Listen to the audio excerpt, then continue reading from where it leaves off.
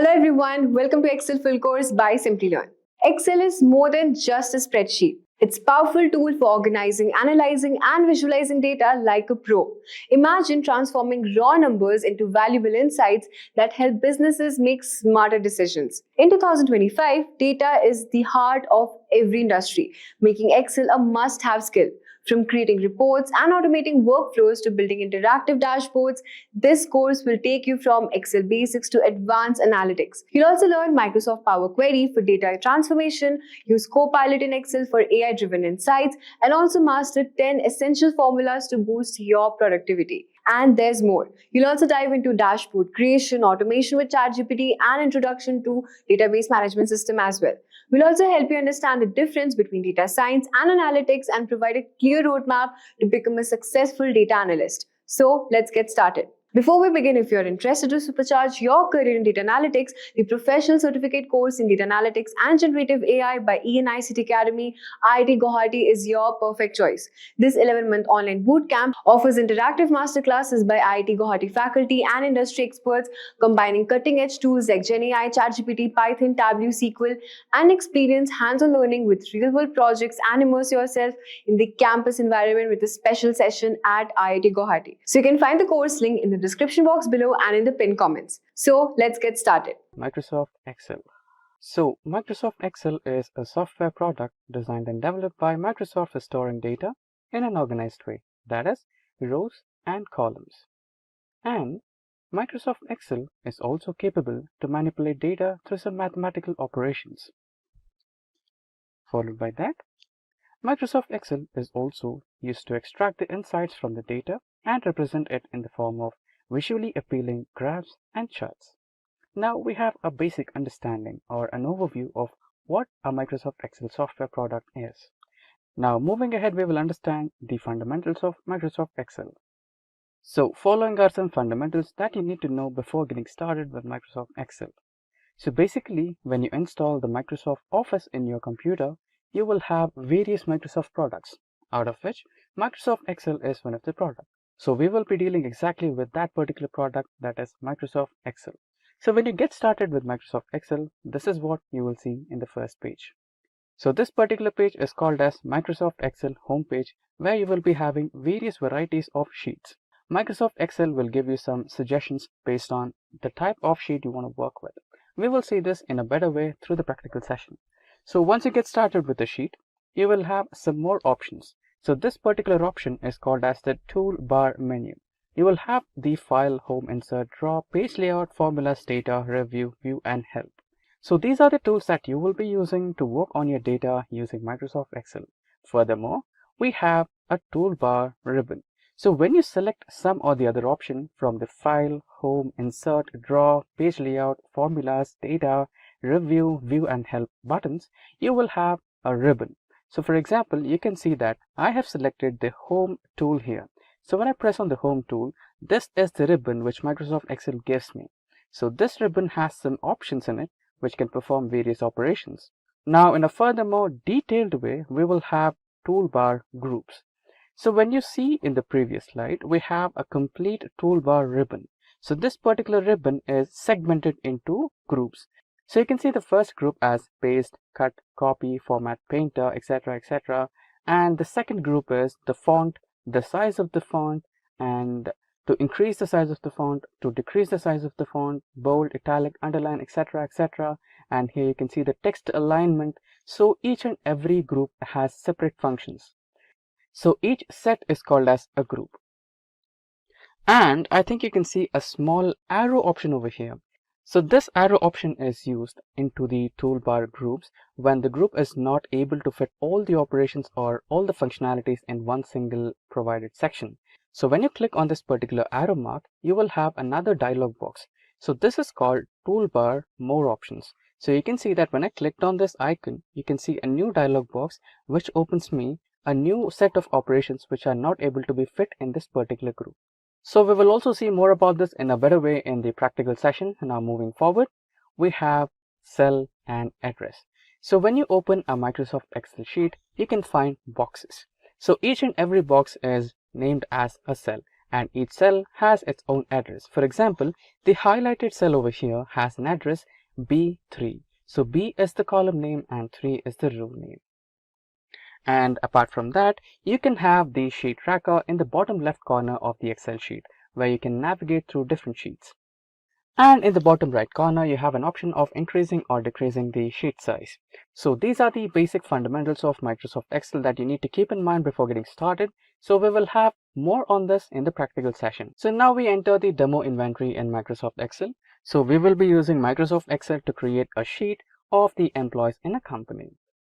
So basically, an employee in a company has employee ID, name, and designation, salary, etc., etc. So we will be trying to create the same table using Microsoft Excel. But before that, let us understand the fundamentals of Microsoft Excel through the practical demo first. So I have started my Microsoft Excel, and this is how the home page of Microsoft Excel looks like. So you have a blank workbook over here. If you want to create a new workbook, you can select new option. So Excel will provide you with various variety of sheets. You can see money in Excel, adjustable meeting agenda, streaming show list, small business cash flow, and many more. If you're not able to find what you're looking for, then you always have an option of selecting the particular type of sheet what you're looking for. So you have various options. If it's business, if it's personal, if it's planners and trackers, lists, budgets, charts, etc., etc. So let's imagine that you wanted something from business. So just by clicking at business option, the Excel will load a variety of sheets related to business options. So this might take a while. So you can see that the Excel is loading few types of sheets. So you can see that Excel has provided us with some online varieties of sheets. For example, any calendar, business expenses, channel marketing budget, budget summary report, blue product list, etc., etc. You can see construction proposal, invoice, you name it, Excel has got it. So Excel will provide you with some variety of options based on your requirement.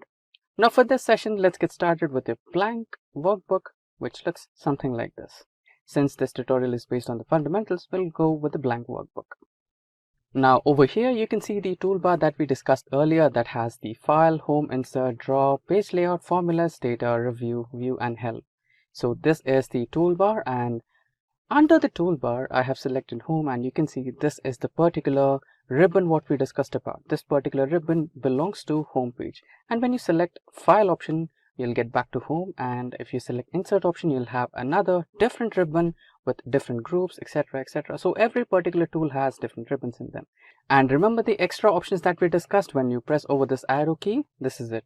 So when you press the arrow key, you'll have few more settings which cannot be fit in this particular section of groups.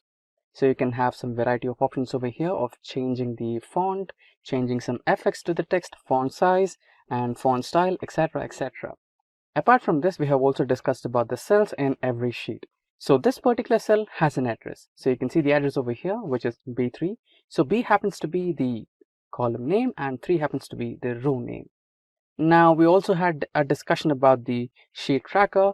Right now we just have one sheet. If you want multiple sheets, you can just feel free to select on the plus option, which will always create you some extra sheets. And you can navigate through sheets just by pressing on the sheet name.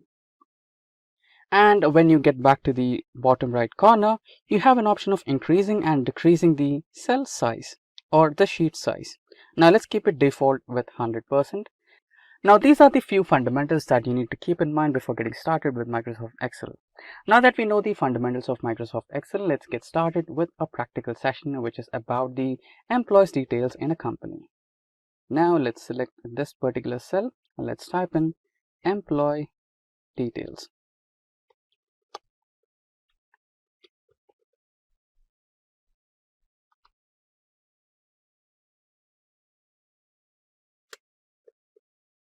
Yeah, we have the cell.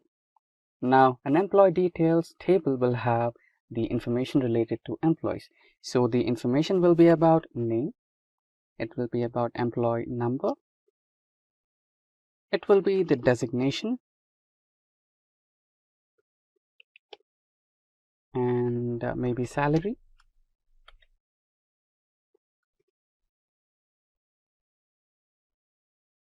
and maybe blood group as well. And let's take another one, which is phone number. Yeah. So far so good. And you can see that we have some problem with this particular column. The designation, the name of the designation is practically good, but it is not visible. So when you're not on that particular cell, you can see that the name is incomplete over here. So you can always fix that. You can just manually change the size of the row or cell, or you can also feel free to double click on that cell, which will automatically set the size of that particular cell. And same goes to the blood group. Just let's try to double click on that, and same goes to phone number. Great. So you can see that the employee's details are just confined to the first two cells. It's supposed to be somewhere in the middle, right? So no problem, we can do that as well. We can select all the cells, and we have an option of merging them. You can just select this one, which will help you with merging and centering that particular data to the center part. So that's how we do it. Now let's get started by adding the names of the employees. Let's add the names: Joe, John, Mary, Mark, Susan, and then Jennifer. Let's type in Mike. Let's type in Tim, Jeff, Jeffrey. Yeah, we have a couple of employees. Now let's type in the employee numbers.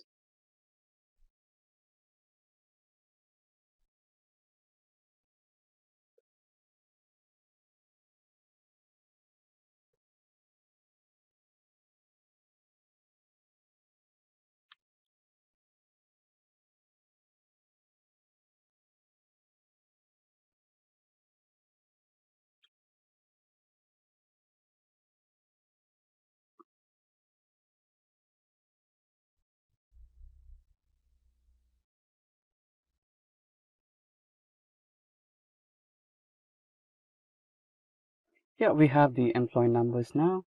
Let's type in the designation. Okay, let's choose Joe to be the CEO of the company and John as the software developer.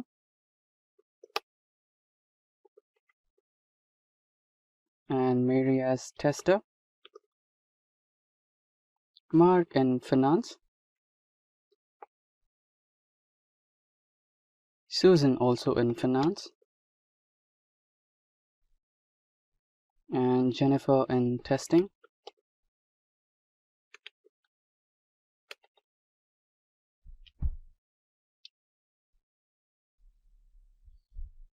And Mike in marketing.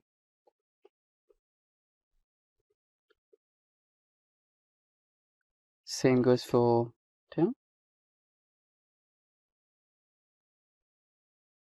And again, Jeffrey into software development.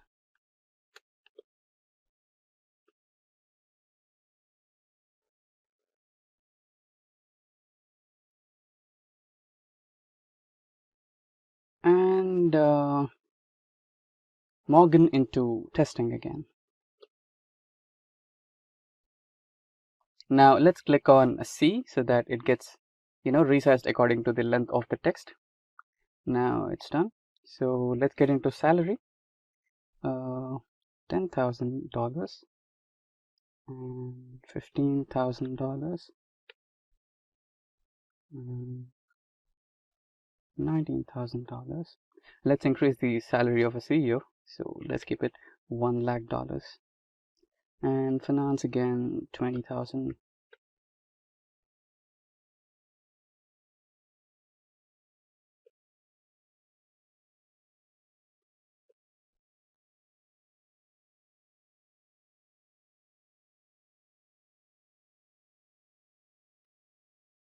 So yeah, the salaries are allocated. Again, the blood group.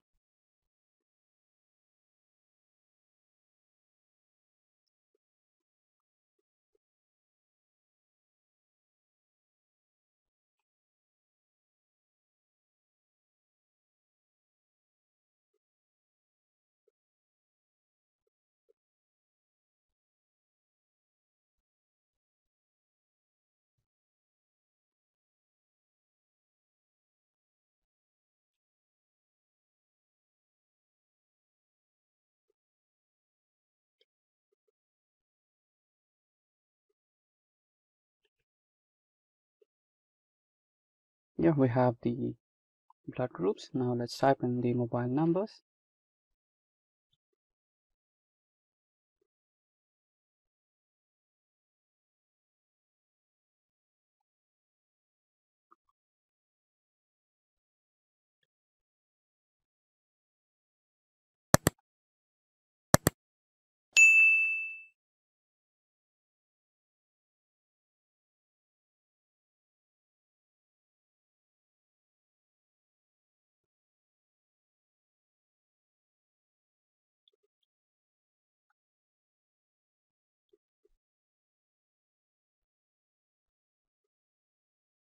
Yeah, now we have typed in some random mobile numbers as well.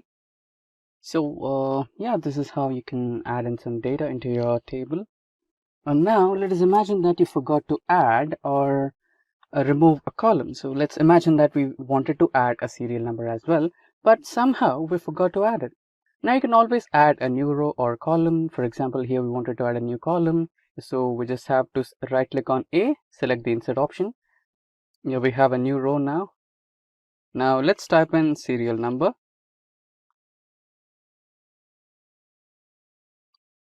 And let's type 1. Now, can you see the small box option over here? If you just drag it, you can, copy paste all those over here. And now let's right click and fill series. Now we have the employee number starting from 1 to 10. That's how you do it. And apart from this, you can also, change the font of the entire row. You can change the font to, say, Aroni, and you can always also change the font. And same goes to the employee table. You can select it, bold it, and you can also increase the size, and again select a color for the text, maybe a different color. Green would be better. And you can also select the entire cells and align them to the center. Looks more good. And you can select or double click the row names, so you'll have the proper spacing between all the rows and columns. So we have double click on the column, right? Yeah, so basically that's how you make things happen. Now let's save this. So I'd like to go to the save option and AMP data.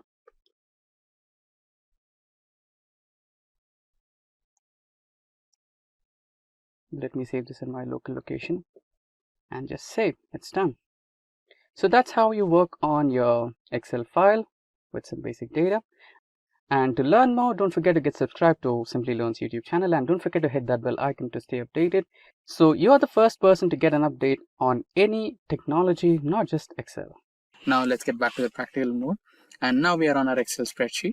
So here we have some text boxes on the column A, and on column B we have lower and upper. Okay, so we have a mix of uppercase and lowercase in our text. So first we'll try to convert them to lowercase, and then we'll try to convert the entire text into uppercase. So for that you need to press on equal symbol and select the lower formula tab, and you selected the function.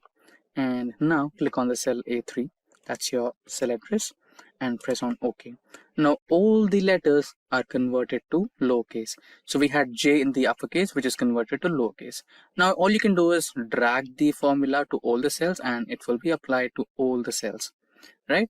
Now let's similarly try to convert into uppercase and tap space, and there you go, you have selected the formula. Now the cell address, press enter, and drag the same drag the same formula to all the cell addresses, and there you go, all the cells are converted to uppercase. Now that's how you convert the cells or data in Excel to uppercase or lowercase in Excel. Now we are on the Excel spreadsheet. Now here we have some sales data based on a store. Now what we are going to do is we are going to add some multiple rows or a single row in this particular data. So here you can see the region wise, category wise, state wise, subcategory wise, and their sales and quantities, right? Now let us imagine that you must start to add a sale data here, right? So let us imagine that on the row 7th, you were supposed to add some detail. For example, some technology related sale happened on that day and you missed out to add it, right? So how do you create a new row now? So for example, if multiple sales happened on the same day, like 3 to 4, and you missed out them. So how do I add 3 to 4 rows in between the existing data, right? So don't worry about it. It's completely simple. All you have to do is select the row and right click and press on the option insert. Now this will insert one single row if you wanted to add one single row or tuple.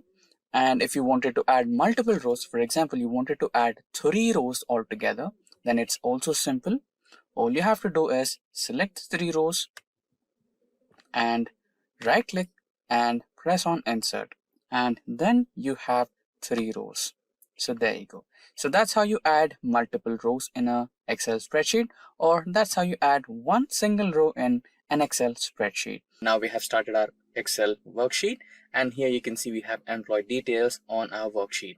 Now all of a sudden you wanted to add employee second name as well, or a last name, right? So you're a beginner and you don't know how to add a column, or you might be a little ambiguous, right? So instead of using this simple step, you might end up creating a whole new sheet, or maybe other approaches as well, which are time consuming. So let me give you this simple step. All you have to do is select the column. So here you wanted to add a last name, right? So B is your column with the first name, and here you wanted to add a second name or the last name, which is in between the columns B and C. So remember that Excel adds a column always towards the left side of a column. So here if you wanted to add a column next to B, then you want to select the column C and right click and select the insert option so that it can be added in between B and C, which is adjacent to B. So let's look at it, right? So you have added the next column, or a new column right next to the column B, and it's in between the designation and employee name. Now you can add your second name. So that's how you create a new column in Excel. Now in case if you wanted to create multiple columns altogether, so here we have, or here we needed a second name. Also here you have a designation and you wanted to add another column which assigns managers to the employees, right? So let's delete it, delete the second column, and let me explain you what I want to do. So here you wanted to add the second name of the employee and also the manager of these employees, right? So here you wanted to add 2 columns altogether, right? And now you might be wondering, could I add 2 columns together, or will it work only for the 1 column thing, right? No, it works for 2 columns and also more than 2 columns altogether. So you wanted to add 2 columns here, right? So select the 2 columns. You can select, or you can click on the column C and hold that left key and drag it along the right side. Okay, so here I have selected 2 columns and here it's 3, right? So you can see here it's 10485676R cross 3C. That means you have selected 3 columns. If I navigate out of the 4, you can see we have selected 4 columns, right? Now right click and select on insert, and you'll have 4 columns in between employee name and designation. Now you might have to add your second name, manager's name, manager's employee ID, and the department, everything, or you can add anything or any number of columns in between the existing columns. Now we are on our Excel spreadsheet. Now you might want to add some extension to your data. Since we have sales here, you might want to add the dollar logo, right? So if you have like 5 to 10 rows, then it's easy. But if you have multiple rows, then it might be a little time consuming. In such scenarios, you might want to select the entire column, right? So how do you do that in a shortest method? So there are multiple methods to do it. So the easiest one, the first and the easiest one is clicking on the column number or column name. So here we have the column name, that is E, and if you click on it, the entire column is selected. And here we have numbers. So let us imagine that you wanted to select the row number 2. Click on number 2 and you have all the rows, the entire row selected, all the cells are selected, right? So this is one way.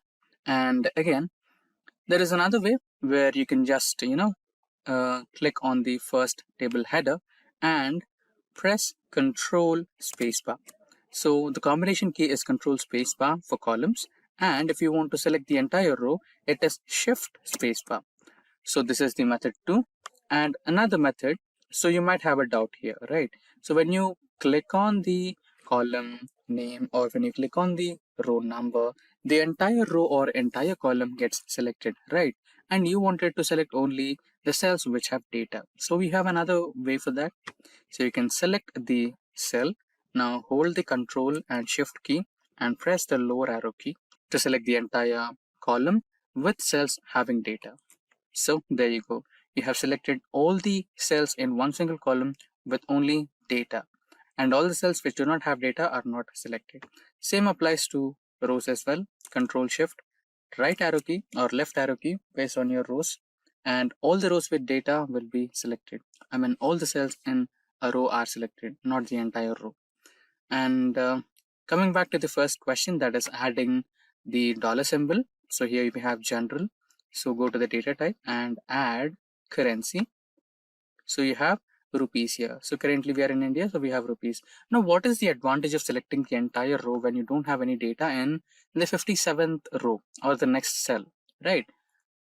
I'll show you. Now, let us add the number 100 and press enter. There you go. Let us add another number like 1000 and press enter. So the data formatting is automatically applied to all the cells.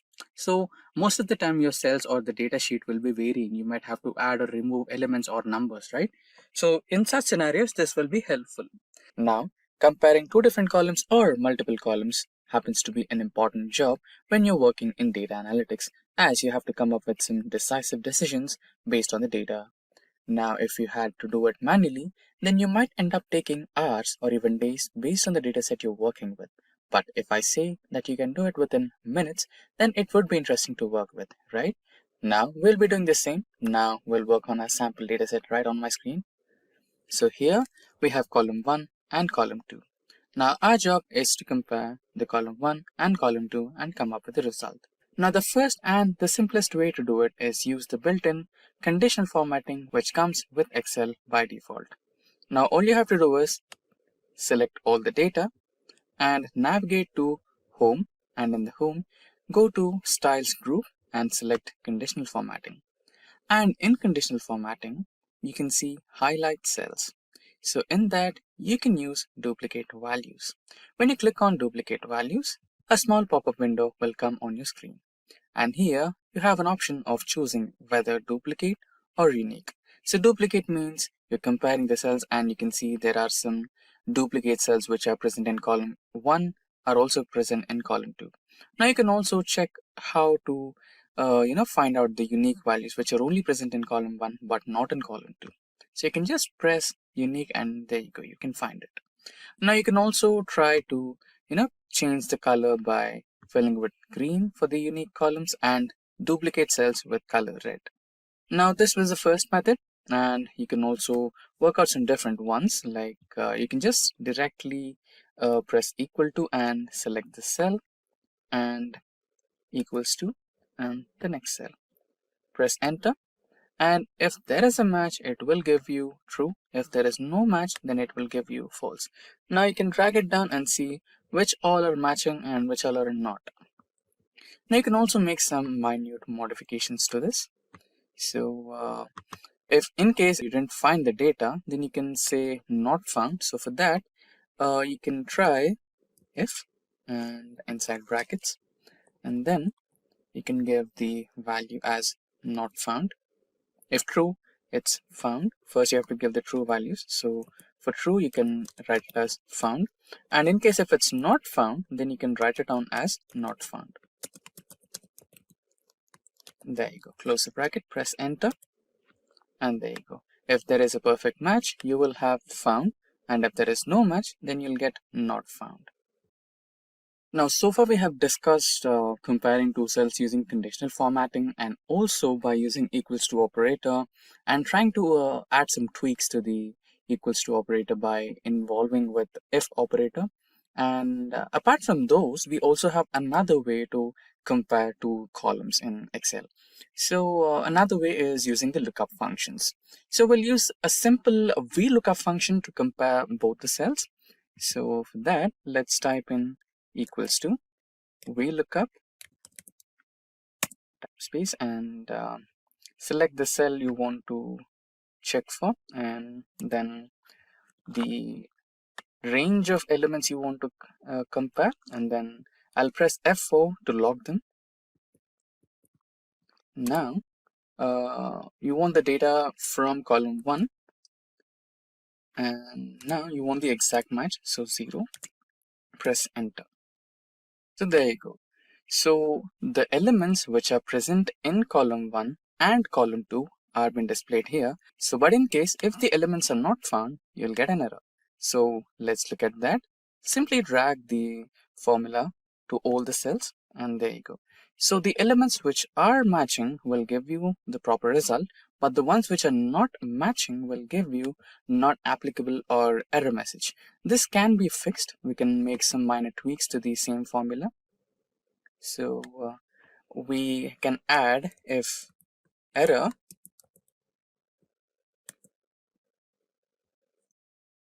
comma simply written as not found,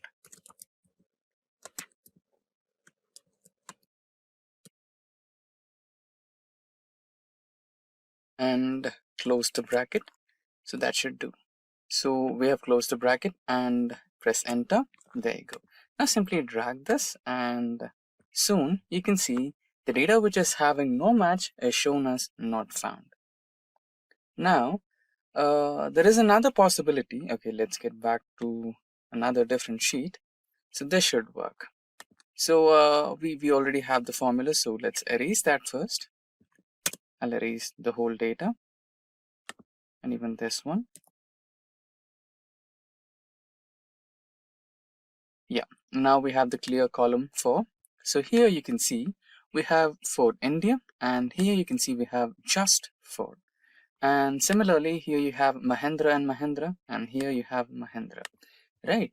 So in some situations, you might have to compare two different columns, but the names might be a little different, right? So for example, if you're working with Oracle, and if you're working with Oracle America, and you have in the first case is Oracle and in the second column is Oracle America, then those are one and the same, but you have some minor text changes, right? Just like here you have Ford India and here you have Ford. So what if you had such kind of issues? So you can also make some minor tweaks to it. So using the same lookup formula, you can add equals to VLOOKUP,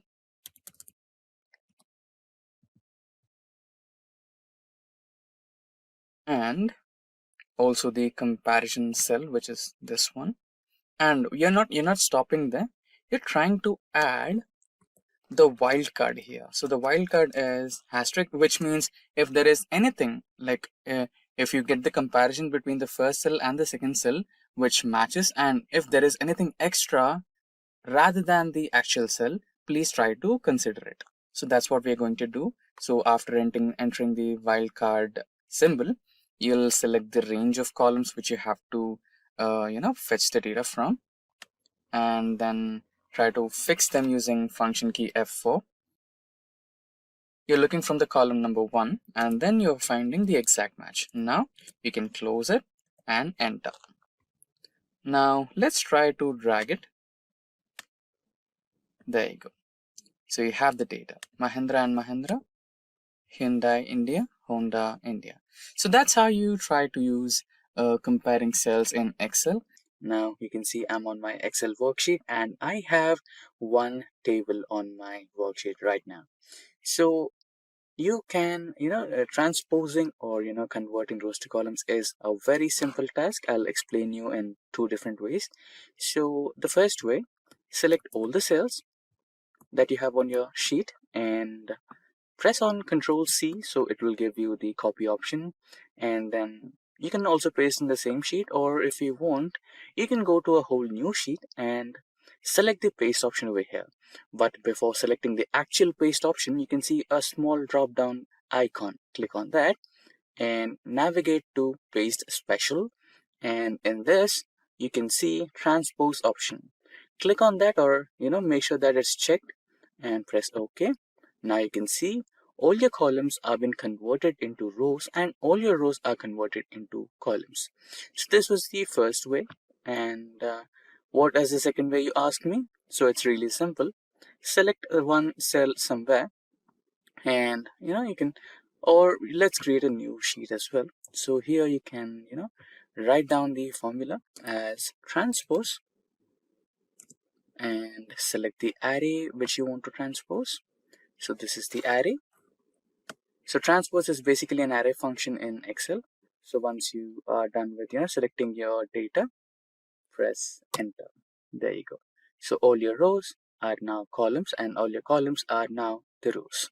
Now on my spreadsheet, you can see some data, which is the sales data of quarterly basis in the 4 different zones, that is north, west, south, east. So you can, make things look better by hiding these columns. And if you hide these columns, it's critical for the end user to identify which columns are exactly hidden, right? To make things a little easier for your end user, you can select the columns and then go to the data option, and in the data option, click on the group option. So this will group these columns and you will have the symbol of minimization, which will help you hide these columns automatically and unhide these columns automatically. Now let's also try to group GHIJ columns, and there you go. Now similarly, let's also try to group the rows of north and rows of west.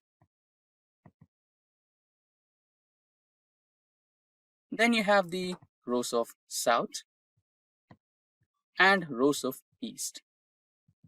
Right now, all these rows and columns are been grouped. Now, all you can do is just click on the minimize button and those will be minimized. Similarly, the rows, right? And to unhide them, all you can do is click on the plus icon and they will be unhidden. You can also try to ungroup the columns and rows. All you have to do is select the columns and click on the ungroup option. Similarly, the rows as well.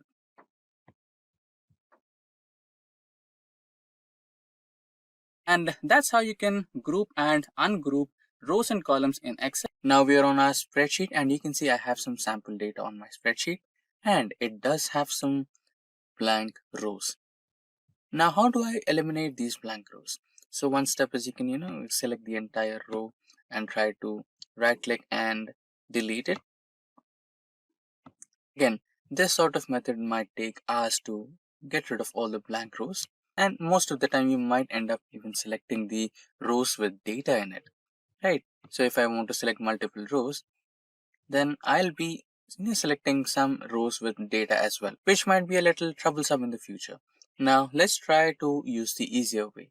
Now for that, go to the find and select option, select the go to special option, and in that select the blanks option and press OK. Now hold Control key and press minus key and you will have an option of deleting the cells. Now select the entire row. Now we are selecting the entire rows with blank data and press OK and the cells will be shifted. Now this was simple, but let me show you another example.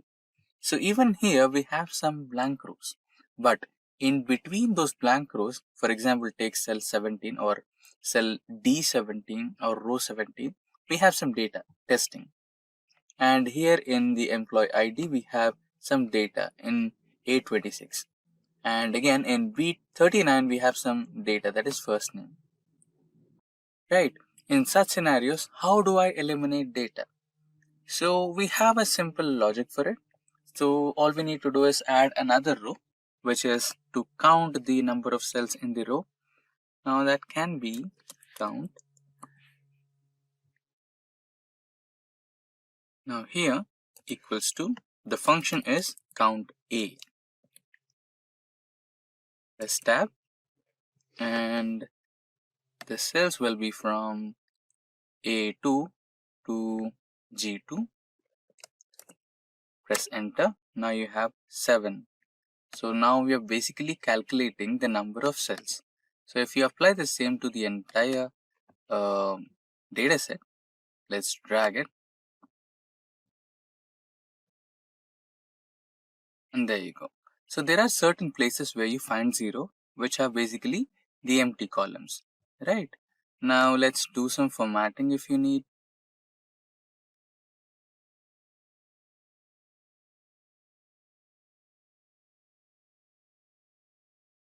let's try to add filters.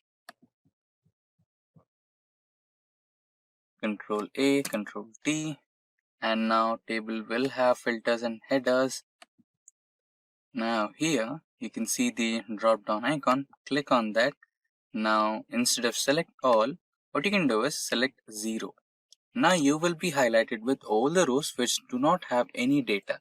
Select all those and press on delete, or what you can do is the same way, control minus. There you go. Now clear the filter. Now all you have is the data without any kind of blank rows. So all the rows that had some amount of data are retrained, and all the data or all the cells or all the rows which do not have any data, which are completely blank, they have been eliminated. So here you can see columns and rows. So especially the fourth row and the column C, right? So currently we have data on our spreadsheet, and it is exceeding the number of rows currently visible on our screen, right? So when you scroll down, you can see that the header or the headers of all the columns are getting vanished or scrolled up along with the data, right? And you might want to keep that so that you'll have reference to every single aspect of or every single cell data you're referring to, right? So for that reason, you might want to freeze this. And also you might have a doubt, what if even I had this data in the column section, right? And what if I had to freeze that, and when you scroll this and keep that data set on the column as it is, right? So we can also do that. Let's look at both of them. So there is a simple process to do that. All you have to do is select the cell for which you want to set the or freeze the column adjacent to it or the row adjacent to it, right? So currently I want to, let me expand it. So currently I want to freeze this particular row, right, and this particular column. So the cell I would be selecting is the first cell here, that is D5, right? So when I select this particular cell, I can be able to freeze this particular row and this particular column. So now you need to navigate to the toolbar and then select the view menu, and inside view option you can see there is an option of freeze panes, right? So click on the drop down. So you can see 3 different options. As we discussed earlier, we can either choose to freeze an entire row, that is the second option, or you can freeze the entire column, that is the third option, or you can freeze both, that is the first option, right? Freezing rows and columns. So let's select this one and see if our rows and columns are frozen or not, right? So now let's scroll down and you can see our row is successfully frozen there, right? And similarly, scroll towards right and you can see our column has been successfully frozen, right? So this is how you freeze rows and columns, or you can freeze panes in Excel. Now here on my sheet, you can see we have some numbers, that is $10 or $10.20, $22, $53.12, $12, and $110. Now the task is to convert these numbers into word format, that is representing the numbers alphabetically, right? This might be a little curious, and we also might end up searching for a predefined method which is not readily available in Excel, but there is a way where you can create a function using Excel VBA or macros. Now again, creating a macro is completely complex. Now identifying the trouble, Microsoft has already come up with a readily available macro code on their official website, which will support the various versions of Microsoft Excel, starting from Microsoft Excel 365 to all the way up to the older Excel version, that is 2010. Now you can scroll down and use this particular macro function which Microsoft has readily made us available, and use this to create our own macro in Excel VBA. Now let's get back to Excel, and you can create a macro using the developer option. Now developer options will not be readily available in Microsoft Excel.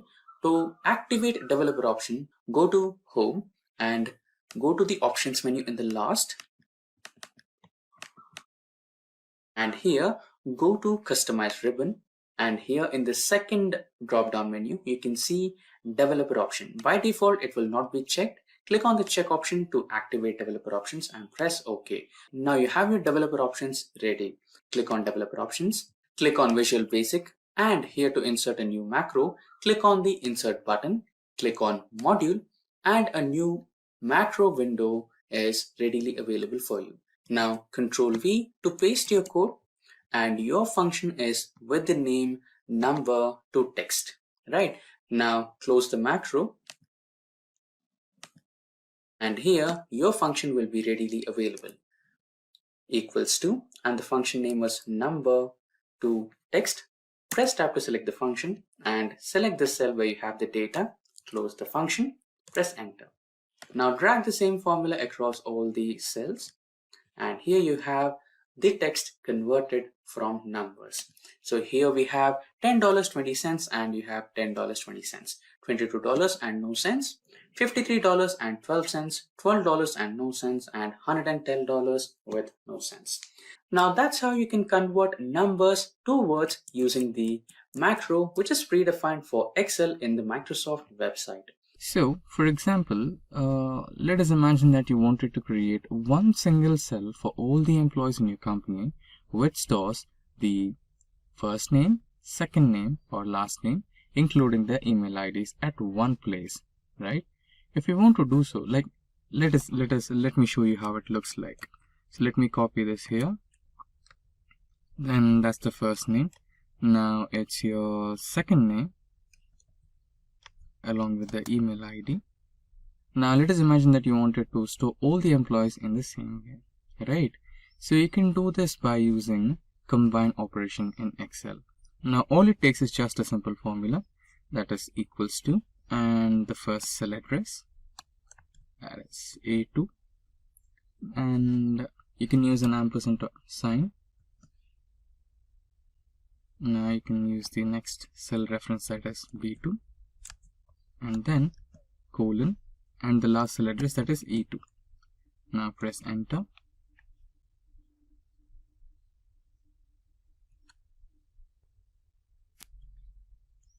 So when you press enter or tab, you will get this particular answer. But this data is completely in a state where you can't understand it, right? The first name, last name, and the email ID has got combined all together. So you want to use some spaces, right? So all you need to do is just make a little modification to this particular existing data. So you can press another ampersand and include spaces. And then you can separate the email ID and the name with some colon. So now we have separated the first two cells, that is the first name and the last name, with a space using the ampersands. And then again we have used an ampersand to include the colon. And see that we have also included a space between the colon marks so that it gets separated cleanly. And now let's try to press tab and see the result. So there you go.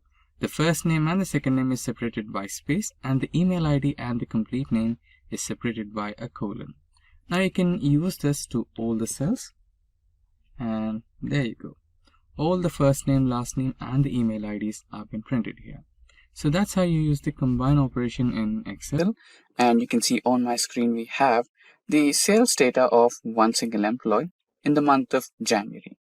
Okay, so this is the sales data of John in January sales. Now let us imagine that we have the same person's or same John's data of sales of all the 3 months. Okay, so here we have the sales data of John for January, February, and March. And you wanted to club all these 3 months and write it down as Q1, right? So let us try doing it.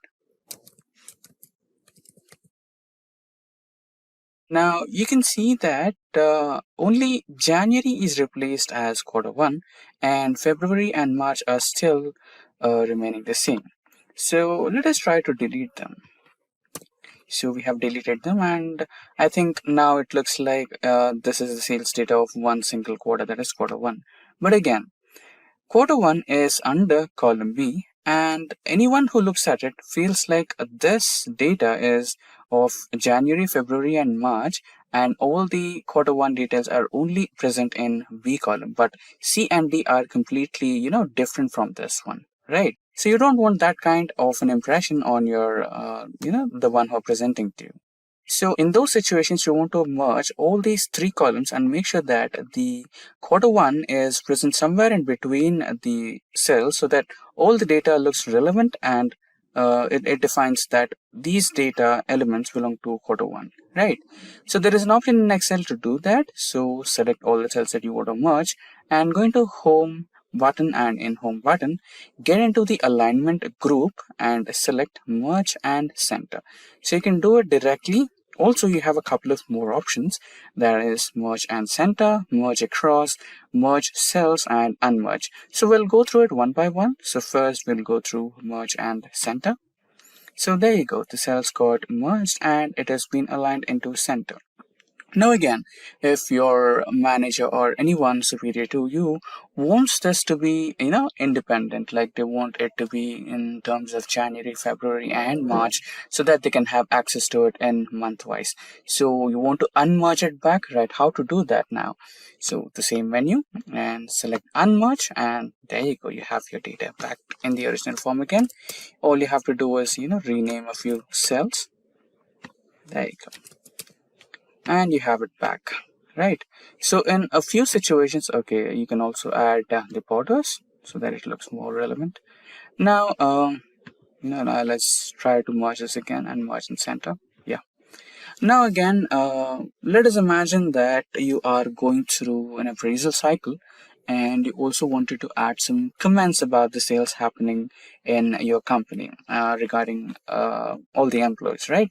So also we have that here. Now let me expand a little bit. Yeah, there. So again, let's merge and center.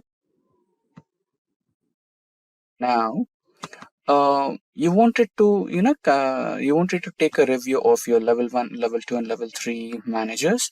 So you have all the three rows here, but you can see the cells are not merged, and you wanted to merge every single row. So merging and centering everything row wise would be a little time consuming. I mean, 3 columns is okay, but what if you had you had to take a review from a couple of more managers, like 5 to 10, right? Or imagine you wanted to write some random comments. Apart from review, you wanted to write some random comments based on month-wise sales or something like that. So it would be time consuming, right? So apart from that, you have another option where you select all the cells and come over here and select the option of merge across, and all the cells will be merged all together at once, and you will be having those individual rows where you can write down your reviews, like review 1 and so on, review 2, right? So this is how the option of merge across works, and we already have been through the merge and center, and merge is completely similar to merge and center. So this is how merge and center, merge cells, and merge across and unmerge cells in Excel work. Now there are multiple ways to add date to Excel spreadsheet. For example, equals to today. This is a shortcut method, and you can enter, done. You will have today's date. But again, there is some problem with this kind of approach. So today's date is 4th of September 2022. Now, if you open the same spreadsheet after today, that is tomorrow or day after tomorrow, then you will have a concurrent date, that is 5th of September or 6th of September, right? The date will always vary or get updated according to time. Now, you don't want to change that, or you don't want that to be happening with employee's date of joining, right? It should be stagnant. It should not vary, right? So there is another shortcut way apart from using the datetime functions. There is a keyboard shortcut where you can add date to Excel. That is Control semicolon. So this is the shortcut way to add date to your Excel spreadsheet, and this particular date will not change. This will remain the same constant date throughout the time. Now, there is a chance where you might also have to add time to your spreadsheet, that is date of joining and time of joining, right? So there is another simple shortcut where you can add time by just pressing 3 keys, that is holding Control, holding Shift, and pressing semicolon. Then you'll have the time. So this is how you can add date to your Excel spreadsheet and add time to your Excel spreadsheet, and this date and time will remain constant. It will not vary like the 3D function that we have used here. So you can see on my screen we are on the Excel spreadsheet, and on my spreadsheet you can see dates in column A and different formats in column C, D, E, and F respectively. Now by default, the data type or the data present in the A column will be considered as general. And there are a few situations where even if you try to format the date in your format, like the customized format, you may not be able to do it because it's still under the general data type. So for that, for being on the safer side, what we will do is select the data and navigate to the data toolbar, and in that you have the text to columns option. Press that and remember to have the delimited icon. You might be having the dash as your icon or slash as your icon for the delimited thing, and select that, and next, and here you can see, right, it's in general mode, so you can press on date and DMI will be your date format, that is date, month, and year. Now click on finish. So it's been formatted now. Now let's copy the same data and paste it in all the 4 formats so that we'll see the different formats that we can change to or customize to, right? So there you go. Let's expand the columns a little bit. Now we have day, month, and year. So now you might want to change a couple of things, right? For example, you wanted to change, okay, let's see the menu. So the way is to select the cells and right click and select the format cells option. And in here you can see the date function, and in here you can see different types of modifications that you can do to your data, right? So you might want to also change your dates based on the location. So right now we are in India, and imagine if you wanted to change something based on US, or if you are having your client in US and he wants the dates in US format, you can also change that. So here you can see English United States and press on that, press OK, and you can see it's been changed to US format where you have years in the first place, months in the second place, and dates in the last place, right? And now let us imagine that your client does not want the dates. All he needs is just months, right? You can also do that. Get back to the format cells option, go to custom, and here instead of month, date, and year, all you can do is just write down month and year and select OK. So you'll have only month and year, not the dates. Now your client is being a little more, he wants a little more detail, and he wants you to add a lot of granularity to your data, which includes day, time, etc., everything, right? So you can also do that. So the same way, go to format cells, custom, and here I think it's in date itself. So let's navigate a little. Yeah, here. So you have the day, date, month, and year. Press OK. So there you go, right? So that's how you can do it. And now let's try a little bit more if we have a few more options pending. So go to format cells and custom, and you also have timings. So here you have date, month, year, and the timings. Press OK, and there you have all the timings as well.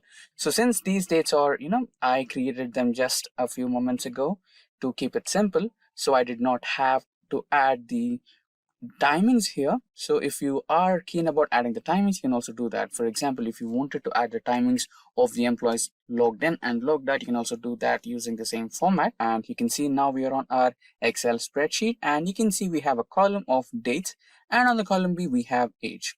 Now how do you calculate the age using the date of birth? So this is completely simple. All you have to use is the dated if function, or if you also call it as date diff function, based on your choice. We also have a specific entire tutorial based on date diff in Excel for further information. That video will be linked in the description box below. You can go through it, or you can use the end screens and iCards linked to this video to get back to the tutorial based on date diff in Excel. Now let's calculate the age of these dates, or these people with these date of births. So all you have to do is type equals to and type dated if and open a bracket. We need 3 parameters here, that is the date of birth, That is the first parameter. Now the second one is the today function, because you're calculating the age of these people as per today, right? So we have a today function in Excel. Press on tab to select it and give a close bracket. Now comma. And if you wanted to calculate the age in terms of days, you have to give D as the input.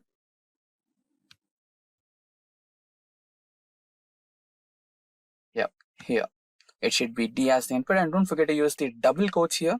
And if you use the single quotes, there might be an error, so use double quotes. If you want it in the days part, you can give days, and if you want it in months, you can give months. For now we want in years, so we will be giving Y as the third parameter and press enter. There you go, you have the age here in 26 years. You can drag the same function and you have the ages here as you wanted, right? So this is how you calculate age in Excel. And on my Excel spreadsheet, let me expand it. We have two different timings, that is in and out. So here we are considering a scenario where we are calculating the total number of hours worked by an employee in an organization. So the in time will be the time where the employee logged in, and the out time will be the time when the employee logged out. So here we have made some minor cell formatting. So when you right click on any of the cell, you can get back to the formatting cells option. And in that option, we have selected the AM PM. So there is also another option of choosing the 24-hour timing, that is 1320, 1330. So this represents the 24-hour format. But since we are working on office timings, let's keep it as AM PM. Okay, so there you go. So we have our timings of in and out. Now to calculate the time difference between the in time and out time. So this particular calculation is completely simple. All you have to do is press equals to select out time minus select in time. So there you go, press enter and you have the total number of hours the employee has been working in your organization. So here also we have made some minor cell formatting. So usually it comes out as AM PM, right? But instead of that, we have made a minor cell formatting. We have navigated into time and we have selected the 24-hour formatting so that we have just hours in our output. So that's how we have calculated the time difference between two in times and out times of an employee using Excel. Now, DAX in Excel is a sophisticated formulas type language that comes in handy while working with relational data and extracting information via dynamic aggregation functions. DAX in Excel stands for Data Analysis Expressions. DAX functions are completely familiar to the general and default functions that are available in Excel. Now, DAX allows users to perform slightly escalated and advanced and custom calculations upon various data types like character data, date time, time intelligence functions, and many more. And in DAX, there are a variety of functions such as DAX table valued functions, DAX filter functions, DAX aggregation functions, time intelligence functions, date and time, information time, logical, parent, and many more. Now in today's session, we will look into one such type of DAX function in Excel, that is DAX date and time function in Excel. Now without further ado, let's get into practical mode. And we have started our Microsoft Excel. Inside Excel, we have opened a new blank worksheet. Now navigate to data option in the toolbar, and in that, go to the Power Pivot window. Now we have entered the Power Pivot window, and inside that you can see the option of Get External Data. Click on that and you can see a variety of options. That is, you can get the external data from a database, you can get from web servers, that is from data service, and you have also other forms of data sources and existing connections. For now, we will take other forms of data, that is a Microsoft Excel data which is in our local system. Select next. Now provide the location of your folder. Just browse and we will select DAX employee data, open, and there you go, we have our data connected to our Power Pivot window. Click on next and there you go, you have the selected table and views. Click finish and you can see the data getting imported into your Power Pivot window.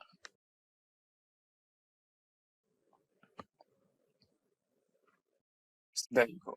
By default, if you want to add any DAX related functions, into your Power Pivot window, you'll have an external added column over here, which looks something like this.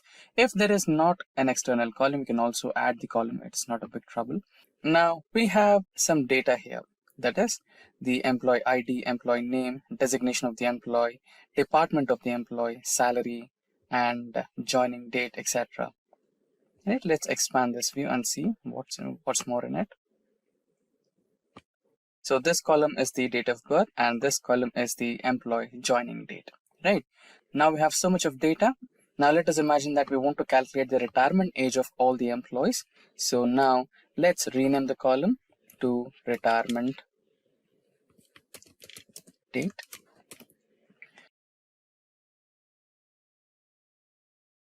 So we have our new column, that is retirement date. Now we will make use of DAX date time functions to calculate the age and find out the exact retirement date of that particular employee. So let us imagine that every employee will retire after the age of 65. So we have our date of birth of every employee and the joining date of every employee. Now we'll come up with a DAX date and time function and calculate the age, and then we will find the retirement date of that employee. Now, every DAX function starts with the same method or the same way as the simple Excel default method starts, that is by starting with an equals to, and then we will find edate, and now our first parameter, that is the start date, that is the employee, the date where the employee joined the organization. So our sheet name is sheet 1. Now our joining date is in the F7 column. Select F7, press tab to select it, and comma. Now how many months? So each and every year will have 12 months. So 12 months into the age, that is 65, star 65.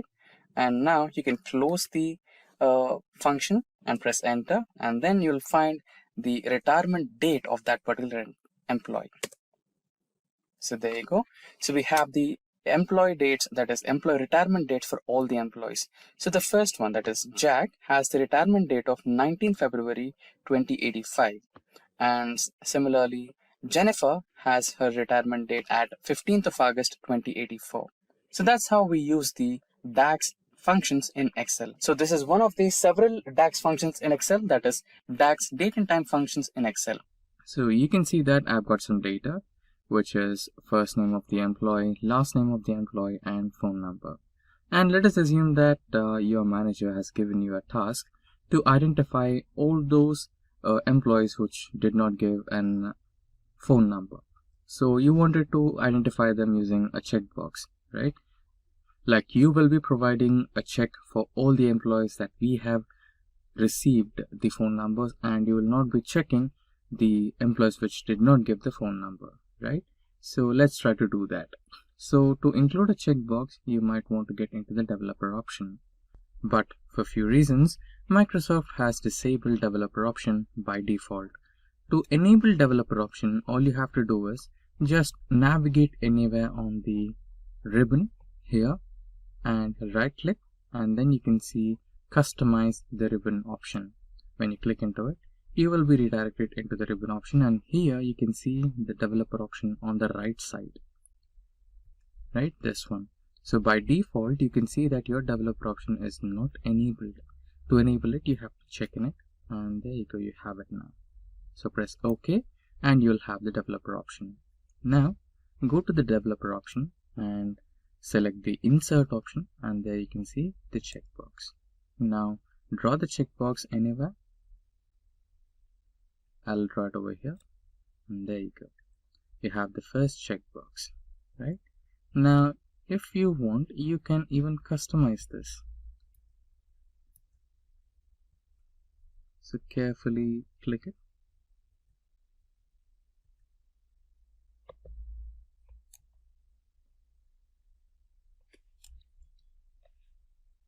You can edit the text and write it as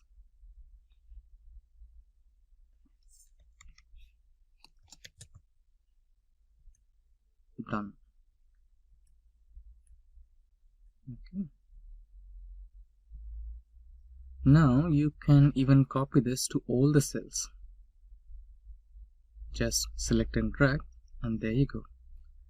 Now you can go ahead and check all the employees which you have received the phone numbers, and you can eliminate the ones which did not provide you with the phone numbers.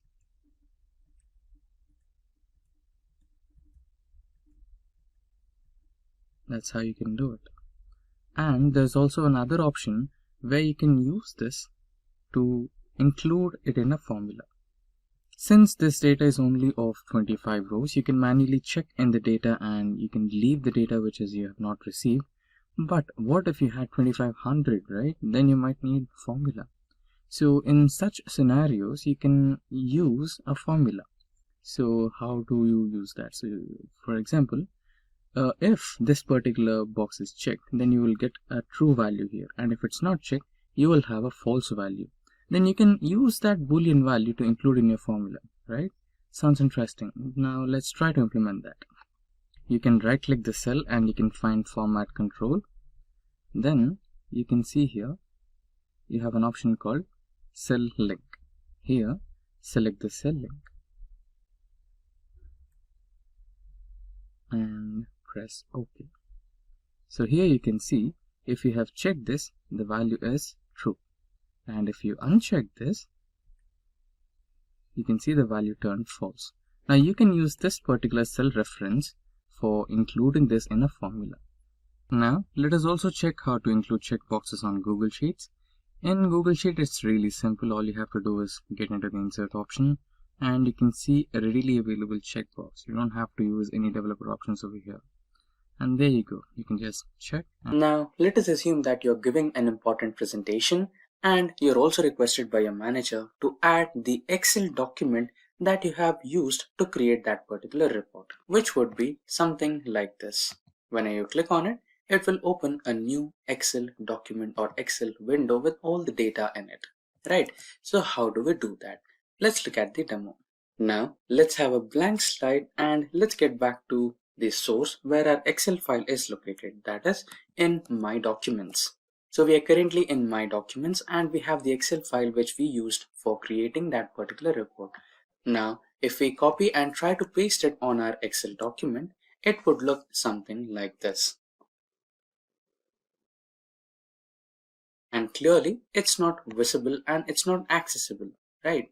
So instead of this, there is another way where you can directly add the Excel document in the form of logo, which is a rather simple idea. All you have to do is just click on the insert option in the toolbar, then navigate to the text group, and here you will find the option called object. Click on the object and it will give you a new window where you can identify which type of document or object you want to add, either create or create from file. So we have the file in our local system, so we'll choose create from file, browse, and from browse we will go into the documents section where we have our Excel file. Click on the Excel file and click on OK. Now if you want the data or Excel file to be displayed in the form of an icon, then click on the display as icon section and here you can change the icon. So you can choose any one of the given options. Let's choose this particular one and click on OK. Another OK, and there you go. The icon will be now displayed on your Microsoft PowerPoint PPT, which is completely clickable as the previous one. Whenever you click on this, the Excel document will be opened. So that's how you add Excel document into Microsoft PowerPoint. Now we are on our Excel spreadsheet and here I'm trying to insert some images onto my spreadsheet. So here we have company logos and company brand names. So since we already have the brand names, what we need to add here is the brand logos. Okay, so how do I add such kind of an image into an Excel spreadsheet? That you might be thinking that Excel spreadsheets are just for data, not multimedia image or files, right? So no, it's not. It's completely wrong. You can also add your images onto your Excel spreadsheets. It's completely simple. So click anywhere on the Excel spreadsheet, navigate to the insert button, select the illustrations option from the add-ins group, click on that, and in the drop down you can see the pictures icon or the pictures button. Click on that and select from this device, or if you have an online stock image you can take that, or you can also check out from online pictures. For now, I'll select the device, this device, and here I have some images. The images what we need are Simplilearn and Simplicode logos. Press OK or insert. So here you have them. Now you can also adjust the size of the image using the small buttons here. Press it over here and done. So you might be wondering, is it all done? Is there anything more to do, or just adding an image is done? No. Most of the times when you create or you work with Excel spreadsheet, you will not just, add some data and add a relevant image to it. Most of the time you add some graphs, or most of the time you'll add some charts to showcase the data dashboard, right? So it will be something like this. So this is how you add the image or graph onto your dashboard, and sometimes you might not have enough place to display your entire dashboard. During those situations, what you do is you try to hide the row or column. So now let's try to hide this particular row. Let us imagine that you wanted to show only two charts, and there is no space for your third chart. In such scenarios, you might want to hide or remove that third chart. Okay, so let's try to hide it and see if it gets hidden or not. When you try to hide it, you can see the column A has no data, and the row number 4 has been hidden. So we have 3 and 5. But what about the image? It is still present, right? So if you want to make sure that the row also hides the image, then you might have to do a little formatting with it. So select the image, go to picture format,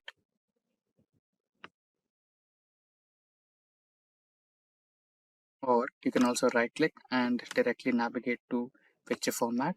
This opens up a set of options, and here you might want to go to the uh, third one, which is picture format third, and select the properties, and here select the option of move and size with cells. So when you select this, when you try to hide this, it will also, the graph or the image will also hide along with the row. So that's how you do it. So how to insert PDF in Excel? Now there are multiple ways to insert a PDF into Excel. So we will go through a couple of ways. First is here, let us imagine that we wanted to insert some PowerPoint presentation in PDF format into our Excel sheet. So that belongs to Excel basics.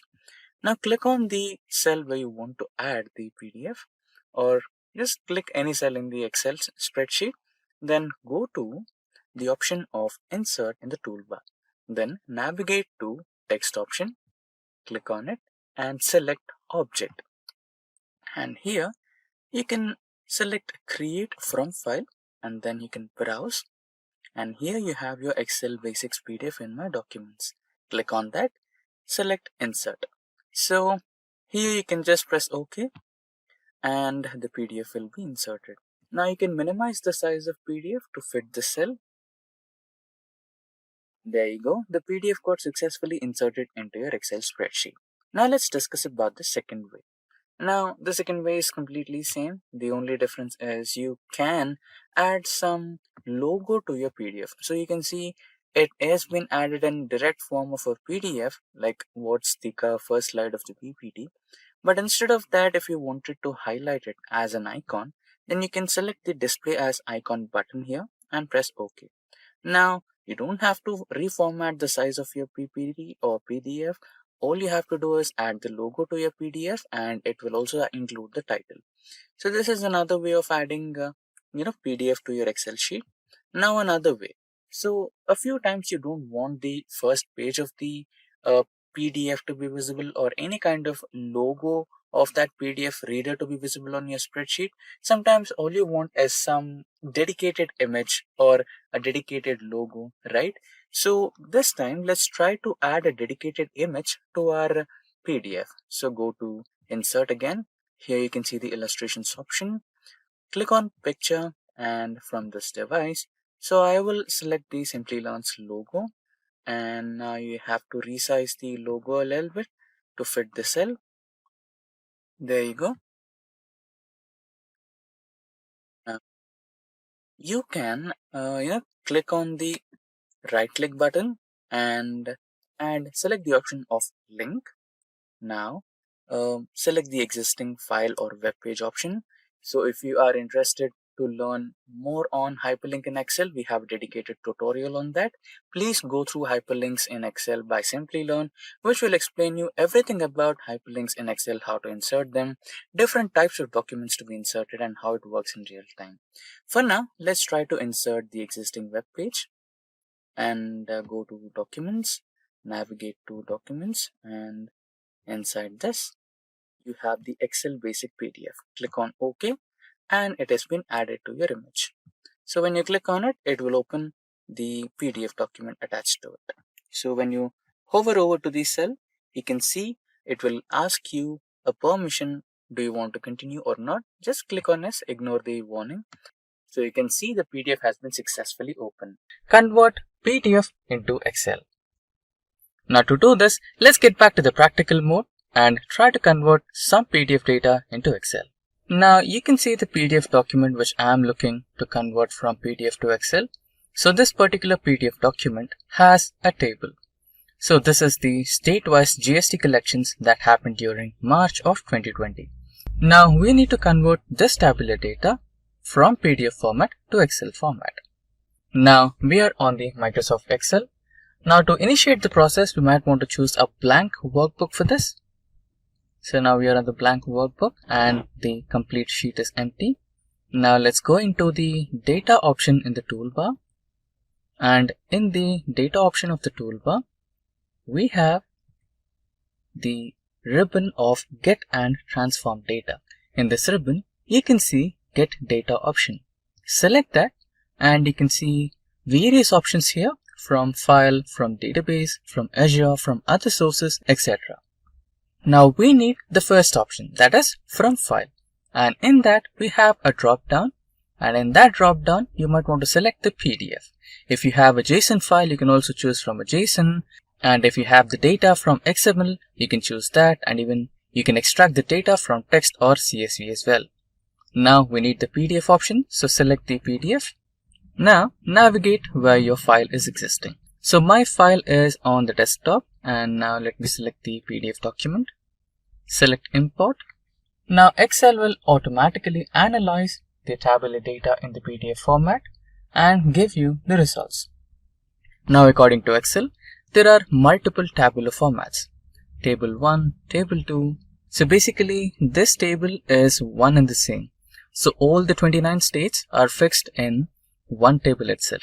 But since the PDF is divided in sheets, this particular document is considering the first table as a separate table and the table which is present in the third page as a separate table. So we have table 1, table 2, and there are a few more tables which Excel is assuming that it might be table, but it's not. And another table which is page number 002, it is a table, and another one is right here. Now there is an option of selecting all the tables all together at once, or you can select only one table which you want to select. So if you select multiple items, Excel will automatically give you an option of choosing your tables. You can just tick and select the tables you want, or you can directly select the table you want on your Excel sheet. So right now let's try to select multiple tables. So I'll be selecting 1, 2, 4 and 5, and this particular one is not a table, so I'm eliminating that. Now you might want to choose the load option. So Excel is now loading the data. Now all the data has been successfully loaded. Now it is giving us a notification that all the data has been successfully loaded. And now just right click on it and here choose the option load to, and here select table option. And if you want the data to be loaded to a new worksheet, you can choose that and select OK. Now you can see all the data is being successfully loaded in the form of tabular format in the new Excel sheet. Similarly, let's try to load another page.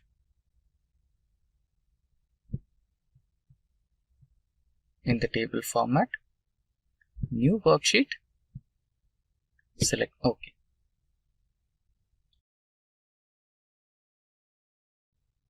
and the third sheet.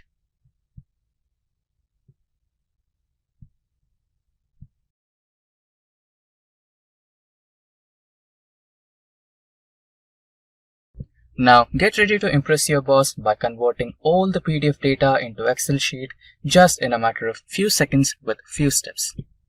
And there you go. All the 4 tables have been loaded successfully in the form of Excel in just a few steps. Now this is how you convert PDF to Excel. That is how to add tick mark in Excel. Now on my spreadsheet, you can see some employee data. So they've been assigned a task and they want to update the task status as done and not done using symbolic statements. That is tick mark and into marks. Now how to do that? It is really simple. We'll discuss 2 different ways. The first way is to do it by conditional formatting. So click a cell on the task status, go to conditional formatting, click on the new rule. Yes, of course, we can use the icon settings, but we want to automate it. So click on the new rule, right? So here, instead of to color scale, select icon sets. Now go to the settings. Here we don't want the third symbol, so select no cell icon. And here, instead of percentage number formula, let's add just a simple number. And the second one as well, just a simple number.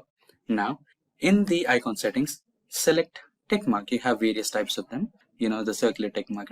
Let's select the generic tick mark without any outer circles. And into here, generic X mark. And now let's set the values. When the value is greater than 0, it will be green. And when the value is less than or equal to 0, it will be X. And the reference value is 0, and here also the reference value is 0. Everything is okay. Click on OK and done. And here you cannot see the logos yet. We need to add some formula here, which is equals to if. Click on tab to select the symbol, and if cell address C2 is equals to done, then the value should be 1, else the value should be 0. Close the bracket, enter. Right? Now you can see this particular logo here. Now drag the same formula, it's done. Now you can see we do have numbers. You can eliminate those numbers as well. Just edit the rules. And here you can see show icon only.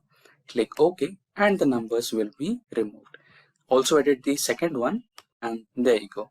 The numbers are gone and only the symbols remain. Now what is the second technique? The second technique is available in the developer options. You can activate it by, going into the options here, go to file and here go to options and here go to advanced, customized ribbon, and in here on the right hand side you will get developer options. Click on the tick box and it will be enabled. Now go into developer options and click into insert menu. Click on the form controls or active X controls, select the checkbox and now just place it over here. You can edit this particular checkbox, delete everything, drag it as checkbox as well. Now you can drag the same cell across all the functions and you will have the checkbox as well. Now you can click on it and say if it's done or not. That is how to add watermark to Excel. Now on my sheet you can see some data. So here we wanted to add some watermark logo to your Excel spreadsheet so that it looks genuine and worked by you, right? So that's the overall idea of adding a watermark. Now go to the insert window and in the insert window, go to the text option, click on that, select header and footer. Once you select header and footer, you can see something on your screen like this. So in this box, which is highlighted by a cursor, is where you're going to add the picture. On my top in the menu bar, you can see header and footer elements. In this, select the picture element and it will navigate to you to a different option window. Since we are adding the image from our local system, select from file, or if you are adding from your Bing or any search window, you can also add that or OneDrive as well. But now let's go with from file. It will directly navigate you to the pictures folder in your local system. So here is my Simplilearn's logo. Click on it and select insert. Now you can see the image is added in this format, which is ampersand and picture. And you might wonder, where is the picture? It is actually present. To view it, click on any cell in the spreadsheet and there you go, you can see it. Now you might be wondering, the image is a little towards top and abnormally placed, right? So no worries, you can always format your picture. Just press enter and use enter to move your picture towards the center of your data spreadsheet. And also there is another option of format picture altogether. Here you can adjust the height and width of your image by increasing and decreasing width or increasing and decreasing height. Using the arrow marks also works. And apart from this, there is another option of picture formatting where you can choose your image to be washing out, black and white, grayscale or anything. So currently I'm going with automatic, which will automatically adjust the brightness and everything for your image. It looks perfectly fine. So click on OK and there you go. Right. So now this should be fine. Right. Now everything is done and everything is automatically saved if you are having that autosave option on your spreadsheet. And let's go back to the normal view from the header and footer view. Click on the view and go to normal. You might be confused, right? Where is the logo? It vanished. Did I have to save it? No, it's already saved. Everything is fine. Even the image is there, but you cannot see it in normal view. To see it, click on File, click on Print, then you can see the logo. It will be present only on the printed pages, not on the normal view. Okay, so that's how you work with watermarks in Excel, and that's how you can add and customize your watermarks using Excel. How to modify or increase cell size in Excel. Now, most of you might probably want to increase just the cell size or, just to increase the visibility of the text. So one of the easiest way is just to press on the plus icon on the bottom right corner of your Excel spreadsheet. So this will automatically increase the text size and you can see the text more clearly. Now, apart from that, if it's just not that what you want to do, you can also modify by hovering over to the line between two columns and right click, which will give you the option of format cells or column width. So either of these options will help you to maximize or minimize your column width. Similarly, you can apply the same idea for your rows as well. So you can either format the cells or modify the row height of your cell, and this is another way. And another simple way is to just hold that line and drag it, so it improves your width of the column. And another way is to just hover onto that line and hold it and drag it to improvise or increase your width of the cell, and same applies to your row. So this is another way. So apart from that, there is another way, that is format cells from this particular option in the home button. You can select this and here you have the row height, auto fit row height, column width, auto fit column width.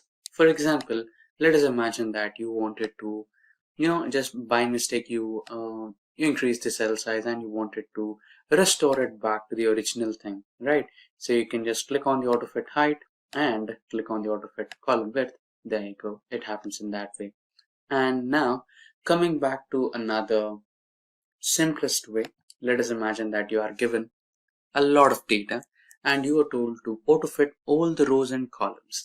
Now we have already seen the format cell option where you will auto fit all the columns and width of the column and also the height of the rows, etc. Right? But there is also a keyboard shortcut to do this. So all you have to do is select a cell and press Ctrl A to select all the cells in the spreadsheet. And once all the cells are selected, all you have to do is press and hold Alt key and then release it. Then the combination of keys, that is HOI. So your column width has been now adjusted. Now the same formula or the same shortcut key with a small modification. Press and hold and release Alt key. Now H, O and A to adjust the row height. So this is the way where you can increase or decrease or modify or auto fit all the cells in Excel. Now you can see that we have the first column, that is A column, and the first set of that is text, and all the other cells are numbers. But as a whole, Excel considers the whole column as a general data format. So why are we discussing about this? So to create a barcode in Excel, you have to make sure that all the elements in the column are of text data type. So the first step is to convert this general data type to text data type. So you can do that by going into the data type and selecting text. And now all the elements in your first column A are type text. Now the next step is to convert these elements into barcode. Now for that, let's create a new column called barcode. Now our new column, that is barcode, has been created. Now the next step would be is to check for the barcode font. So the barcode font looks something like this. But let me remind you, the barcode font in Excel is not available by default. Don't worry if it's not available, we can download it from open source. So let's go back to Google. So on the Google, you want to search for barcode font for Excel. So the one that I would recommend is 3 of 9 barcode font. Now you can download this font by just clicking on the download button over here. Now I've already downloaded this font on my local system. Let's now try to install that. Now the 3 of 9 barcode folder will come in the form of zip folder. You have to unzip that. And after unzipping, you'll get the setup file which looks something like this, which is 3 of 9 new. Select that and you'll be having the installer file over here. You can install by selecting the install button over here. So I have already installed it in my local system, so it is readily available for me on my Microsoft Excel. Now we might want to create the barcode for this particular cell in A2. So let's create that. So to create a barcode, we need to write in a formula that is equals to double quotes, star, double quotes, and ampersand symbol, address of the cell, that is A2, another ampersand symbol, again double quotes, star symbol, and double quotes. So you can either use this, or instead of star, you can use brackets as well. So let's try brackets. Now select enter. Now this will generate another type of code in your resultant cell. Now we will change the font for this particular resultant cell and we will get our barcode. Now you can just drag all these cells so that you can apply the formula to all the codes. Now I got all the codes over here. Now select all the cells, get into the fonts, and here select the barcode font, and there you go. You have the barcode for all the numbers you have in your column A. So that's how you create barcode in Excel. Excel Flash Fill is a feature of Microsoft Excel where Excel can sense a pattern in a cell and apply the same logic to extract the similar resultant pattern out of the remaining cells in a table. Might be a little confusing, right? So let us simplify it. So let us imagine that you have a text in one of the cells in the Excel sheet and you wanted to trim a part of that text. For example, let us imagine that there is an assembly where the car parts are assembled together to finish a car.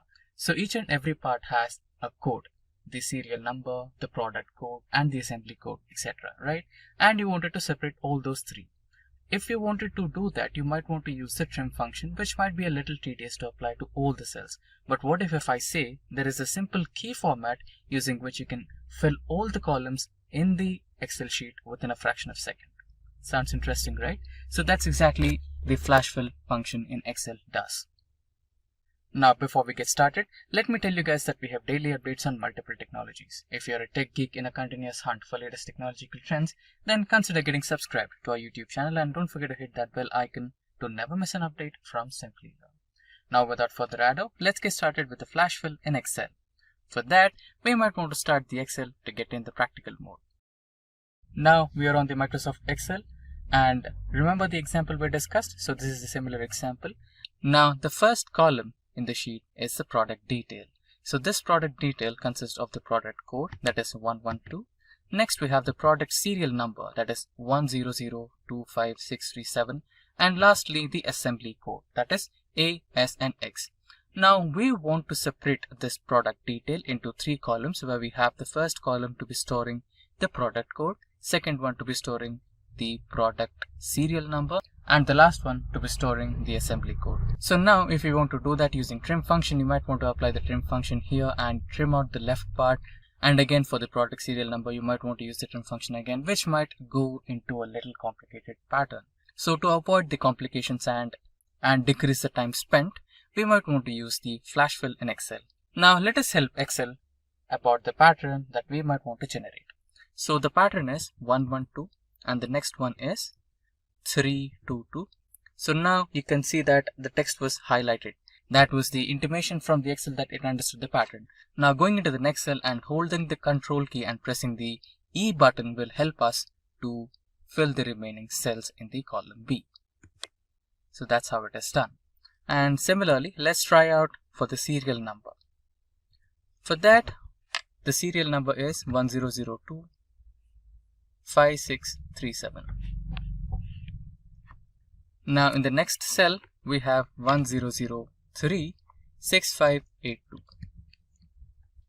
Now we can go to the third cell and press Ctrl E for Windows, and if you're using a Mac operating system, then you have to press Command E and all these serial numbers will be filled. So this will reduce the time in separating the pattern and filling the columns. Now let's try the last column, that is ASX, which happens to the assembly code. Next we have F, G and V. Now the shortcut method, that is Control E, and there you go. Now you might be wondering, will it work only for numbers, etc., etc., or the text which is properly aligned or separated using a hyphen? No, it can also be used for some random text which is like this. So let us imagine that we have a text which is of length like 20 or 30, and you wanted to print only a part of it. So here I'm going to print the alphabets from position 4th to position 8th.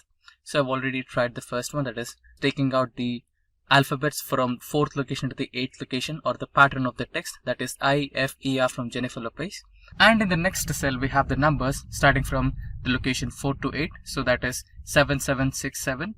And similarly we have the other cells consisting of the names of few cars, that is Alfa Romeo, Bugatti Veyron, and next we have Superman Returns text.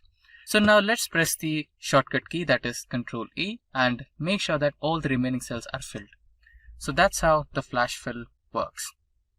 So the flash fill in Excel will reduce the time consumed to fill all the columns by separating the text in your main cell, that is the column A, which we have here in this example. And it also reduces the complexity of using a trim function in Excel. There's hyperlinks in Excel. Now hyperlink is something which is clickable, and when you click on it, it will redirect you to a different web page, to a different worksheet, or a different location in your local system. So there are a variety of options, and we will explore all of them using Excel. Now creating a hyperlink is really simple. We have multiple ways. Now let's write some text on the Excel worksheet. I'll write Simplilearn. Now creating a hyperlink is really simple. You have multiple ways.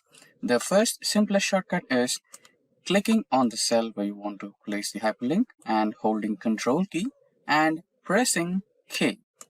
Now this will enable the hyperlink menu box or the dialog box. This is the first way, and let me close it. Now again we have selected the cell.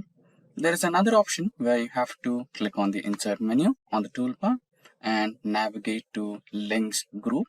Click on the link option and you will again have the dialog box of the hyperlink in Excel. And the third way is right click on the cell and you can see the link option in the last, and this will enable the hyperlink option in Excel. Now let's create a hyperlink. The simplest way again, Control K. Now we have a variety of options, that is existing file or web page, place in this document, create a new document, and an email address. So we will address all of these one at each time. So first one, existing file or a web page.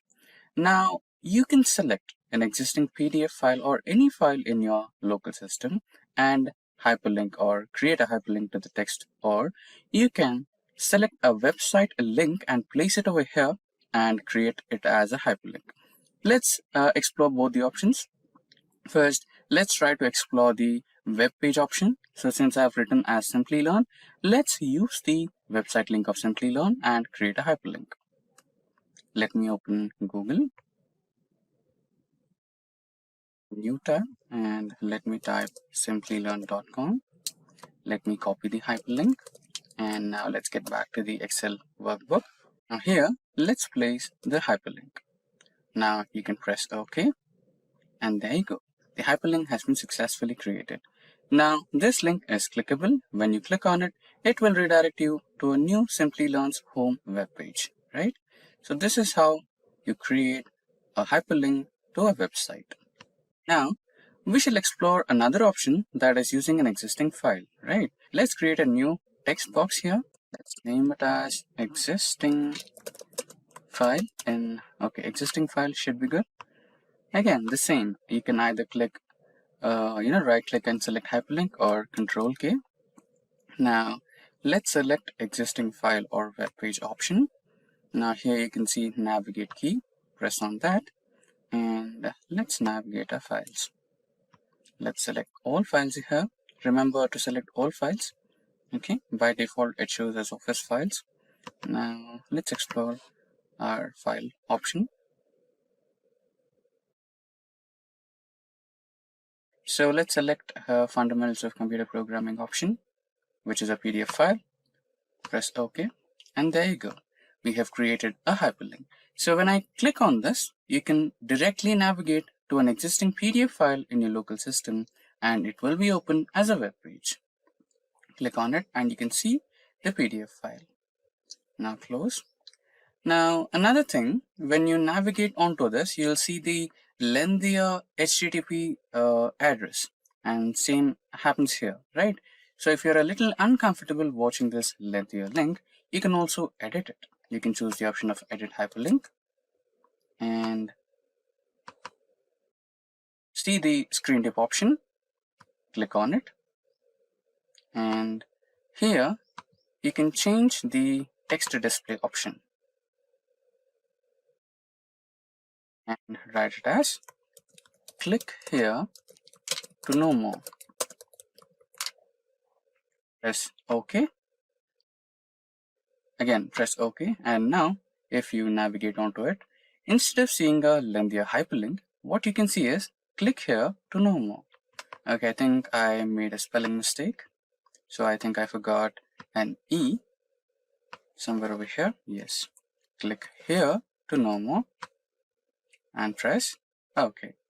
Right. So here you can see click here to know more. Let's try this again over here. So edit hyperlink, screen tip option, and instead of the lengthier text box or hyperlink, you can write as click to open notes.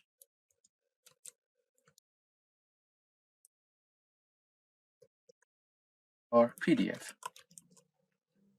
Click OK and click another OK, and you are done. So instead of seeing that lengthier hyperlink, you can see click here to open PDF, right? So far we have explored two options, that is existing file and existing web page, right? Now let's try to explore another option. Again, hyperlink, right click hyperlink, and here you have seen place this in document, right? So which is like, okay, let me show this to you instead of telling you. So here what it is doing is you have the cell A5 and you wanted to refer to A1 or any other cell in the same worksheet.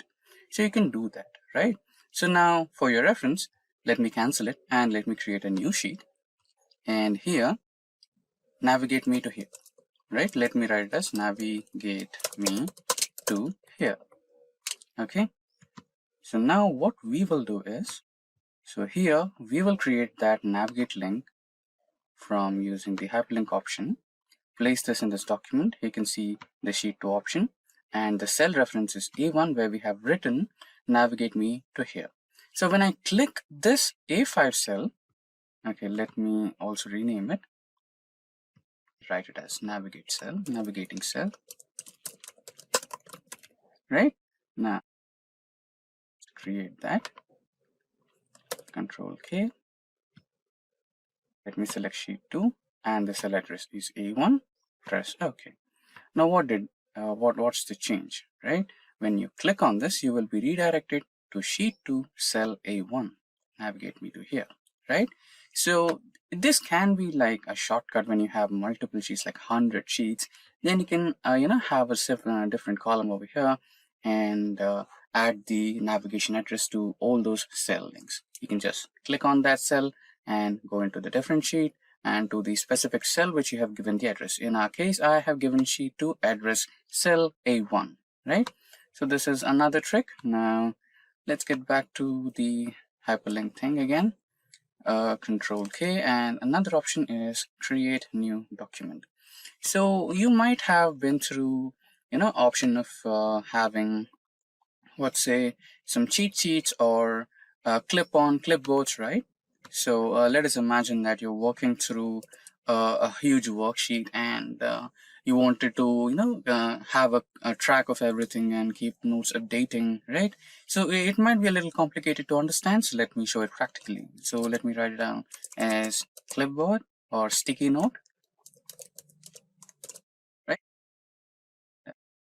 Okay, I think this has a hyperlink. Okay, this can be used, no worries. Back to hyperlink option again. Create new document. Now here you can create a variety of documents, right? So it can be a text document, it can be an Excel document, it can be a PDF document, right? For now we'll create a text document. Okay, we'll name it as tracker.txt. so this should create as a text document, and the location can be anything.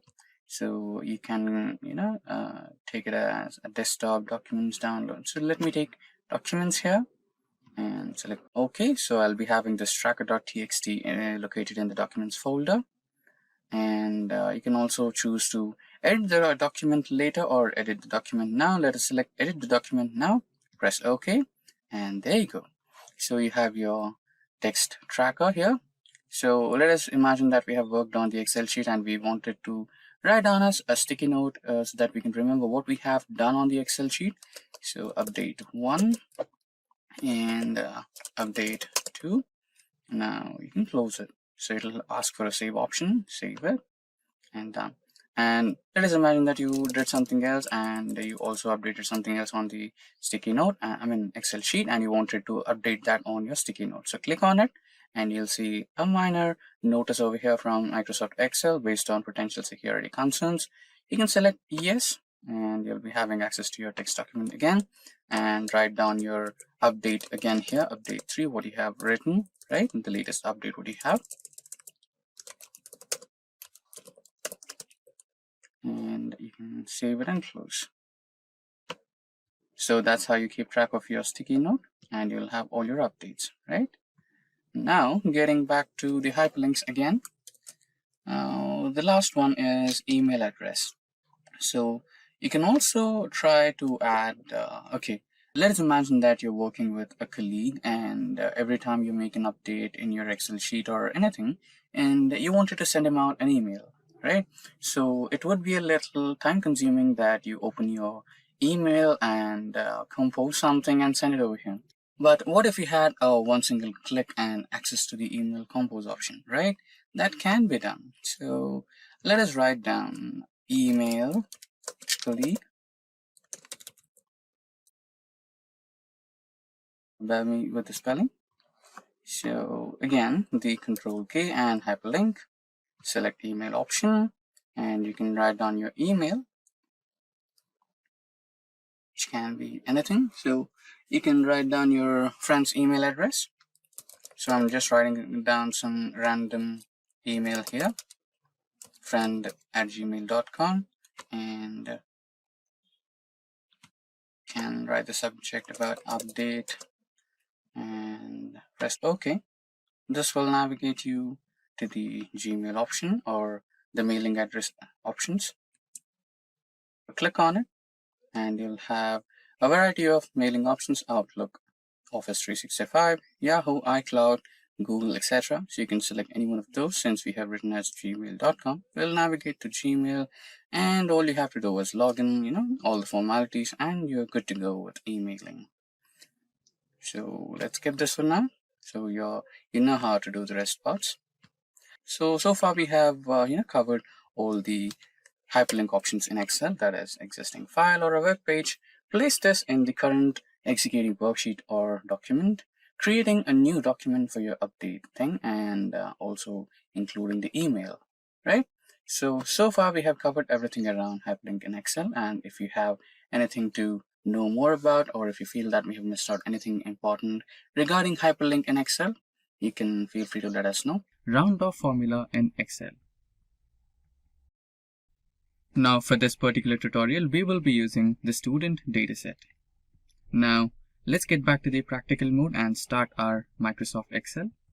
Now we are in the Microsoft Excel, and as you can see on my sheet, okay, let me expand this.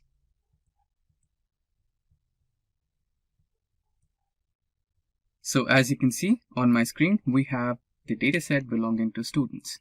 So we have 10 students, and every one of them has name, roll number, class, blood group, and marks, etc. And at the end we have the percentage. And as you can see, we have the percentage in terms of float values, and we have a lot of decimal values like 8 and above. So what if you wanted to just have 1 or 2 digits after the actual percentage, like 80.6 or 80.66, right? It would be a little bit more or good to read, right? So that's what a round off actually means. So now let's work on having rounded off values for the percentage. Now let's create a new column. Let's name it as round off percentage. Great. So to actually perform the round off formula, we do have a predefined method for that. For that, you just have to type in equals to round, and there you go. We have round up and a round down. So both of them perform the same operation. Let's select a round up, and this is the M column, and the row number is 3. So we'll have to press M3 and the number of values after the decimal point. For now, let's select 1, and there you go. Press enter and the value should be rounded off. Now 80.66 is being rounded off to 80.7. Now when you drag the cell to all the rows, then you can see all the values will be rounded off. Here you can see 75.16 has been rounded off to 75.2, and 82.33 has been rounded off to 82.4. So we end up with having rounded off. So first we will understand what exactly is standard deviation. So standard deviation is a calculated square of variance. Now what is variance? Okay, nothing to worry. Let us also understand what is variance. Now the next part, variance. So what is variance? Variance is a measure of variability. It is calculated by taking the average of squared deviations from the mean. Now what are deviations? So slowly you can understand that we are getting into the topic of statistics and graphs. So before getting deep into it, let's understand what is deviation. So the deviation is a measure that is used to find the difference between the observed value and the expected value of a variable. In simple terms, deviation is the distance from the center point. So for example, when you are going through a graph, so you will be expecting some value, right? And if you get some difference that is above or below the expected point, that is called the deviation. What is the difference between the expected point and the obtained point? So that is the deviation. Now, next is the observed value. So the observed value is the value that you get in real time, unlike the predicted value. So now you might be thinking, to calculate standard deviation, we might need a few more parameters, and you're exactly right. So to calculate standard deviation in Excel, you need variance, and then you need deviation, and then you need mean, right? So all these parameters are supposed to be calculated first, and then you will be having the final formula to calculate standard deviation. Now that we understood the theoretical and formula-based explanation about standard deviation, it's time we calculate the standard deviation using one of the most popular business intelligence tool, that is Microsoft Excel. So let's get back to the practical mode. So now we are on the practical mode, and we have some sample data on my screen right now. Let me expand it a little bit. Yeah, there you go. So as discussed before, to calculate standard deviation, we might require the mean, variance, deviation, and deviation squared, and then we can calculate the standard deviation. So let's go step by step. So the first one is calculating sum, right? So to calculate average, we might need a sum of all the scores. So we have the index values, that is 1 to 10, and scores of each index value, that is 1 to 10, right? Now let's calculate the sum of all values here. Press tab to select the function, select and drag these cells, press enter, and then you have the scores. Now you want number of indexes. So clearly you can see we have 10, but still let's count them.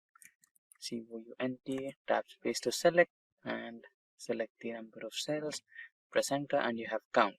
Now what's the mean? So mean is simply the average of all the numbers, right?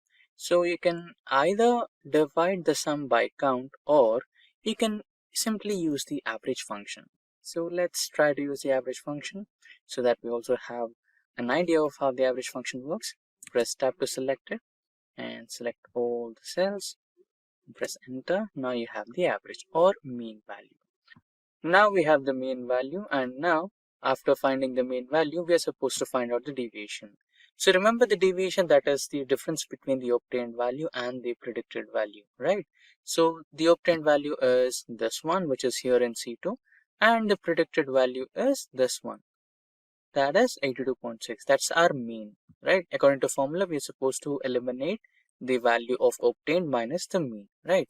So select the cell equals to C2 minus the obtained value, that is mean. Now press F4 to freeze the value, and now press enter so that you can freeze the value and drag the formula across all the cells.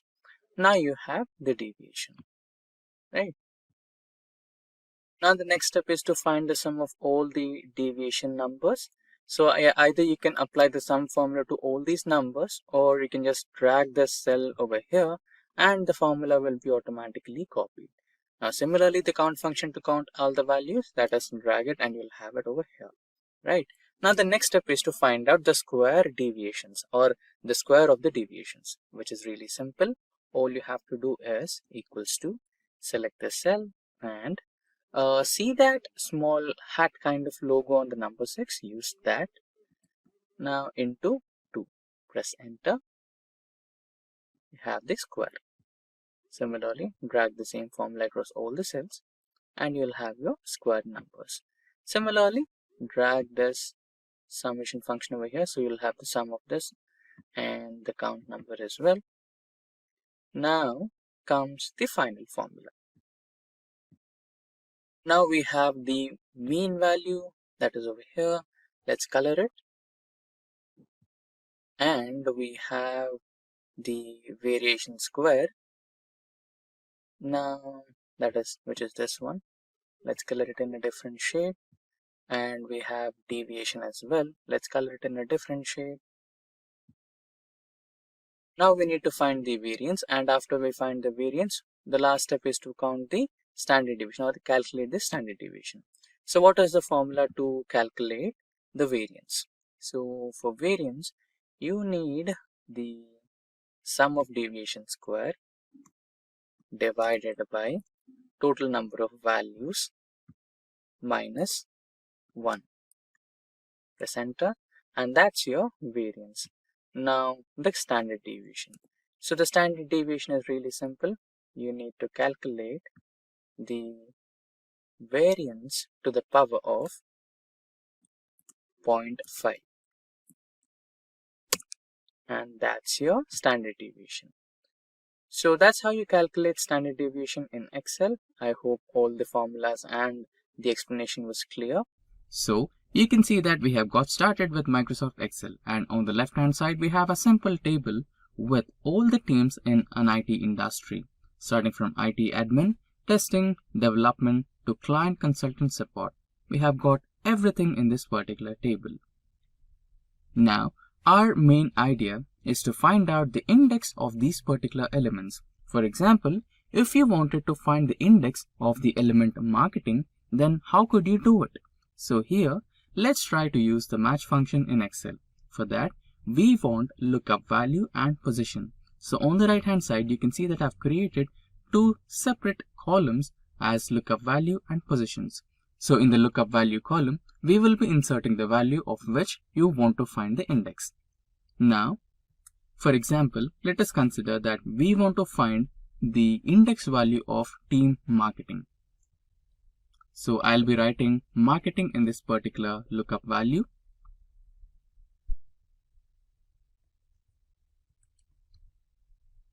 Now, how to find the index value of the element marketing? For that, we will be using the match function in Excel. Now, after writing the match function, you can see that it is asking for three different parameters. So the first one is the lookup value, second is the lookup array, and lastly we have match type. So lookup value is the value of which you are trying to find the index, that is marketing, this particular cell. So we have selected the lookup value, which is the first one. Next, we have to select the lookup array, that is from which set of elements you want to find the index. So the set of elements are this IT admin testing, the column which we have created, the A column. Now we have selected the lookup array, and lastly the match type. Is it you're looking for less than, or is it you're looking for exact match, or is it greater than match? So for now I want exact match, so I will be selecting the exact match, that is 0. Now there you go, you have the exact index of the element, that is 5. Now we have selected all the 10 teams, starting from IT 1, admin 2, testing 3, development 4, marketing 5. So that's how you find the index of a selected element in Excel. Now we just have like 10 elements, so we have got the writing of the elements, or choosing the elements in a easy way. But what if you had like 100 elements, right? Could be a little different. Okay, so let me put it simple. Now you wanted to find the index value of finance. So right now we have marketing and you wanted to type in finance and you missed out a letter A. Okay, now you're not finding the right index. To avoid such problems, you can always take the help of data validation in Excel. That is, using the list in data validation in Excel. You can see a small drop down icon here, right? You can choose that, and here you can see all the teams that we have created in the left column, right? So here I can scroll down and choose the finance, and there you go, I have the index value. Okay, again we need to copy paste the same match function in Excel over here.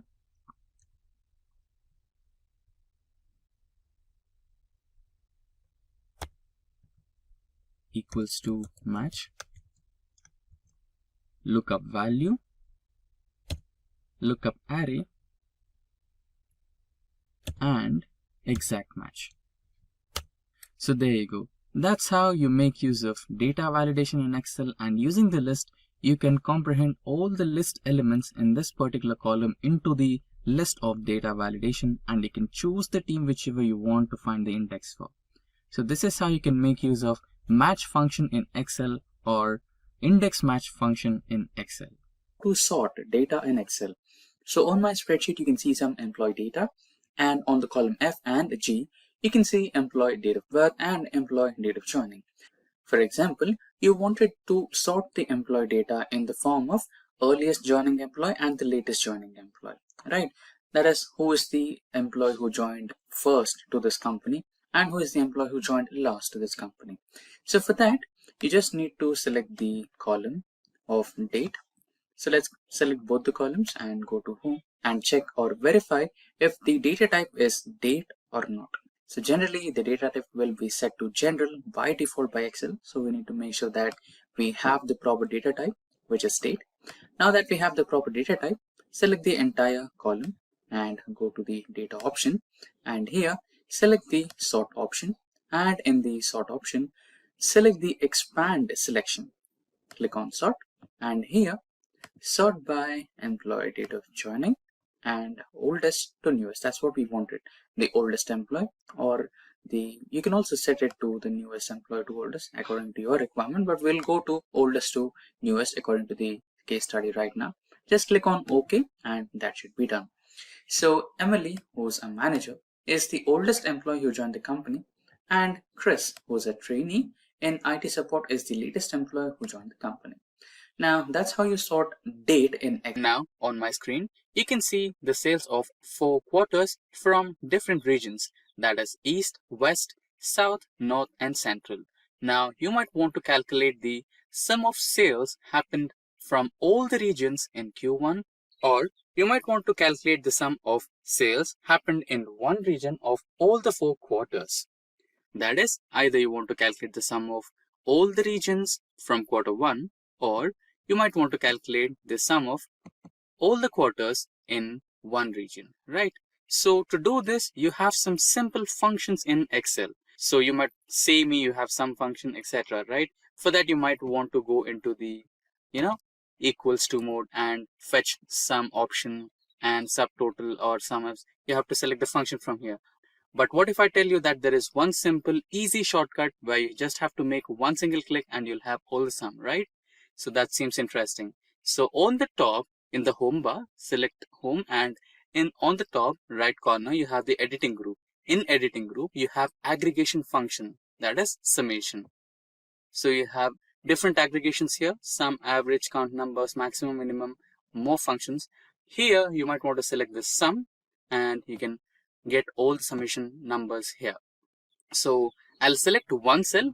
So the second query where we wanted to calculate the sum of all the sales happened in East region with all the quarters included, that is this one, C2 to F2, right? So let us select G2 and select the auto sum option, and here it will automatically select the range for you, that is C2 to F2. If you want to change it, you can also change it, like minimize the number. If you just wanted to calculate the sum of 3 quarters, you can do that. So now we want 4 quarters, so select enter, and there you go, you have all the sales of all the 4 quarters of East region. Now if you simply drag it, you will have the sum of all the 4 quarters of all different regions.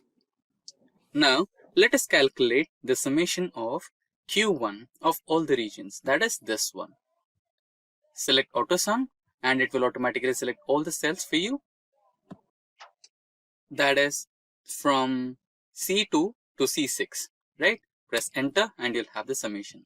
Similarly, you can, drag it and you have the numbers here of all the Q2 sales of all the regions, Q3 sales of all region, and Q4 sales of all region. Now let us try to change the color so that you can have a reference, that is it's different, it's this total sum, or right, you just have a reference to identify it. Now similarly to this one as well.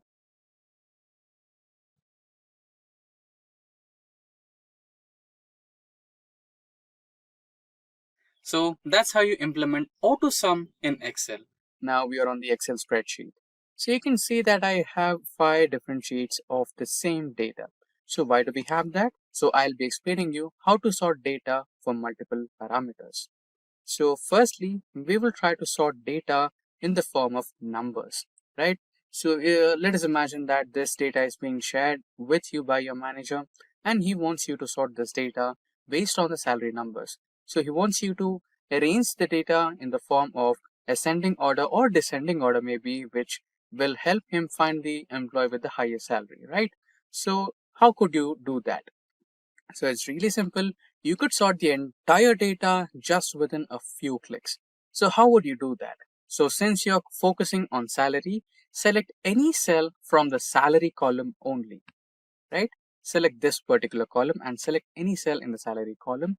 Get into the sort and filter options, and here select this sort of arrangement you need, that is largest to smallest or the smallest to largest. Since the problem statement was to find the highest salary, click on largest to smallest, and there you go. So you have Tony, and the designation is senior, and he works in IT support, and he draws the highest salary of 80,000, right? And there's also another one, which is Peppa, and she works for the analytics team. And now the next sheet.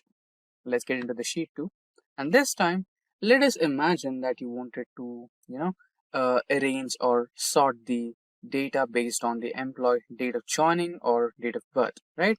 Again, if you wanted to arrange the data in which you find the youngest employee or the oldest employee of the organization, you can do that. Click on any cell in the date of birth column and go back to the sort and filter. And here you will be seeing the options sort oldest to the newest or the sort the data from newest to the oldest. So since we want the oldest employee, select oldest to newest. And there you go.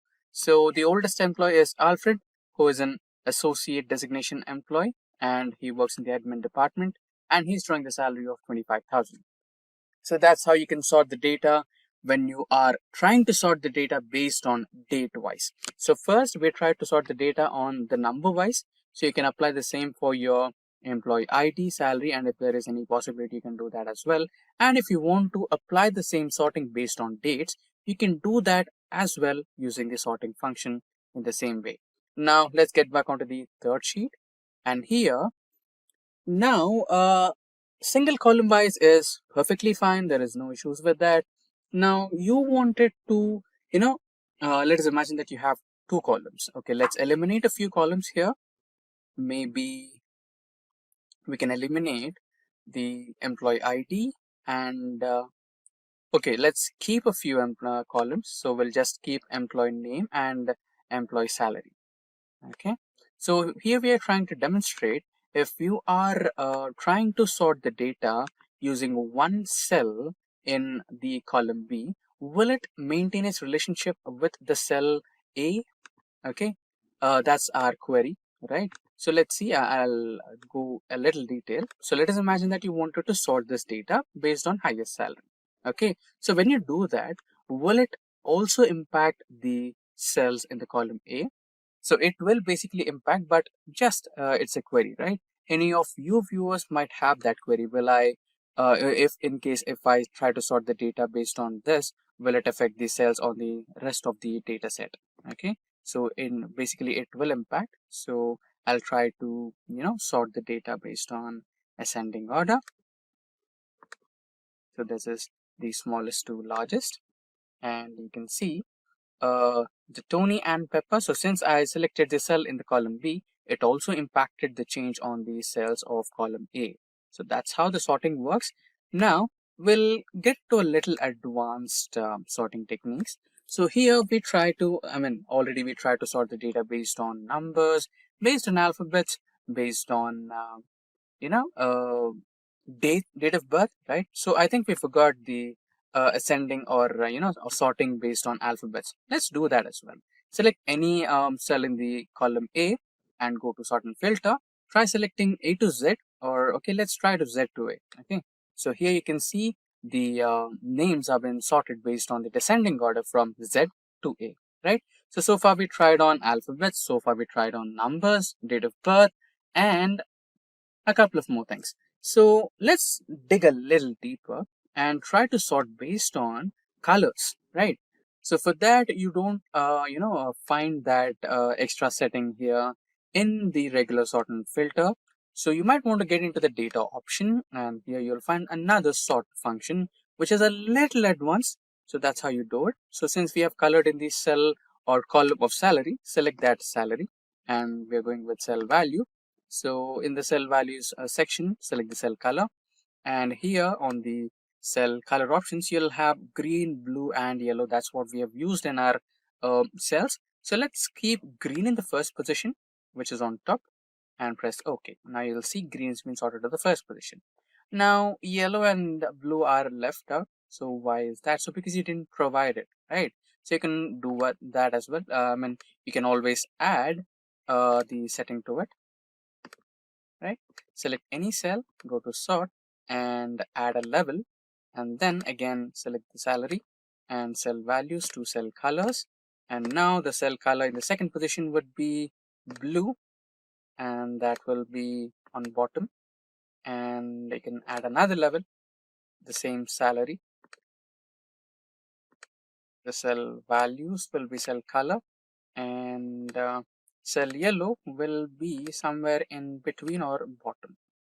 Okay, so based on hierarchy, it will be selecting. Press OK, and there you go. So you have cell yellow and blue at the bottom and green at the top position as per your suggestions. Now we are on the last sheet. So here in this last sheet, we are going to, dig a little deeper into the advanced sorting methods. So previously we tried to apply the advanced sorting methods for colors. Now we'll try to apply the advanced sorting methods based on the data set we have here. I mean, the data we have in our data set, right? So select the sort option and let's add a few details, right? So firstly, let's sort the column employee ID. Okay, so let's have the smallest to largest, or yeah, now that would be good. Now let's add another level where we will sort. Okay, I think we will sort based on employee name. That would be a little better. So let's try to sort it on employee name here, and here will be employee salary. Okay, now the cell values, and this would be from A to Z, and the salaries will be from smallest to largest. So basically what we are trying to do is we are trying to sort the employee list based on employee names from A to Z.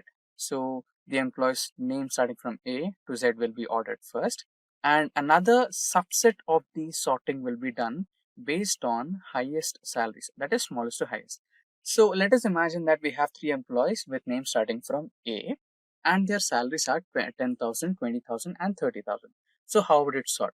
So it will sort basically in the alphabetical order first. So first 3 names will be sorted, and then it will also have another condition to sort the data with, keeping the lowest salary on top and highest salary in the last, right? So this is how the algorithm works for sorting. Now let's press OK and see the output. So there you go. The names are Alfred, and we have the highest salary here, smallest to highest. So this is 25,000. Next we have Banner, Barnes and Ben.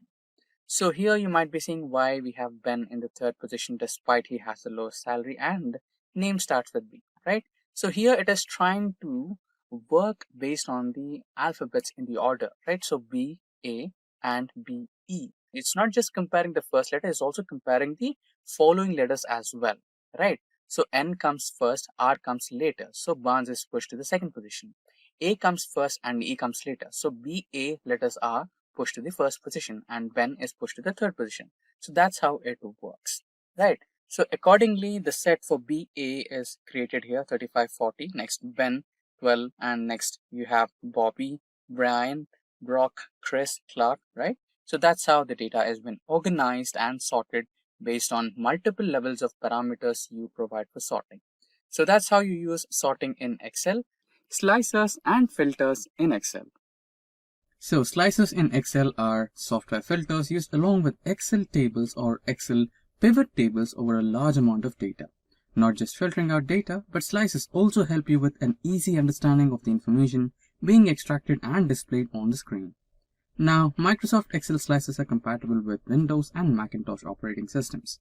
Now, let us understand how to implement slicers in Excel. So for that, we might want to get back to the practical mode, that is, starting our Microsoft Excel. Now, we are on our Excel sheet, and as you can see on my screen, there is some data available on the Excel spreadsheet. And this table is not just any table. This table from Microsoft Excel has been converted into an actual table. As you know, by default, Excel considers all the data which has been inserted into the spreadsheet as a database. And to implement these slices in Excel, we might want to create or convert the format of database into a normal table. For that, you can select all your data and just press Ctrl T, and that will allow you an option called Convert the Data into Table. Now, since this table is already converted as a table, we can directly start implementing or inserting slices into the spreadsheet. Now for that, select all your data.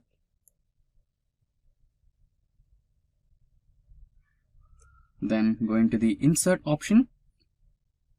And in the Insert ribbon, you can see the Filters group. And in the Filters group, select the option called Slicer. Now you will be provided with multiple options. Since we have the columns Employee ID, Employee Name, Zone, Designation, Department, salary, employee's date of birth, and employee's date of joining. So we can choose any of the options available according to our columns and create the slices. Now let me select the first one, that is zone, next designation, department, and let's also select employee name. Now press OK, and there you go, we have our slices. Now let us try to rearrange these slices. All you can do is just select and drag them up.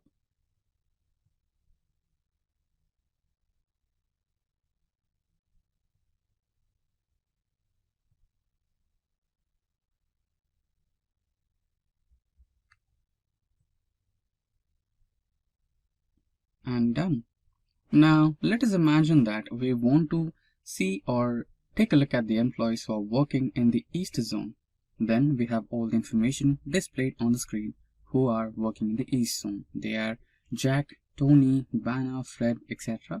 and their department, designation, etc., all on one single screen.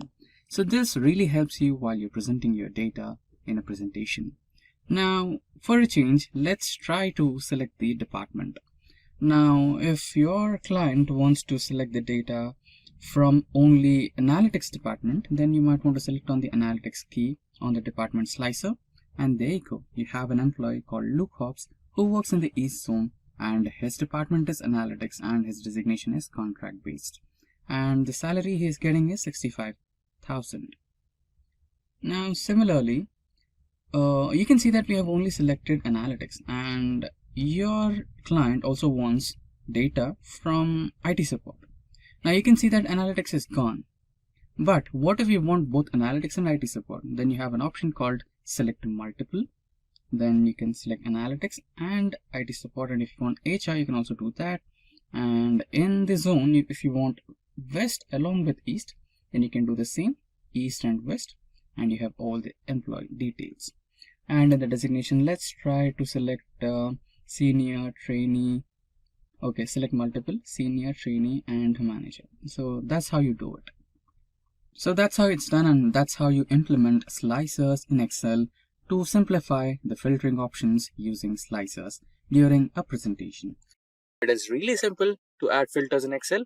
So we are on a practical mode right now. So on my screen, you can see an Excel spreadsheet of sales data.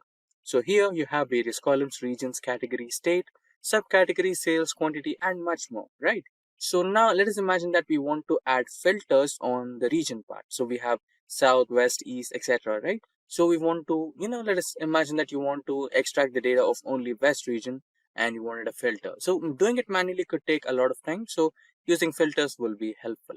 Now select one cell on the headers part and select the filter option in the data toolbar. You can see the data option in the toolbar, right?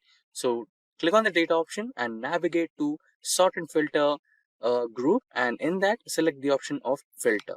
Now you can see the filters are being added to all the column headers: region, category, state, subcategory, sales, quantity, right? Now we wanted the west category. So when you see or when you click on the drop down icon, you can see all the options are selected, right?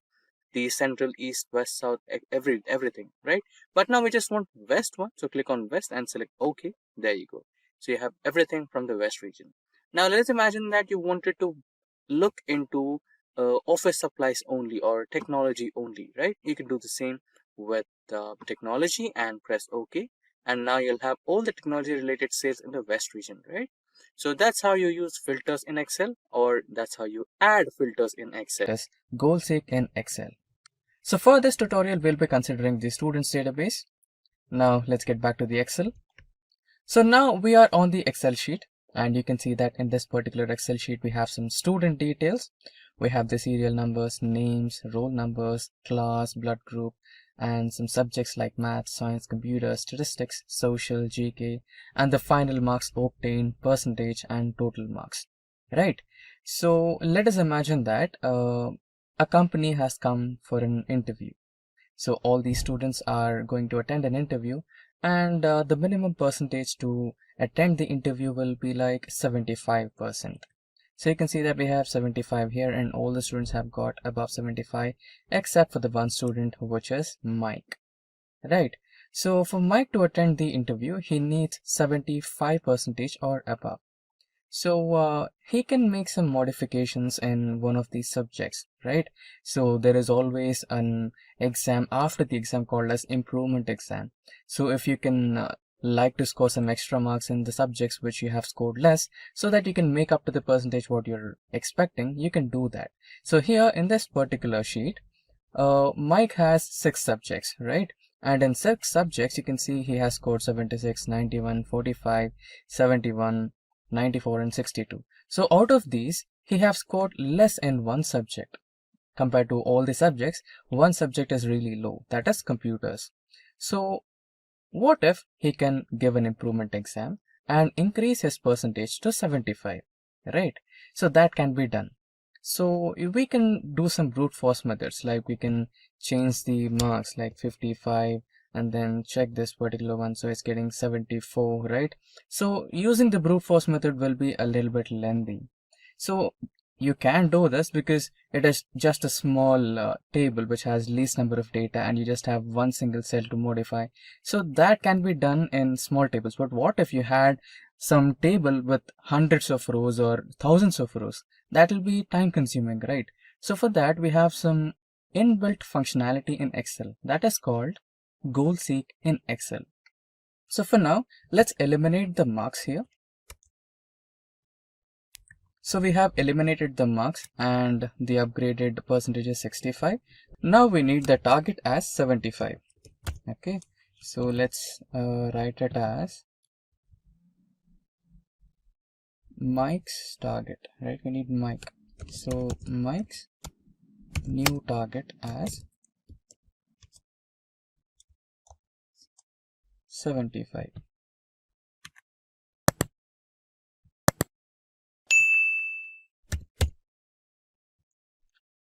Okay. Now to make sure that we need a mark here which can get Mike to 75%, we will use the data operation. So here on the toolbar, which has file, home, insert, etc., we have one other option called as data. So when you click on data from toolbar, you'll have this ribbon, and in this ribbon we have various options. So when you come into forecast group, we have an option called what if analysis. When you click on what if analysis, you'll have a set of options, out of which we have goal seek. Now for goal seek, we need to select a table cell, that is this particular table cell, that is M9. So we need the value 75 here, right? So what is the cell that you need to change here? For that you need to select this one and select this particular cell here, right? And now you can select OK. Now you can see that Excel has automatically run all the permutations and combinations and has come up with a number, so that the overall percentage of Mike will be 75%, right? So the expected marks that Mike should be getting in his computer's improvement exam should be equal to 56 or greater than 56 to get the final target as 75, so that he can attend the company's interview. So this is how we use goal set or goal seek in Excel. We are on our Excel spreadsheet, and here you can see I'm trying to create an calendar for the employees in the company, where you might have to write down the day and month and year or week of your birth date, or maybe your joining date, or maybe also your last working day, right? This might be useful for all the employees to avoid them from writing it down manually. So how do I create it? So it takes a few simple steps. All it takes is some data validation methods, and also there is an exclusive video specifically made on data validation in Excel, link to which is in the description box below, or you can search it on our official YouTube channel. Now you can see that the word calendar is on the first cell, that is A1, but we have 4 cells below it, that is A3, B3, C3 and D3. So you might want to add this to all the cells, right? Like maybe in the middle. So for that you can do the option of merge and center. Also there is a tutorial on merge and center about all the options available in this particular thing, so you can go through that also. And here we have done the first step. Now all we need is day, month, year, and week. So in a calendar or in a month, you'll have days from 28, 29, 30, or 31 days, right? So let's create a list or the drop down menu for that, so that whenever you click it, right? So whenever you click on that particular cell, you will have the list of all the days available, right? So let's get started with that. Let's create a new sheet. So why are we creating a new sheet? You won't want that all the numbers in your calendar sheet right over here, right? So for that, so we are creating a new sheet and all the data will be available here. So here, let's write down the days first, and here the second number. Also, you can use the option of flash fill so that you can, reduce the effort here. So you can see the flash fill option over here. All you need to do is select the cells and drag them down until you get your required dates, right? So let's keep it to 31 days. There you go, you have the days. So these will be your days. And here, now the next option was month, right? Yeah, month and year. Now using the same flash fill option, you will add the months into your sheet. So this will be Sunday.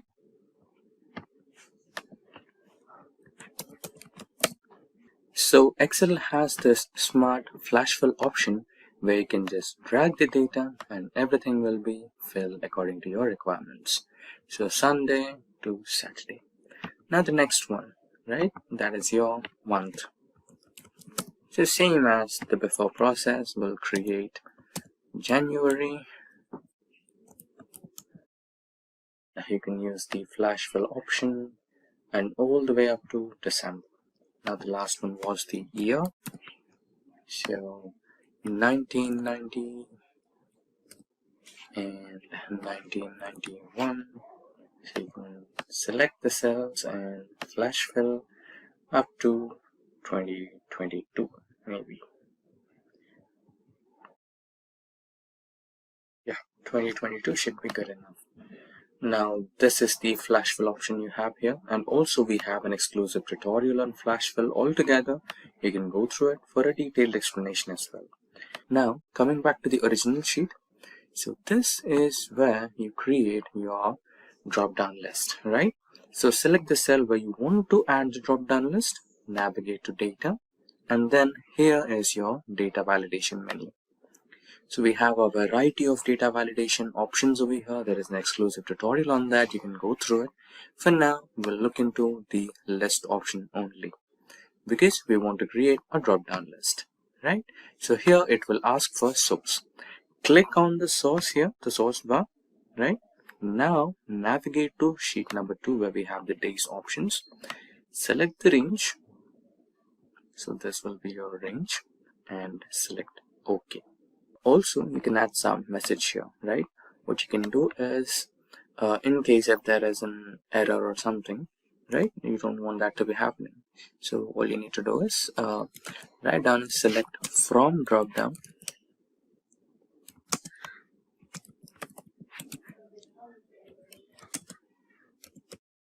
Select from drop down only.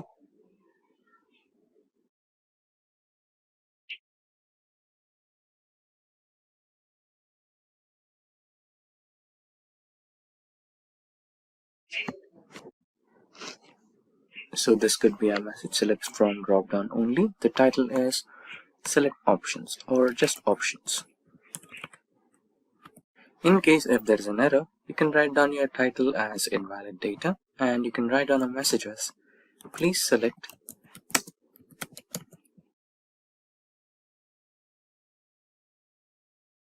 from drop down only.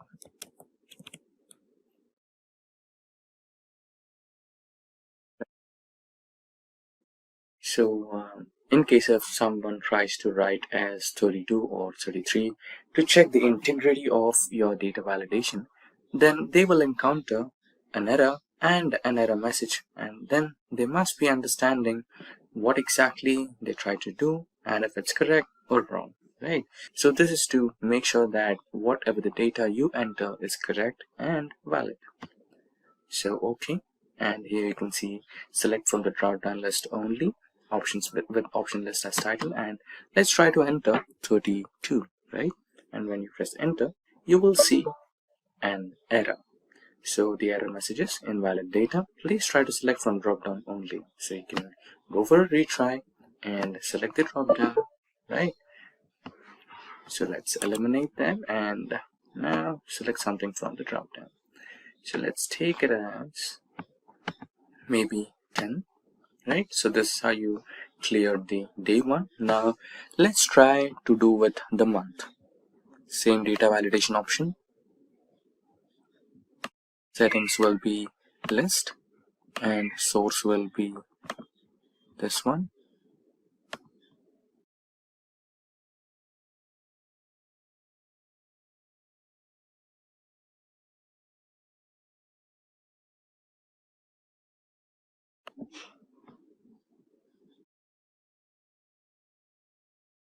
I think I made a mistake here. So let's cancel this and go back to sheet 2 and rename this as our week. Yeah, now coming back to the month again. It will be a list and the source will be in sheet 2. Navigate to the sheet 2 and select your range and the input message the same. Options,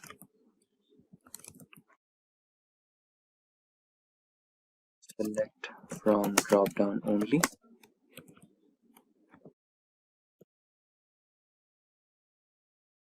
And error alert, title will be invalid data. This one will be please select from drop down only.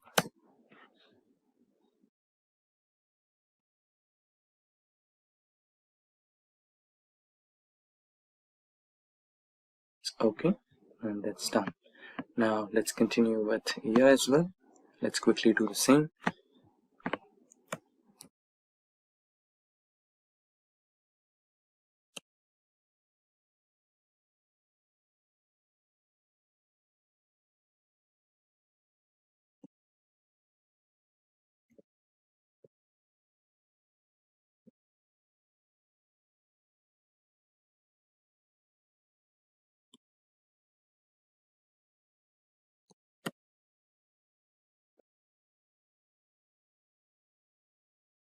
It will be a list. Source will be in sheet 2.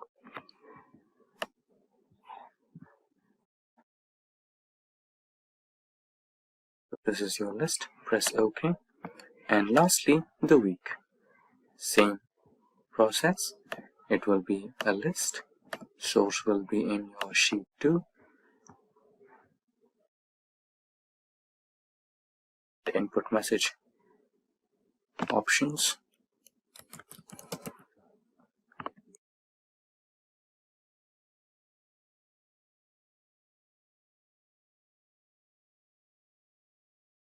Title invalid data.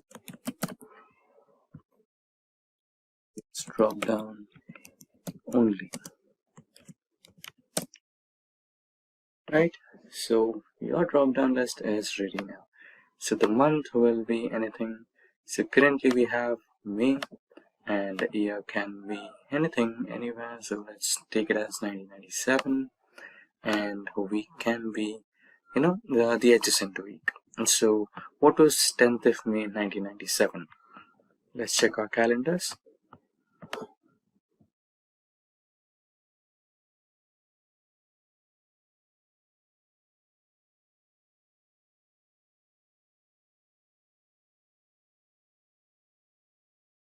So it was a Saturday.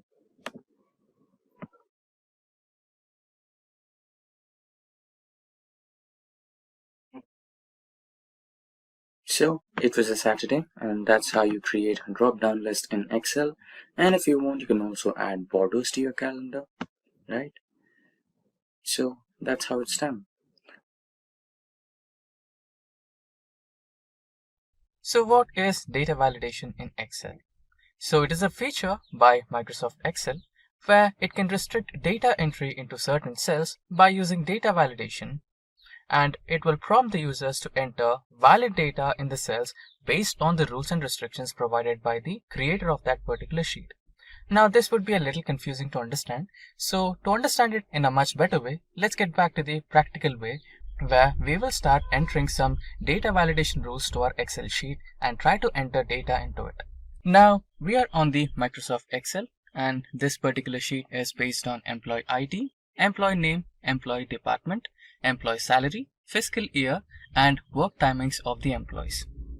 Now we will be applying some data validation rules to each and every column and try to enter data based on the rules we have entered. Now for the first one, which is the employee ID, we'll enter rules based on the employee ID number.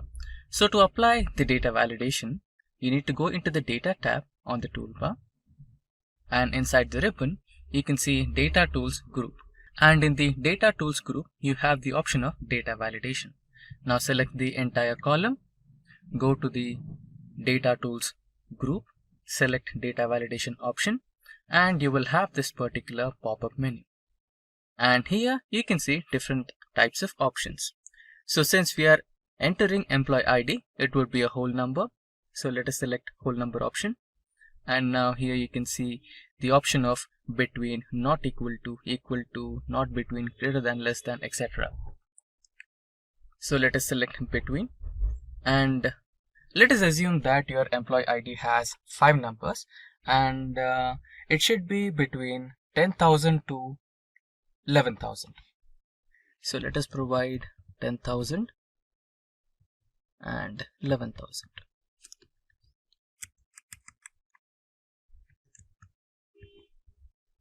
Now select OK, and now the new rule has been applied.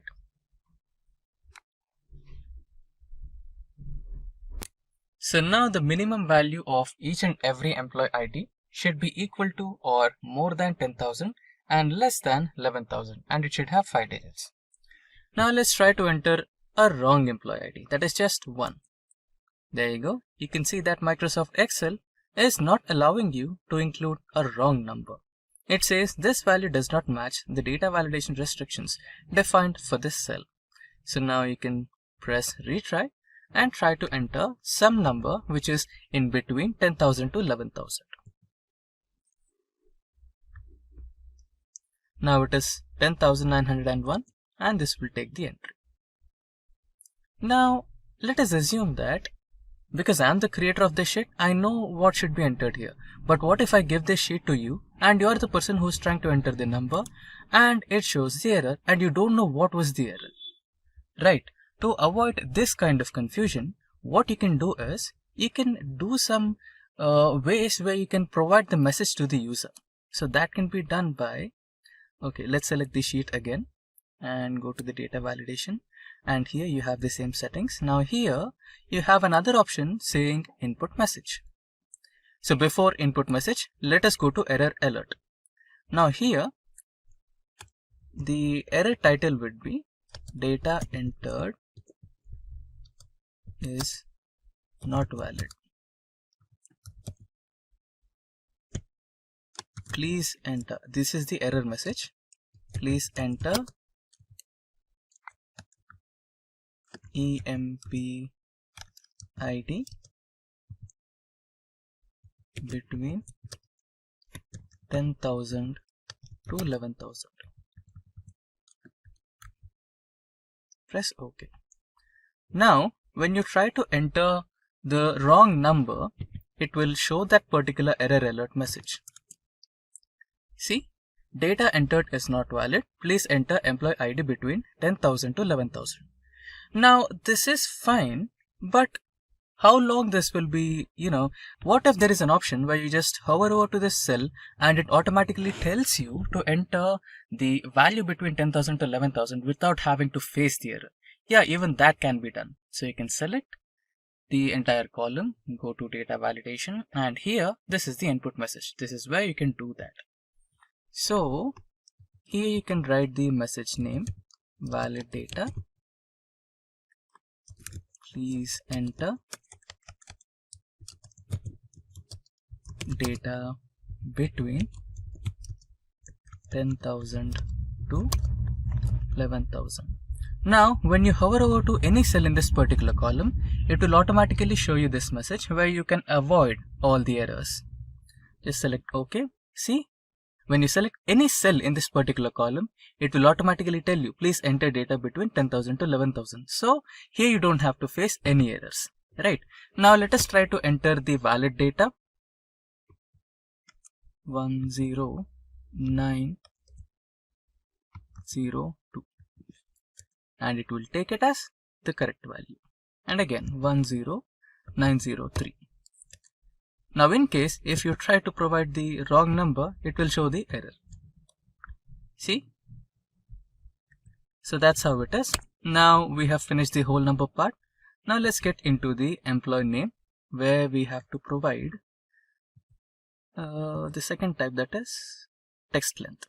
Now let us imagine that in your company you're trying to provide ID cards to your employees, and you know that ID card is really small, and inside that ID card you need to include the employee photograph and your company name, employee ID, blood group, phone number, address, everything, and also you need to include the name of the employee. So what if there is an employee with very lengthy name, like 30 characters, 40 characters? Yeah, in India it is really possible that you might have a lengthy name. So what you can do is you can provide the text length where the text is limited to like 15 or 20 characters. So you can include that name in the ID card. So you can do that by allowing the data validation criteria with text length. Minimum can be anything, so minimum can be 1, and maximum here you can provide 15, and press OK. Okay, minimum will change it to at least 2, and yeah, let it be 1. So minimum is 1 and maximum is 15 characters, and press OK. And let us also provide the input message. Enter character type, character data. Please enter valid name.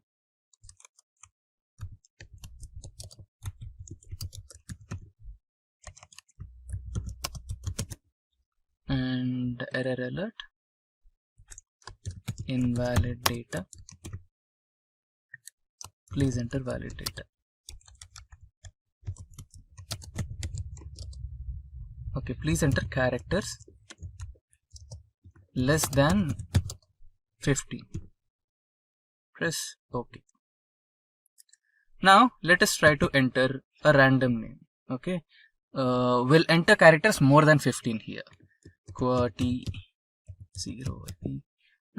Yeah, it's like 1, 2, 3, 4, 5, 11.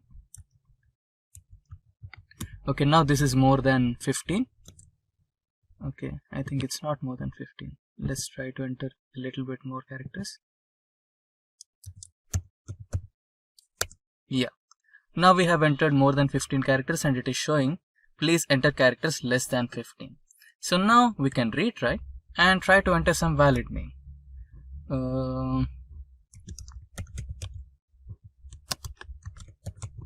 Now we have characters less than 50, so it will take as the proper name. Now let us try to enter another name.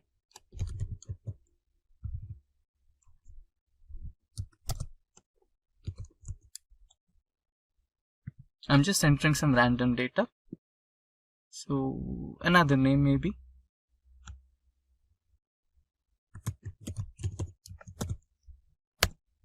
Great. Now the next type of data validation is also done. Now let us get into employee department. Employee department is something really superb. So I'll tell you about it. It's actually a list. Now let us finish the other ones first. That is employee salary, fiscal year, and work timings. After that we'll learn about the list one. Now let's come into employee salary. So salary is something where you have to include decimal points. So now let us go to data validation, and inside the values we have already dealt with whole number, text length. Yeah, now we'll deal with employee salary, that is decimal. Now minimum is, okay, what is the minimum can be 1.00. and maximum can be 1,00,000.00, or let us put that as 10 lakhs.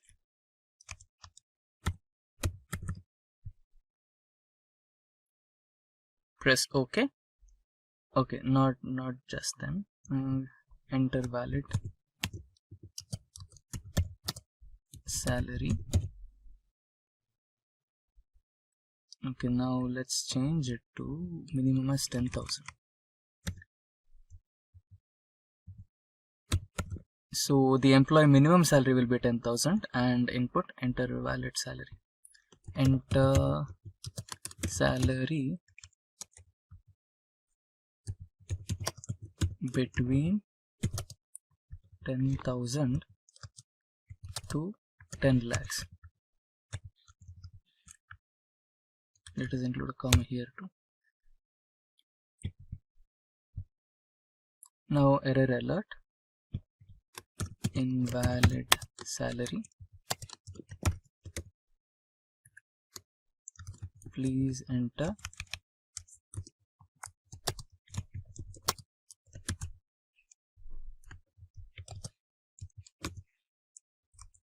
between 10,000 to 10 lakhs.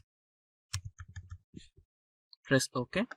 Now the message and the data validation conditions are applied to this column. Now let us try to enter some invalid data first. It will show the error. Now we need to enter the valid data. Yeah. Now it is taking the valid data. Let us provide 20,000 and this has 35,000. Now the next one is fiscal year. Let us imagine that we wanted to work on the employees for current working year, that is 2020 to 2021, and or you can consider 2021 to 2022, not more than 2021 and not less than 2021. For that you can provide the year option as well. So for that you need to select the entire column, go to data validation, settings, and inside here you have an option of date. So let us provide the date option as between, and start date is 01/01/2021 and end date is 01/01/2022, and input message, let us provide data as current fiscal year, current financial year. Enter date between 2021 to 2022. Let us copy this and go into error alert. Error message will be seen, invalid date. Select OK. Now the error message and the data input message and the data validation rule has been applied for this column. So let's try to enter some date here. You can enter 02 of February 2021. It will take as the correct data. Now let's try to enter some wrong data which is apart from 2022, 02/2022. It will not take this, it will throw error. So that's how it works. Now let us try to enter as 2021 and this as March. It will take it. Now another data, 04 this time and 2021. So that's how your data validation will work. Now coming into the next type of data validation, that is time. So we have time here. Let us imagine that you are providing some work timings to your employees. That should be from 9 AM to 5 PM, not more than that. So you want to keep your work life balance for all your employees. So you just want them to work between 9 to 5 and that should be fine. And anything apart from that time should be invalid. So you can do that by selecting time option between. It should be in between, and the start time will be 0900 and this should be 17. That is 5 p.m. in the evening. And input message,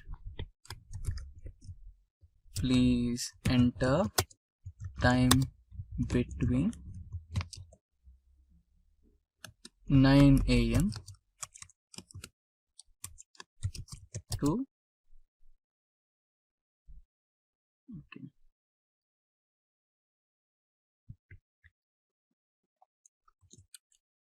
5 p.m.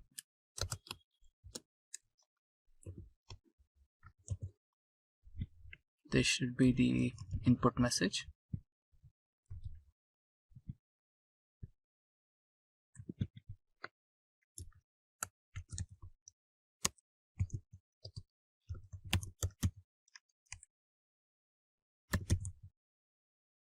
Now error alert, invalid time,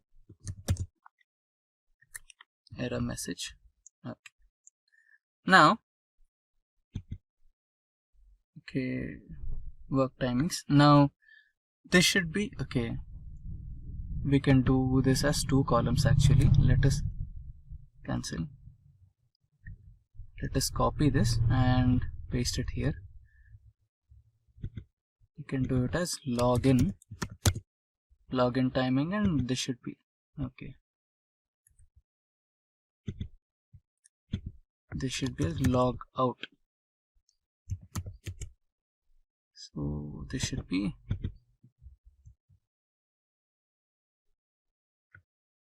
okay. So this will be considered as login and log out times. Now let us provide the login time. This should be the right time, and let's try to provide wrong timings, 08. Now it will not take it. It will throw as error. So it's working fine. Let us provide 10. Now let us provide the logout time. It should be below 5 p.m. So let us provide 5. It will take it. Okay. Let's try to provide something just 1 minute less than 5. That is 59. Okay. There is some problem in this. Let's check it.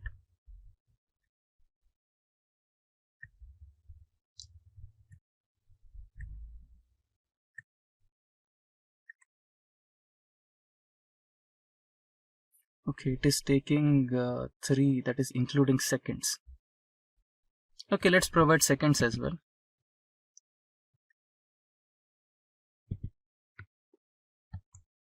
Zero 5 0 0 0 0. Okay, still there is some problem.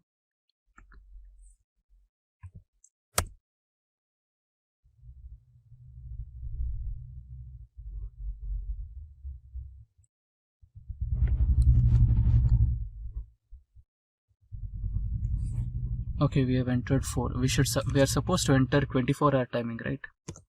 14. Okay, it should be 17. I think this will work. Yeah. Now we are following 24-hour timing here. So let's provide another timing, that is 16:30 00. This will be valid, and 15:30. Yes, this is also valid. Now we have finished almost all types of data validation things. That is, we have finished with any value, whole number, decimal, date, timing, test length, and the last one is list. So this is where things get interesting. Now let's cancel this. Now select the employee column. Now if you're running a company, then definitely you'll not have only one department in it. You might have multiple departments, right? So let us consider that you have a software development company. So in that, the basic departments will be software development team and software testing team.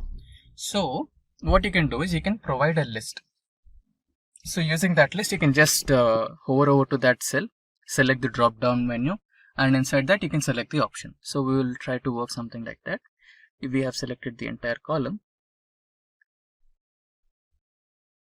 selection, okay. Let us select the entire column again. Go to data validation. The selection contains some cells without data validation settings. Do you want to extend data validation to these cells? Yes. Now let us provide the list option, and here source you can provide as developer and tester. Press OK. Okay. Now input message, select one,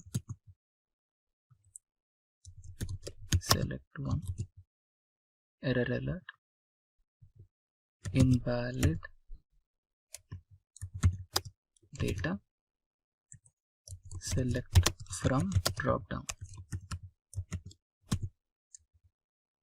only. Press OK. Now when you select the cell, you can see small drop down icon, right? So when you press it, you will have developer and tester option. So you can select developer for first one, and for second one you can select tester. Right. Okay, this is good for one or two options, maybe three, or even maybe like 5. But what if you have more departments? Okay, let's go to this second sheet where we have the department data. So here we have like 15 departments, or 15 employee type names. So the first one is CEO, second is developer, tester, quality analyst, system analyst, finance, human resource. So many options are there. So you cannot keep on typing all of them, right? So here it is 15. What if you have like 25, like 50 departments, right? It will be tough. So for this, you have another option. So let me select all this data and copy this from this sheet to our employee sheet. Let us paste it somewhere here. Let's expand this. Okay, now we have our list over here. Now let us remove the data validation from this column. Clear all. Okay, now everything is cleared. Let's select OK. Now let us erase this data as well. Now let us apply the list data validation again from scratch. Go to list. Now here we can select the source. Select this particular cell and drag it until here, and it has been loaded. Now go to input message, data options, select one from the menu or the drop down, copy, error alert,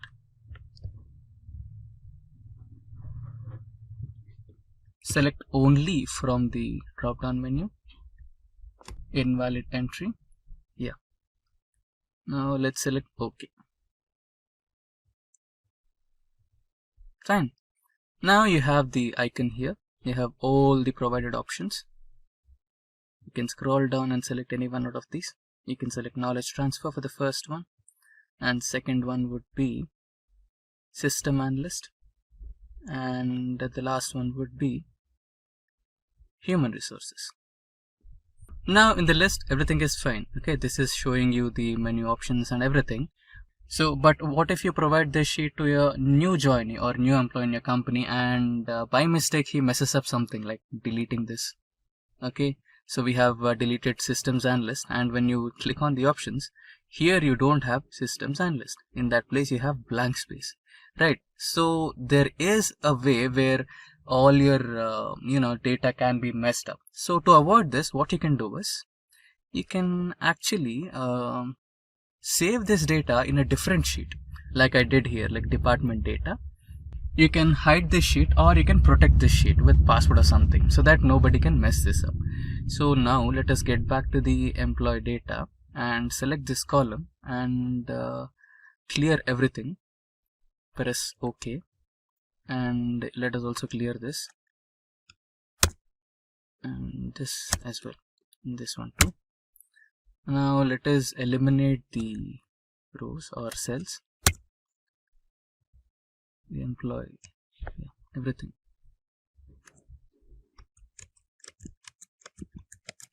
Okay, now we have basically removed this data from here. Now let us try to apply the data validation once again.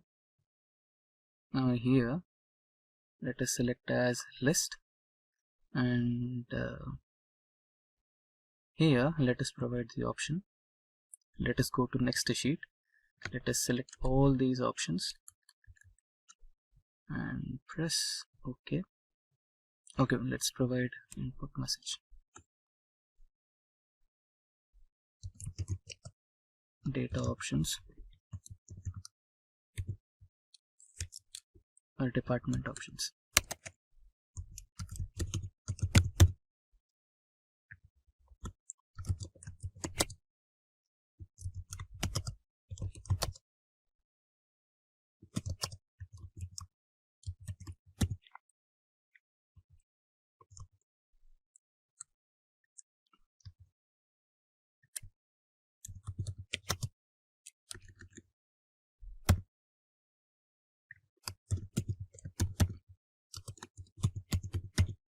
Yeah.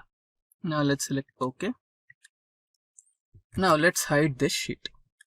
Now the sheet has been hidden and you still have the options. Developer, or let us provide CEO. Then we have developer. Then we have tester. So that's how you can protect your sheet. How to protect and lock cells in Excel. Now why do we need to lock or protect cells in Excel? Let us imagine that there is an Excel sheet with really confidential data and you need to pass that data to your subordinate or your colleague to make some minor edits. Now let us imagine that the edits are supposed to be done to only 1 or 2 columns and the rest of the columns should be left as they are. Now there is a huge possibility that sometimes unknowingly or unwillingly there might be some edits done by your colleague or your subordinate. So to avoid such kind of unexpected mistakes, you might want to protect and lock your cells that you don't want your subordinate or your colleague to edit. So before we begin, be kind enough to get subscribed to our YouTube channel and don't forget to hit that bell icon to stay updated on the latest IT trends and tech content. Now without further ado, let's get started with our 1-point agenda, that is lock or protect cells in Excel. Now let's get back into the practical mode and start our Microsoft Excel. Now we are on the Microsoft Excel and this particular spreadsheet is related to employee details.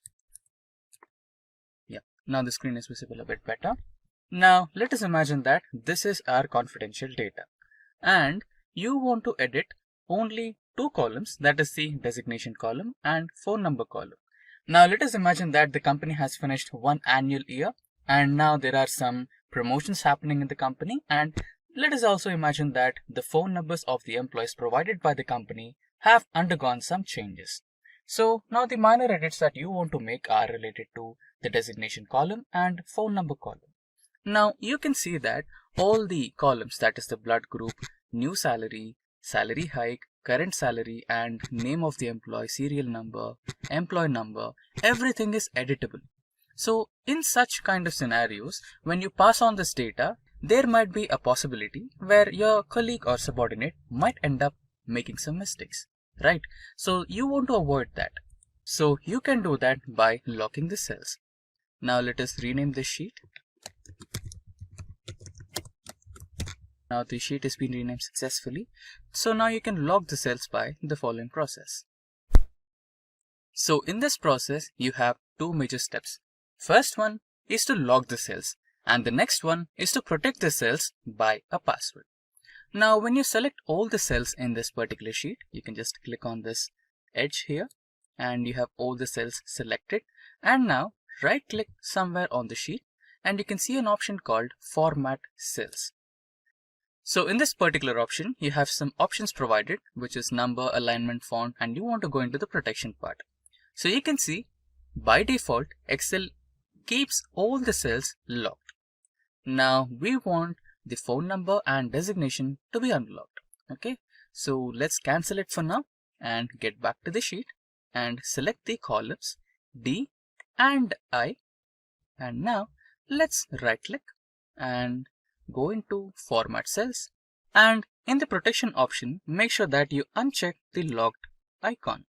Now select OK, and now Okay, so you cannot include the merged cell. Fine, we have a cell here which is merged. Okay, let's remove that.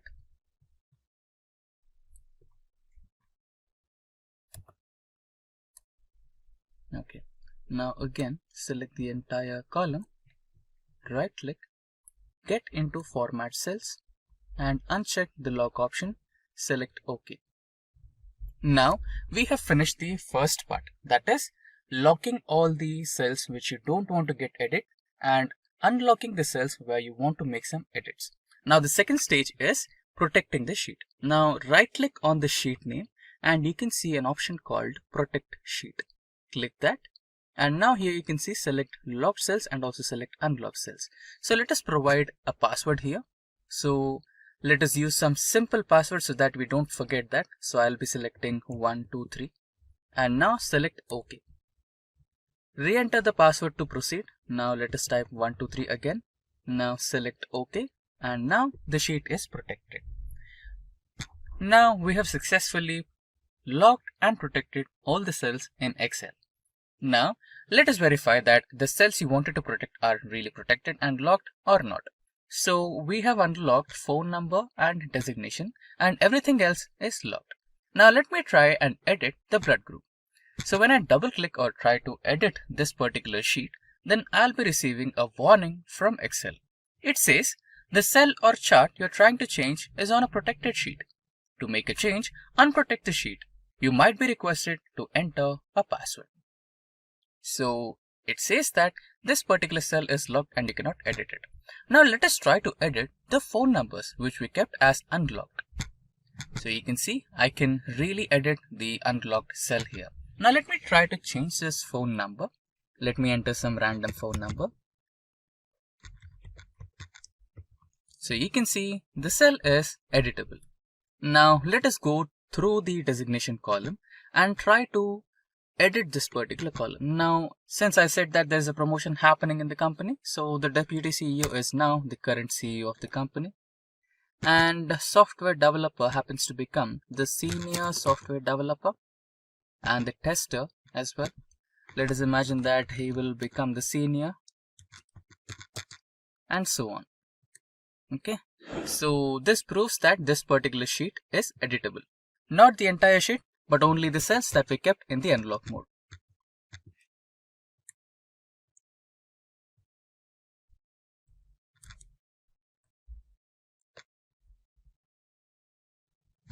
Okay.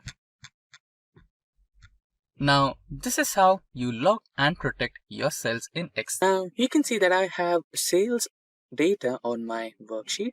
So let us imagine that your manager asked you to find the average of sales happening in your company, right? So let's navigate to the bottommost cell and write it down as average here. Okay, average sales. So here, this is a cell where you want to keep your average, right? So here we'll be writing a small formula that is average and tap to select it. Now you must select the array of data, right? So this is my array since average is an array function, and now press enter. So there you go, you have the average sales data that happened in your company. So to understand the page setup in MS Excel, we will go through a demo inventory in Excel where we'll be considering some restaurant data. Now without any delay, let's get started with the practical demo. Now we are on the Excel sheet and this is the data I was talking about. The restaurant data where we have the first column that is rank and next we have the restaurant name. Followed by that we have the sales happening through that restaurant and then we have the segment category. That is what kind of service does that particular restaurant offers. Now this is the list what we made and what if we wanted to represent this data in the form of a printed paper, right? So I guess you can see all the columns and rows here. So you can see that we have almost like 250 rows. So there is no chance or there is no way to print all those 250 rows in one page. Of course, it is practically possible, but when you try to read the content, it will be so tough to read because all the rows will be clubbed together so closely so that you cannot read it. So you need to print them page by page. So, and you need to also take care of the data is aligned properly according to the page size, everything, and even you need to take care of the margins of your page, right? So that's what page setup basically means. So we had a detailed overview of our data and what actually we're trying to make. Now let us see how page setup is possible in MS Excel. So to go to the page setup menu or go to the page setup options, we have three methods. Let's start with the simplest method. So the simplest method is by just clicking on File and go to Print option. And you'll see all the page setup options right over here. And you can also go to Print menu by pressing a shortcut method, that is Control P. So you'll directly end up on the page setup options.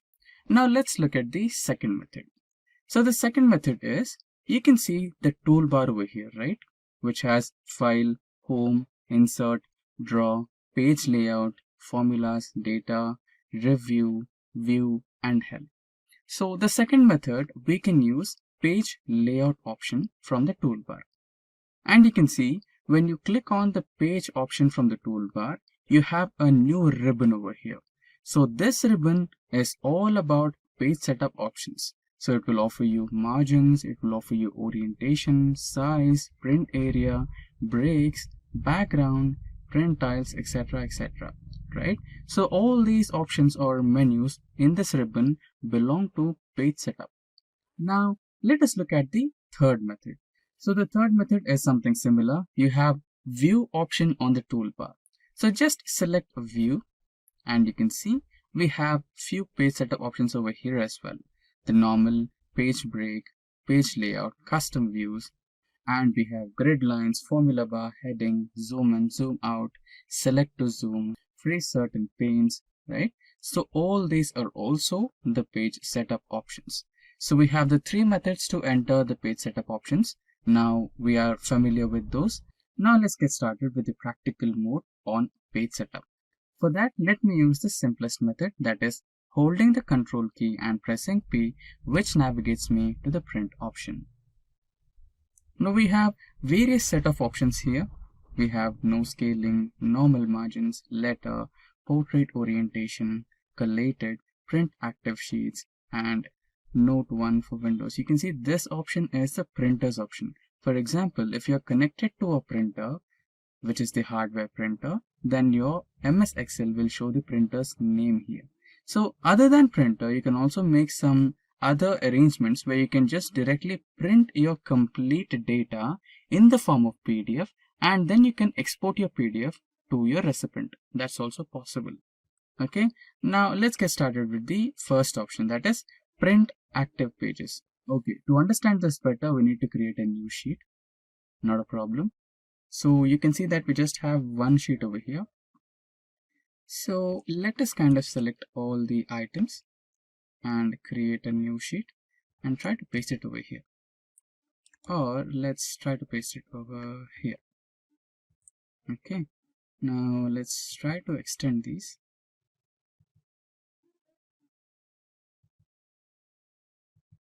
Yeah, this should be fine. Now let's rename this sheet. Or let's rename it as restaurant sheet 2 for our reference. Now let us get back to the print sheet option. So I'll use the shortest method, that is holding the control key and press P. Now you can see that here we have 6 pages in total from the active sheets. So the current active sheet is the top 250 sheet. So this particular sheet is the current active sheet. So if we print the entire data in this particular sheet, then we will end up printing 6 pages.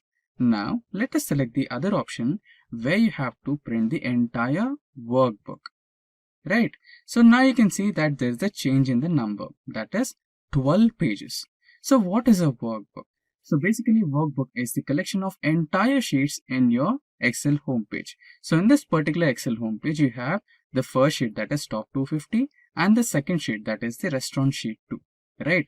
So the combination of these two sheets make up a workbook. So when you select the entire workbook option, you'll have 12 pages. So that's how we use this setting where you select the active sheets, the entire workbook, and there is another option where you can only print a selected item. So if you want to do this, then let's get back here. Now, what if your customer or what if your client wanted the top 10 restaurants only? So you can select the top 10 restaurants by doing this. Now you have the top 10 restaurants. Let's go to print. So you can see Excel has automatically selected the selection only, print the selected content only. So you can see we have only the top 10 restaurants or top 11 restaurants that we have selected in our sheet, and it is ready to get printed. So this is how we use the first option. Now let's get back. Let's not select that and let's make the pages normal. Now get back to the print option again. Now you can see the next option, that is collated. Right. So in collated you have different options, that is 1, 2, 3, 1, 2, 3 and 1, 2, 3.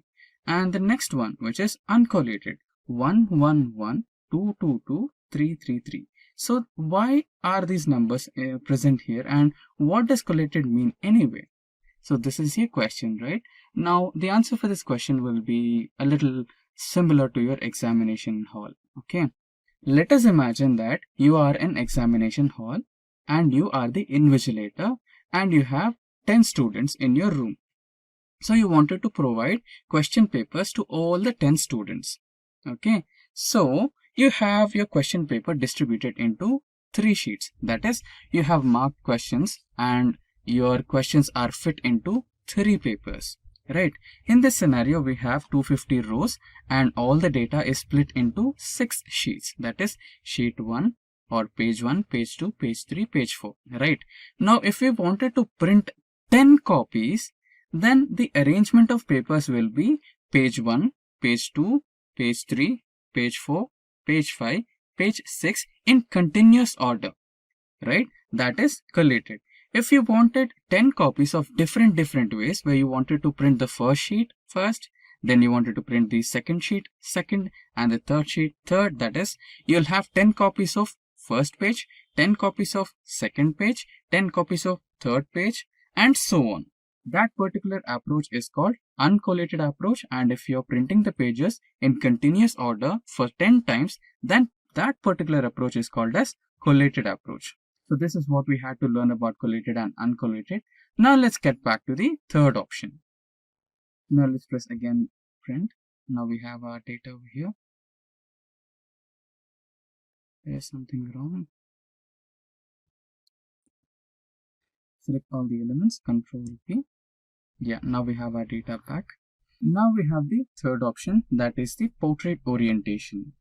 Okay, so when we click that, we have 2 options, that is portrait and landscape. So you might be having a good idea, like when you try to click a picture in your phone, we have 2 modes as well, that is portrait mode and the landscape mode. So when you click on the portrait mode, this is how your data will be looking. Now to understand the difference, let's click the landscape mode. So when you click the landscape mode, this is how your data representation will change. You'll have a wider page to print. So this is why we use the page orientation. For now, let's keep the page orientation as portrait orientation.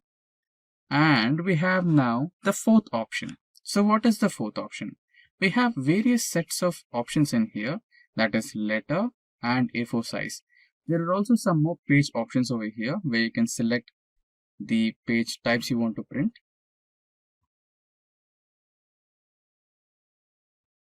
So basically you'll be having few more options, that is A4, A5, A3, etc. But here we just have 2, that is A4 and letter. So basically you'll get those options, and followed by that next we have margins. So here you can see we don't have any margins for our data. Okay, so now we can add some margins by setting up this one as an option, like last custom setting, or you can also choose normal, wide, narrow, right? So your page will be changed according to your margin size.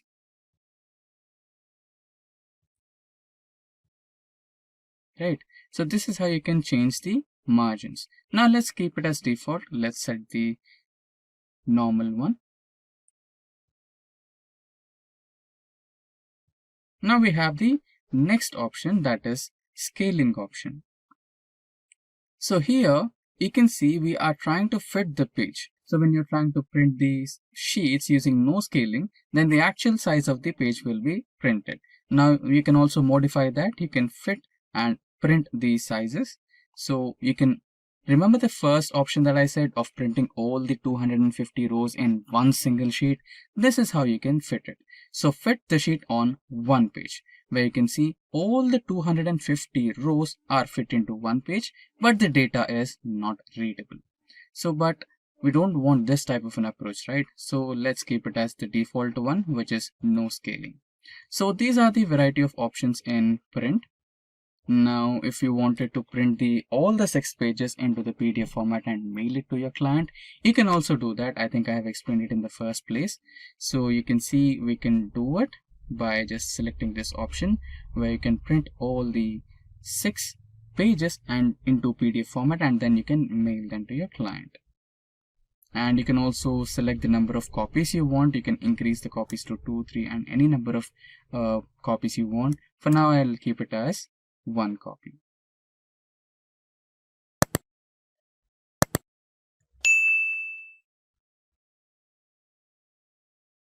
Now let's print this.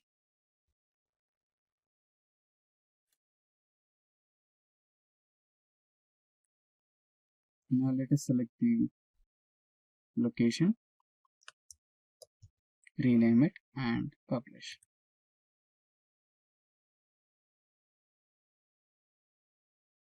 Now let's get back to documents and see if the page is printed or not.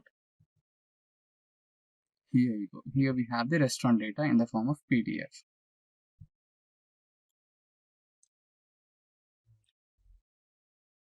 So we have our entire 6 pages of data in the PDF format.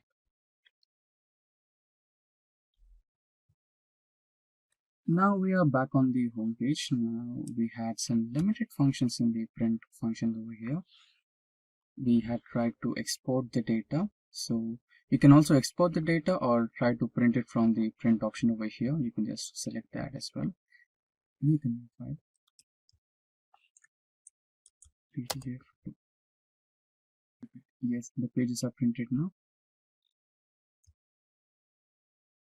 There you go, we have the restaurant 2 PDF data. So that's how you can print all your data. You can either choose the export option or you can either choose the print option.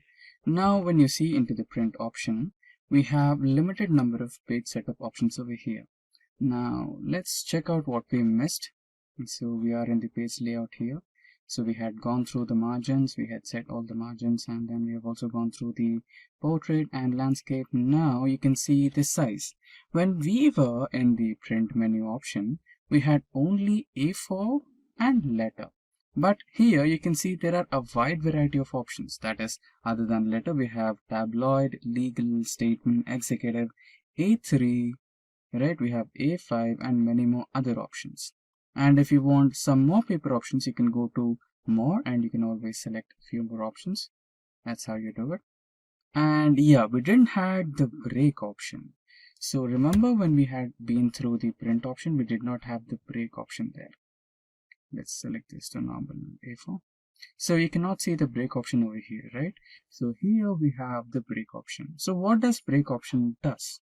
Right, you can actually break the page. Remember we spoke about the top 10 things or the top 10 rows. You can always do that. So you can just keep the top 10 restaurants in your first page and then break the remaining. And to set page breaks, you can select the cell. Now I need the top 10, so I'll select this particular cell, which is in the 11th position. And now I'll try to implement the page break. Insert a page break. And now you can see on my sheet there is a thin line which is separating the 2 pages. That's how you can see the indication of a page break implemented onto your page. Now how do you see it? You can see it by selecting Ctrl P, where you can see the first top 10 restaurants being printed on your sheet. So there you go, we have the first top 10 restaurants printed on our sheets. So that's how you use the page break. Now let's try to eliminate all the page breaks. So you can select breaks and reset all page breaks. So the page break has been eliminated.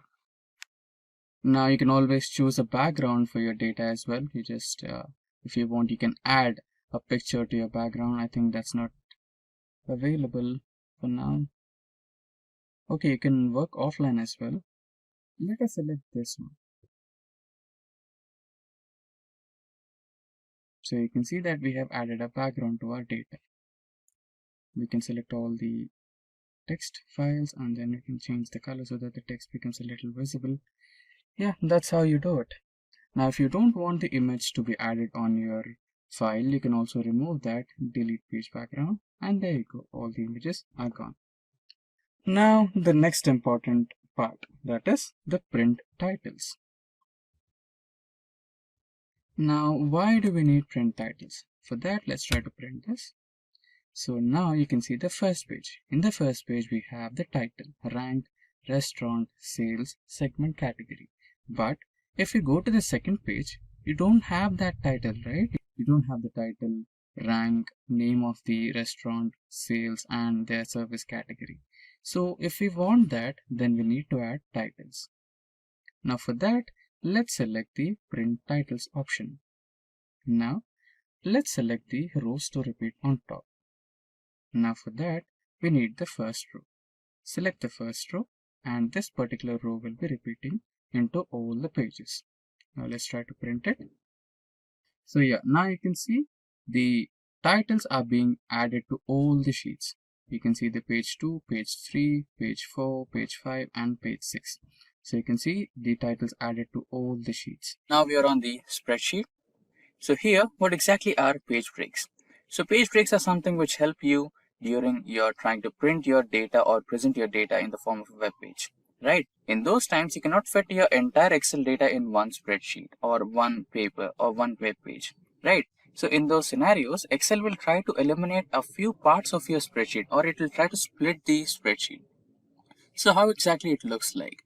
So go to the view option and click on the view and click on page break preview. Here you can see the dotted lines, right? So these are the things which separate your data in form of pages so that it can be printable on one single page.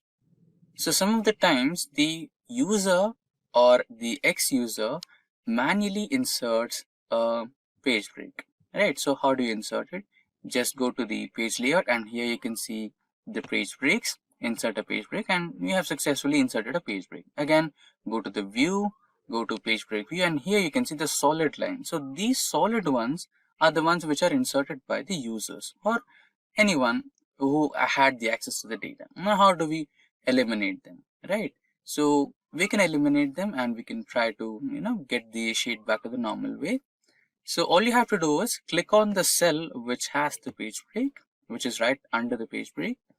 Go to the insert page break, page layout menu, go to the breaks option, click on remove page break, and there you go, you have successfully eliminated the page break.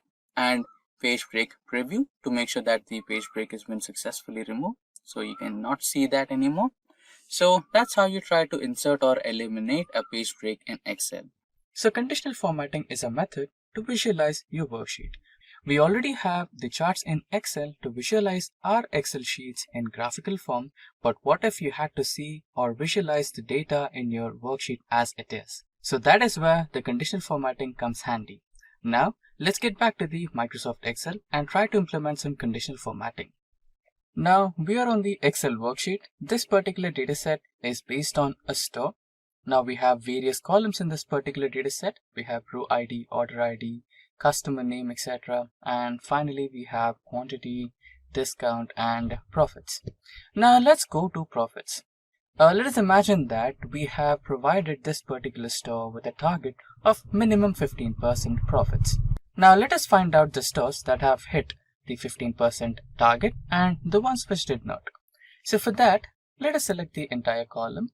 Now you can find the conditional formatting option in the home toolbar, and in that ribbon, the ribbon with styles has the conditional formatting option. Click on that and you have various options over here, highlighting the cells, top bottom rules, data bars, data scales, and icons. So data bars are actually the bar graphs which highlight themselves on each and every cell if you implement them. And these are the color scales. If you want to implement some colors, you can go through that. And if you want to represent your cells with icons, you can also do that. For now, let's highlight the cells. So select that, and inside this, select the greater than option. And here you can provide the percentage, that is 15%. And the cells or the stores which hit the target should be highlighted with the green color, and select OK, and there you go. You have your stores that hit the 15% target and the ones which did not hit the 15% target. Now, if we want to highlight the ones which did not hit the 15% target, you can highlight them with the color red. So, conditional formatting, highlight the cells less than 15% with color red and text dark. And there you go, it's done. Now let us consider another example. So this particular example is based on trained dataset, and here we have the passenger ID, survived, passenger class, name, etc. Now we have a train accident incident over here. Now 1 is indicated that they are alive and 0 is indicated that they are not alive. Now let us use this column and conditional formatting. Highlight the cells containing the text as 1 with color green. Okay. And highlight the cells that contain text 0 as the red, that indicates they are not alive. And let us select the icons. Now we have the icons over here. The X indicates that they are not alive and the green tick mark indicates that they are alive. Now that is how you use conditional formatting in Excel. Now here on my spreadsheet you can see some data. So this particular data has some color markings. So we have used color codes to mark the designations of all the employees with different colors. So for example, blue for manager, purple for senior, and so on. Right. Now our duty is to count the total number of employees present in a company based on the color code. This can be done using filters, but let's try with color codes. Now we don't have a readily available function in Excel to count cells based on their colors, but we can make use of macro. Now to make use of macro, you might want to enable the developer options. So by default, these will be disabled in Excel. To enable them, right click on the toolbar and you can see this particular option. Click on the customize ribbon option and you will be provided with various set of options. Now on the right side, you can see developer options. So make sure the checkbox is clicked to enable developer options and press on OK to completely enable developer window. Right. Now when you click on developer options, you can see various options here. Visual Basics, macro, etc. Now click on the macro to create a macro. Now just give a name to the macro function. So I'll give Simplilearn and press on create to create that particular macro function. So we have already created a macro, that is count colored cells, which we will be using in our current spreadsheet for counting the colored cells. Now let us erase the newly created function. Now getting back to the original code. So how does this particular count colored cells works? So let us understand the function first, then we will try to make use of it in the spreadsheet. So the function name is count colored cells, as you can see, and this particular function will have two parameters, current cell and spreadsheet area. So the current cell will be the cell address where the color you want to count is present, and then the spreadsheet area. So what is the range of cells where you want to locate that particular color and count the number of repetitions? That is the spreadsheet area. And then comes the variables used: colored cell range, color code, and color cell count. So the colored cell, which particular cell is having that particular color and what color code is involved in that colored cell, and colored cell count. So what is the total count? What is the total number of colored cells you have in that particular range? That is colored cell count. Now let us consider color code is equals to current cell interior color, that is current cell dot interior dot color. So this is the function which will identify the interior color of a selected cell. Let us imagine that initially color code is equals to the current cell's color code. Okay. Now we will have the for loop, and that for loop will include colored cell, which is the current cell in the spreadsheet area. And if the colored cell, the currently selected colored cell dot interior dot color is equals to the color code that we have selected, then colored cell count, the variable which is used to count the number of colored cells, is equals to +1. Initially, by default, it will be 0. In case if this particular if condition is true, that is the current cell color and the color code given is equals to same, then the value of colored cell will increase by 1. And this particular if loop will run as many number of times the condition is true. So let us imagine that the condition will remain true for 5 times. Then we have obtained 5 similarly colored cells in the given range of cells in a spreadsheet. And once the condition fails, then the latest value present in colored cell count variable will be displayed, which will be a final result. So this is how the macro function works. Now let's close the macro window and get back to our spreadsheet. Now let us try to make use of the macro function that we just created. So that is equals to count colored cells. Press tab to select the macro function. And the first one is the current cell. So this is the current cell where the current color is being provided, comma, this cell range. So our cell range will be from C2 to C31. Right. So this is the range where we want to count the similarly colored cells, that is sky blue colored cells. Close the function and press enter.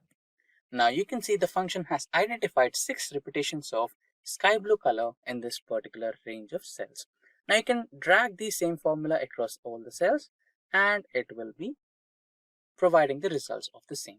So 6 senior colors, that is pink or purple color, then 2 repetitions of this particular color, 2 repetitions of trainee color, 5 for dark blue and 6 for green, right? So this is how the macro function works.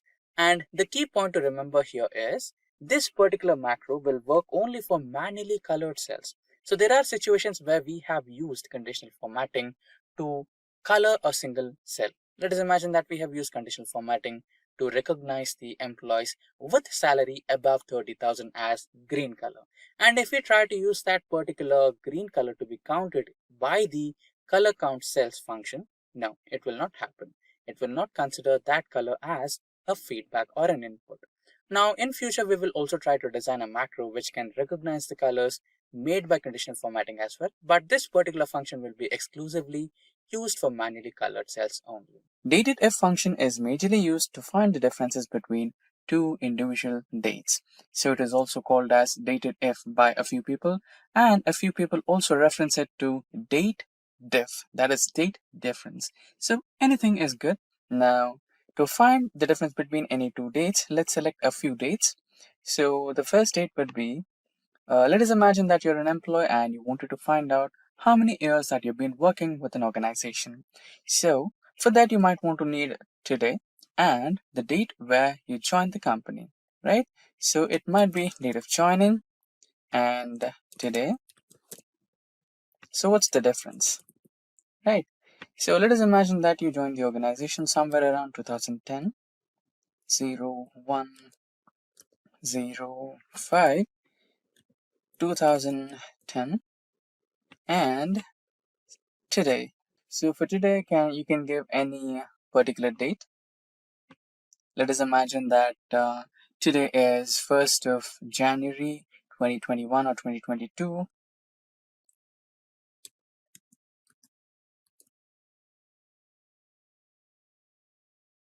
Now we have both the dates, that is the joining date and the current date, which can be the current date. So the day can be anything. So you might be watching this on a different date as well. So the date of that day for today would be a little different. So we'll imagine the today's date as an imaginary date. Now we might want to find the difference, that is in terms of years. So you wanted to find the difference in terms of years. So here you can find the difference in terms of years, days, and months as well. So currently, let's try to find out the difference in terms of years. So for years, you might want to specify the third parameter in the dative function as y. If you wanted months, you have to give the M as the third parameter, and if you wanted to find the days, you might want to give D as the third parameter. So we have discussed the third parameter. So what are the first two parameters, right? So the first two parameters are the first date and the last date. So the first date in this situation is your date of joining, and the last date or the final date, which you want here as your today. So let's find the difference. So for that, equals to, so it can be dated if or date diff. So date if and the first date, which is the A2, and comma the last date, that is B2, and your parameter, third parameter in terms of years, that is Y, close the bracket and press enter. So there you go, you have your date here. So it's been like 11 years that you're working with your organization. So that's how you find out the differences. So we have 11 years because we did not finish the 12th year completely. So if we had given the month as maybe 6, where we have finished our total years, then it will automatically change to 12 years. So now, for this particular task, we will be considering the student database. Now, let's get into practical mode and start our Excel. So on my screen, you can see some data related to students. Now, let us try to duplicate some of the rows here.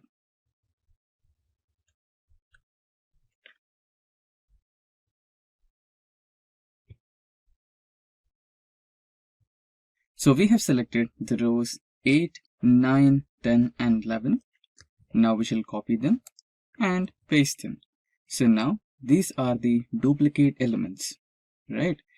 Now there might be possibilities about the duplication of class because all the students, all the 10 students are in same class, so there might be a duplication, but we are not looking for such kind of duplications, right?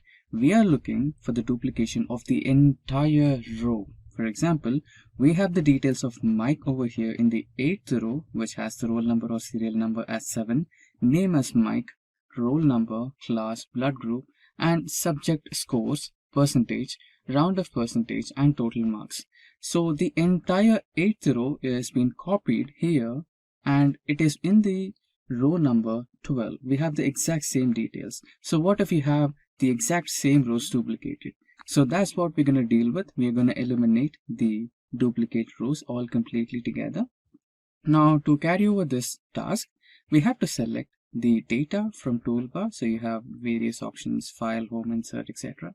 So you need to select the data, and inside the data toolbar we have the ribbon, and inside ribbon you have got the duplicate values or remove duplicates option in the ribbon. So select all the data, select remove duplicates, and now you can see that we have all our column names over here, and make sure that you have selected my data as headers and then select OK. And now you can see that Excel has automatically removed 4 duplicate values. So 4 duplicate values are found and removed. 10 unique values remain.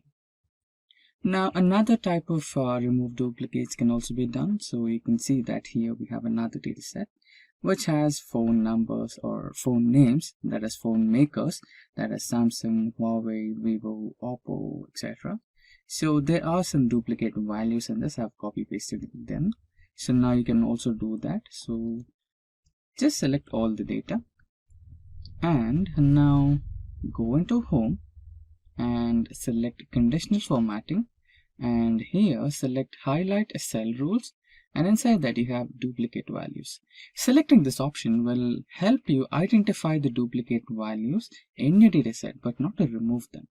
So you can select that and you can see the duplicate values are highlighted over here in the red color. Now again, you can get back to data and select the option of remove duplicates and select OK, and the duplicate values will be automatically eliminated. So that's how you delete or eliminate duplicate values in a dataset. And you can also see that we have another duplicate in this particular row, and if you wanted to select a particular row and eliminate the duplicates, you can also do that.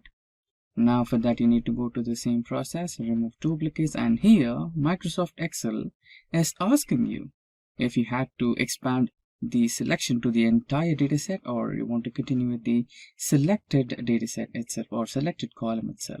So for that, you need to select the continue with the current selection and remove duplicates and press OK, and you can see one duplicate value was found and it has been removed and 6 unique values remain. So that's how you use the function of removing duplicates in Excel. So what is SUMIFs in Excel? Now, you might want to calculate the total sum of sales, right? So let us assume that this is your entire store's sales data and you wanted to calculate the entire sum of sales. So there is a sum function in Excel where you just have to, select all the cells and apply sum function onto it, and you'll get the sum of all the sales, right? So with something like this, you'll select all the cells and then you'll apply a sums function and you'll get the sum here and average everything, right? So this is fine, but what if you just wanted to find the sales that are happening in only Western region? As you can see, our column F is based on region. So we have 4 regions: South, West, East, and Central. So your manager asks you to find the sales happening in, suppose, say, West region. So how do you calculate it? Would you manually go into each cell and check if it's West and calculate? That will be time consuming, right? So what if you had a method which could do it for you just in a matter of few steps or few clicks, right? So that's exactly SUMIFs. So it will basically add a condition, calculate the sum of sales where the region is equals to West. Simple to or similar to SQL query, right? So that is exactly what we're going to do in Excel today, that is using SUMIFs. Now let me add here sales of West region. Now in the next cell, let's add a SUMIFs function.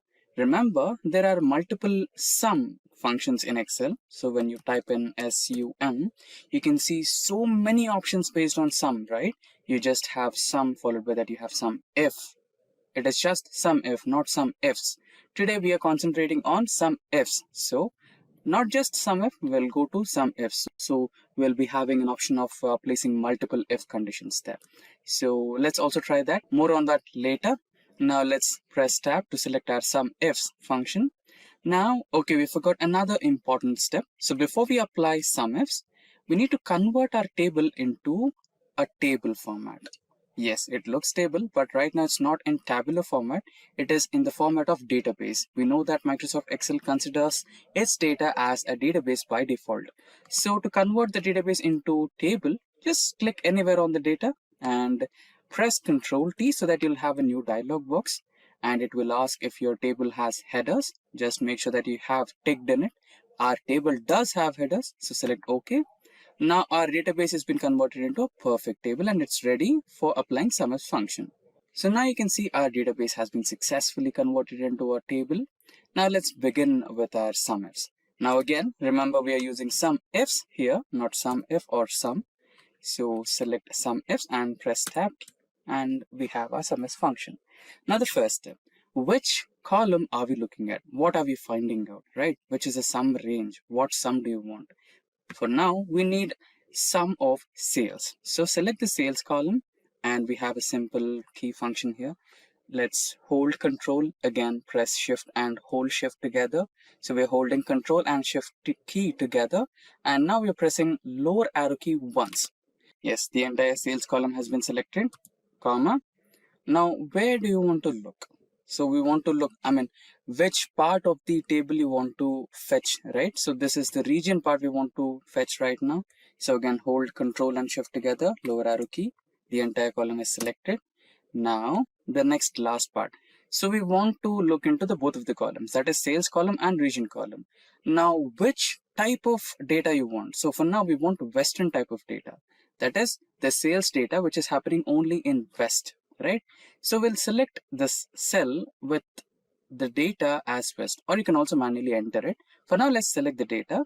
So I'm selecting the cell F7, which has data as West, right? Now let's close the parenthesis and press enter. So there you go. You have the sales happening in the Western region. Now you can also try to format it in the form of currency. So let's use dollars, since it is based on American states. So let's use dollars. So there you go. Now we are having the sales data of West. Now let's try to copy the same to all the 4 cells. And for now here, let's type in East. And this can be South, right? And this can be your Central. There you go.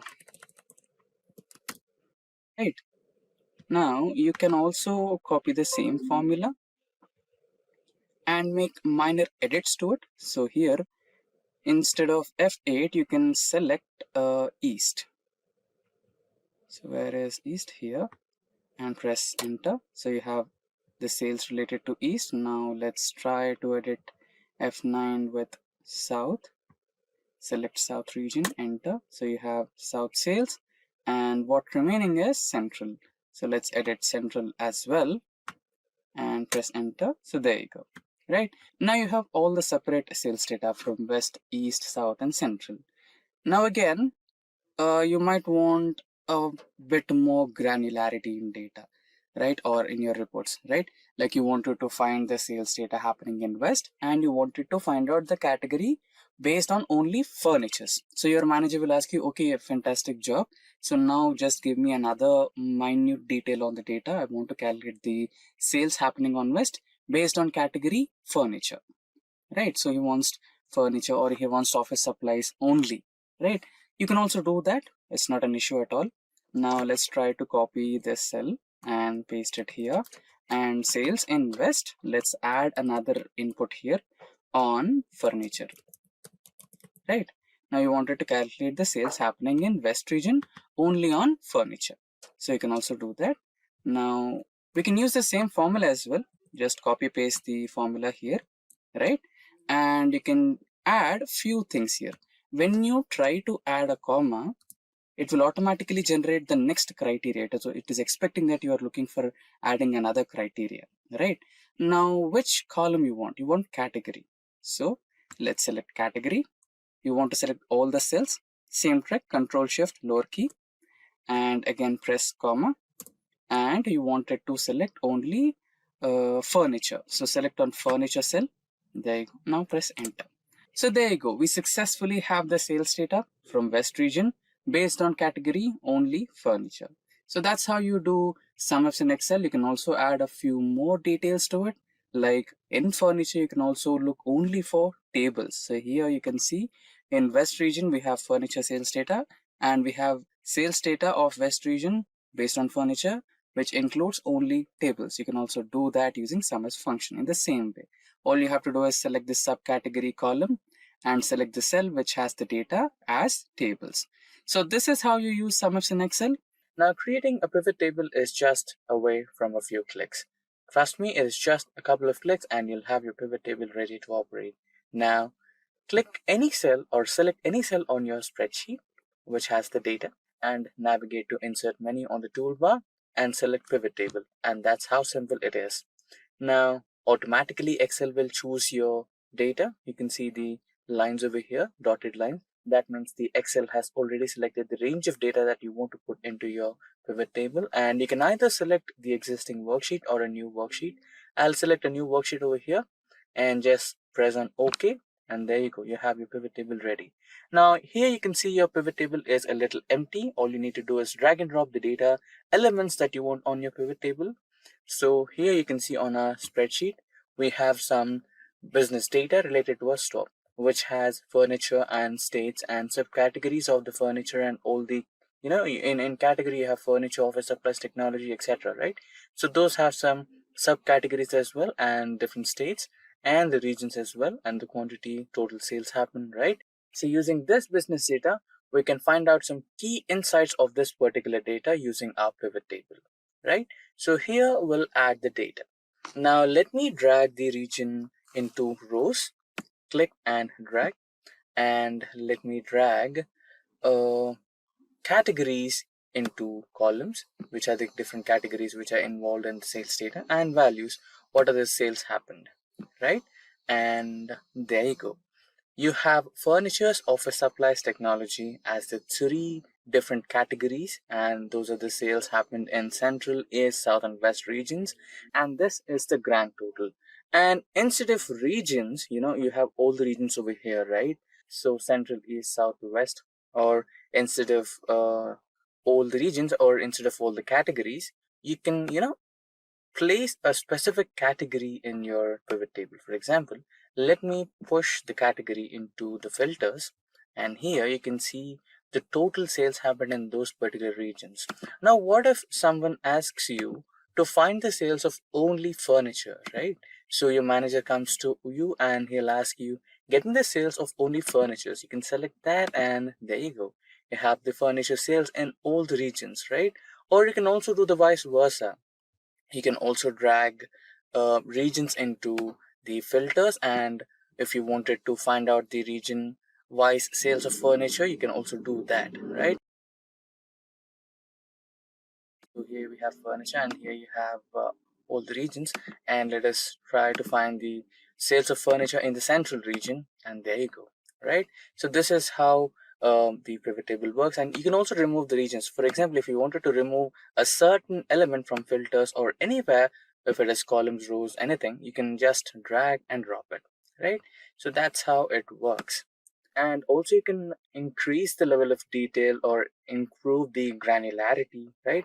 So here we have categories on our columns, so you can also include subcategories into the columns, right? And you have the region wise sales. So in the region filter, select all, press OK, and in the category, select all, press OK, and you have the furniture here, office supplies here, and technology here. And also, if you want to include the quantity, how much or how many number of things got sold in those particular categories and subcategories, you can also do that. So here in the furniture section, books, these are the sales, and these are the number of quantity or elements sold in those particular sectors. So you can also improve the level of granularity. You can also improve the level of detail using pivot tables. And now, autofill in Excel is a feature where you can add some series automatically using Excel. For example, let us imagine that you wanted to add index numbers, right? So starting from 1 to 10. So manually you will be typing in the numbers and you'll be doing it, right? So instead of this, what if I said you there was a simple way where Excel will fill all the data for you, right? So just start with 1, 2, and select these two cells, and you can see the flash logo over here, right? So that's the indication that Excel has understood your pattern and it is ready to fill the remaining numbers. So as long as you drag this logo or that ending part where you have a small square box, that will fill all the numbers until where you have dragged it. So that's how autofill works. And you might be wondering, will it work only for numbers? No, it will also work on some logics as well. Okay, this was the first part. Let us also look at some other tricks with autofill. Now, most of the time you might be just adding one number and try to drag that cell, and the result is it will copy the same number all the time, right? So you can change it by clicking on this menu. You can click on fill series and it will change to series. And this was one more trick with numbers. Now getting back to the next type. So let us imagine now the next type of series you want to add is weeks in a day, right? So you'll be having Monday, Tuesday, Wednesday, right? So you can also do the series of weekdays using autofill in Excel as well. So drag that cell and it will give you all the days or weekdays in a week. Now let's try January, and this will give you the months in a year in the shortcut way, right? Since you just added the first 3 letters of the month, it will recognize the pattern and it will do the same for you. Now let us try the full names of months, right? And now let's try to drag it. It'll fill all the full names of all the months. Now let's try the dates. So let us imagine that this is the first day of the current year, right? It will now give you all the dates of that current month or until the end of the year as well. There you go. Now, let us imagine that your manager tells you to add the dates of working days in the month of January.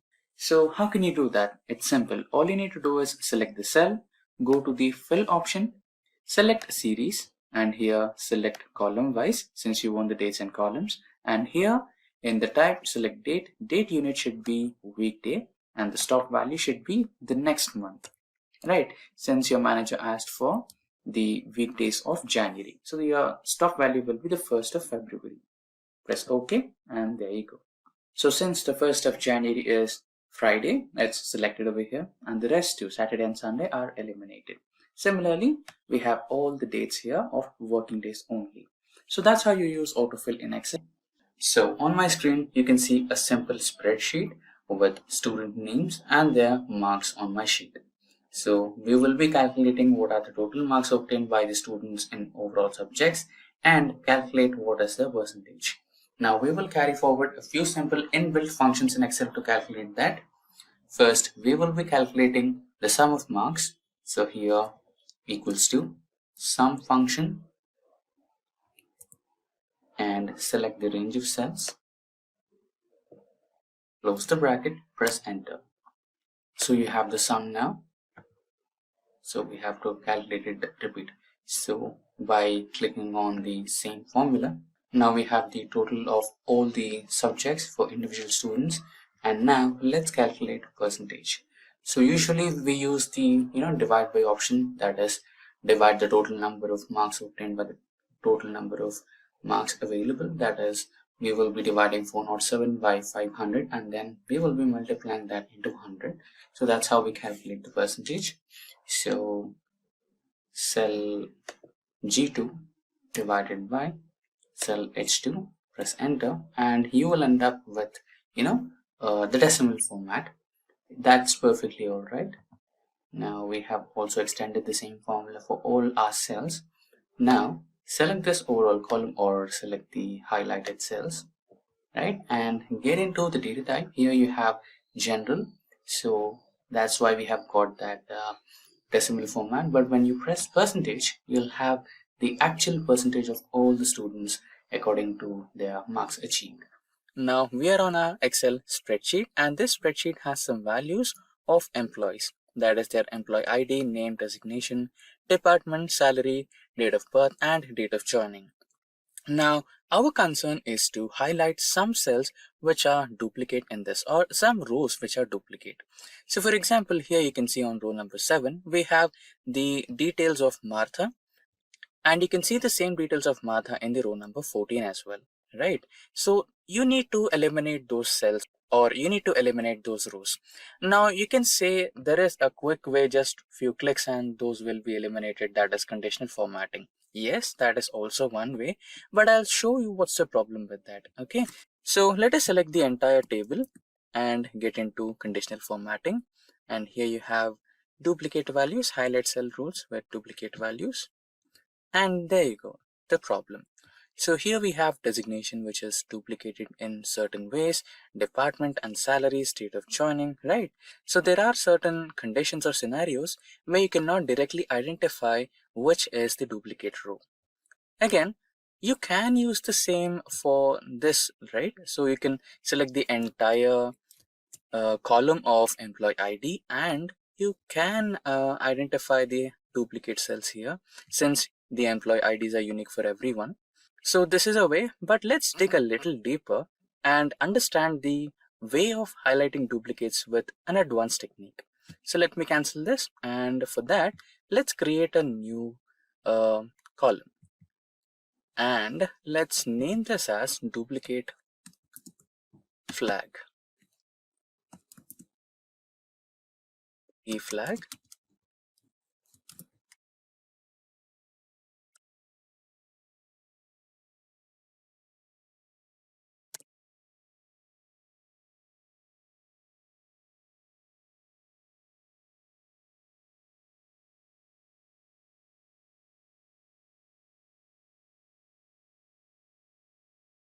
So the new column has been created, which is dflag. So here we will be using a simple formula, that is countf, and here press tab to select the formula, And here we will be adding our range, that is which range are you considering. So the range will be the employee ID, since employee IDs are unique for every employee. And let's press function F4 to fix it. And now again the criteria, and the criteria will be the same cell, that is A2. And now close the bracket and press enter. Now let's drag the same formula to all the rows. Okay, now here we have. Now what you can do is sort it in an advanced way. Go to sort and filter and custom sort, and here you'll be sorting by the D flag, and it will be smallest to largest. So now you can apply the conditional formatting to highlight it. You can select the column H or the D flag, go to conditional formatting, highlight cell rules, and here you can get into greater than and give the value as 1. Okay, so all the cells which are repeated multiple times will be selected here, and they will be highlighted with a selected color what you have given. So I've given red. So now you can select these cells and highlight them or delete them from your spreadsheet. And now all your data in the spreadsheet is unique and clean. Now let's quickly get onto the practical mode, where we will have some data sets over which we will be trying to apply the charts. Now there are various types of charts in Tableau, and those are the pie chart, the column chart, the bar chart, column versus line, pivot chart, and sparkline charts. So we will discuss one after the other. First, let us discuss about the pie chart. So as you can see, we have a small data set on my screen which I have personally created, and this deals with the companies and this deals with the shares of the automobile industry. So now for this, let's create a pie chart. Select all the data and then get into the toolbar, and inside the toolbar you can see various options, and inside that we're going to use the insert option. And when you select the insert option, you will have a ribbon here, and inside the ribbon you can see groups, tables, illustrations, add-ins, and here you go, these are the charts. So now we needed a pie chart. So select on that icon and you have various types of pie charts. You have 2-dimensional pie charts, 3-dimensional pie charts, donut type of charts, etc. Right? So I would like to go with the 3-dimensional pie chart as it looks a little more appealing and easy to understand. And now there you go. This is the title of the chart, and these are the legends of the chart, and this is the chart area, and these are the values.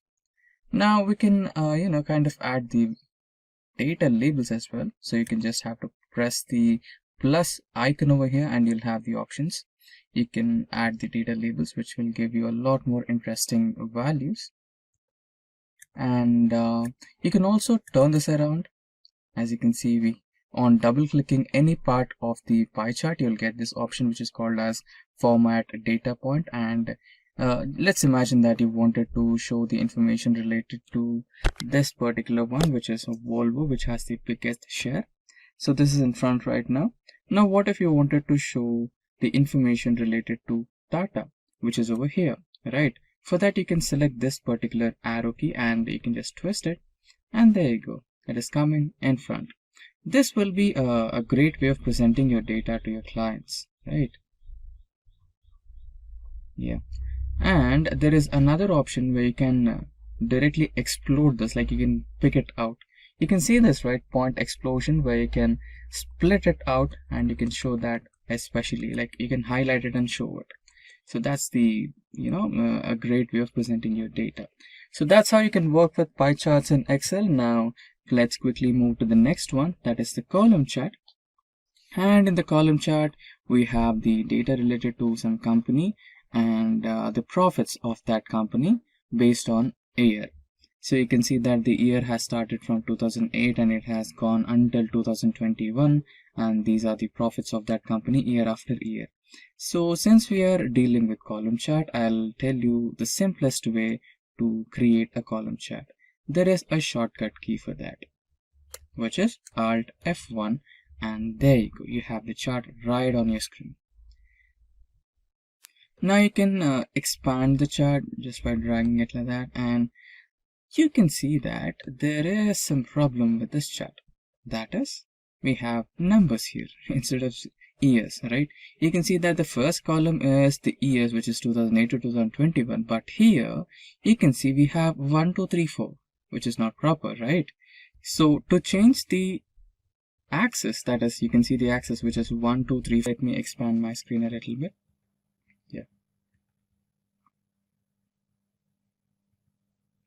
So if you look at my screen, we have two different columns. One column is about the years and the second column is about the revenue.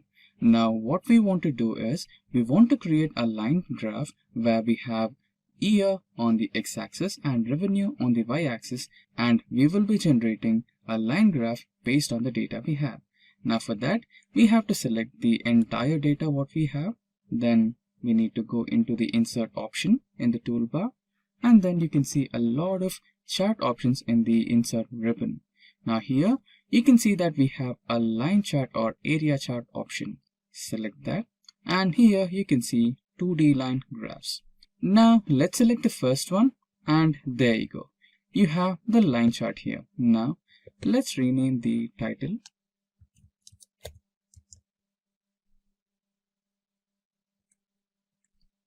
And there is one problem with the chart here. You can see that the x-axis is not actually pointing the years. You can make a change to that, no worries. Just right click, and then you can see the select data option, and there you go. You have the edit option here. Just edit it, and now select the range. I am selecting the years now. Let's select OK, and there you go. You have the years here. You can just try to expand it a little more. Yeah. So now you have the revenue on the y-axis and year on the x-axis, and this shows the growth of revenue in your company. So this is how you create a line graph in Excel. Now I'm on my Excel spreadsheet and I wanted to download this particular data from a website. Now, it would be not ideal if I go on typing each and every individual element from this particular website into my Excel spreadsheet, right? That would take all day, or if in case the dataset is a lot bigger than what it has been shown on the website, or it might be next to impossible, right? Basically, it's way too hectic. Now, there is a simplified way where you can do the same, right? You just have to go to the website where you want to download the data from, copy that URL as it, and now back to Excel. Here in the data section, go to import option where you can find the option which says from website. Just click on that. Now paste that URL. Now press OK, and it might take a little while to import your data and add it into your rows and columns. Now it will show you multiple options or whatever the data is available here, and you can select the data or table which you want to have. So this is not the table what I want to have. This is the one. So let's check the third one. This is not the one which I'm looking for. I'm looking for this particular data, this particular table. Just click on it and say load. In a few minutes, the entire data will be loaded onto a spreadsheet. There you go.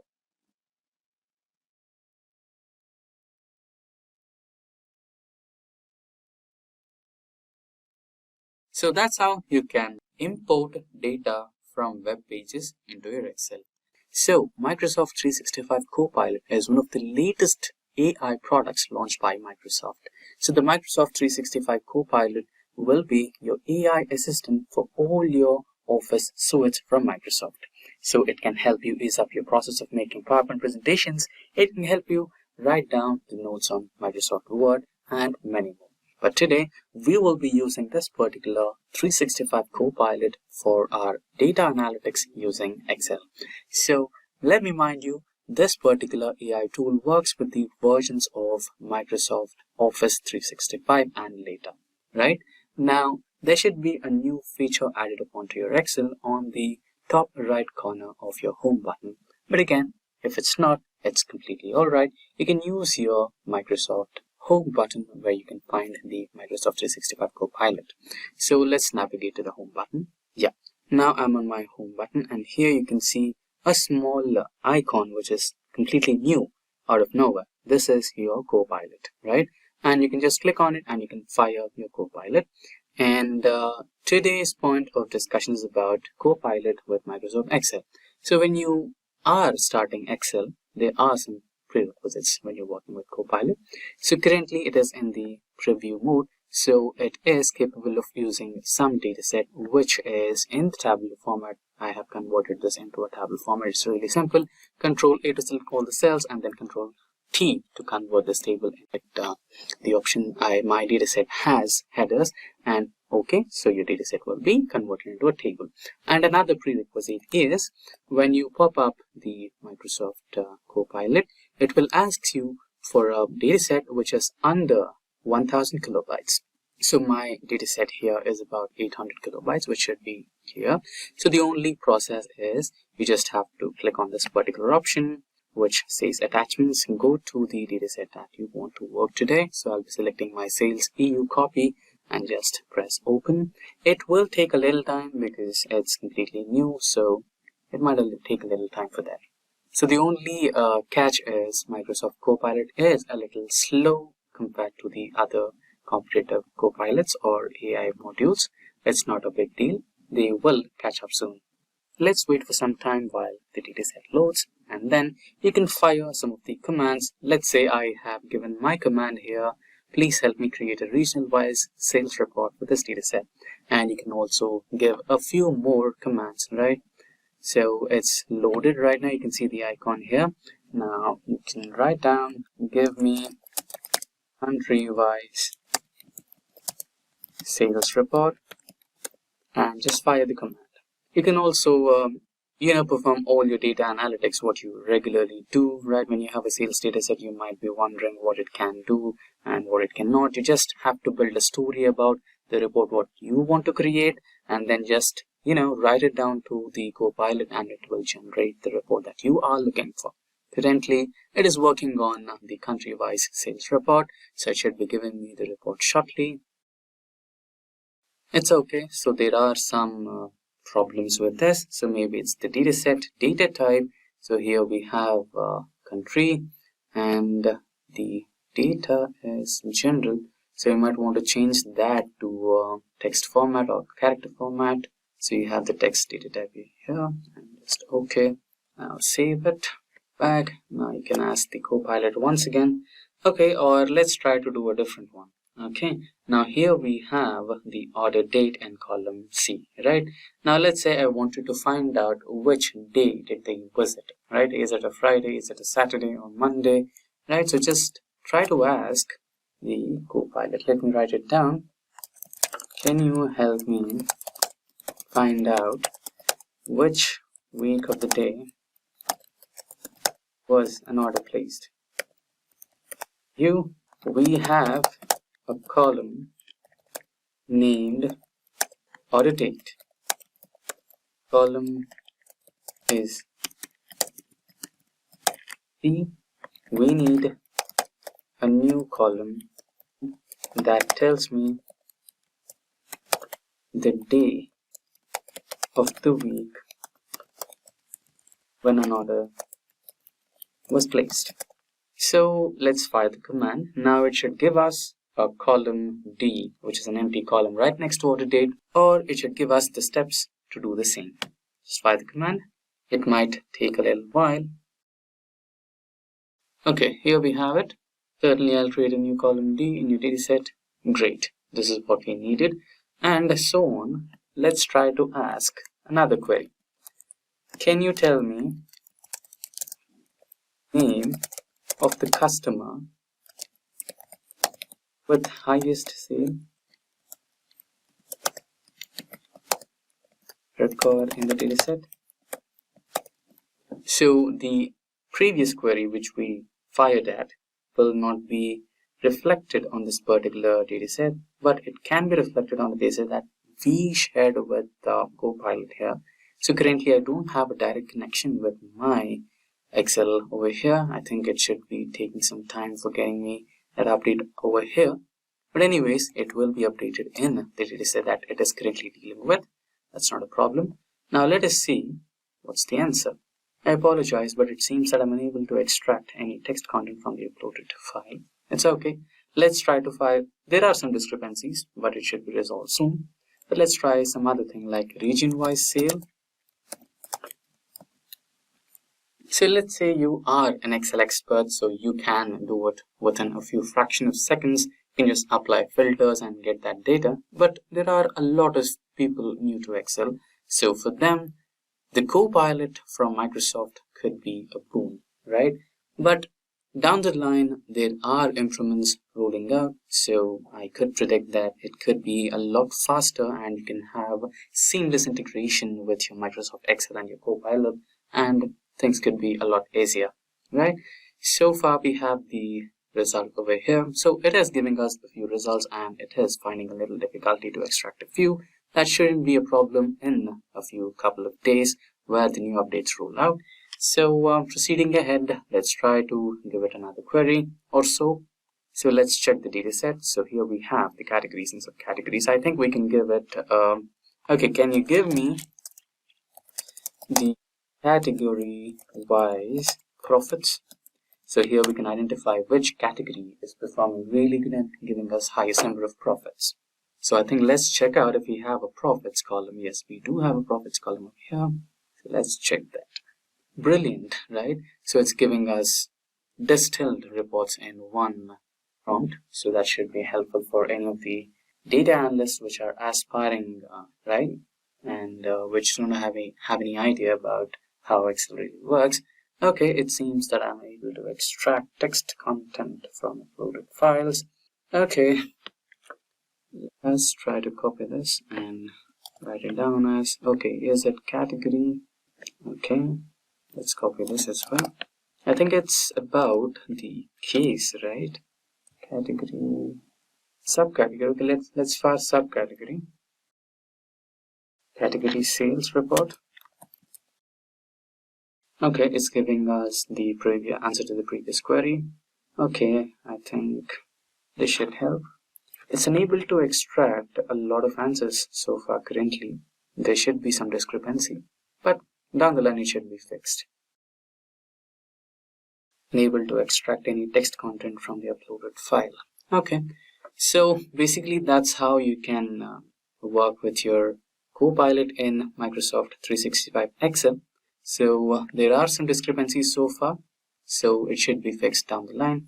So that's how you can use Copilot in Excel for your data analytics. And so guys, an Excel data analyst always looks for ways to improve their efficiency and gain deeper insights from the data. That's where ChatGPT comes in handy. So ChatGPT is an AI-powered language model that can assist you in various tasks, including Excel-based data analysis. And for that data analysis, let's dive into some demos to see how it works. So guys, as you can see, this is the ChatGPT 4, and you could see this has the support of DALE, browsing and analysis, and usage limits may apply. Like we have the version that has some usage limits. And for the data, I have downloaded the data from the Kaggle. I will provide you the link in the description. If you want to download the same data, you can. And I have that in my downloads. So this is the data that we'll be using. So the first thing we'll be doing is data cleaning and preparation. So firstly, let's explore data cleaning and preparation. Before diving into analysis, it's essential to ensure our data is clean and ready for processing. So for that, we will write a prompt in ChatGPT and ask him to clean the data. ChatGPT has the feature to insert the files, provide the Excel file to the ChatGPT, and we'll ask him that can you help me identify and remove duplicates in this Excel spreadsheet. So let's ask him, can you help me identify and remove duplicates?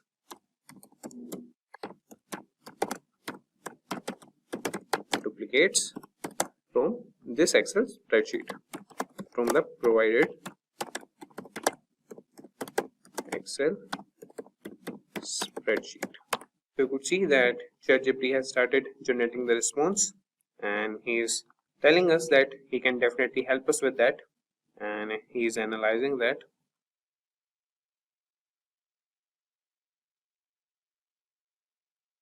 So you could see that ChatGPT has provided us the response. So let's first go to our spreadsheet.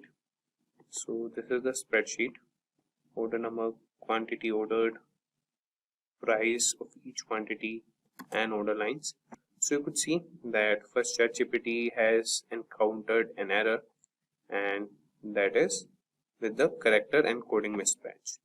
And then he has loaded the spreadsheet successfully with the second attempt, and you could see that he has provided like the smaller or the briefer version of the spreadsheet.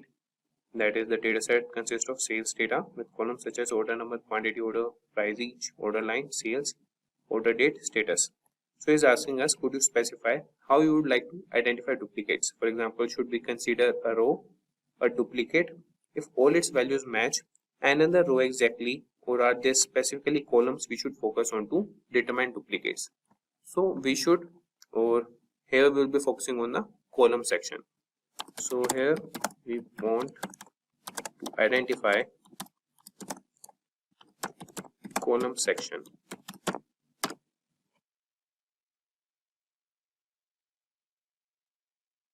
So is asking which columns they should identify duplicates. So we want the duplicates in order number.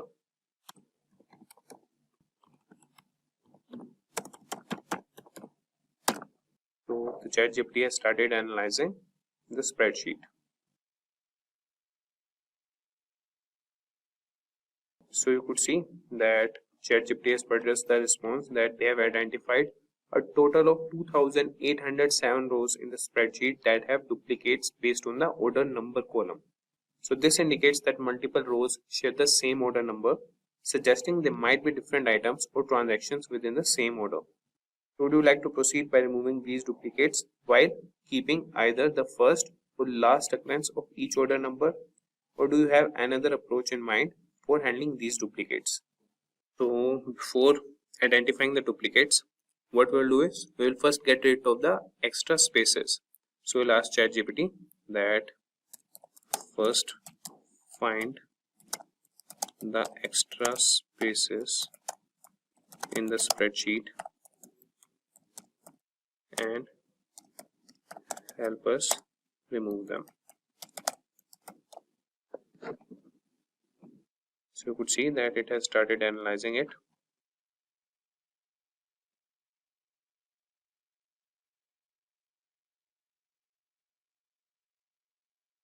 So he is asking us that would you like to proceed with any further cleaning or data manipulation?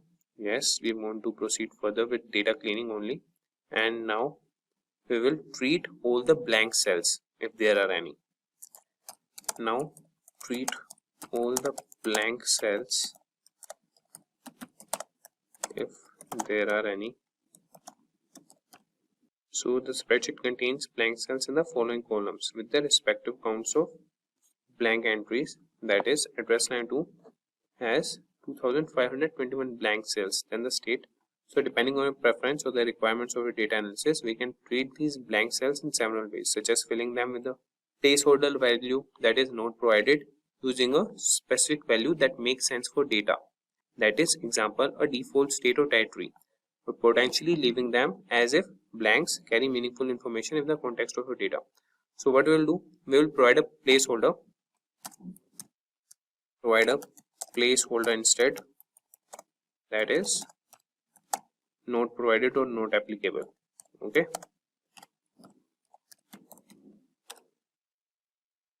So you would see that ChatGPT has responded that it has replaced the blank cells in the columns, that is address line 2, state, postal code, and territory with the placeholder not provided. So you could see there's a verification sample showing the updates. So this is how you could clean the data. And now with ChatGPT, you can quickly identify and eliminate duplicates in your Excel spreadsheet using built-in functions and formulas, saving your time and effort. So that would be done by the ChatGPT, and you can download the Excel file from the ChatGPT only. After that, you can just ask him that provide me the output or the resulted spreadsheet. So if we talk about now data analysis and visualization, let's delve into that. So Excel offers powerful tools for analyzing and visualizing data, and ChatGPT can help you make the most of them. So for this also we'll write a prompt to the ChatGPT, and we'll write, for example, please create a pivot table and a corresponding chart to analyze sales performance by region. So let's see, like, this prompt, what output does ChatGPT show to us. So let's ask him, please create a pivot table and a corresponding chart to analyze sales performance by region.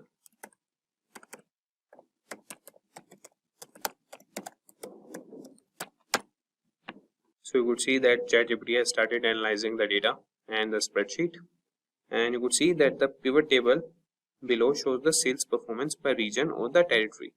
So this table indicates that the EMEA region has the highest sales performance, followed by regions where the territory was not provided, then APAC, and finally Japan. So now let's create a chart to visually represent this sales performance by region. You could see that it has provided a chart, that is a bar chart illustrating the sales performance by territory.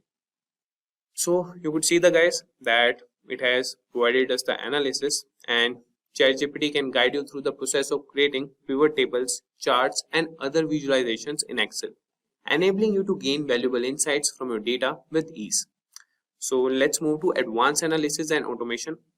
So lastly, we will explore advanced analysis and automation. So Excel capabilities extend beyond basic functions, and ChatGPT can help you leverage its full potential.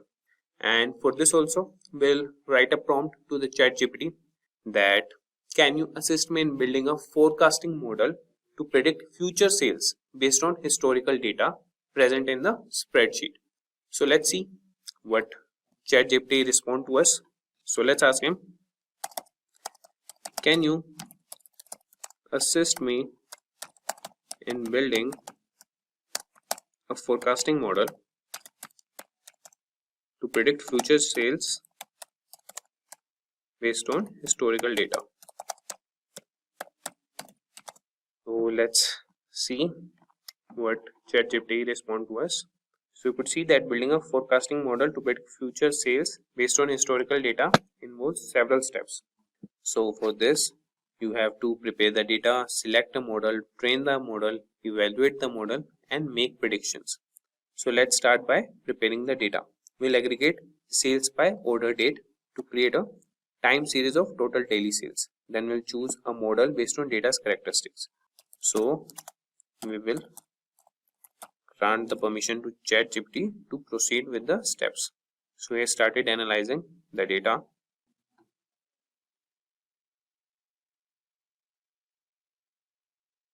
So you could see that the data has been prepared into a time series of total daily sales. And before choosing a forecasting model, it's helpful to visualize the sales time series to understand its characteristics such as trend and seasonality. So ChatGPT has plotted a daily sales data, and then he has given the visual trends and the possible seasonal patterns. And the next steps would include testing for stationarity, model selection and parameter tuning, model training, and then forecasting. So you could follow all these steps with the help of ChatGPT and could create a forecasting model. If you want, we can move to the next step.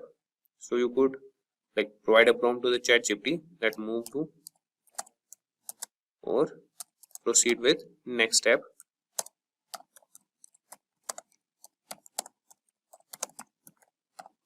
So step by step, ChatGPT will provide you a forecasting model, or it will help you create a forecasting model. As you can see, it has started analyzing it. So the augmented Dickey-Fuller, that is ADF test, gives up a p-value of approximately 0.0033. Since this p-value is less than the common significance level of 0.05, we can reject the null hypothesis that the time series has a unit root, meaning the time series is stationary. So you could see that he is asking us, shall we proceed with the Sarima model parameter selection? Yes, here is the model parameter selection. So you could select any based on the trends and the bar graphs plotted by the ChatGPT. So you could see guys that the ChatGPT has analyzed the spreadsheet and provided the response that the grid search for the optimal SARIMA parameters based on the lower ACLI information criterion. Suggest the best fit model uses the parameter 011 and for ARIMA and 01112, that is for the seasonal component. So you could see that it has provided the model and the parameters. Now it's asking us, shall we move on to forecasting future sales with this model? Yes, proceed with that.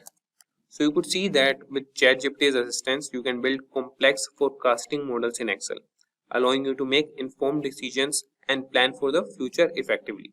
So ChatGPT is a valuable tool for Excel users and data analysis, offering assistance in data cleaning, analysis, visualization, and automation.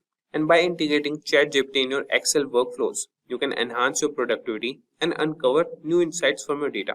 So you can try ChatGPT for Excel data analytics today and take your Excel skills to the new level. And you could see that there's an error in the analyzing, and he has encountered an error while trying to plot the forecast with its confidence intervals. So this type of error can occur due to data type issues, particularly when handling data indices and forecast. And despite this hiccup, the forecasting process using the SARIMA model was completed and we were able to generate forecast for the next 12 months. Unfortunately, due to the plotting issue, we couldn't visually display it. So we'll ask him, can you try once again? So you could see that this time ChatGPT has provided us the forecast for the next 12 months. That is, the forecast have been successfully plotted along with the historical daily data. So here we have our forecast model, and with the ChatGPT's assistance, we can move with other analysis also.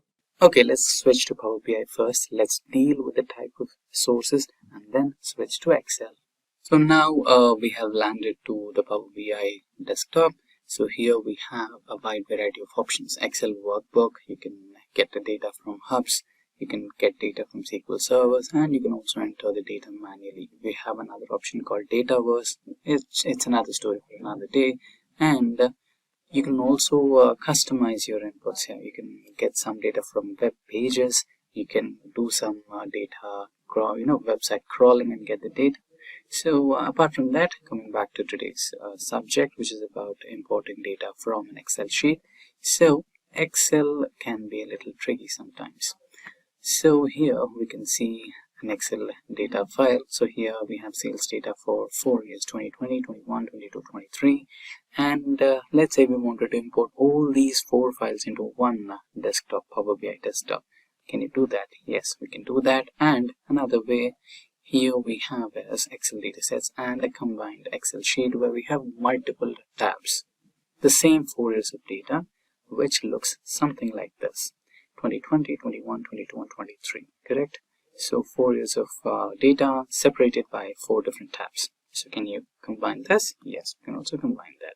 So we'll check out 2 possibilities. So let's quickly go back to Power BI window and go to get data, and here we'll try out the first one. So go into more, and here select the folder option. So file and folder, connect.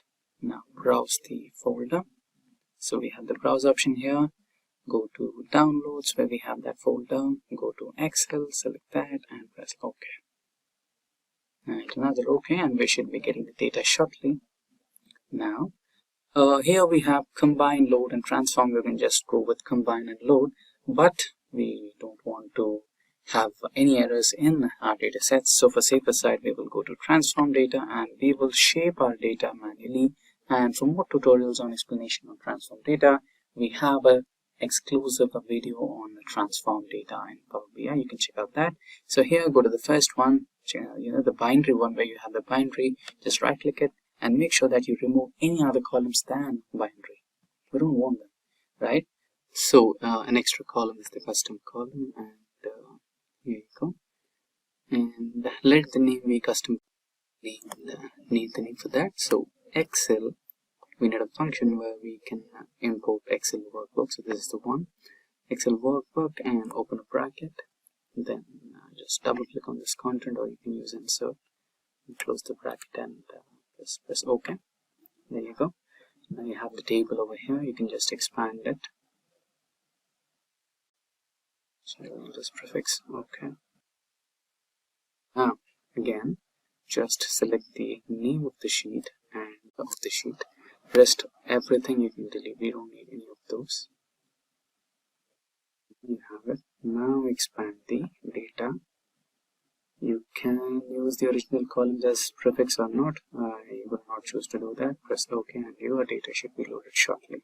You can see we don't have the names of the columns as the column headers. You find them in the first column. When you're in the first row, you can, okay, let's remove this column. We don't need the name column. We need the row ID first. There you go. Now you can click on this option over here where you can find a small table, and the second option use first row as headers. And that's how you get the data imported from all the different sheets into your data set. You can once check the filters just to make sure that we don't have any of the column headers from 4 different data sets as one of the element, right? So we don't have it. So okay, now this is one way of importing data, and another one, let's say go back to home and we wanted to import a few more data sets, like the other one where we had the combined one, right? So you have the applied steps, right? You can just go on eliminating them just for demo purposes, so that we go back to the home page where we didn't have any of the data set, right? Now let's go back to the source level. We can also remove the source level we have, so you can even close the source level and close the query settings, so data, or you can completely close the Power Query Editor. Yes. Now let's import the Excel. So this might take a little while, worry not. Go to Excel workbook, and here just select the Excel datasets, and here we have the combined dataset. Remember where we had 4 different tabs. So press OK. Automatically it will give us the Power Query option where we can load or transform the data. Now you have 4 different tabs. Now Power BI or Power Query will give you an option of choosing which particular years you want to work with. Let's say I want to work with only the latest 2 years, that is 2022 and 2023. Then I can directly go to load or transform. Let's go with transform as we did previously. And here you can combine the data sets all together. You can just use the data merging option and combine these 2 data sets. So here we have the merge queries option, and you can just merge. Here we have the first table, which is 2023. Here you just have to select 2022 from the drop down, the data here, and just press on OK, and you will have the data sets merged. For more explanation on how to merge data in Power BI, we have a dedicated tutorial on how to use merge in Power BI. Hello everyone, I am Mayank and welcome to Simplilearn's YouTube channel. Are you want to get really good at using Excel? Well, Google Gemini can help make it super easy. Excel is all about handling data, organizing it, doing math with it and making it look nice. With Gemini, you can learn all about Excel step by step. Whether you are just starting out or already know a bit, Google Gemini can teach you everything from the basics like how to write formulas to more advanced stuff like analyzing big sets of data. All you have to do is ask Gemini questions or tell it what you want to learn, and it will explain things to you in a way that makes sense. Plus, you can practice right there in the chat by following along with the examples. So if you want to get really good at Excel without any hustle, just start chatting with Gemini and you will be an Excel wizard in no time. So yeah guys, this is our Gemini prompt. So here first we will write how to learn Excel using Gemini, right? Just for the clarification. Okay, so it will give some prompt. See, here you can see there seems to be slight a misunderstanding. Gemini, the large language model you can interact with. Okay, so learn Excel basics. You can do, you can learn data analysis with Power Query and like this. So here we will write, give me week-wise Excel syllabus Okay, so it will give you week wise Excel syllabus. So okay, so this is week by week Excel syllabus, basic to intermediate. Okay, not advanced. You can learn advanced too. So in week 1, what you can do, you can object and navigate Excel interface, understand basic spreadsheet topics. You can learn introduction to Excel environment, working to cell rows, and even you can just particular modify the selected text. So in week 1, you can learn these type of things, entering data, text, number, dates, and these. And in week 2, you can learn building formulas with references related and absolute, and you can learn lookup functions, VLOOKUP, index match. Okay. In week 3, you can learn conditional formatting, and in week 4, you can learn a little of data analysis like this. Okay. So here we can write. So this is like you are chatting with someone. Okay. So you can write here, give me brief about the week 1 syllabus briefly for the same. Okay. So see, it elaborate particular thing for you. So see, master the interface, data entry and editing, formatting fundamental, formula fun. Okay. So what if you want to learn particular only logical function? Okay. Or you want to learn building formulas with references, or you want to learn lookup function, or you want to learn date and time function, particular. So here you can ask Gemini, give how to work with date function in Excel. Explain me with example. Okay. So till then, let me open the Excel file for you, Araf. Okay. So yeah. So see, the date function is Excel is a handy tool for creating specific dates of working with existing ones. So here is a background. So year, month, day, example, right? So enter today date in a cell, let's say cell 1, A1. Okay. So Excel is now here. Okay. So what he's saying? So what it's saying, enter today's date in a cell, let's say cell A1. You can type directly, that is 2024, this. Okay. Let me copy it directly. Okay. And paste it here. Okay. Why it is not? Okay. Or use today function. Yeah. Okay, fine. Or else you can write today function. Write like this. So if I want to write here equals to today, enter. See, you can see the same date, exact date. Or in another cell, that is B1, either enter the following formula. You can use this formula, date, year, A1, month, this.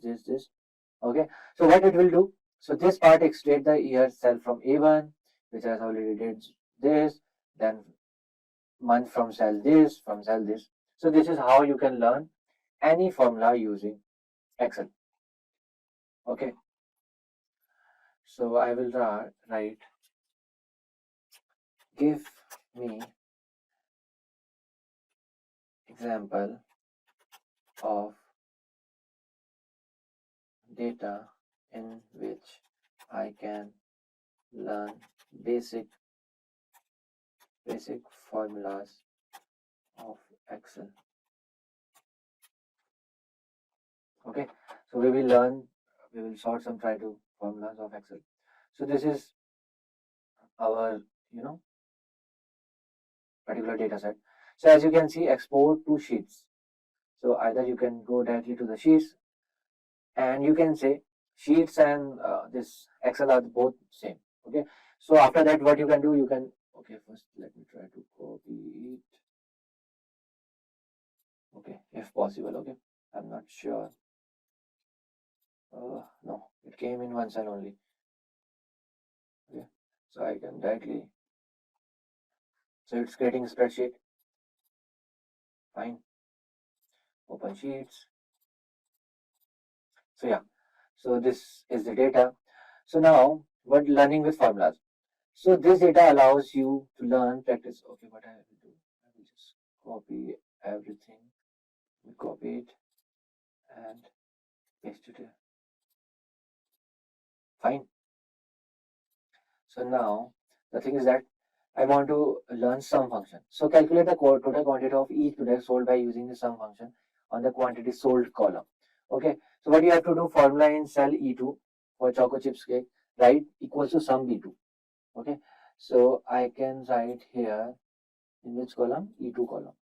E2 column equals to sum B2. B2. Enter. It's 50. As you can see, 50 is here. Okay, so this is how you can learn. You can learn average function. Okay, let me copy it directly from here and you can paste it anywhere. Okay, okay,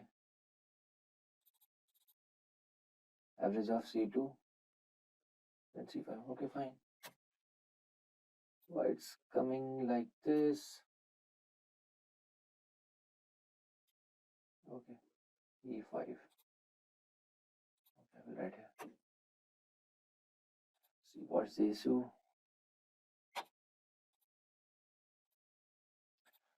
Okay, what if I can do equals to average of average. Okay, my bad. Average of this, comma this, comma this, comma this. Okay. Okay, so because of dollar, it's happening. Okay, so this is how you can learn. Or you can find across all using a function on the price per unit column formula in cell E5.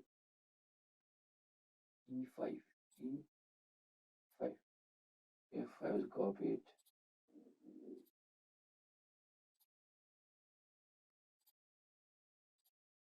So this is how you can. Okay, because of dollar, it's happening. Okay, see how it will work now. See, because of dollar, it's happening. So now the average of C2 to C5 is 2. Okay, so this is how you can learn. You can multiply, you can apply VLOOKUP. So these are some additional tips from the Gemini. Okay, so I want to create a chart. Give me, explain me with example. Okay, so this will give you some data. See, data is a export sheet. So we will copy later. Okay, fine. So these are some additional tips are here. So these are the data. Okay,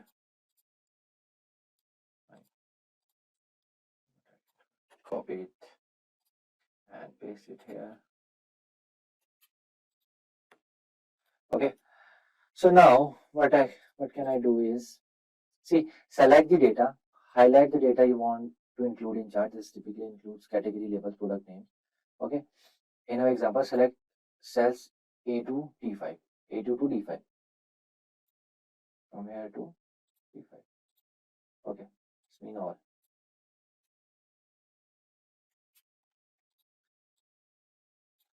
Right, select data. Then what you can do, you can choose a chart. Go to Insert tab on the Excel ribbon and locate the chart section. Go to Insert. Then, okay, these are some charts. So what you can do, I want this chart. Okay, 2D column chart. Okay, I selected this. The best chart depends on the data, but you want to. Here are some options: column chart, line chart. Okay, let's select column chart. Okay, insert. Where is the chart? Where are you? Column chart. Okay, so here you can choose recommended section. Okay, so these are some recommended by Excel itself. Okay, so stack chart is there, clustered column chart is here, and the stack bar is here, then clustered bar is here. So we will choose this stat column. Okay. So as you can see, this is your data is ready. Okay.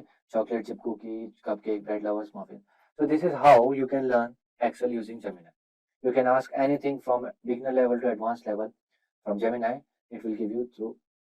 It will explain you Repeat function in Excel. The repeat or REPT is the short form of this function, and this can help you build some good bar graphs.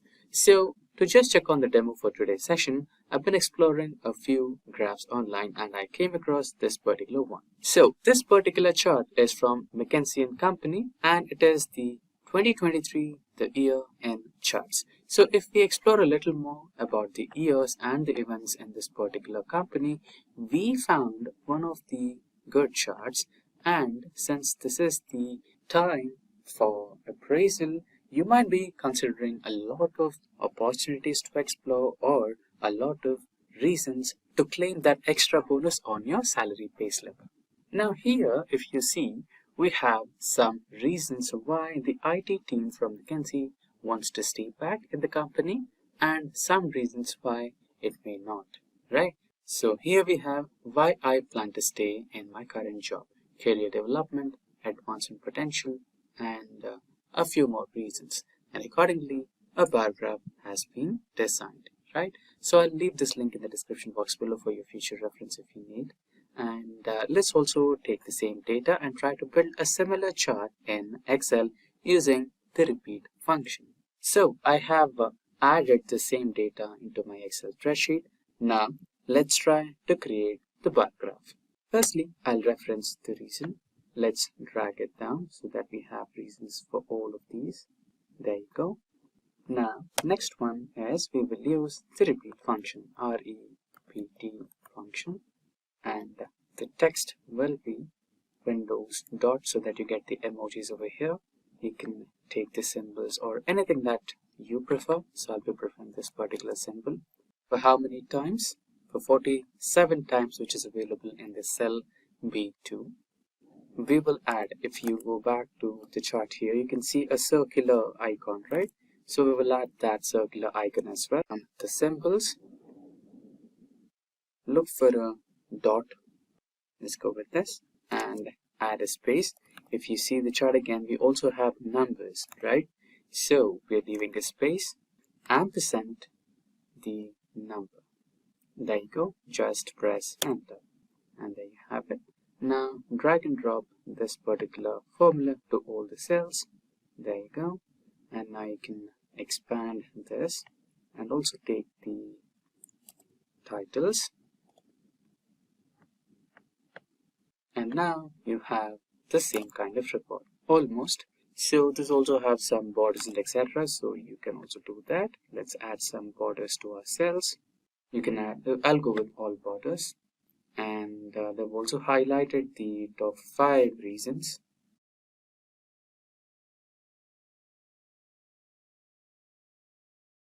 There you go. So that's how you can create a beautiful bar graph using the repeat function in Excel, which is about integrating AI into your day-to-day operations in Excel.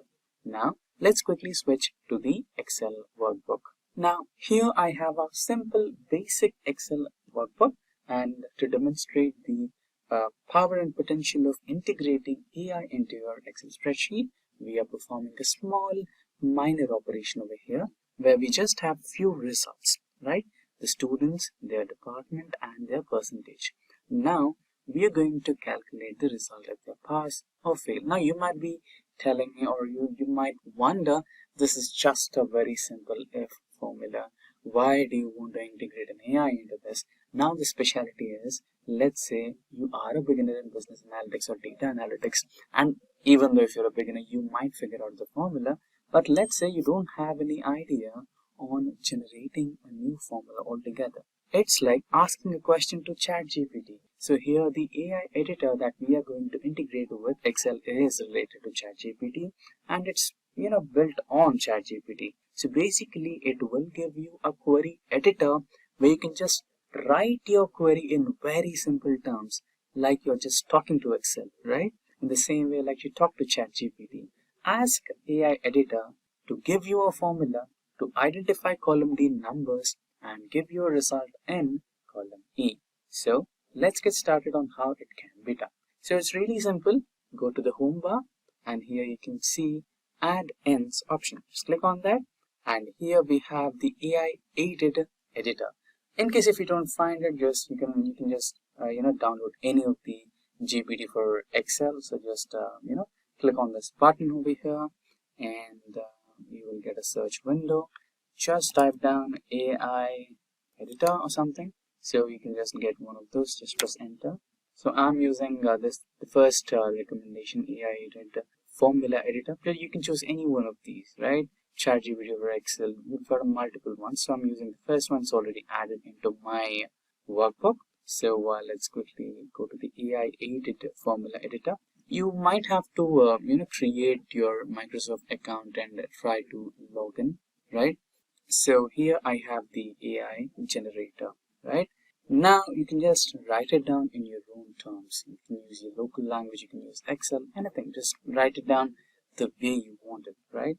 You can just type down, give me an Excel formula to identify if the students passed the exam or not. Result percentage greater than or percentage greater than or equal to 35% is pass and percentage less than 35 is fail is your parameter. Are your parameters? Just submit it and it will give you a query or a formula which you can just copy and paste into the Excel cell or workbook. Here we have one. You can just copy it the way it is, just paste it over here. So in place of A1, you're supposed to use percentage. Enter. Now you have the results. Pass, fail, right? So it is, we did not specify the column number here, right? In case if we have specified the column number or column header, which is basically D over here. So we named it as percentage. So it did not, and another thing to recognize, we did not convert this into table. So basic few things, but overall, you are getting a readily available formula which is completely flawless. You can also experiment this particular feature of AI aided formula editor with some complex advanced Excel tricks as well. Should you feel that we should prepare one of the tutorials on advanced Excel formulas which are AI aided formula editor based videos, please do let us know in the comment section below and we will get that done for you. Now we have opened the Microsoft Excel workbook. Here, let's say we have a fingerprint ID for all the employees in a company. Now we have about 500 fingerprints here, 501 fingerprints right over here, right? All these employees belong to different departments. Let's say HR department, development, testing, sales, marketing, etc. Right? Now here in the second sheet, I have a specific list of employees from HR department. Let's say I have about 42 fingerprint IDs here, right? Now what I have to do is, I have to create a match function and identify all the 42 HR department employees in sheet 2 and tag them in sheet 1. Let's say this particular ID belongs to an HR department, then I should be writing here employee from HR department, correct? Now we have 42 entries, it is fine, but let's say we had 440 or 450 entries. Now would you manually go and copy this and go to this sheet, find control paste and find all? Would you do this task manually? Would you do this match list manually, right? 440 times. This is truly time consuming, right? If there was one single formula which you can use and identify all those 450 employees in one go, it could be a miracle, right? Now that's exactly what we are going to do today. So we will be using an if condition, we will be using an isNum function, and along with that we will use the match function. So these are the three functions that we are going to combine together and try to identify the match between the two lists and give an end result if the employee belongs to the HR department or not, right? Now let's do that quickly. Now let me write the formula. Equals to if condition, press tab to select it. Now the logical test is at number. So you might be having a question, is number, since we have the data in a mix and match, it's a number plus text. Will this work for only numbers or will this only work for alphabets? No worry, it works with both numbers as well as character type data types. Now I'm going to select the isNumber function. Now comes the match function. So use the match function, press tab to select. Now the lookup value. So the first lookup value will be this particular value which is in the cell A2. Don't worry, it will automatically change when the formula enters to the next cell, right? When it enters to A3, when it enters to B3, this A2 will become A3. So note out on that. Now it will be A2, comma, the lookup array. Which array should I look to find the match? So the lookup array is right over here. I'm ignoring A1. We are starting from A2 to all the way up till A43. So we have provided the lookup range or lookup array. Now the match type. We want the exact match no matter what, right? So press tab to select the exact match. Now close this particular match function. Now if this condition matches, then we should be typing it as, or we should be getting an end result as employee belongs to HR department. And if not, you can just kind of write another text. So the formula is not completely closed. Okay, just ignore it. Okay, now we have to close the brackets with the leading values. So the match function is closed, and after that we need to close the isNumber function. Now comes to the if condition. So if it is true, then add this particular value, that is employee from HR department. EPT. If not, other department. Okay, other, or you can also leave it as blank. Okay, so this is the formula. Press enter. So this particular ID belongs to other department. Let's eliminate this. Now let's drag. Okay, let's name it as EMP department details. Now let's drag the formula across. There you go. Now you can also add a boundary border, and now you can add a filter and filter this particular table for employee from HR department. And there is a small error in the formula, but no problem. Let's remove the filter and check the error. I think it should be about fixing the ranges. So let's fix the range function F4. So we want the column to be fixed and the row numbers can change, and here the range what we are looking at. So let's give the range once again. Now let's fix the range, F4 to fix. There you go. Now enter, and we can also remove this. For now I don't think we need this. Enter, and now drag the formula. Yes, there you go. We have all the 42 entries. So previously there was a small fixing error. So we need to fix the range of elements that we are looking at.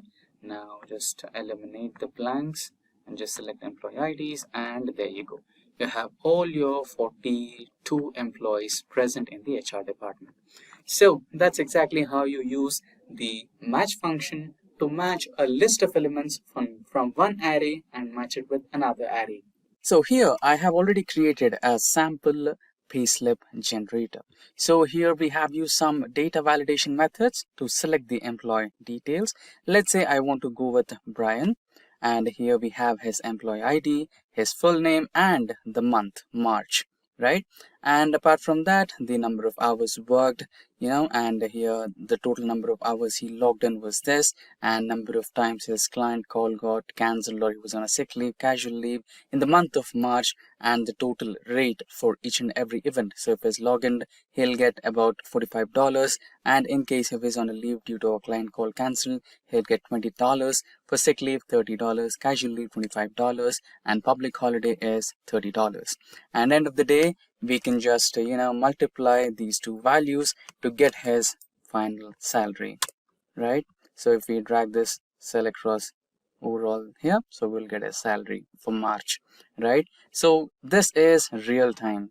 So you just select the employee name, and here you just select the month, which is about present in this particular sheet here, and you will get all the details, right? And here is the timesheet for the month of March, and all the employees who logged in and what are the events happening, right? So this seems interesting, but how did we create it? And how come we have all the employees here without any duplications, when you can see there is a complete duplicate entries or 2-3 times entries over here, right? How did we filter this out, and how did we export this data into a payslip generator, and how is it looking up at all those values, and how is it summing up the salary, right? So we have multiple formulas and functions implemented in this particular payslip generator. So without further delay, let's try to recreate this particular paylist or payslip generator. So firstly, we will create a sorted and filtered list. Let's quickly rename this as sorted and filtered employee list. So what we're going to do is, firstly, we will try to import entire list of all the employees present in this particular organization by using the unique function. You guessed it right. So we are just fetching the unique values one time, only for once, into this particular list. And we will also, if possible, it's not mandatory, but here I have sorted them in the alphabetical order, right? So that it is a little bit easier for you to track. Now, let's try to name this as employee, right? And here I will use the unique function UNIQUE. Just tap to select the function, and the array is here. So we have converted this particular table into an actual table using the control T function in Excel, and I'll select this particular, you can see that highlighted downside arrow, right, in the bold black color. So that means it is pointing to select the entire column. Just click that line, and there you go, your entire column has been selected. Now this is one way of or one part of extracting the unique functions. Now another one is to try to sort these employees list in the alphabetical order, right? So I'll be using the sort function over here. Press tab to select. Now close the bracket over here and press enter. Now you have the entire list of employees in the alphabetical order, and there is no chance for any duplication in this particular list, right? So this is part one. You can just quickly save your file so that you don't miss any track, right? And the next one is the activities. So one, they've logged in. Second one, they've logged in, and by some reason the client call or the business meeting has been cancelled, so they are sitting idle or they don't have anything to do. Maybe they are logging off early, right? So that is the second situation. Third one is an actual sick leave. Fourth one is a planned casual leave, and the fifth one is a public holiday. So mostly many organizations 5 events. Now we will copy and paste these activities or events into this particular sheet over here, which has sorted and filtered list of employees. Now we are going to calculate the month here, so you can add month, and here you can deal with the same March data that we have used here. You can just copy and paste that value over here as well. So you can also manually write it down as March 2024, April 2024, anything, correct? Now we are dealing with this particular March data, so we will proceed with March data as well. Now the last one, this can be named as pay slip generator, right? So if we check the payslip generator over here, what we have here is the first one, employee name, right? So you can first add that particular employee select option over here, right? Select employee, and here you will name, or you will try to add the employee name. So if you check this particular sheet too, I have the data validation option enabled here. I can just select the employees from the drop down. So let's try to create a drop down over here. Equals to, or you can just go to data option here, just click the cell and go to the data option over here, and here you have columns. Click the drop down option and go to data validation. Now here, instead of any value, go to list, and here you can give the list of employees that you recently filtered. This is one way of doing it. But what's the downside of it? Let's say I add a new employee over here. Okay, let's cancel this operation right away. And let's say I add a new employee right over here, maybe as Jonathan. He's a new joinee, he's an intern, or he is a new joinee, something like that. So when I add Jonathan over here, the data validation from this particular section would not be able to identify him as a new joinee. The list will end at this place, which is this one, right? So we don't want that to be happening. Now we need to operate on a different approach for creating this particular data validation option. So the approach is really simple. If you just get into this particular sorted list over here, and if you check this list, you can see we have the first column as employee, starting from Snooper to all the way to the last Jonathan, right? Now what we need to do is create a new formula. So just enter into the formula option right over here and use the define name option so that you're defining a new formula altogether. And here you can type it down as employee. So you list of employees. You can write an underscore so that the formula doesn't get confused. So here we have, so where it is referring to, right? So it is referring to this particular column, so A to A. So just add an hashtag over here so that it will automatically update if there is any new addition to the list. Now here we'll create a data validation. Go to data and data tools, data validation, and instead of any value, go to list, and here you will type the source as equal to employee. There you go. Maybe we have to do a light change over here. Okay, now go to sort. So here we generated a formula. So okay, let's try to review that formula over here. List. Okay, and so let's go to the employees list. Select the first cell over here. There you go, and define a name. So the name will be EMP list, sorted and filtered employees. So here you will be adding a hash. So we have written the hash after this. Now we want that to go along with the entire spell from second cell to the entire existence of that particular list, right? In case if there is a new addition, you can enter that new addition and consider that as an employee, right? So I've done that. Just press OK. There you go. Now go to the payslip generator and here create a data validation option. Let's clear this. Now go to data validation, and here you will be selecting a list, and here you will be writing EMP list that you just created. Press OK. Now you have the employees list. And in case if you add a new employee at the end, he or she will also be considered as an employee. Now part of the job is done. The next is a few more details like the employee number and employee name, and let's check the month. Correct. So now how would you generate the employee number? So employee number is like fetching. When it comes to fetching, nothing is better than a lookup function or an index match. Let's proceed with a lookup function. I'd go with VLOOKUP since it's my favorite one. So this B2 will be my lookup value, and the lookup table is this particular table. Go to a corner and give that. This is the table you are looking at. You want the second column which states to the payroll ID or employee ID, and I want an exact match. Close the bracket, and there you go. Now select the employee number or employee name here, and you will have the employee number right here.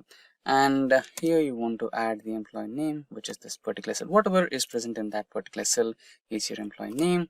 And here you want to add the month, which is this particular month which we are currently. Correct. So far so good. Now we want to create the payslip generator. So first, if we take a look at this particular one, here we have the activity, and here we have the number of hours and salary.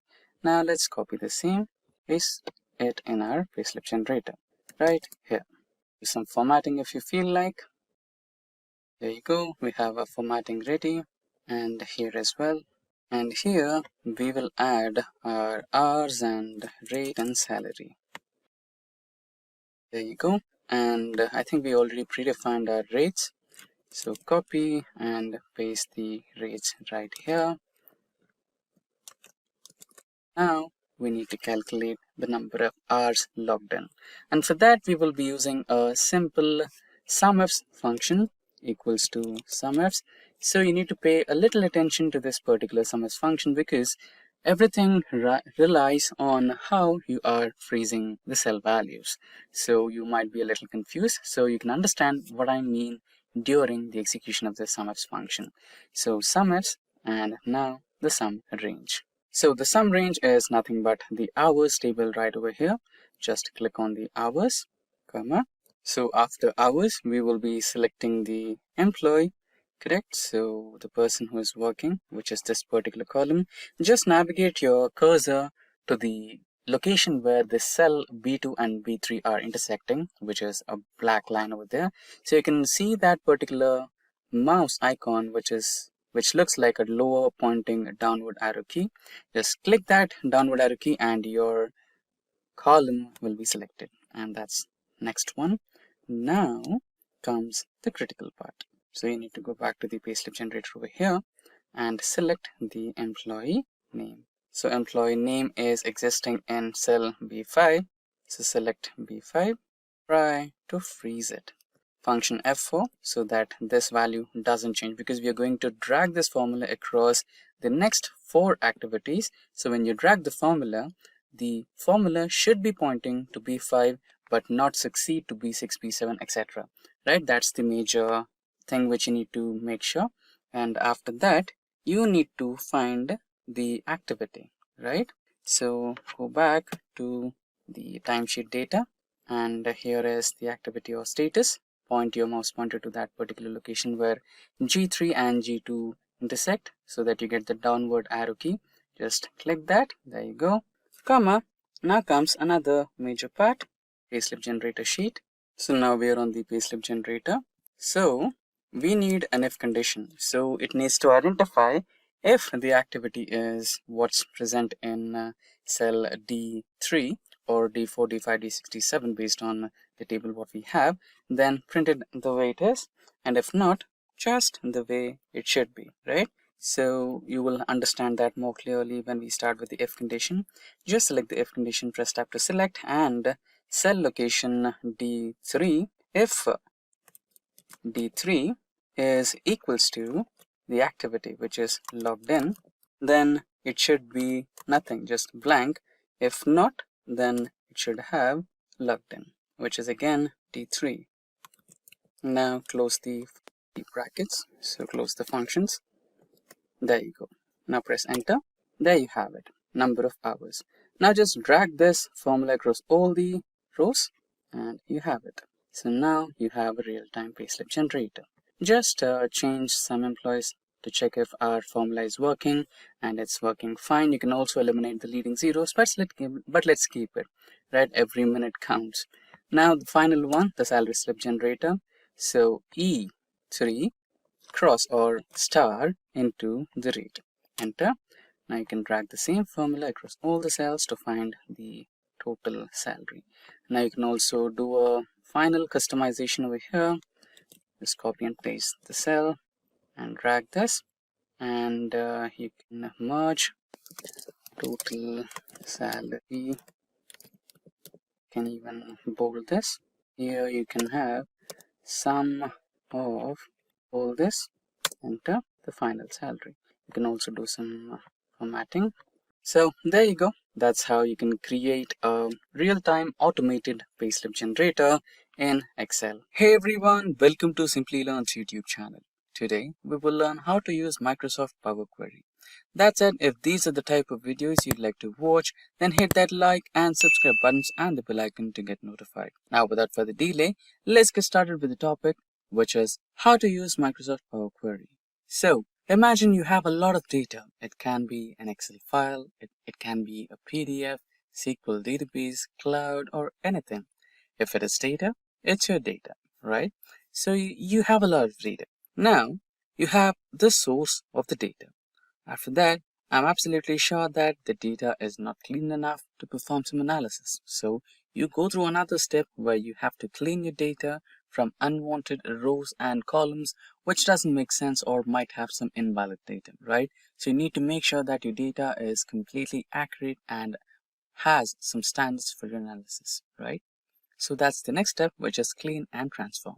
After the clean and transform step, you have the next step, which is load that particular data to your platform. It could be Excel, it could be some data visualization tool like Tableau, Power BI, etc. Right? And after that, you generate some meaningful information of that. You create some pivot tables, pivot charts, and line graphs, etc. Right? So which makes some sense out of that data. You'll understand what exactly is happening with your business, how many leads or how many traffic orders, what's right, and which is the best performing product, which is the worst performing product, and you need to take some decisions on your business, which can make some impact on your overall profit or revenue, right? So imagine if you want to do this for an year. If you get 1 year's data and you do it in a day or two, it's fine. And if it's on a monthly basis, you get month on month data and you want to do it, okay, it could not be worse. You can spend 1 or 2 days and it's fine. But what if it's week on week? You start to think, right? What if it's a daily task? It's a mundane task, right? You have to do all these steps step by step repetitively, and it doesn't make you interested anymore in that particular type of job. And the major point of this is you end up spending more time on cleaning the data, transforming, loading it. And the worst part, you don't get proper time, specific time which you want to actually dedicate to plan out something and bring up strategies to improve your business, right? So what if you could automate this, right? What if there is someone who could perform all these steps for you in the way you want, and you can actually have some time to produce some pivot tables, pivot charts, and then understand what exactly is happening with your business and find out some critical points where you can improvise and bring up some good revenue. What if there was someone who can perform all these steps for you, clean your data, transform it the way you want, load it to your platform, and help you create your pivot charts and pivot tables, and actually save you a lot of time where you can spend all that time understanding your critical points where you need attention, you can fix them and plan some strategies out to bring out some good revenue, right? That exact someone who can do all these steps for you and automate your data cleaning, data transformation, and loading tasks for you is exactly the Microsoft Power Query. So you can use Microsoft Power Query either in Microsoft Excel or Microsoft Power BI, right?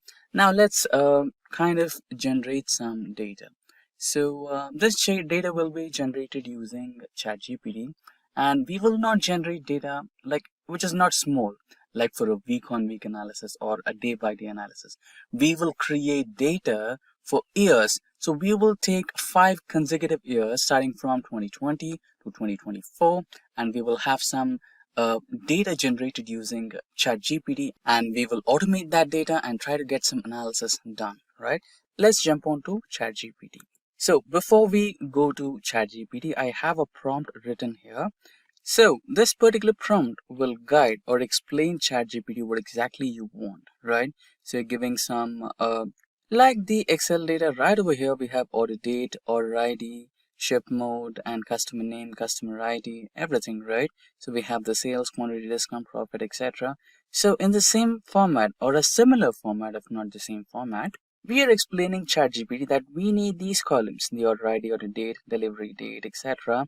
And we want all these files in a downloadable Excel file links, right? So you can also specify this column should have certain things, and this column can have certain things, right? So we will copy this prompt and head back to ChatGPT, and you can just paste the prompt and hit enter. There you go. Now your request is being analyzed, and shortly you should be receiving some downloadable Excel files or some recommendations from ChatGPT. I've already performed this process and we have already downloaded some data. So there you go. You have the data from 2020 to 2024. You can just click on this to download the file. So I've already done this job and I've downloaded the files. So those files are exactly in my downloads here. So if you go to downloads, here we have orders data for 2021, 2022, 2023, and 2024. So this orders data has just one file, which is orders 2020. So we will perform the data cleaning. So first we will specify the source of the data. Then we will perform the data cleaning and transformation process. Then we load this particular Excel 2020 data into Excel. And then we load this Excel data into the visualization tool. We'll use Excel for this. And then generate some pivot tables and pivot charts. We will only do this for one file, which is 2020, right?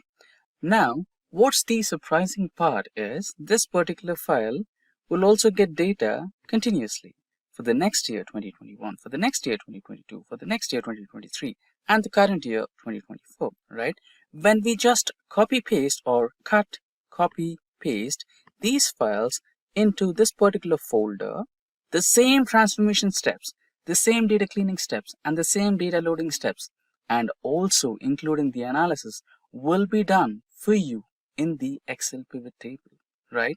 The process has been just automated, right? So you can see that happening. For that, let's open a new Excel file. So I have the Excel folder right over here.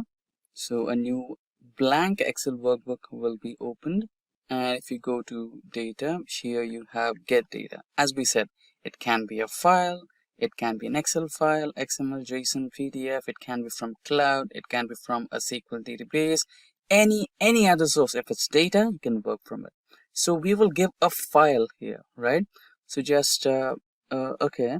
So we will give a file here. So select file and go to the last option, which reads as from folder, right? So go to downloads and select that orders data. Yeah, go to downloads and select that orders data. Remember, this particular folder should have only one file according to us, which is 2020 data, the first year's data, right? Select the folder and open. And this should include the data of only one file, which is orders 2020, right? So if you have multiple files, you can either combine, transform, and load. If you have just one file, you can just go with the transformation option over here, or you can load if you are comfortable with what you have. So I feel there are some minor changes which I would like to make to my data, so I would go with the transform option. Now the Power Query window will shortly open. Now with the Power Query window opened, you can select the orders 2022 Excel folder and it will be loaded. Now let's try to click on the content button over here, which should load our data. Now you can go with the first file. So here's the preview as we expected. We have the order ID, order date, delivery date, etc. Let's press on OK. So the data has been successfully loaded, right? Now we have the first column as source name, which we will not be needing anymore. And you can just remove that. Order ID is fine. Order date is fine. Is it? No, right? So you can just select both the columns and change the data type, right? So here you have the option of change the data type, where you will change the data type from a whole number to date, so that you get a date, right? So you have that. The first transformation step, changing data type, has been recorded here. So this is like Excel VBX or macro, which will save all the steps and will apply to all the upcoming files, right? You have to change the type of delivery date as well. So we will be finding the how many days it took to deliver, or if the delivery got delayed, right? So we can test that. And here, if you see, yes, we requested customer ID and customer name. So we got customer ID along with the name. So we don't want that. We want that in two separate columns. We can do that. So you can just select the entire column, go to the split column option over here, select by delimiter, So I think it all automatically recognized that for us. But there is one loophole. We have a space delimiter space option. So just press OK and they should be helping us with the customer ID. So let's rename the customer ID to just customer ID and this to customer name space name. Right, and that's done. Here we have product, which is fine, quantity is fine, traffic is fine, leads is fine, orders, and here comes the money part. So we have revenue, cost to company. So we don't know the profit yet, right? So to calculate the profit, what you need to do is subtract revenue from cost to the company, and automatically you will get your profit. So in some instances, you might get a negative value. Don't worry about that because that can be a discount offer or some 50% off, 75% off that you regularly sell out your products which are selling in less numbers so that you can just, move out the products from the stock. So that can be done. And order status. So we have order status as delivered in transit, not delivered yet, or order cancelled, right? So we might have to rule out some status here, right? So we are calculating profit here. So we don't want the profit for cancelled orders or not delivered.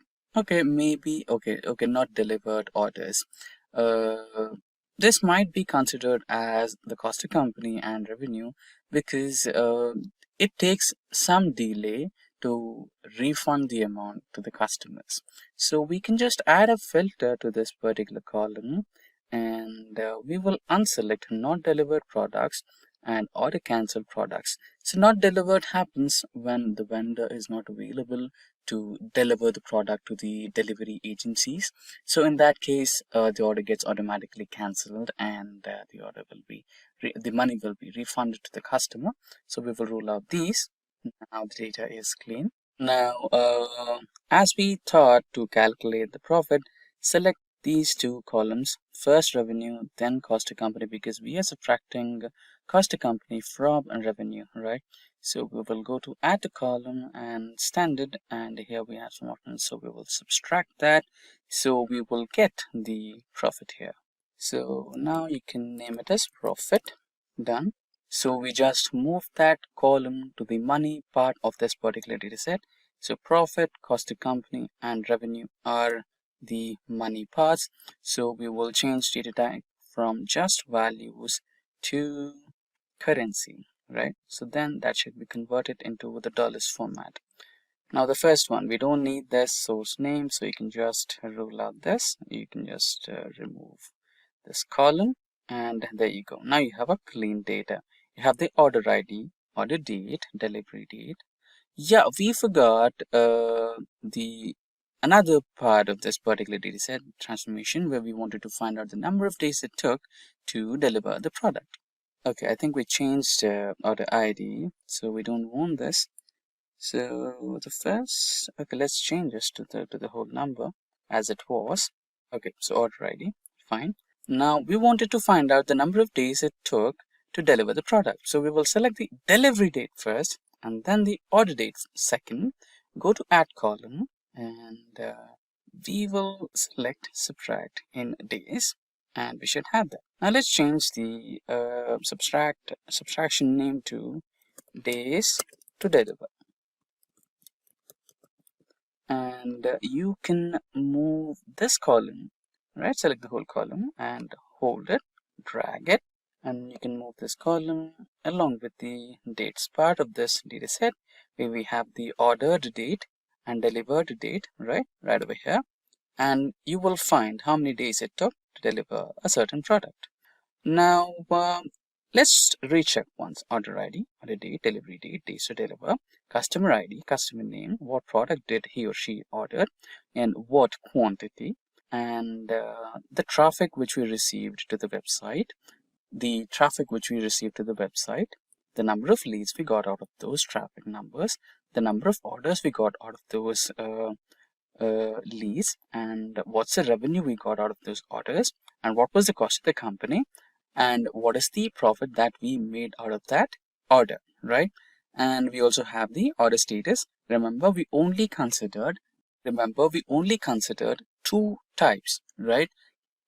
We considered in transit and delivered statuses only. We ruled out cancelled orders and not delivered orders so that we have accurate results of our profit made and revenue made out of this, right? Now I'm completely satisfied with my transformation and the cleaning of my dataset. Now let's go to home, and here we have the option of close and load. So we will go with that, and this particular dataset should be loaded to the data visualization where we have selected Excel, right? So we have the orders data for 2020, correct? Okay, let's not add date here because after all we will have some more data for 2021, 2, 3 and 4, right? So let it be the way it is. And if you just check the filter here, we have only 1 year. And if you just check the filter here, you will have only 1 year. And if you just check the filter here, you will have only 1 year, 2020. And if you go to the delivery date, which let's say if you have an order placed on December 31st and it got delivered on January 5th or something, so you'll have a little bit of a part of 2021 data, which is completely all right, not to be worried about. So the main important thing is order date. So we want the order dates of 2020. So that is loaded here, right? Now you can just select the whole data set over here, and you can add or insert some pivot tables here, right, from the selected range. And let's go with the default option, which creates a new sheet and everything in a new location. Right here you have it. Now let's say you wanted to make out some insights from this data set. Let's delete the other sheet which we don't want, and let's name it as pivot. Now the products will be loaded to the columns, and profit will be loaded to values. So you have a data set over here, sum of profit from beds, chairs, cupboards, sofa, teapot. So here you have the pivot table which has sum of profit, bed, chair, cupboard, sofa, teapot, and grand total. Sum of profits made from these, and these. Now select this entire data and go to the insert option here. Go to the pivot chart, and here automatically here you can see that it is suggesting or recommending us to go for the bar chart, which is a lot more better. Just select OK, and you have your pivot chart over here, right? And see the grand total here, 224811.4.15. Now this is only for 1 year of data. Now what we will do is go back to the downloads folder, select the remaining years, which is 2021, 2, 3 and 4, add that to the file location. So let's quickly go to our folder here and go to downloads, select the folders. I'm going to cut them from here, go to orders data and paste them here, right? Now our job is done. If we go back to the data here, go to home and data. Okay, so now that we have added the data to our folder, go to the orders data and here select the data segment and just select refresh all. So everything is refreshed. Now let's check the order date filter, and we will have all the 5 years from 2020 to 1, 2, 3 and 4, and let's press OK for that. And if you go to the pivot table, you can also see the changes here. Just press refresh all, and there you go, you have the updated data right over here.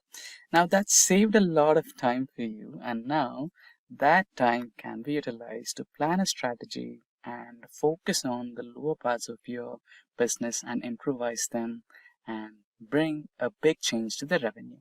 And with that, we have come to an end of this session on how to use Microsoft Power Query. Today, we are going to talk about descriptive statistics in Microsoft Excel, and I will walk you through a step-by-step guide on how to perform this in Excel. But before we dive into that, let's first take a quick look at what descriptive statistics really means. Descriptive statistics is all about summarizing and describing the key features of a dataset.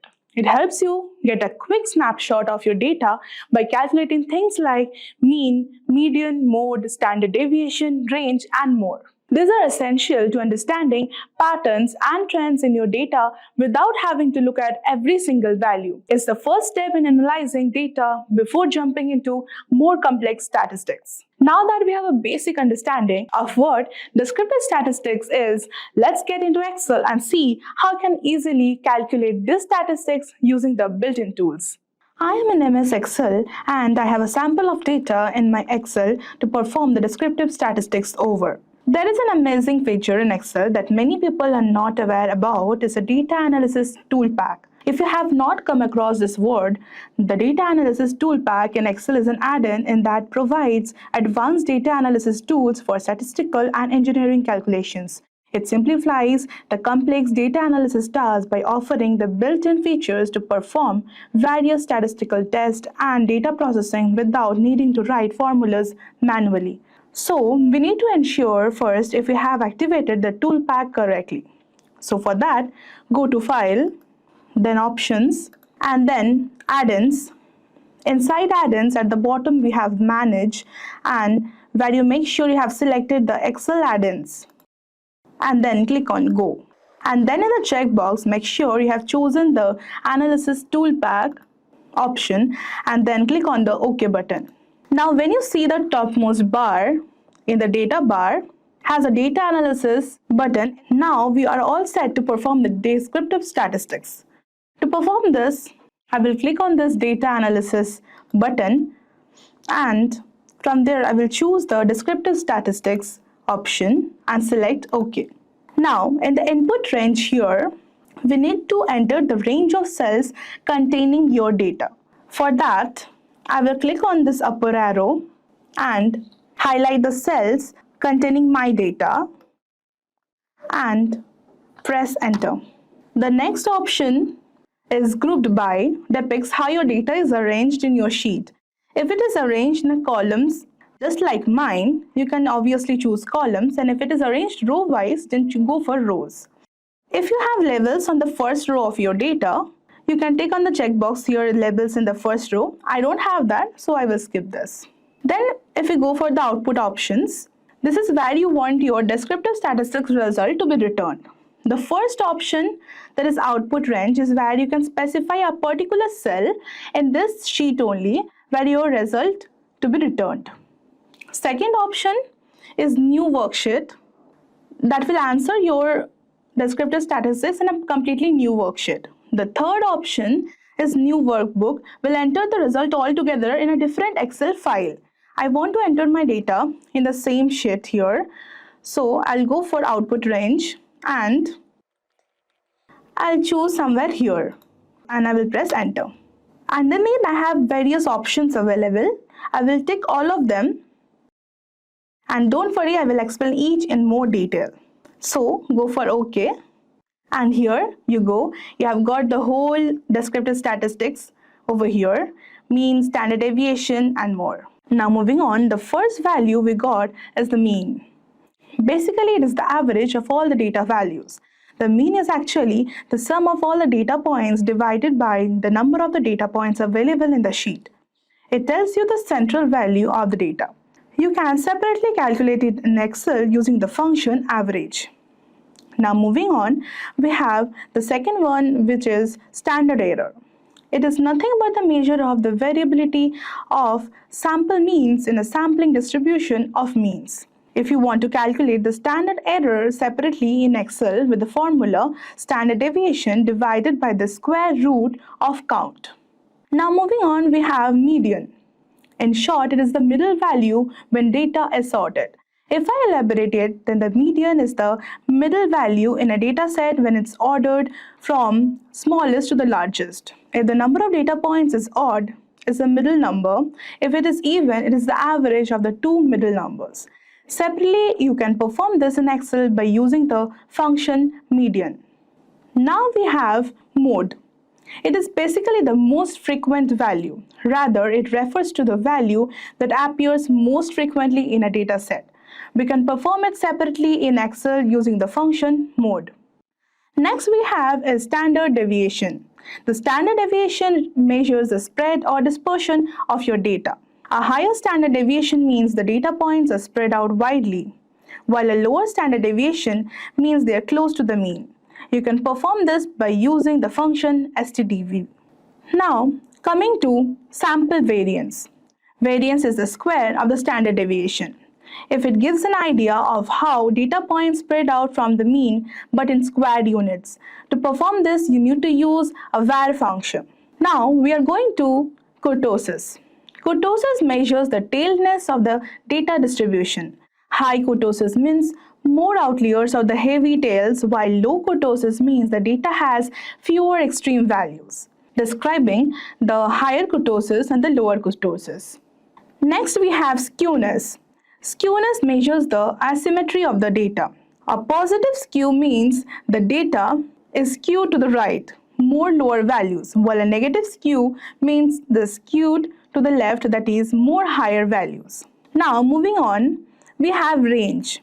Range is the difference between the maximum and the minimum values in your data set. The maximum value we have over here is 90.23 and the minimum value we have is 11.67.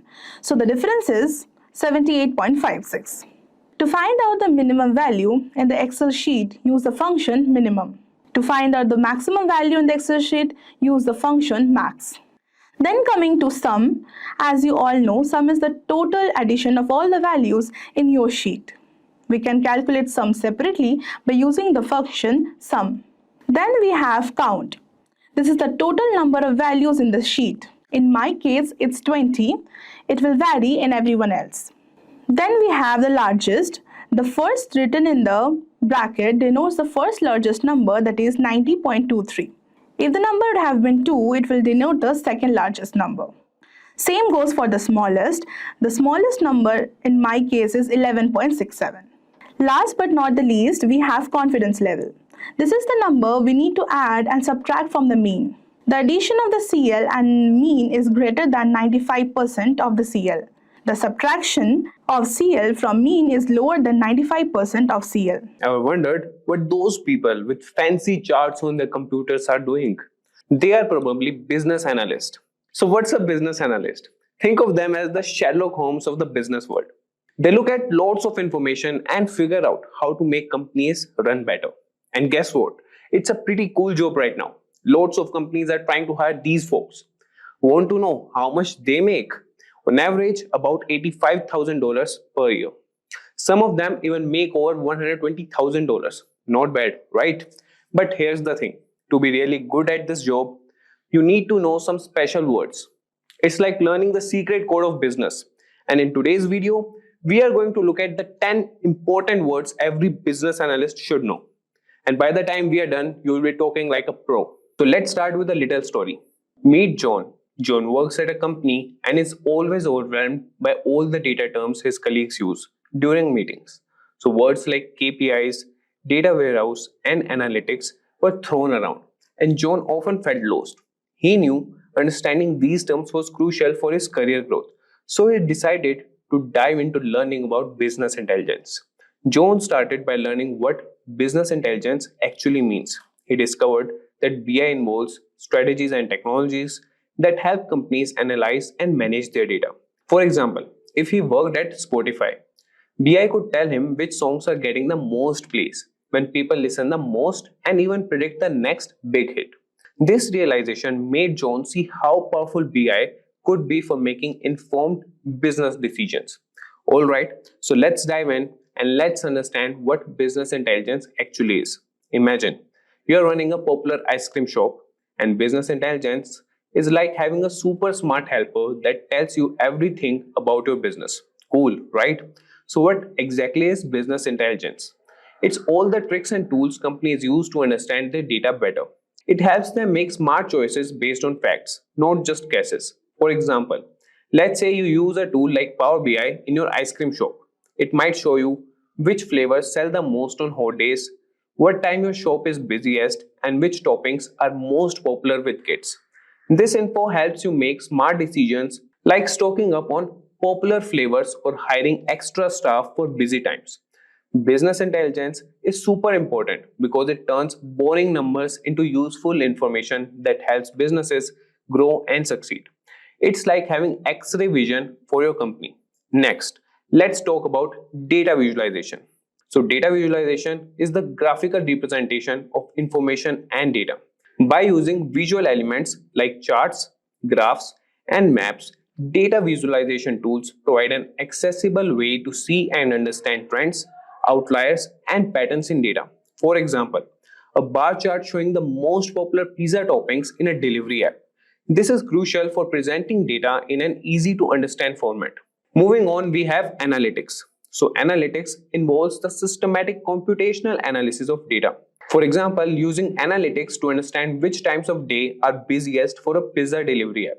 This term is important because it helps in making sense of large amounts of data and aids in decision making. Next up is KPI, that is key performance indicator. So a KPI is a measurable value that demonstrates how effectively a company is achieving key business objectives. For example, tracking the number of pizzas sold each month as a KPI to measure business performance. KPIs are essential for measuring performance and progress towards strategic goals.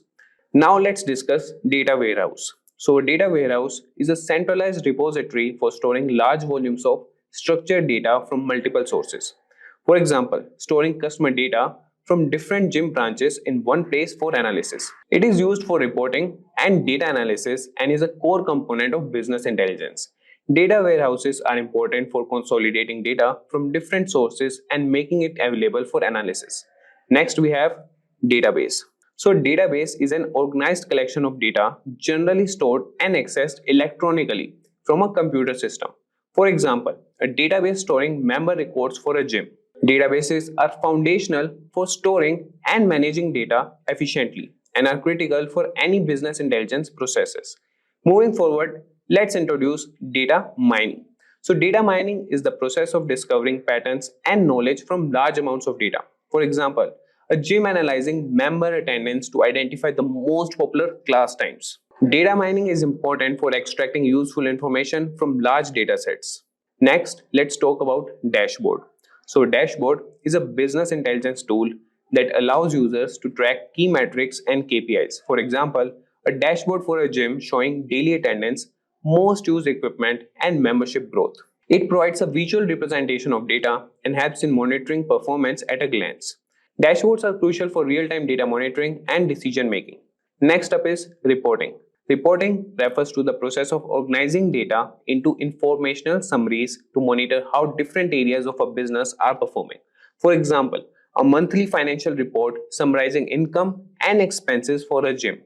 Reports are essential for tracking progress, identifying trends, and making informed decisions. Finally, let's discuss SQL, that is Structured Query Language. So SQL is a standard programming language for managing and manipulating databases. For example, writing an SQL query to retrieve all gym members who joined last month.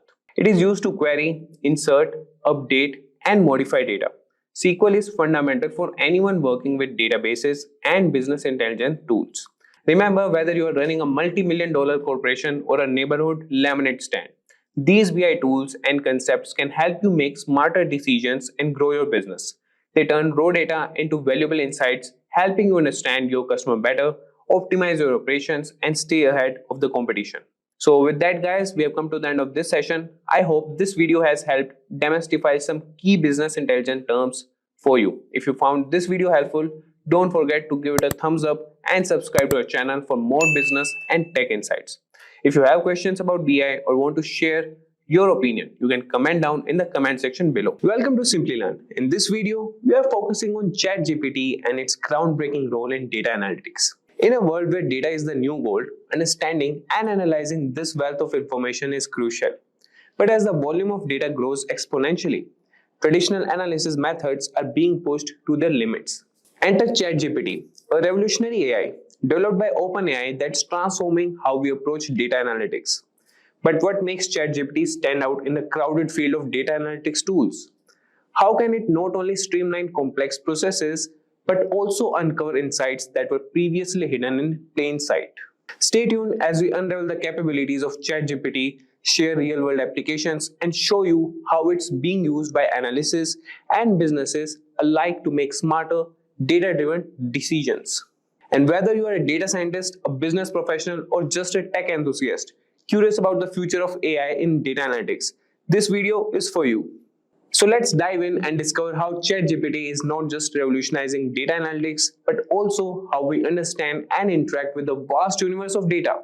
And don't forget to hit that like button, subscribe, and ring the bell to stay updated on all our future explorations into the fascinating world of technology. Now let's get started and unlock the potential of ChatGPT for data analytics together. So guys, an Excel data analyst always looks for ways to improve their efficiency and gain deeper insights from the data. That's where ChatGPT comes in handy. So ChatGPT is an AI-powered language model that can assist you in various tasks, including Excel-based data analysis. And for that data analysis, let's dive into some demos to see how it works. So guys, as you can see, this is the ChatGPT 4, and you could see this has the support of DALL-E, browsing and analysis, and usage limits may apply. Like we have the version that has some usage limits. And for the data, I have downloaded the data from the Kaggle. I will provide you the link in the description. If you want to download the same data, you can. And I have that in my downloads. So this is the data that we'll be using. So the first thing we'll be doing is data cleaning and preparation. So firstly, let's explore data cleaning and preparation. Before diving into analysis, it's essential to ensure our data is clean and ready for processing. So for that, we will write a prompt in ChatGPT and ask him to clean the data. ChatGPT has the feature to insert the files, provide the Excel file to the ChatGPT, and we'll ask him that can you help me identify and remove duplicates in this Excel spreadsheet. So let's ask him, can you help me identify and remove duplicates?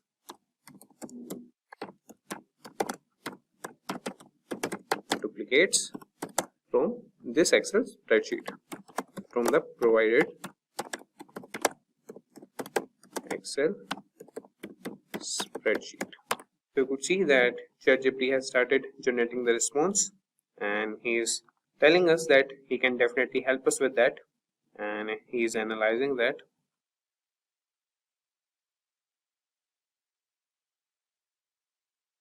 So you could see that ChatGPT has provided us the response. So let's first go to our spreadsheet. So this is the spreadsheet: order number, quantity ordered, price of each quantity, and order lines. So you could see that first ChatGPT has encountered an error, and that is with the character encoding mismatch. And then he has loaded the spreadsheet successfully with the second attempt, and you could see that he has provided like the smaller or the briefer version of the spreadsheet. That is, the dataset consists of sales data with columns such as order number, quantity order, price each, order line, sales, order date, status. So he's asking us, could you specify how you would like to identify duplicates? For example, should we consider a row a duplicate if all its values match another row exactly, or are there specifically columns we should focus on to determine duplicates?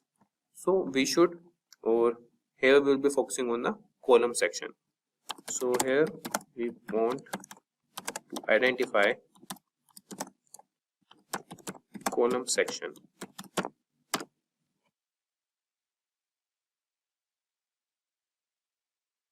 So is asking which columns they should identify duplicates. So we want the duplicates in order number.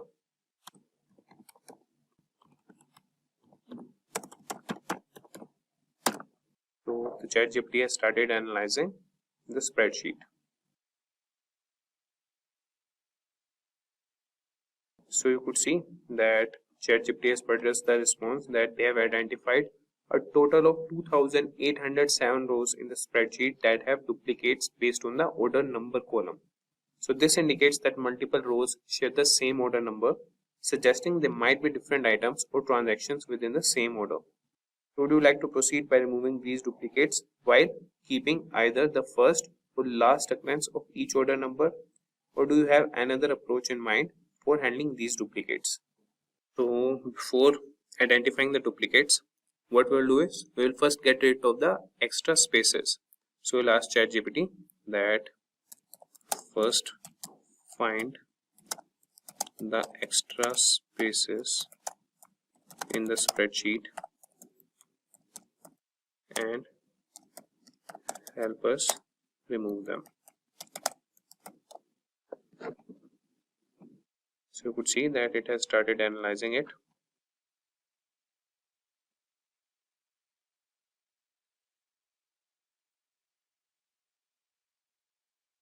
So he is asking us that would you like to proceed with any further cleaning or data manipulation? Yes, we want to proceed further with data cleaning only. And now we will treat all the blank cells if there are any. Now treat all the blank cells if there are any. So the spreadsheet contains blank cells in the following columns with the respective counts of blank entries. That is, address line 2 has 2521 blank cells, then the state. So depending on your preference or the requirements of your data analysis, we can treat these blank cells in several ways, such as filling them with a placeholder value that is not provided using a specific value that makes sense for data. That is, example, a default state or territory, but potentially leaving them as if blanks carry meaningful information in the context of your data. So what we will do, we will provide a placeholder instead, that is not provided or not applicable. Okay,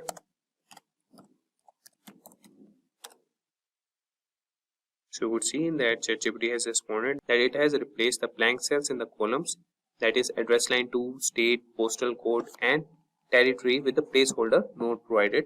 So you could see there's a verification sample showing the updates. So this is how you could clean the data. And now with ChatGPT, you can quickly identify and eliminate duplicates in your Excel spreadsheet using built-in functions and formulas, saving your time and effort. So that would be done by the ChatGPT, and you can download the Excel file from the ChatGPT only. After that, you can just ask him that provide me the output or the resulted spreadsheet. So if we talk about now data analysis and visualization, let's delve into that. So Excel offers powerful tools for analyzing and visualizing data, and ChatGPT can help you make the most of them. So for this also we'll write a prompt to the ChatGPT, and we'll write, for example, please create a pivot table and a corresponding chart to analyze sales performance by region. So let's see, like this prompt, what output does ChatGPT show to us. So let's ask him, please create a pivot table and a corresponding chart to analyze sales performance by region.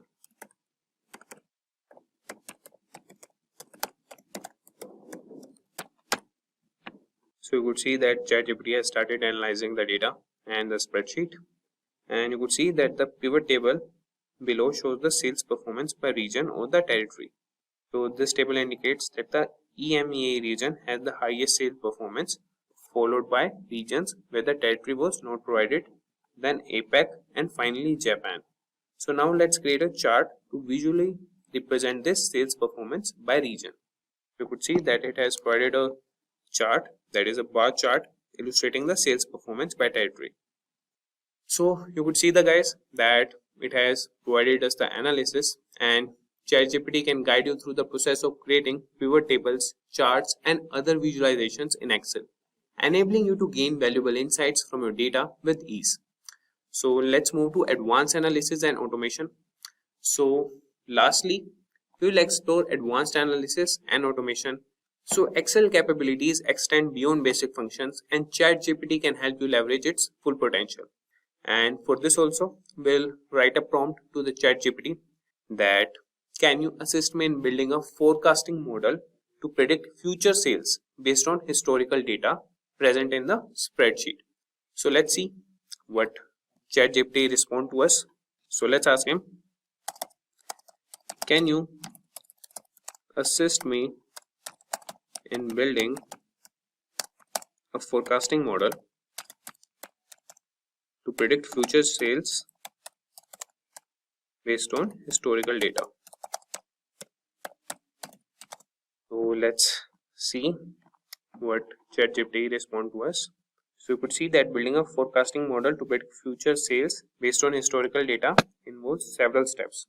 So for this, you have to prepare the data, select a model, train the model, evaluate the model, and make predictions. So let's start by preparing the data. We'll aggregate sales by order date to create a time series of total daily sales. Then we'll choose a model based on data's characteristics. So we will grant the permission to ChatGPT to proceed with the steps. So he started analyzing the data.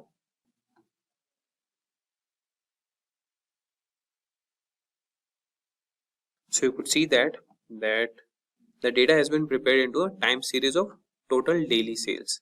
And before choosing a forecasting model, it's helpful to visualize the sales time series to understand its characteristics such as trend and seasonality. So ChatGPT has plotted a daily sales data, and then he has given the visual trends and the possible seasonal patterns. And the next steps would include testing for stationarity, model selection and parameter tuning, model training, and then forecasting. So you could follow all these steps with the help of ChatGPT and could create a forecasting model. If you want, we can move to the next step. So you could provide a prompt to the ChatGPT that move to or proceed with next step.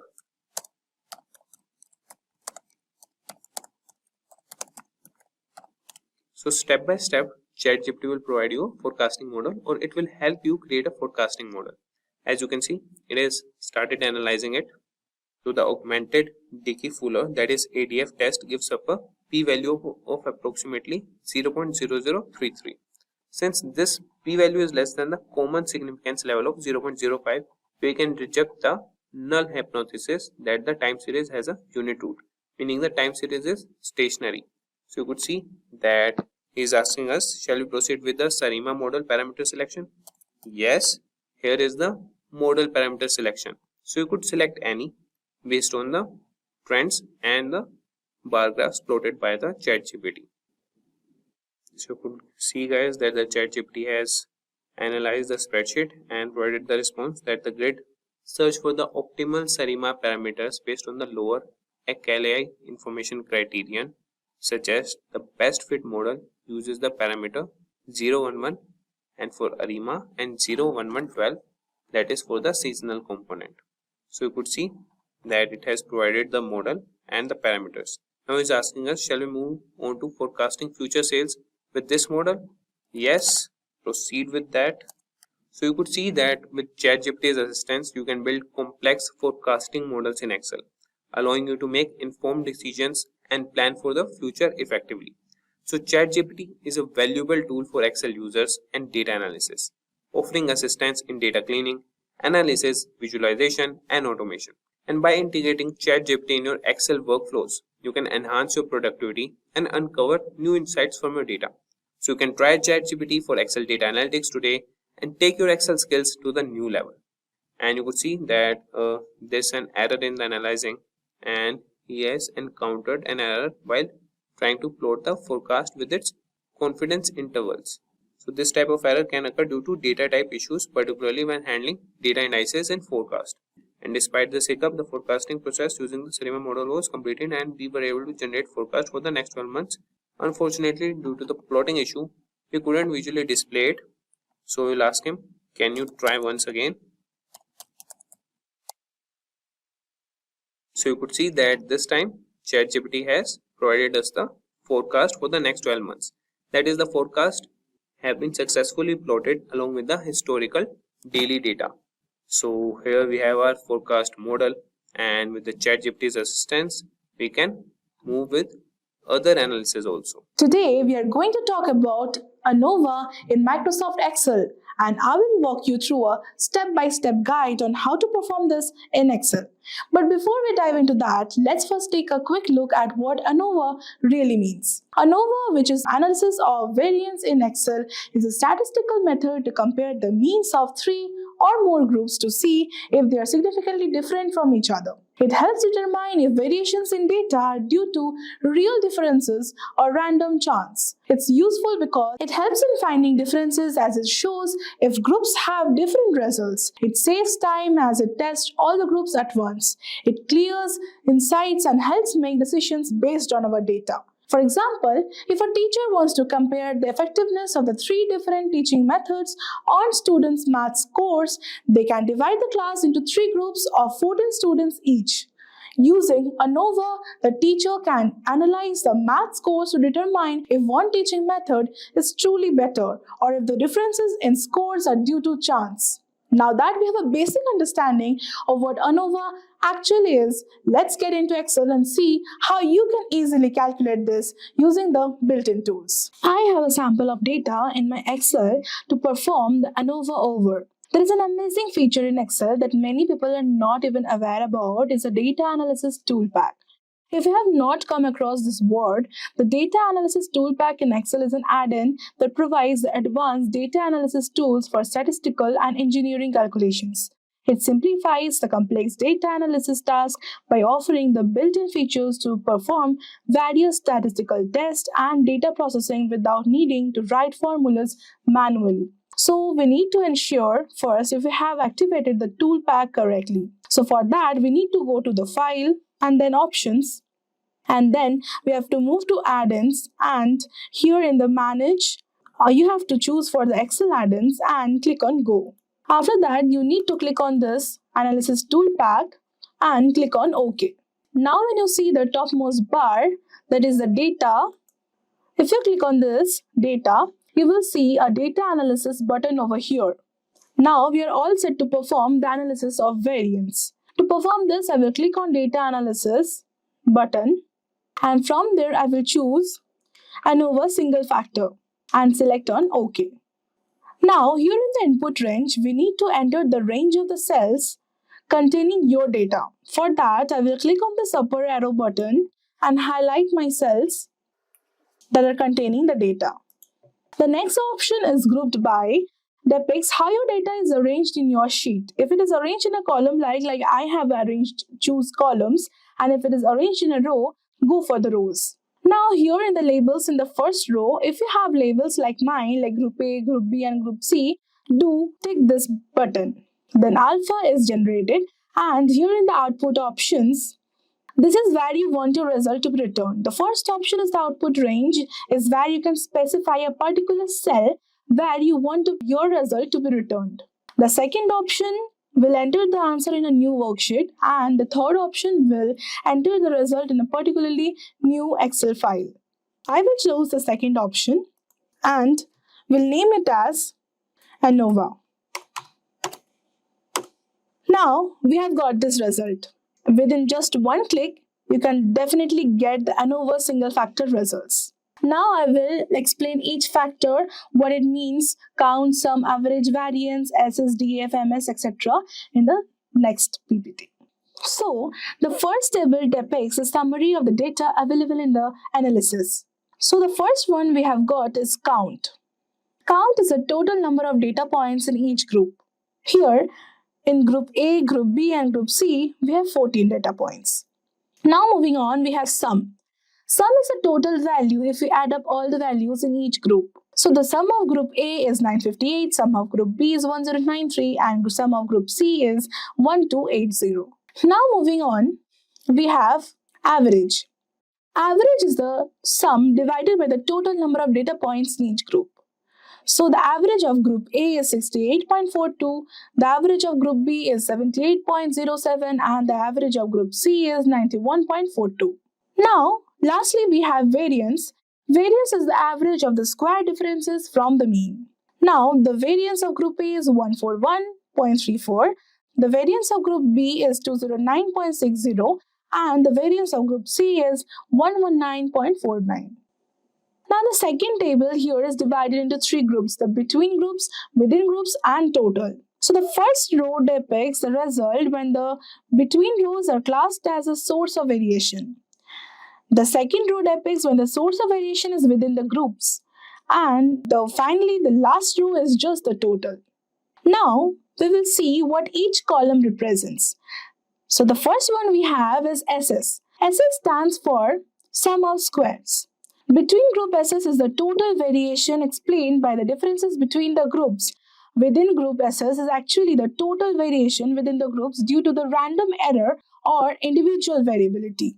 And the total SS is the sum of the between group SS and within group SS.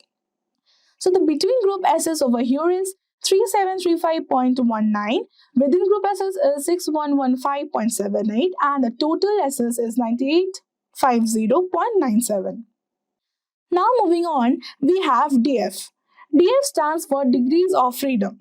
This is calculated slightly differently. For between groups, DF is the number of groups present in your data minus 1. I have 3 groups, so 3 minus 1, I have got 2. To determine this, within groups, DF is the number of observations minus the number of groups, that is 42 minus 3, that is equal to 39. Then we have MS. MS stands for mean square. You can think it as the variance for each source of variation. To calculate this, we can simply divide the sum of squares by the degrees of freedom. Now moving on, we have F. F stands for F statistic. Here the F statistic is calculated as MS between the groups divided by the MS within the groups, and it is equal to 11.90954. Now moving on, we have the F critic. F critic stands for F critical value. It is calculated easily by Excel, or you can perform it manually by looking at the critical value table. So the F statistics is then compared with the F critical value. If the F statistical value is greater than the F critical value, we can conclude that the test is significant. Now moving on, we have the p-value, the probability of obtaining an F statistic as extreme as or more than the observed value assuming the null hypothesis is true.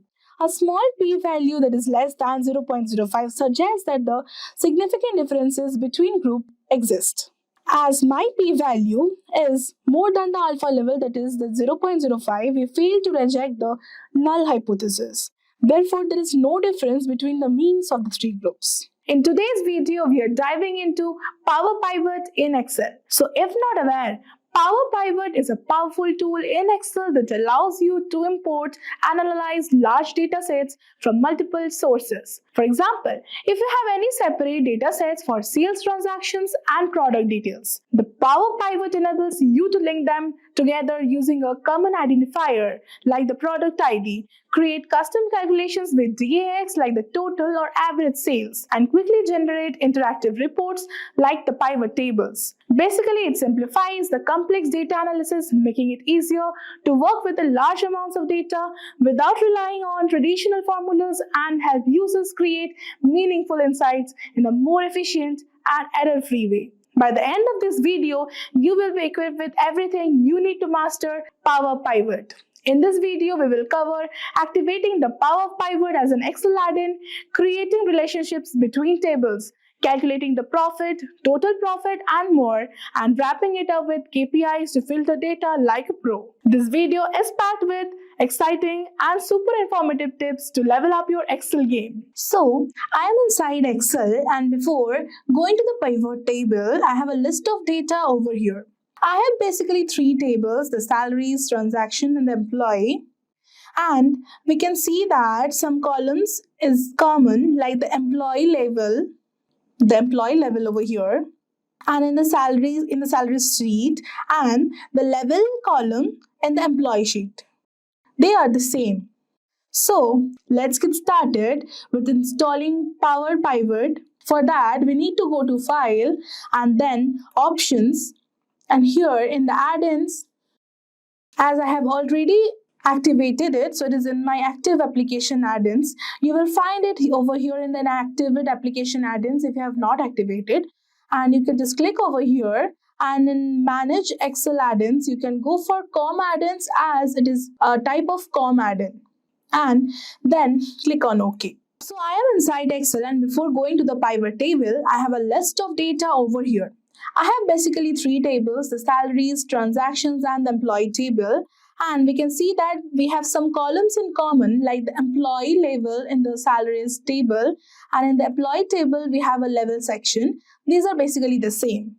So let's get started with installing Power Pivot. For that, go to File and then Options.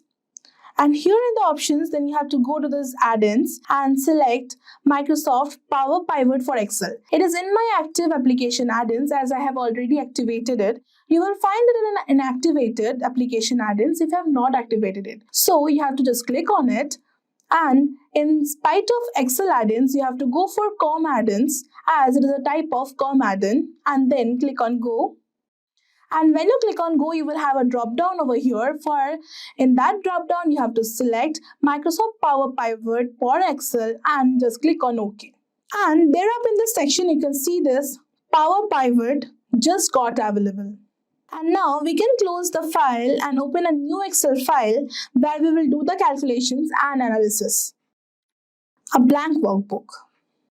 So we need to cross this. And in the new Excel file, you can click on Power Pivot and then click on Manage, and this will take you to the Power Pivot in Excel sheet.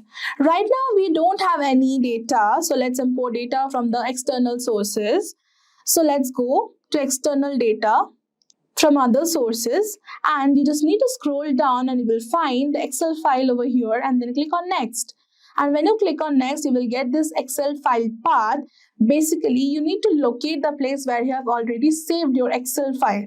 So click on Browse, and as I have already kept in it my downloads, I will just open this. I will tick this box as use first row as column headers and click on Next. And now you will see the 3 available tables over here, and I want to import all the 3 and hit on Finish. After it is being initiated, you can close this. And when you close this, now we can see everything is uploaded over here. We have employees, salaries, and transaction. Now that we have whole data over here, you can do the diagram view and see. Let's go back to data view and try to delete this. Delete. Yeah. Now we can go to this diagram view and let's build some relationships. We can now basically connect staff ID over here with that staff ID of the transaction table. So you can just click over here and attach to this. So it has created a relationship. Same goes for the employee level. The employee level under the salaries table and this level under this employee table will connect this. So it got connected. So now that we have basically added connection, it's no longer just 3 tables, but one large data model. Now we will go back to this data view and we can basically add columns if we want. As we have the selling price and the cost price, we will find out the profit. And add a column, you need to write here just equals. You have to just click the selling price minus this cost price and just click enter over here. This is basically our profit, and now we will rename this as profit. Now we have the staff ID. What if we want to know their names as well, not only their staff IDs? Now basically we will write over here equals related, and you will get a suggestion over here as related, and then if you click on enter you will get all these options. Now basically I want this employee name to be written, and click enter and close this parenthesis, and finally click enter and see you have got the names. Now what about measures? Assume we want the sum of all the profit we all made. We will go down somewhere over here and select a cell, and over here I will write equals sum, and click on enter, and then choose profits. And I will close this parenthesis and put on enter. See, it's done.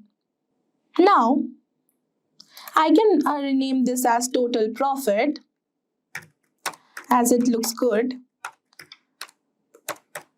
and click on enter. Definitely it will change here in the cell as well. Now we are all set to begin the analysis and click on just pivot table and then click on existing worksheet and just OK. It may seem like a normal pivot table, but it's not. We actually have 3 tables over here: employees, salaries, and transactions. Let's assume we want to see which employee is getting what revenue. So under employees, we will drag their names to rows.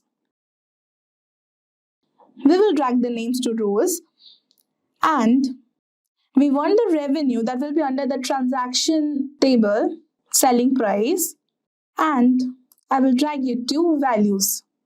Then if you want to see the level they belong to, under salaries,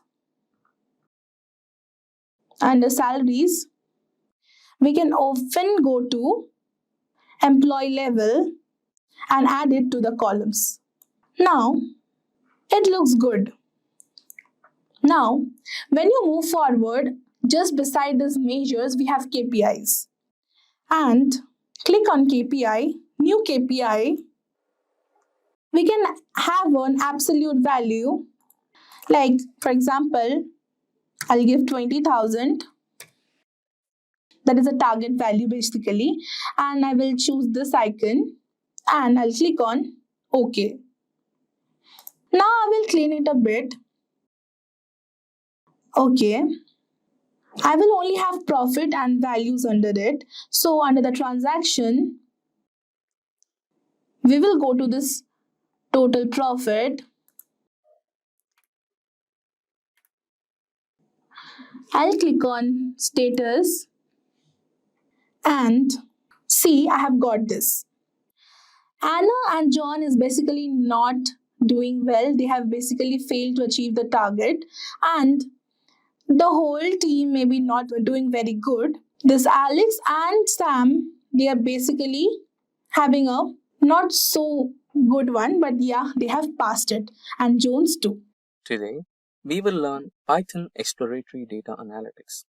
In this tutorial, we will be going through the fundamentals of data analysis with Python that covers the data analysis libraries, data visualizations, and much more. For better understanding, let's go through a simple use case on analyzing student performance so that we can come up with a report to assess improvisation in their academic performance. So here's the context.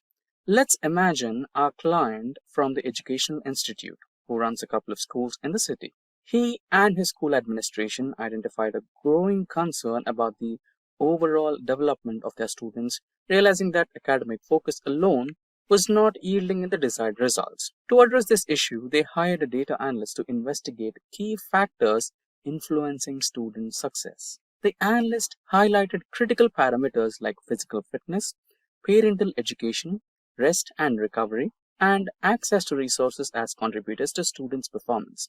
Based on these findings, the school recognized that a holistic approach is needed. They decided to invest in programs that promote overall development by focusing on key areas targeted by the analyst. The school now successfully enhances both academic performance and overall development of their students. The key to this success was Python's exploratory data analysis, using which the analyst deep dived into data about critical aspects of a student's day-to-day schedule. Now, let's go through a similar approach through our demonstration on Python's exploratory data analysis. But before that, if these are the type of videos you'd like to watch, then hit that like and subscribe buttons and the bell icon to get notified. Now, without further delay, let's get started with our Python exploratory data analysis. But before getting started with the demonstration, let's have a brief understanding of exactly what is exploratory analysis. Is this anything different from regular data analysis? Yeah, that's exactly what we're going to discuss. Now, types of data analysis. So basically, there are 2 different types of data analysis. initial data analysis and exploratory data analysis. Now, what is initial data analysis and what is exploratory data analysis? Let's understand a little briefing about these both. First, let's get started with initial data analysis. So, what exactly do you mean by initial data analysis? So, data can be in any form. It can be an Excel file, it can be a SQL file, it can be a PDF, it can be an XML, it can be even a website. Whatever it is data. If you have some information in this which can be used to extract some valuable information, then it is data.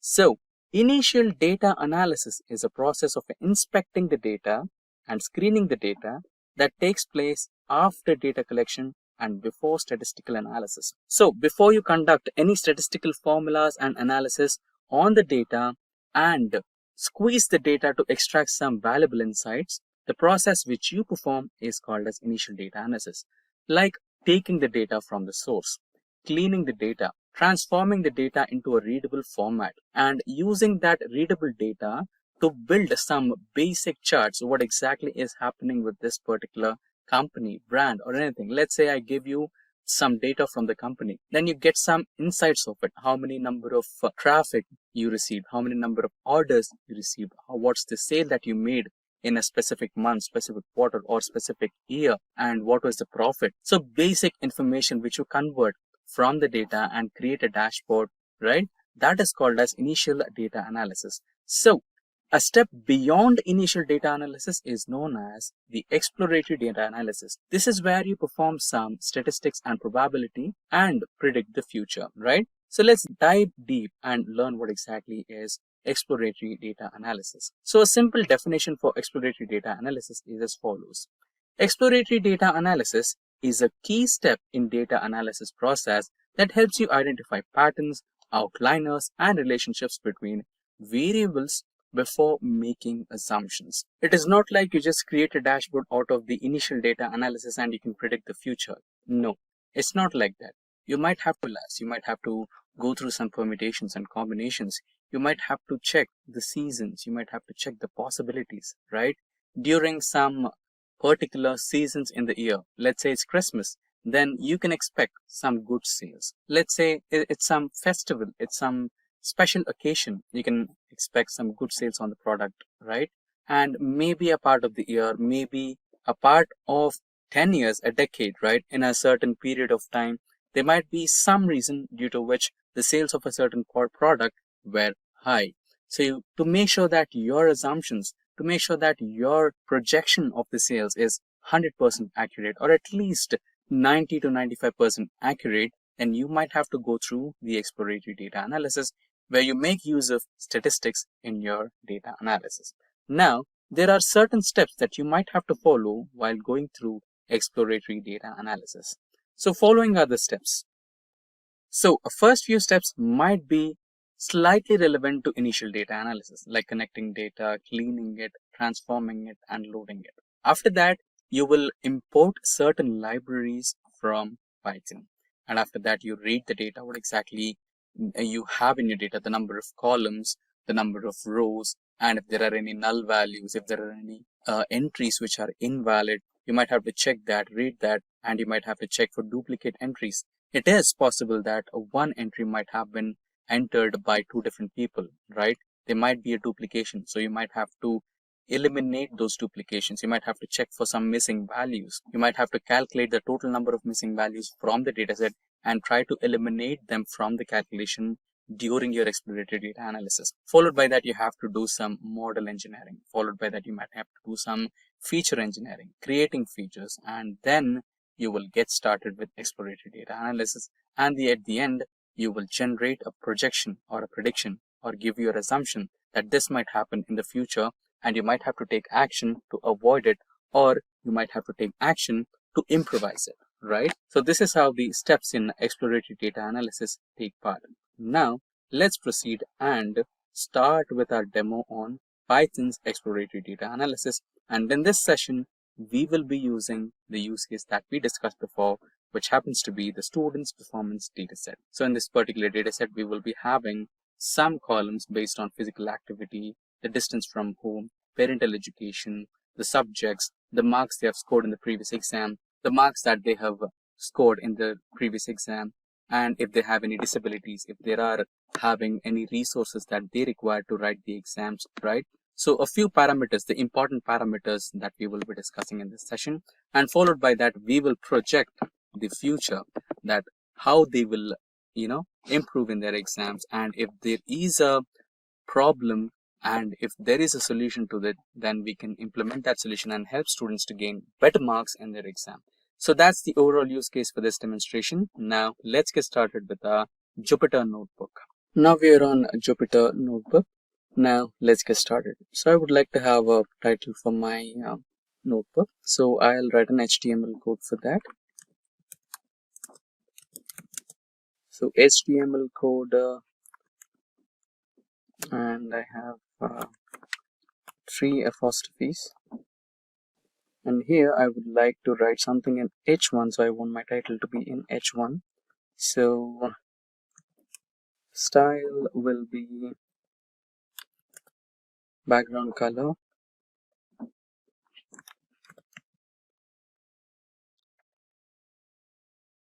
Color name will be dark blue. So let's proceed with the Simplilearn's background, which will be dark blue usually. And the color of text will be orange. And I also want to have the font. Let me give the font size as 30.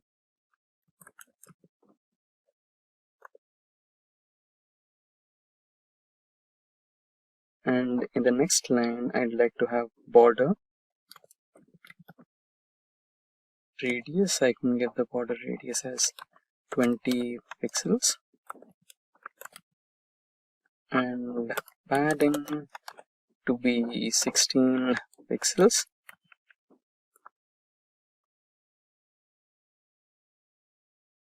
Text alignment, I'd like to keep it center. There you go. Let's close the H1. Now let's code the background color or border color. So B style. So what we can do is we can basically have this code here, and what we will do is we will reuse this particular code segment, because we will be having multiple HTML codes in this particular workbook, which will explain the results of the analysis that we are doing. So the way we just run the code, and after that we will be getting some visualizations, and I will be writing some textual content in HTML page, so that it will be easier for the people to understand what exactly is happening here, right? So the color will be light blue, and now comes the text. We will close this, and here we will write the text as Python Exploratory Data Analysis, and we will break here for student performance.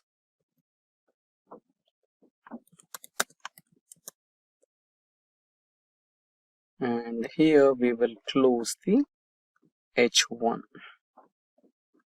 And lastly, we will display this in HTML code. So basically we missed this library. So we will be importing from IPython display import HTML to display this particular code. So without this particular library, we cannot display any HTML codes in our notebook. So we will quickly run that, and we have our title over here. Now let's proceed with the next part. Now we will use some libraries like CatBoost and LightBGM. So for that we might have to install these libraries. So we will be using pip install here, pip install CatBoost, and control enter to run this particular code segment, or you can also use run, and it's installed. And after that we will also install LightBGM. Sorry, not BGM. So it's already installed. Now we will start importing the libraries that we need. So we will be needing NumPy, Pandas, Seaborn, Matplotlib, and we will also import another special library which is for ignoring warnings. So we will import warnings, and after that we will be importing that warnings from IPython display import clear output, and after that we will tell the Jupyter notebook to import if there are any warnings. So that code will be warning.filter warnings, and in the brackets we will write ignore. So the basic libraries which we will be needing are as follows: import NumPy as np. Let's quickly copy this and proceed, enter. And now we will be needing Pandas as pd, enter. And now we will be needing Seaborn SNS, and we will also use matplotlib.pyplot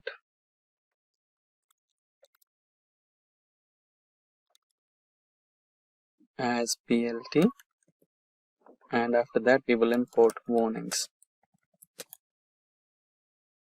from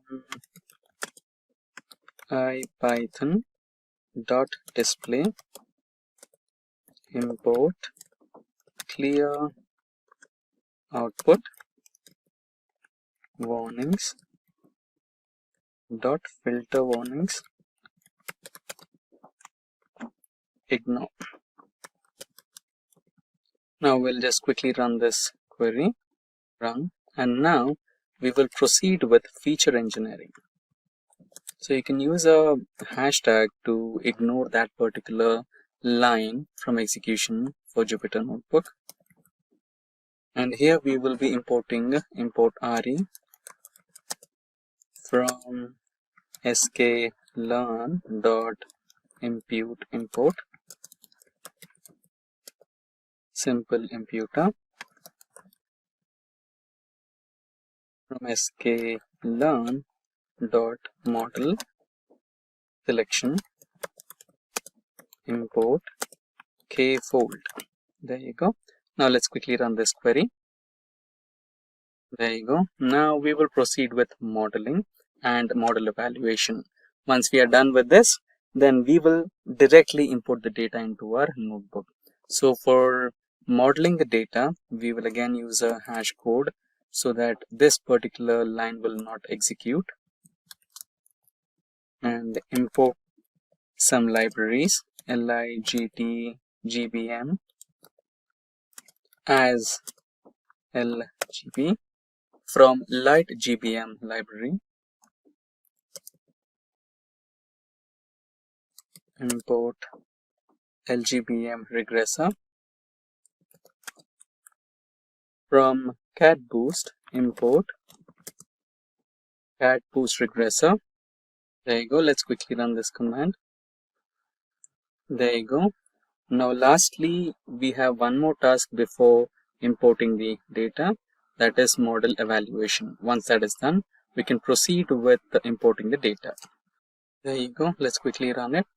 And now, so far so good, we have done the basic library imports, and feature engineering is done, modeling is done, and model evaluation is also done. Now we can begin with importing the data.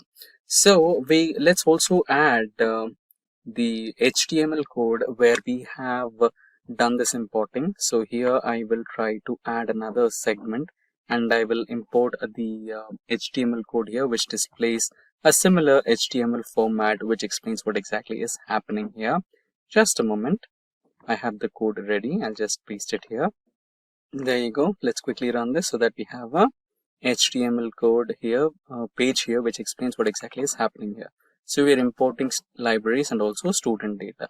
Now let's import the student data. For that, let's write the query. So we are importing the data as data frame, and after that we will write pandas read csv, right? And here we will add the location of the file, right? So the file is located in my downloads section. So let's quickly copy that location and paste it here. So this is the location of my file. Let's quickly run it. So there might be some error. It's okay, we can resolve it. So in such scenarios, you don't have to worry. Either you can add an R, but even if that doesn't work, you might have to change. In this case, it worked, but in case if it doesn't work, what you can do is you can eliminate the R, and you can just change this from forward slash to backslash. This will also help. So this could be worth it. So this can also work. So these are the situations where you can use this. Now let's proceed with some more interesting facts. Let's try to understand what's going on with our data set, right? So what you can do is, now the data is stored in df variable as a data frame. So what you can do is read this particular data, df dot shape, so that you can understand what's happening with this data, right? So it can tell you that there are 6,607 rows and 20 columns. Now let's add another query part, and here you can try to see the head, right? What head means? Basically, head means the column headers. So what you can do is just write df dot head and run. Now you have the column headers and couple of sample columns, couple of sample rows. Now let's proceed with checking the duplicates and identifying the total number of duplicate entries in this particular data set. So you can write down df dot duplicated dot sum, and you will get the number of duplicates present in this particular file. So we have 0 duplicate entries. Now let's see if there are any null elements in this particular data frame. So df dot is null dot sum. So these are all functions. Control enter. There you go.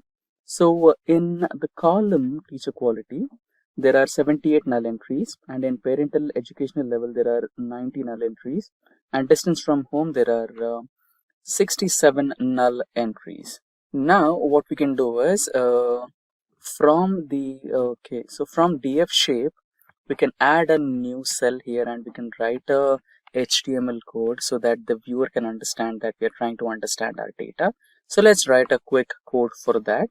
So let's not waste much time in just writing the HTML code. So I've got that HTML code written in a notepad already. So I'll just paste it over here, and let's quickly run it so that we have a HTML visibility here.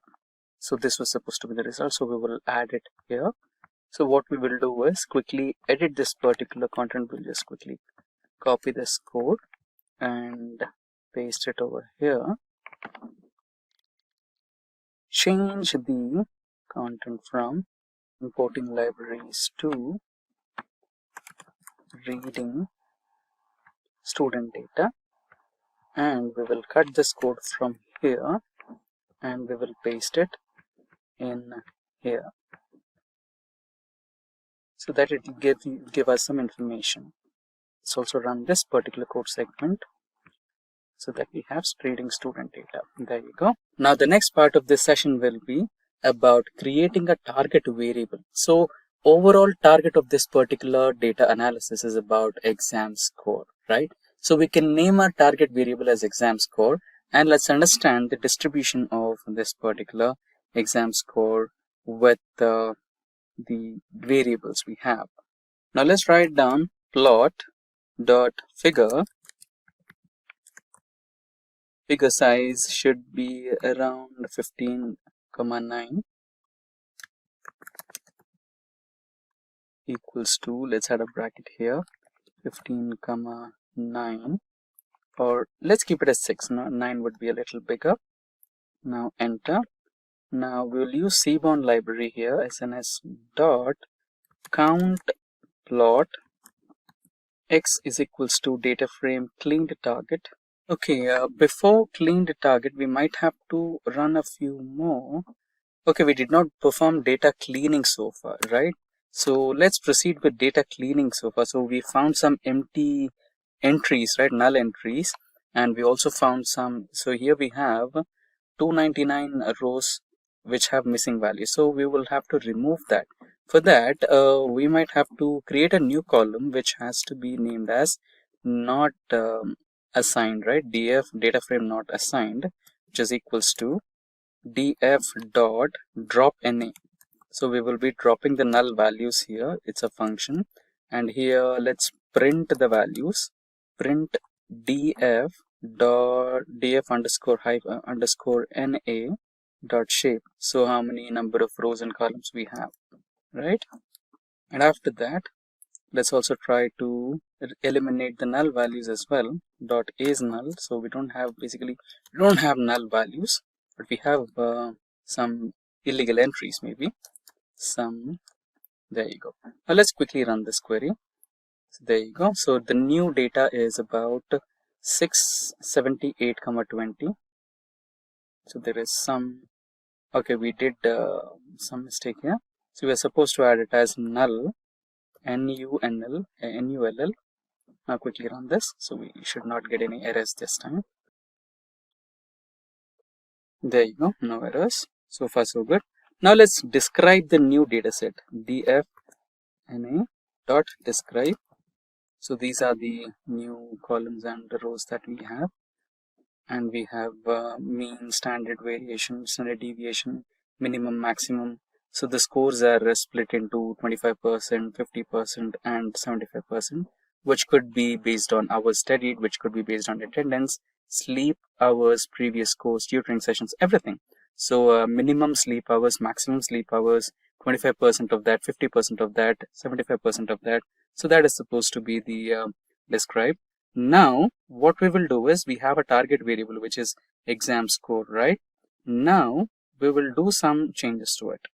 We already know in an exam there will be a threshold value. It can be 25 marks per exam, it can be 50 marks per exam, and it can be 100 marks per exam, right? In our situation, let's consider the threshold value is 100 marks, right? If there is a situation where marks is entered in a wrong way, right? It can, if they wanted to add 11, but by mistake if they added another one, right, triple one, it's not a right entry, right? So we will try to eliminate those kind of data. So we will create a new data frame here, which is data frame cleaned is equals to data frame underscore not null. So we have eliminated the null values, df underscore na. Now we will add our target variable, which is exam score should be. So let's come out of this, and here we will add it as should be less than or equal to 100, but not more than 100. Let's use square brackets. Here we also, the format is square brackets actually. Now enter, and we will describe this particular data set. Instead of dfna, we will copy paste this here. Now let's run this. Okay, exam score is not identified. Let's quickly check the error and resolve it. Yeah, so we missed out to add colons here. It's okay, not a problem. So this was supposed to be how it is. Now let's run this, and we will have the answer over here. So we have the output. Now let's check the head of this particular cleaned data set. So we can make use of the same code here and paste it right here, and instead of describe, let's write head, so that we have the header of this particular data set. So we have our study and everything normal, and we will categorize the data, right? So we will make use of 3 columns: hours studied, attendance, and previous scores. And after that, we will also make use of other columns in this particular data set, which happens to be the parental involvement, access to resources, sleep hours, tutoring sessions, etc. And now our target will be the exam score that we created over here, right? This exam score will be our target. And using this particular exam score target, we will categorize the data, okay? We will categorize the data in terms of, let's say, first class, second class, and pass or something like that, right? So if a student is scoring below 64, and that is a separate category. If the student is scoring equals to or above 65, that is a different category. And if the student is scoring beyond 70, that's a different category. And before we proceed with that, let's try to add a HTML code before this particular data set so that we have an understanding of what exactly happened here. So I'll just quickly copy paste this particular code here. So we will run it, and now next we will check the data type, column separated and everything, and we will create data type category variables. Right, now so far so good. Now we will create the categories. So num call equals to hours studied, comma, attendance. So let's quickly add the data. Previous exam scores. Just a minute, let's quickly add the columns. Let me take a while. So there you go, I've added the columns. So we are considering 3 different columns. Hours studied, attendance and previous scores. For num call and cat call, we are considering the other columns apart from the first 3, and our target value is exam score. Let's quickly run this. There you go. And now we will try to build some visualizations, and before that let's try to add some data from in HTML. Let's try to create a what we can do is simply copy this particular HTML file here.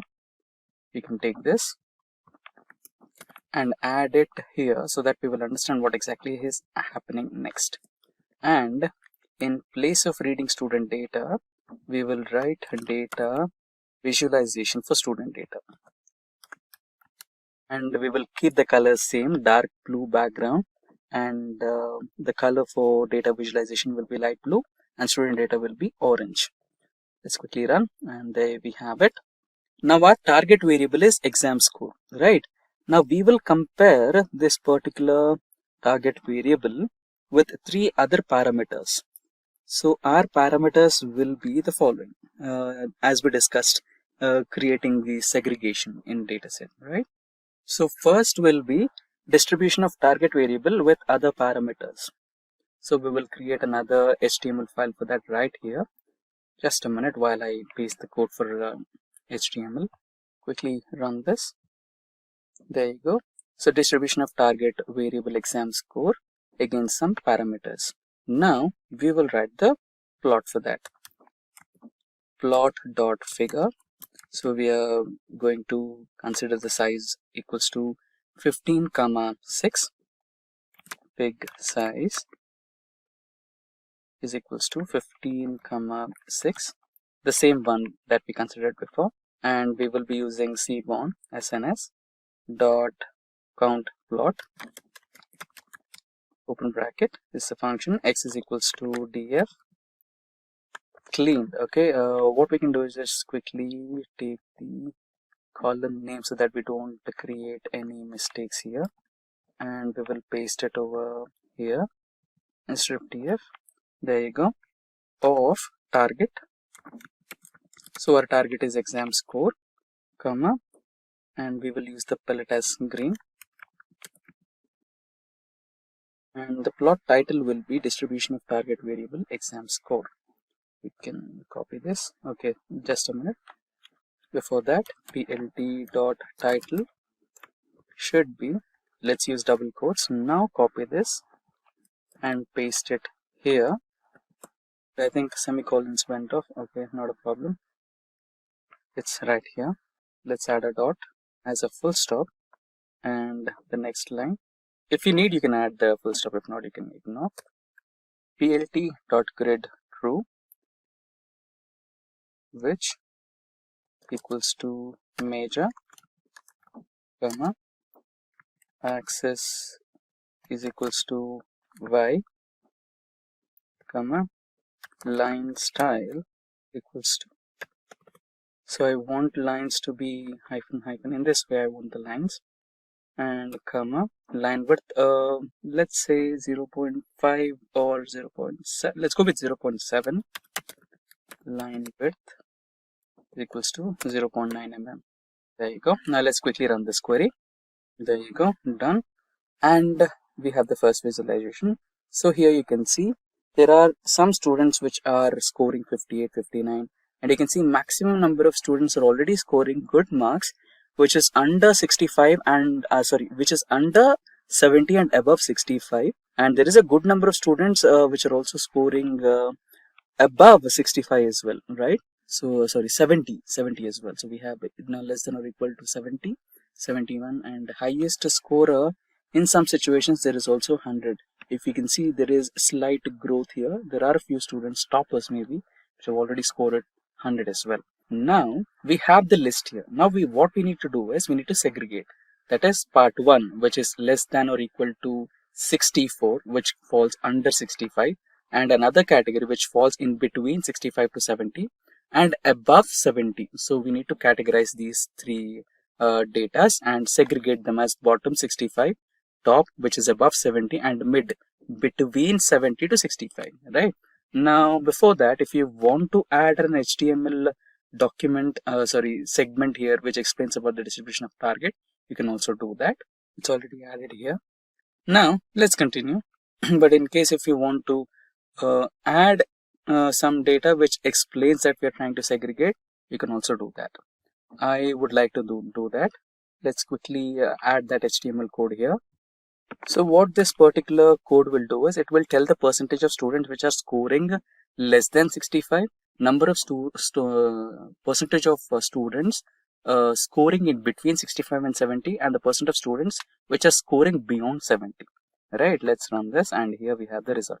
Bottom 21.81% scores under 64, while 24% scores over 70, and 50% are in between 65 to 69. Right, now let's continue with the segregation part of the data. So for segregation, we will create three different variables, A, B, C. So first, A is equals to length of df cleaned. So let's copy the column name, data frame name. Length of df cleaned. Inside the square brackets, we'll again add df cleaned of target variable, which is exam score. Let's also add single quotes here. Who are scoring in between or less than. Let's start with less than or equal to 64. We'll not consider 65, we'll consider 64, divided by len of df cleaned target variable exam score, single quotes, into 100, which will give us the percentage. Now similarly, let's just copy and paste this 3 more times for B and C. So here instead of minus, I was supposed to add equals to, and another one. So here equals to, and instead of A, I will write B, and the last one is C. And instead of 64, we will add 70 here for top, and here we will make some changes. It should be greater than or equal to 65. So this is the third category, A, B, C, and then we will proceed with printing the files. So print the bottom for the first one, which is f of A is to dot to f, and we will add the percentage symbol over here, R under 64. Now we can copy paste the same here, and we can change the variables. So here we will be adding under over 70. Lastly, in between, the ones in between, 65 and 70. There you go. Here we will change the values from A to B, and here A to C. There you go, and we can quickly run this query. So it's not 70, it was supposed to be 69. There you go. So we forgot to mention this particular one. Now let's run this. There you go. So we have 21% of people who are scoring under 64, 24% over 70, and 53% are in between average. So I think the school is focusing on improving this particular percentage, reducing this particular percentage, and increasing this particular percentage, and try to eliminate if possible this particular one which are under 64. So that is the overall motto, I guess. Now so far so good. Let's now try to remove infinite values from HTML. Right, so before that, let's add this particular HTML code here, so which explains what we are trying to do. So we will first implement the code that prevents warning about infinite values during data visualization. And now let's add the code which will try to eliminate the infinite values. Let's copy this particular data frame cleaned data frame name here. Now df cleaned dot replace square brackets np dot info comma minus np dot info out of these square brackets dot np dot na non-na values. We're trying to eliminate na values. In place of those values you can write true, and after that we will try to eliminate the null. So if it is null, dot sum, give me the total number of null values after this, right? So let's try to execute that. There you go. So all the null entries have been removed here. Now let's see the distribution of numerical values here. So before that, let's add the HTML code for that. So let's quickly run this.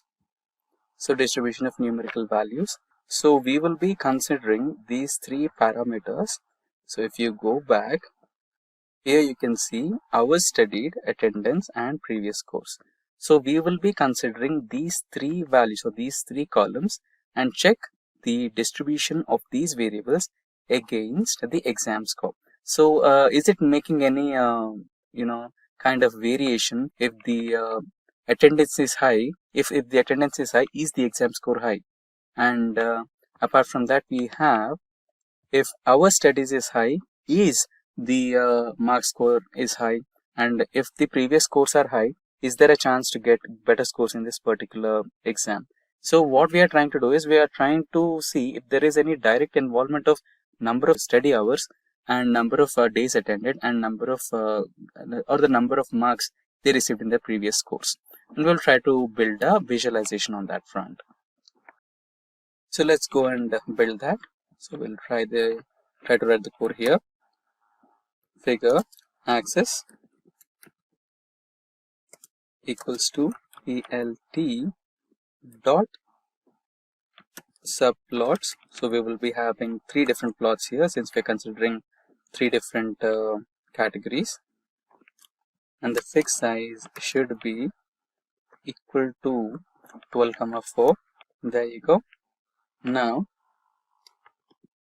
access is equals to access dot rebel for idx comma call in enumerate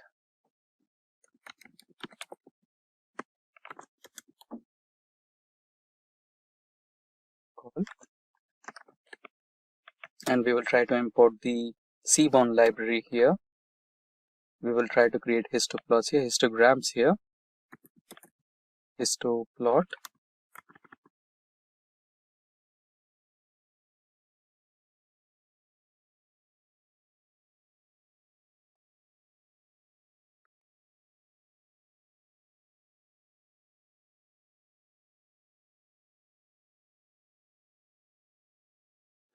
So line style, we will be selecting this one, and comma line width will be 0.7. There you go. Next will be access idx dot set title. So for this we will be setting the title as distribution of columns. So the columns will be the three ones: attendance, hours studied, and what was the third one that we considered? Previous course, right? So instead of mentioning them specifically, what we can do is we can just write columns here, COL, and close. There you go. And lastly, plt.height and show the plot. There you go. Let's quickly run this query. Run, and now we will be having the visualizations here. So you can directly see the involvement of these three parameters here if they are trying to help. If the number of hours are increased, then you can see if there is a better improvement in scores. If the attendance is increased, if there is a betterment in scores, or if the previous scores are helping, then you can find it out how it is. There you go. Now we can write a result here in the form of HTML page. And if we run this, it will give you the result. The breaks or gaps in the hours studied variable may be due to the respondents answering appropriately. The variables attendance and previous scores, which exhibit a uniform distribution, have a normal impact on exam scores variable, which is our target variable. Now, let's proceed with another part of this session, which will be about the relationship between the numerical values and the target variables. Now, we will copy paste the same code and make some minute changes to it. So the only change that we did to it is we're trying to build a scatter plot. So we will be getting a scatter plot here. But before that, let's try to add another column here and try to add an HTML code which explains why we are doing it. There you go. A scatter plot. So basically these two are one and the same. Here we use some column graphs. So here we did the same using the scatter plot, which will help for a better understanding. Now we will try to build some correlations. So basically, a list is called correlation is created containing the names of the columns for which you want to calculate the correlation. So here in our situation, it is the df.corr, which is a data frame, and it is created by selecting only these columns for df cleaned data frame, effectively created a new data frame containing only the specified columns. Now the second one, which is the corr, which is a calculate correlation. So this method computes the correlation matrix for selected columns, which is in df.corr. The 1 indicates perfect positive correlation, -1 indicates the perfect negative correlation, and 0 indicates no correlation. And lastly, the setup of plot. This line sets up the figure size of the plot. In this particular situation, we are choosing 5 and 4. Right, now let's quickly try to execute this query and see the answer. And we will also add the HTML code for this so that we have a better understanding for this. So we will be adding that HTML box here, which will explain what exactly happened here. So this is our plot and this is the correlation. Now let's try to add that HTML code right here. So the result of this particular data visualization will be maintained here. So the hours studied and attendance shows a positive correlation with the target variable, which is exams hour. However, previous course appears to have no or little relationship with the target variable. Right, now let's continue with our next part of this session. So now we will try to identify the relationship between studies, hours, and attendance and extracurricular scores. Right, so we have other columns to consider, which is extracurricular activities. So there is a belief that extracurricular activities will also help students to study better. So we will find if there is a relation between the target variable and these extracurricular activities, attendance and study hours. Now let's quickly add the code here. Now let's quickly execute the code. Now we have the visualization which explains the relationship between the number of hours studied, extracurricular activities, etc. So here it is. And now let's add an HTML code which explains about this result. I think this particular code was supposed to be added here. So this is the resultant column here. Now here it explains about the influences that it performs. So the extracurricular activities, parental income, and extra things that influence the scores. And there you go. Now let us also consider other columns, right? The other parameters like resources are available or not, parental education, and other things which also might have influenced the exam scores of students. So for that, let's add an HTML code so that we have an HTML page here which explains what is the next procedure that we are following, right? Now let's add the query here. So here we are considering the other parameters like family income, peer influence, motivation level, gender, parental involvement, parental educational level, and extracurricular activities. And we are considering them against the target variable, which is exam score. And now let's execute this query. There you go. Now we have generated a graph which explains about this particular parameters against the target variable. And now let's add the HTML page here which explains about these results. Let's quickly run it, and there you go. So when certain factors affect Q1 and Q2 but not Q2, it can be understood that individual has overcome challenges through personal effort, right?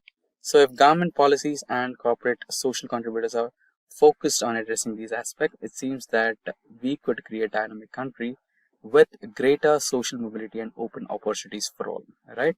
So if extracurricular activities can outweigh the influence of other variables in academic performance, then we should foster that kind of an environment, right? So this is how you can extract some statistical analysis on this particular data set. Now let's quickly rename this Python EDA students performance, and you can quickly rename and save it. Hello everyone, I am Mayank and welcome to Simplilearn's YouTube channel. Are you want to get really good at using Excel? Well, Google Gemini can help make it super easy. Excel is all about handling data, organizing it, doing math with it and making it look nice. With Gemini, you can learn all about Excel step by step. Whether you are just starting out or already know a bit, Google Gemini can teach you everything from the basics like how to write formulas to more advanced stuff like analyzing big sets of data. All you have to do is ask Gemini questions or tell it what you want to learn, and it will explain things to you in a way that makes sense. Plus, you can practice right there in the chat by following along with the examples. So if you want to get really good at Excel without any hustle, just start chatting with Gemini and you will be an Excel wizard in no time. So before jumping on to the demo part, so yeah guys, this is our Gemini prompt. So here first we will write how to learn Excel using Gemini, right? Just for the clarification. Okay, so it will give some prompt. See, here you can see there seems to be slight a misunderstanding. Gemini, the large language model you can interact with. Okay, so learn Excel basics. You can do, you can learn data analysis with Power Query and like this stuff. So here we will write, give me week-wise Excel syllabus. Okay, so it will give you week-wise Excel syllabus. So okay, so this is week by week Excel syllabus, basic to intermediate. Okay, not advanced. You can learn advanced too. So in week 1, what you can do, you can object and navigate Excel interface, understand basic spreadsheet topics. You can learn introduction to Excel environment, working to cell rows, and even you can just particular modify the selected text. So in week 1, you can learn these type of things, entering data, text, number, dates, and these. And in week 2, you can learn building formulas with references related and absolute, and you can learn lookup functions, VLOOKUP, index match. Okay, in week 3, you can learn conditional formatting, and in week 4, you can learn a little bit of data analysis like this. Okay, so here we can write. So this is like you are chatting with someone. Okay, so you can write here, give me brief about the week 1 syllabus briefly for the same. Okay, so see, it elaborate particular thing for you. So see, master the interface, data entry and editing, formatting fundamental, formula fun. Okay, so what if you want to learn particular only logical function? Okay, or you want to learn building formulas with references, or you want to learn lookup function, or you want to learn date and time function particularly. So here you can ask Gemini, give how to work with date function in Excel, explain me with example. Okay, so till then let me open the Excel file for you, Araf. Okay, so yeah, so see, the date function is Excel is a handy tool for creating specific dates or working with existing ones. So here is the background. So year, month, day, example, right? So enter today date in a cell, let's say cell 1, A1, okay. So Excel is now here, okay. So what he's saying, so what it's saying, enter today's date in a cell, let's say cell A1, you can type directly, that is 2024, this, okay. Let me copy it directly, okay, and paste it here, okay. Why it is not, okay, or use today function, yeah, yeah, okay, fine, or else you can write today function, right, like this. So if I want to write here equals to today, enter. See, you can see the same date, exact date. Or in another cell, that is B1, either enter the following formula. You can use this formula, date, year, A1, month, this. Okay. So what it will do? So this part extract the year cell from A1, which has already did this, then month from cell this, from cell this. So this is how you can learn any formula using Excel. Okay. So I will write, give me example of data in which I can learn basic formulas of Excel.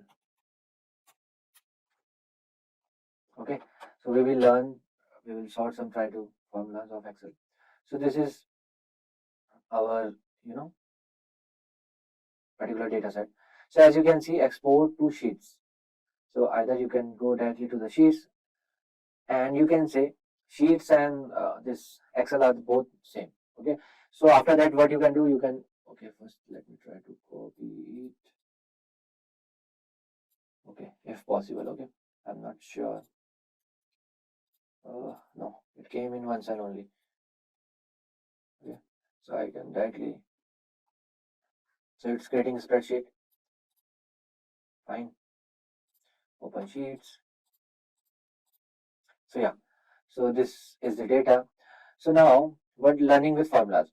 So this data allows you to learn practice. Okay, what I will do, I will just copy everything, copy it and paste it here. Fine. So now the thing is that I want to learn sum function. So calculate the total quantity of each product sold by using the sum function on the quantity sold column. Okay, so what you have to do, formula in cell E2 for choco chips cake, right, equals to sum B2. Okay, so I can write here in which column? E2 column. E2 column equals to sum B2. B2. Enter. It's 50. As you can see, 50 is here. Okay, so this is how you can learn. You can learn average function. Okay, let me copy it directly from here, and you can paste it anywhere. Okay, okay, average of C2 and C5. Okay, fine. Why it's coming like this? Okay, E5. Okay, I will write here. See what's the issue.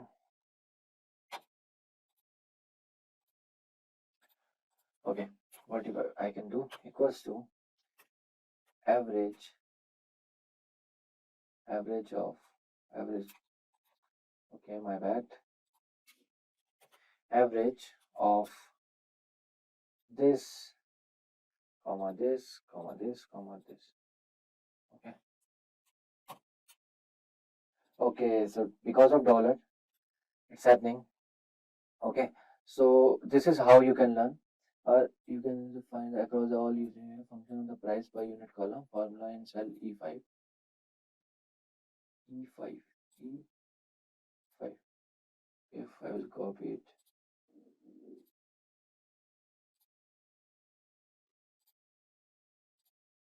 So this is how you can Okay, because of dollar it's happening. Okay, see how it will work now. See, because of dollar it's happening. So now the average of C2 to C5 is 2. Okay, so this is how you can learn. You can multiply, you can apply VLOOKUP. So these are some additional tips from the Gemini.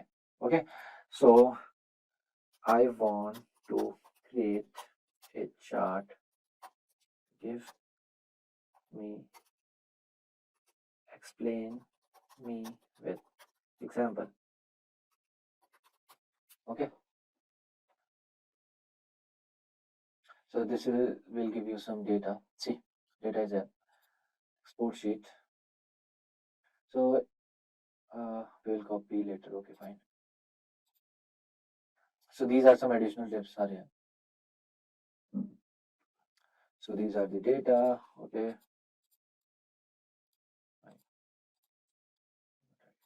copy it and paste it here.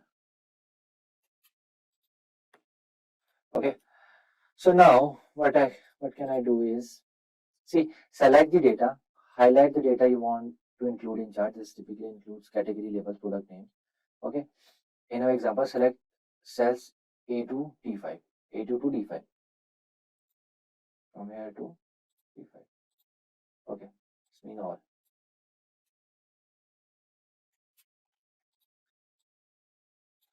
Right, select data. Then what you can do, you can choose a chart. Go to Insert tab on the Excel ribbon and locate the chart section. Go to Insert.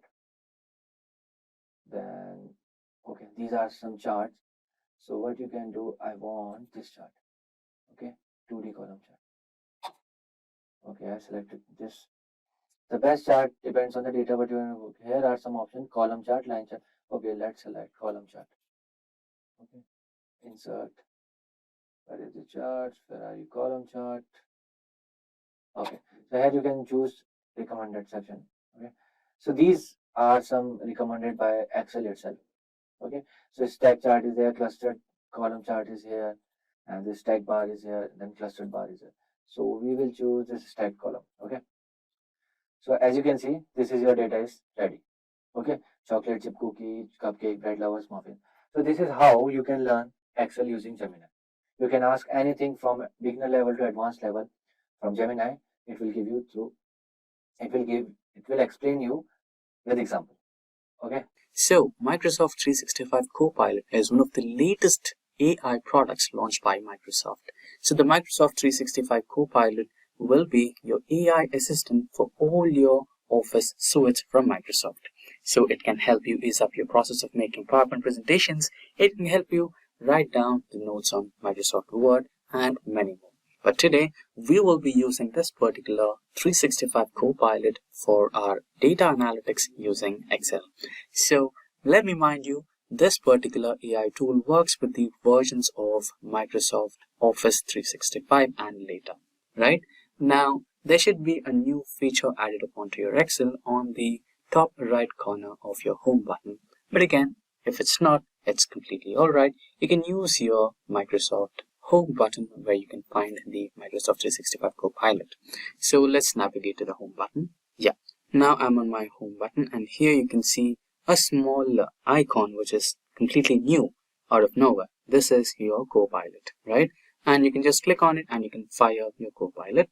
And today's point of discussion is about Copilot with Microsoft Excel. So when you are starting Excel, there are some prerequisites when you're working with Copilot. So currently it is in the preview mode, so it is capable of using some dataset which is in the tabular format. I have converted this into a tabular format. It's really simple.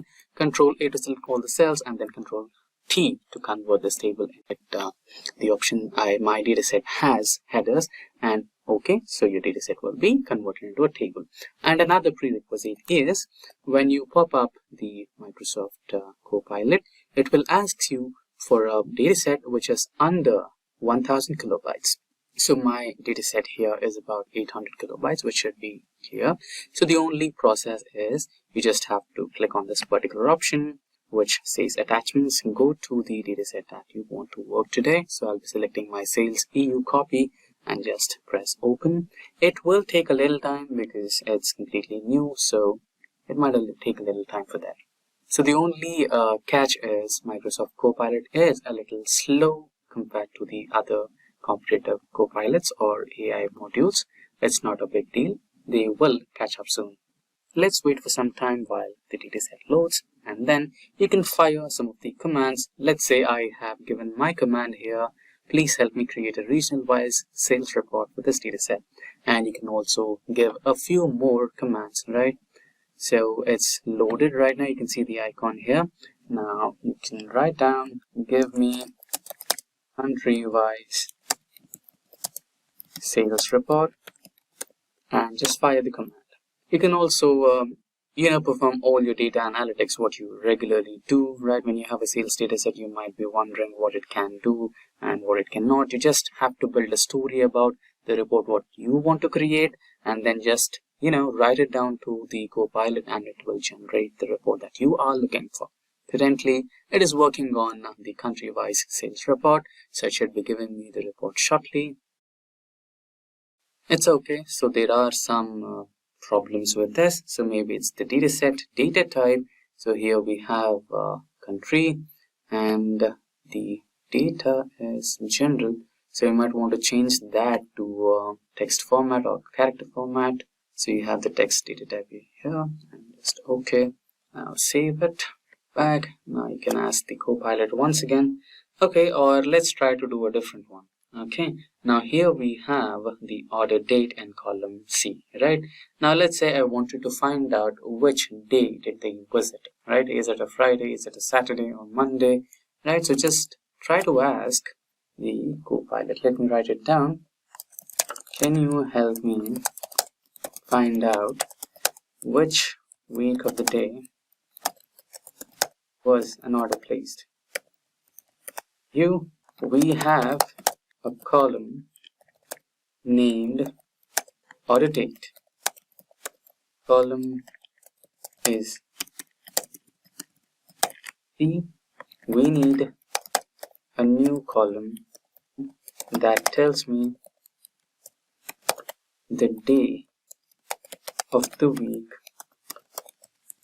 when an order was placed. So let's fire the command. Now it should give us a column D, which is an empty column right next to order date, or it should give us the steps to do the same. Just fire the command.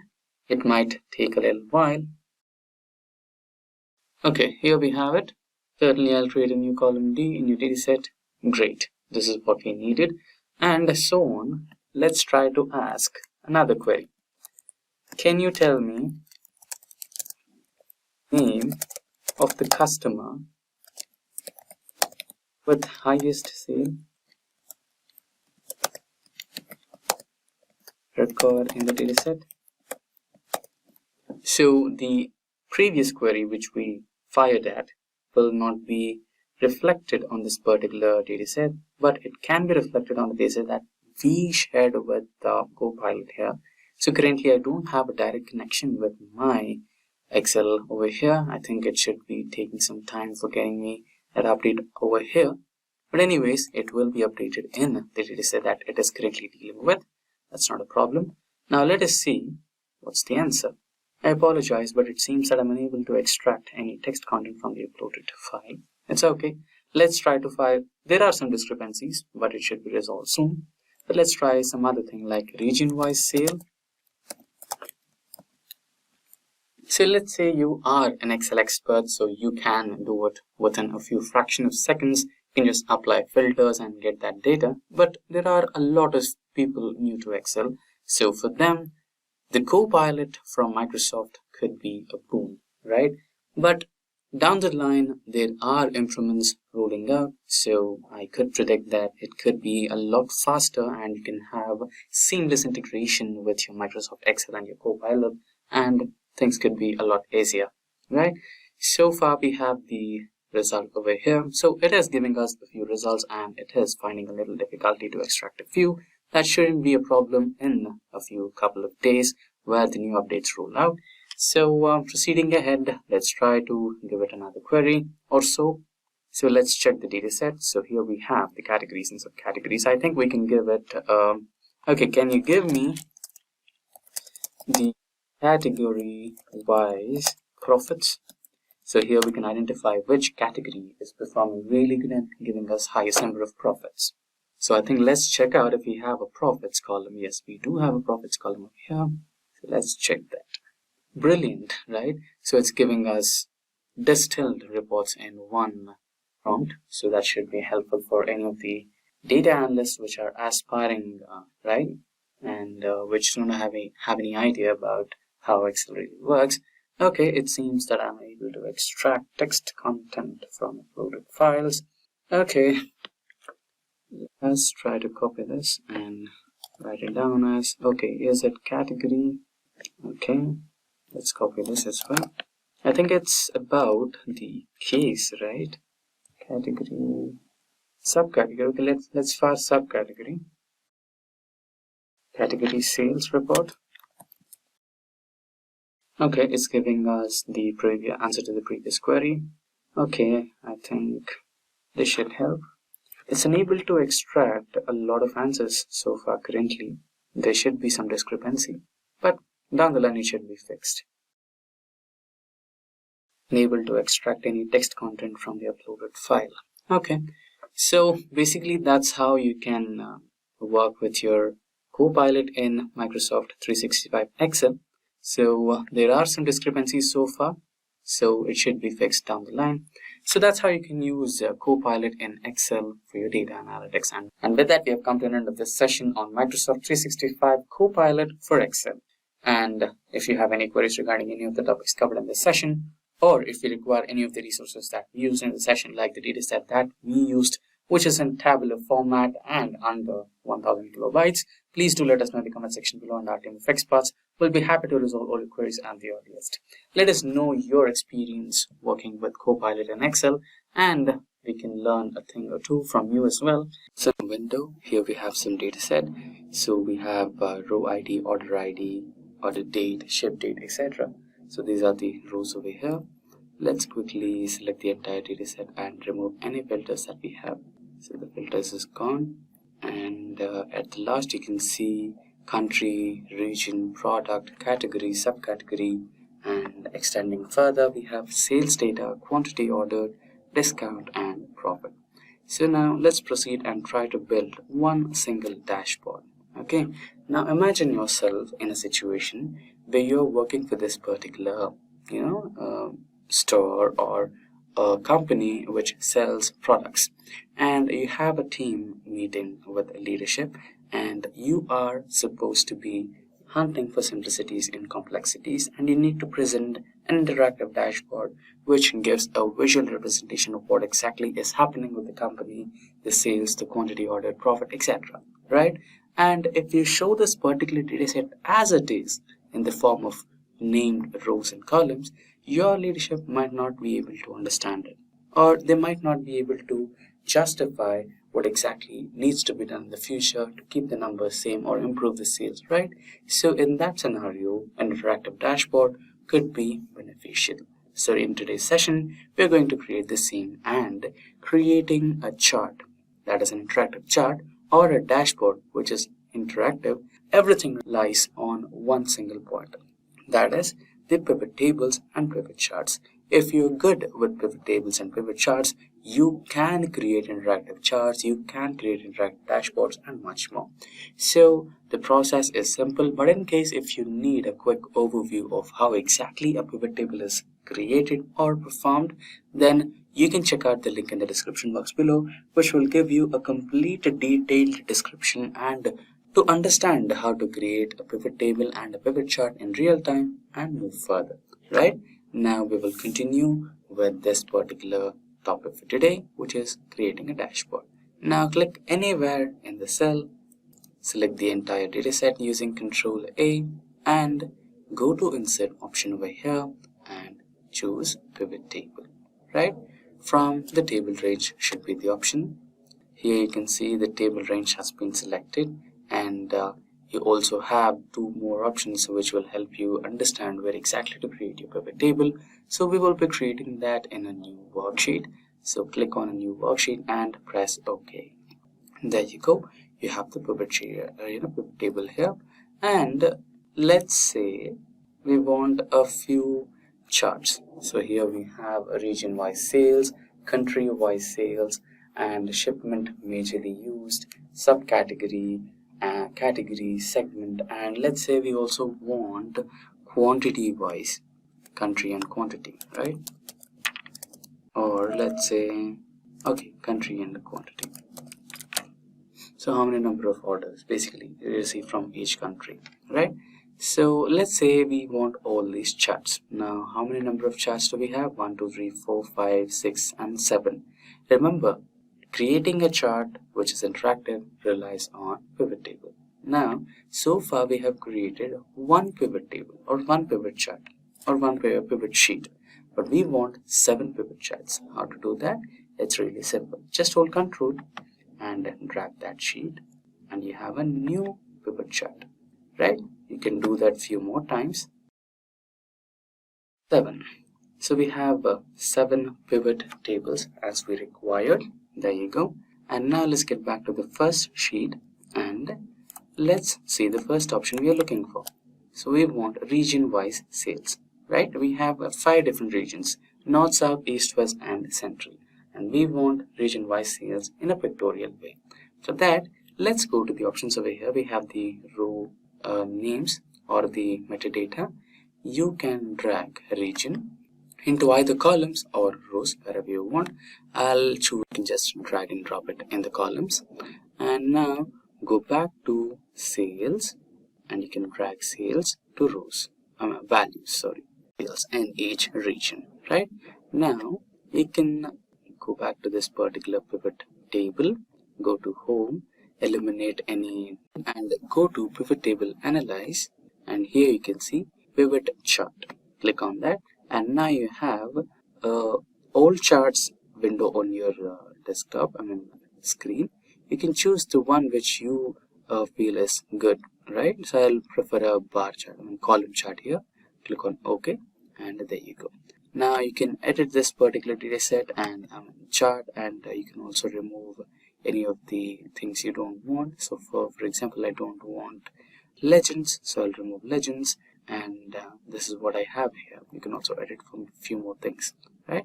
Now I can simply copy this particular chart and go to the dashboard. So let's create a new sheet and name it as dashboard. Margin center. You can add a color. So now here you can paste the first chart. Now you can rename this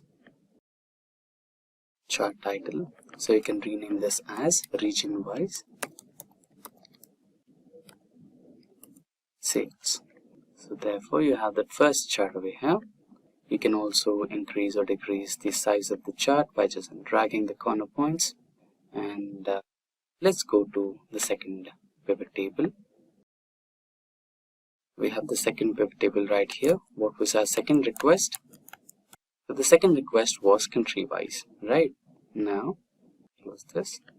Choose the country and drag it to columns or rows. Let's go with rows this time.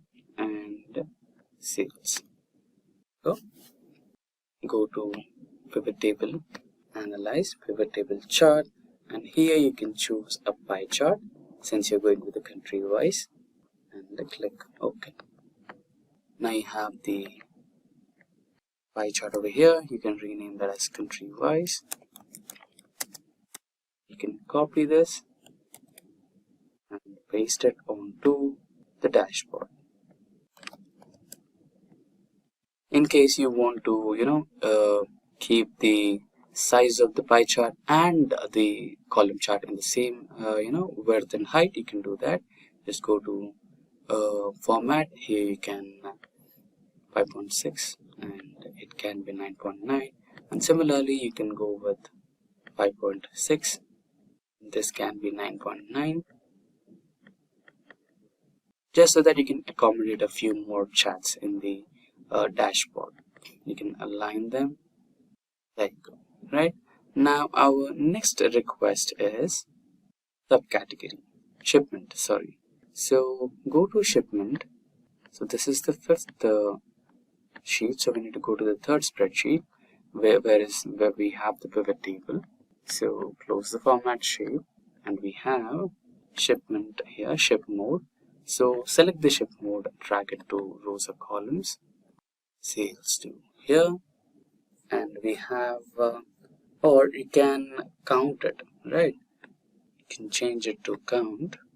Okay, so you have standard class with the highest number of sales happening. So many sales which are happening in your store, choose the standard class of shipment, right? So very least people choose first class or same day shipment, which is highly expensive, and standard shipment will take minimum pricing, and most of the customers have chosen that. Now you can choose the same data here, go to pivot table, analyze, and here we have pivot charts, and out of this you can select any one. Let's say if you want to go with the tree map, or if you want to go with the bar, or any one, you can go with that. So let's go with the bar graph. You press OK, and here you create it. Now rename this particular chart as ship mode. Now you can copy the same chart and paste it onto the dashboard. You can close that. If you go to format, you can do the same setting, 5.9 and 9.9, 5.6 and 9.9. There you go. You have everything lined up. And this space that we have over here, we can add a few more things which will come under slicers and filters. So we'll have to wait for that until we can finish the rest of the charts. Now we will go to the fourth sheet. So what was the fourth request? Let's check our list here. So subcategory wise sales. Now we can check the categories, subcategories over here. Yeah, we have the subcategory. Select that and drag to rows or columns, and sales to values. Okay, and there you go. And if you want to sort, you can also sort by right clicking and sort it to minimum and smallest to largest to smallest. There you go. So the highest number of sales are happening through mobile phones. Next comes the bookcases, next come copiers, etc., etc. Now select this and go to pivot table, analyze, pivot chart, and you can choose any one of those. We can go bar chart or the column chart, and you can also rename this as subcategory wise. You can copy it, paste it on the dashboard, and you can also make few arrangements if you want. We can resize it, 5.6, and this will be 9.9. The next request is about the category-wise sales and segment. So we have the category here, drag it to rows, and sales here. You can keep it the way it is, or you can go to pivot analyze, and here go to charts, choose the one you want, and proceed. Copy it and go to dashboard. You can paste it over here. There you go. Country wise and segment quantity. So now you have country over here, like a country to rows, and sales to columns, or you can, yeah, let's go with sales. Since this is a sales dashboard, this should be beneficial. Now we have, we can also sort it again, sort to largest to smallest, and we have France with the highest number of sales. Now you can copy that or go to pivot table, analyze, and here pivot chart. You can go with pie chart. You can rename it as country wise. So there you go, and copy this, paste it on the dashboard. I think we already did a country-wise sales. So I think we can proceed with the next type of chart, which is segment-wise. Let's go to the same sheet where we created the country-wise sales and close the format, delete the chart. Instead of country, we can select segment. So which segment has the highest number of sales? Paste it over here. Format to adjust the size of the chart. There you go. So we have region-wise sales, country-wise sales, ship mode, subcategory-wise, category-wise, and segment-wise sales. Now we have a dashboard, but to make it a little more interactive, we might require a few filter-like options, which are also called as slices. So when you add slices onto the sheet or the dashboard, what you can do is you can select the options you want. Let's say I want the region-wise sales in Belgium, then you can identify that. Let's say you want Australia's or Austria's shipment modes. What kind of shipment mode is most used in Austria? You can find out it. And let's say you want to find out the Finland segment-wise sales, then you can find out. This is only possible when you try to include a slicer into the dashboard. Now let's go ahead with it. Now, if you select any of the charts, let's say I want to go with the first one. Now go into insert, and here you can see filter options, right? So here you want to insert slices. Now here you have a slices right now. Okay, so you can select the slicer you want. So I want the slicer for region. I want the slicer for country. I want the slicer for ship mode, which is right here, and I want subcategory wise slicer. I want country or category wise slicer, so category, and segment wise, which is here. So I want 6 slicers. There you go, I've got the 6 slicers created. Let's minimize to make it look a little more better. There you go, and we will paste the slices right here. You can also modify the size of the slicers. Let's try to make them fit here, and the next one should be right here. There you go.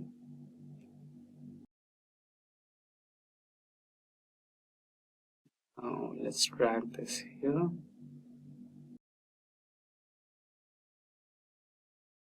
The last slicer in the last section. There you go. Now we have one dashboard, but is it interactive? I guess not. So how to make it completely interactive? So you might have a doubt. Let's say I want to click on machines. Now only 1 out of the 6 charts is reacting. Let's say I want to click on papers. It is giving me the data for phones and etc. And if I click for Belgium, you can see only 1 chart is being interactive, right? Now what should I do so that every chart which is on the dashboard gets completely interactive and shows all the data in real time? That can be done. All you have to do is select any of the slicers, right click, and go to the option which says report connections. So select all the pivot table which are present in your chart right now: sheet 1, sheet 2, sheet 3, sheet 4, sheet 5, sheet 6, and sheet 7. Press OK. Now all the charts are interconnected with each other. And now if you click on any one of the options, so let's say I want the data for Austria country, and every data changes. Correct? Report connections. You need to do that with all the slices. Press OK. There you go. Now if you select Finland, Denmark, Austria, you can see the charts are changing, right? Every chart is now interactive. So that's exactly how you create an interactive dashboard. Now you might be having a doubt. Okay, it's working for the existing data, but what if I add some new data? So here we have data until 2022, and this is the new data until 2023. Now, if I add this particular data to the end of this particular data set, right here, and remove the row headings and go back to dashboard, go to pivot chart. Yeah, on data dashboard, we need to go to data, and here click on refresh all. Then you will get the updated data set, and now you have the updated results as well. And with that, we have come to an end of this session on sales dashboard in Excel, or real-time interactive dashboard using Excel. So now you can see some data on my spreadsheet. So we have a row ID, order date, and a ship date, ship mode, etc. So this means that this particular data set belongs to a sales data set for a store or something. So what I have done is, if you look out the videos on our channel, we already have created one of the interactive dashboards using the same data set. So we try to extract month-on-month sales, region, category, subcategory sales, country-wise sales, shipment type sales, etc. Right? So I have kept the data as it is and all the pivot tables as it is. Now let's say we do not know how to create all these pivot tables and pivot charts and slicers, etc. We just know that we have the data and you're new to this and you want to analyze your data. How do you do that? ChatGPT is here for the rescue. So before we get on to ChatGPT, let's quickly remove all our reference pivot tables. About pivot tables, so I'm quickly deleting all these. We're left out with only the data, right? And again, you can do this dashboard using ChatGPT 3.5, or in case if you have a premium version, which is ChatGPT 4, you can directly attach your dataset onto the ChatGPT prompt and ChatGPT will do all the analysis you need, right? But for now, let's experiment using the ChatGPT 3.5 version, which is basically open source and free to use. Now let's quickly hop onto ChatGPT. So there you go. We have ChatGPT version 3.5. We are not switching to 4. So now let's quickly explain what we are up to. Hi ChatGPT. Just keep it simple, as if you're talking to your friend.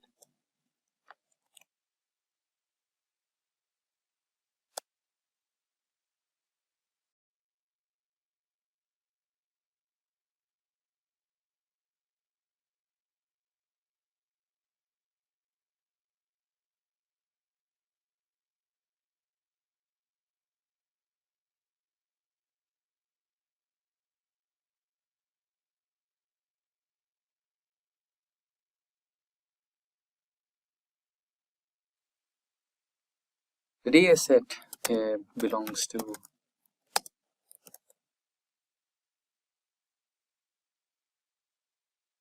Superstore sales, or is about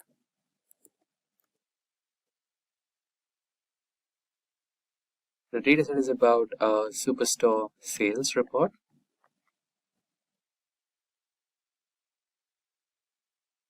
And I need to create a dashboard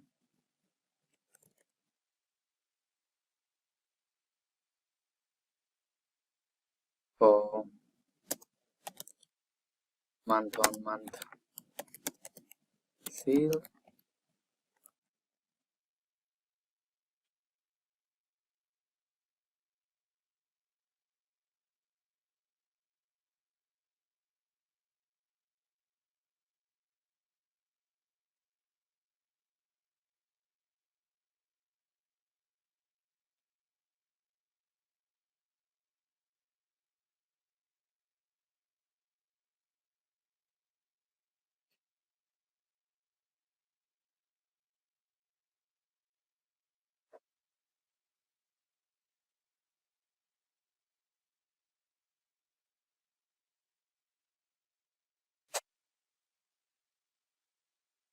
So this is the prompt, and basically I just explained in a brief way. I'm not giving a detailed information, but hope this works. So basically what you are supposed to do is give the requirement one by one, but I'm giving it in a single prompt so that I'll get the results in one single prompt. Let's go for that. So what you're trying to explain ChatGPT is that you have a sales data set and you're using Excel for storing it and for manipulating the data and trying to build some innovative, interactive, visually appealing charts, and you don't know how to do it. So you explain that to your ChatGPT and what are the things you are looking to build, what are the charts you're looking to build. So I'm looking to build a month-on-month sales report, which can be a quarter-on-quarter, month-on-month, year-on-year, date-wise, however the way you like it, right? So make sure that your data is properly formatted first. So here, let's check out that your date column is formatted to date data type, right? Sometimes what happens is the representation of date changes to user by user. Let's say this particular data set or this particular inventory has been allocated to 5 different people to entry the data, right? Somebody might use this type of, here you have, let's create a new sheet and try to, let me elaborate what I'm trying to explain. So let's say person 1,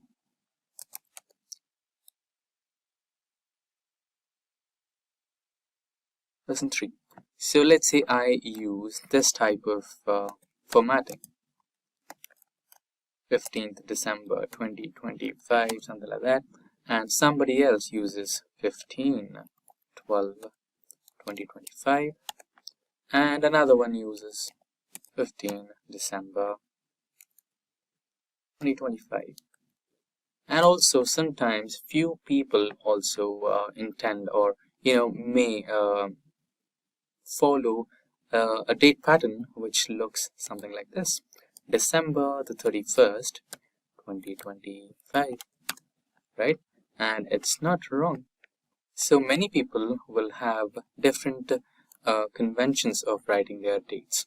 So you need to make some data cleaning. And okay, if you are coming back to data cleaning, we have listed a video in our descriptions for data cleaning in Excel, and that would help you in various data cleaning operations that are used in day-to-day lives of a data analyst. So that should help. So basically what you are looking for is, so instead of general, go back to the data types, and here you can check out the data type options, and you can either give a short date, long date, or in the case you want to go for some additional formatting, you can also go to more formatting, and here you can check out the custom formatting options. Here you can give a customized option. For now, I want to go with date, and the date I want to go with is this particular one, which gives me date, month, and yeah, click on that, and you should be good to go, right? So make sure that all the dates in your spreadsheet are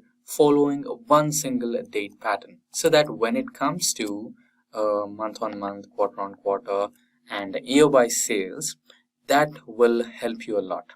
Okay, it will just give you a filtered option. It will give you year on year first, then quarter on quarter next, and if you expand the option of quarter on quarter, you will have month on month, and if you expand the month, then you will have date wise. So you will have a better understanding when we perform this operation in a practical way in real time. And then we have the next type of chart where we want to identify country-wise sales. Then we have region-wise sales. So let's say I have one country here. Let's say I want sales from France, and I want to know what are the sales happening in central region of France, north region of France. So you'll have region-wise sales there, and category-wise, which category is giving you the maximum profits or the maximum sales, and inside the category, which is that subcategory or which product is that which is giving you the highest number of sales. You can identify that, and based on that, you can plan a business. You can get up with a business strategy there. And shipment modes. So which type of shipment mode which should you invest in much so that you can offer better services to your customers. So everything counts. So this is what I want to extract from my data set. So this is my requirement. You have explained this to your ChatGPT through the prompt, and just enter. Now ChatGPT should help you break down the requirements, and ChatGPT should help you how to, it'll tell you how to do the process. So here it will tell you the line chart. So basically it's a rule that month-on-month sales or quarter-on-quarter sales, basically wherever the time is involved, the line chart is the best to represent your numbers. So now it basically tells you how to represent your charts in what type of chart to be selected. That's good. But now can you help me create the first chart in Excel?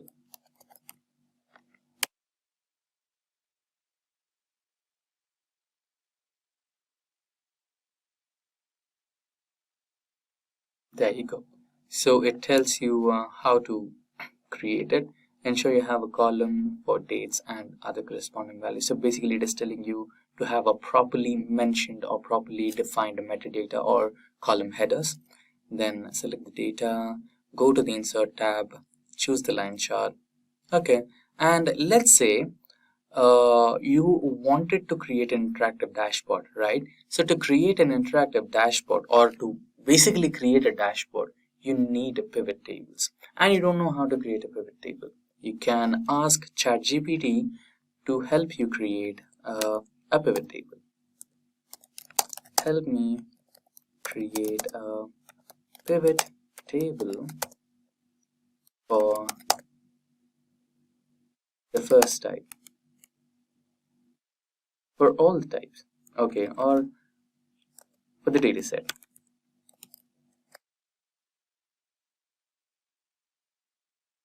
Certainly. So it will mention you the steps to follow to create a pivot table. There you go.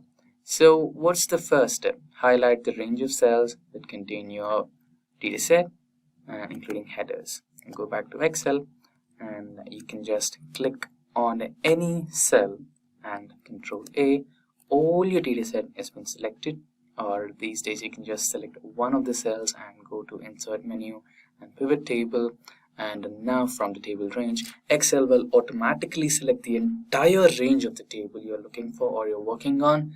And in case if you are having any doubts on that, you can just select all the range and go to the same insert option and select the pivot table. Click on OK in a new worksheet, and there you go. You have your new pivot table. Let's delete this.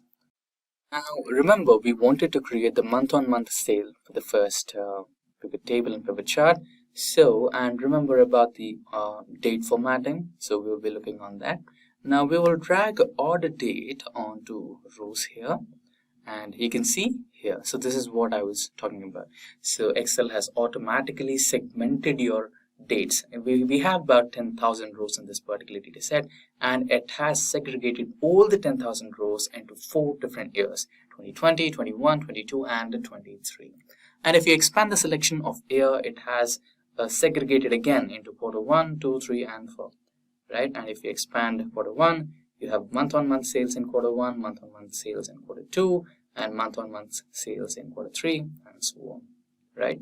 So this is why I was requesting you to have a proper data formatting for all your dates, right? Which could be really helpful when you want to extract the quarter-on-quarter sales and date-wise sales and year-wise sales, right?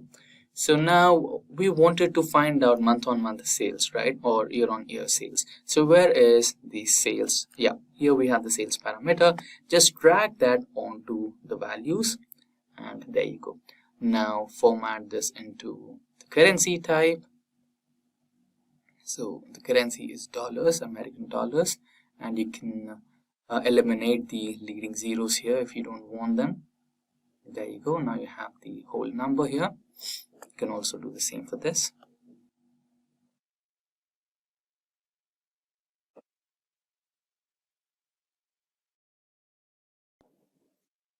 You can select the entire table. Go to pivot table. Okay, let's check the options provided by ChatGPT. So basically we have created a pivot table. Now we want to create a pivot chart. How do I create a pivot chart?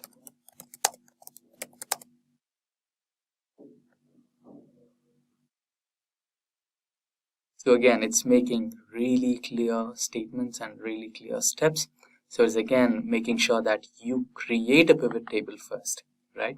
So we have a pivot table, and highlight pivot table data. Click anywhere on your pivot table to highlight the entire range. Insert pivot chart.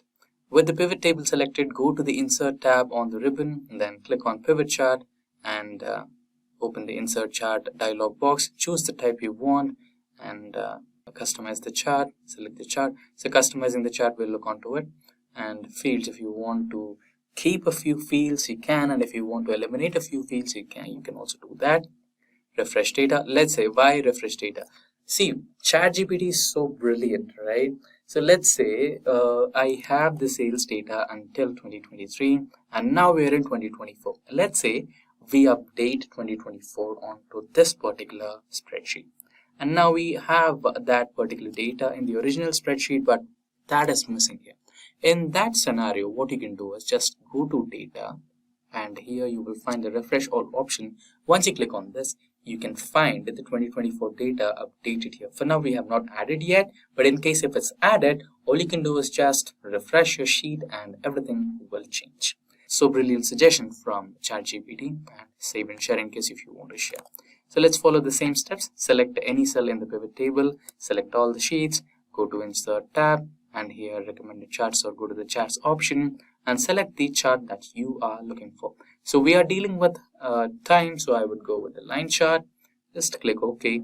But in case if you want to create an interactive dashboard, just go to Pivot Table Analyze, and here you have the pivot charts. And again, it will give you the same option. Just select the line chart here and press OK. So you have your line chart over here. So again, if you are editing this, so you can remove the legends if you want, remove anything else, or you can customize that. Okay, there you go. And if you want to edit the name of the chart, you can also do that. So I will do this as MOM sales report.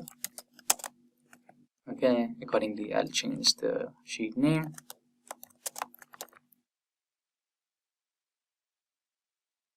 There you go. Right now, quickly we will create the other charts as well. So the process is the same. You can hold control and drag this particular sheet, and you have the next sheet.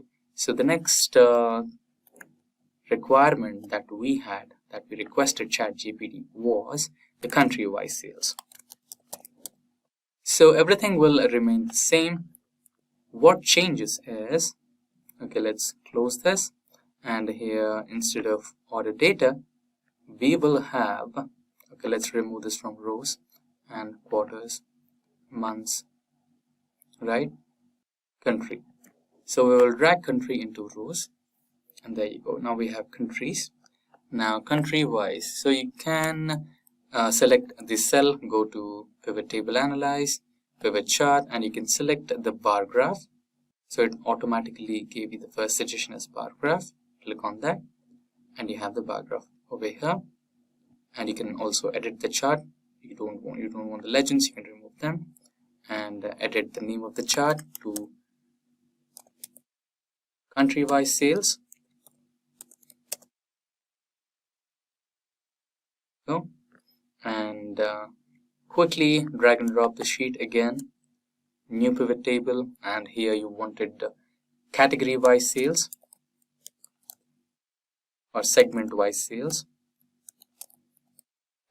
Close this particular thing, delete this, and instead of country, you're going to add segment to the rows and remove country, and you have segment-wise sales. Select any cell on the pivot table, go to Pivot Table Analyze, Pivot Chart, and here you can use any of the available charts here. Let me use the funnel chart, or histogram. Bar chart will be better. Press OK, and there you go. You have the bar chart. Same. Edit your, customize your chart. change the name to segment-wise sales. Hold Control and drag the sheet. Now you have subcategory-wise sales.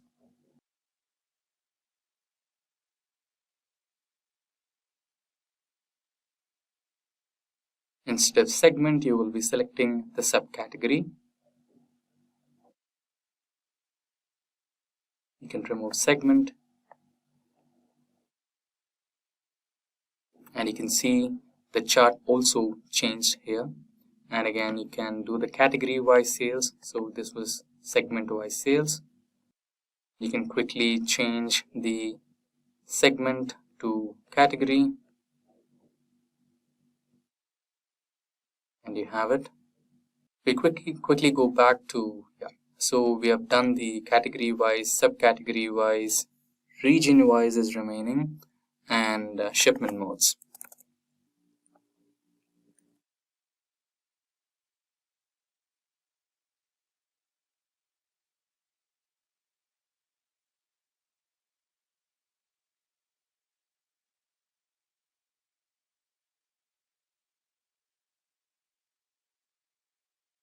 So quickly drag and drop the region, remove subcategory from the list. There you have the region-wise sales. Edit the name.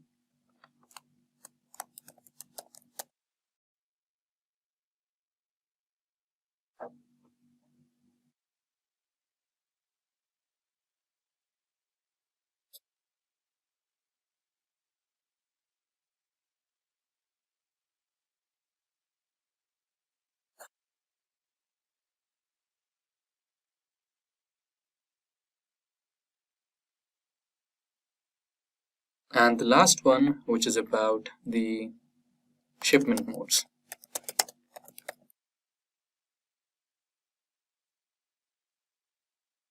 Remove region, and there you go.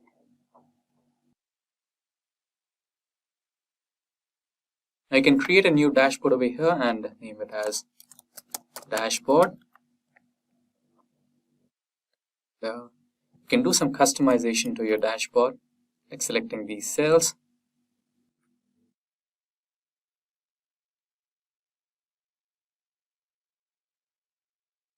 Giving it a color.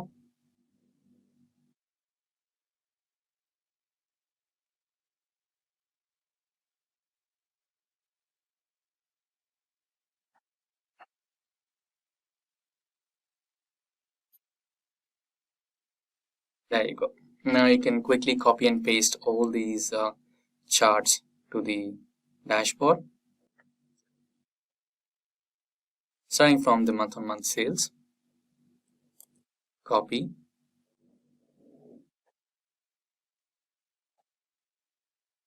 And paste.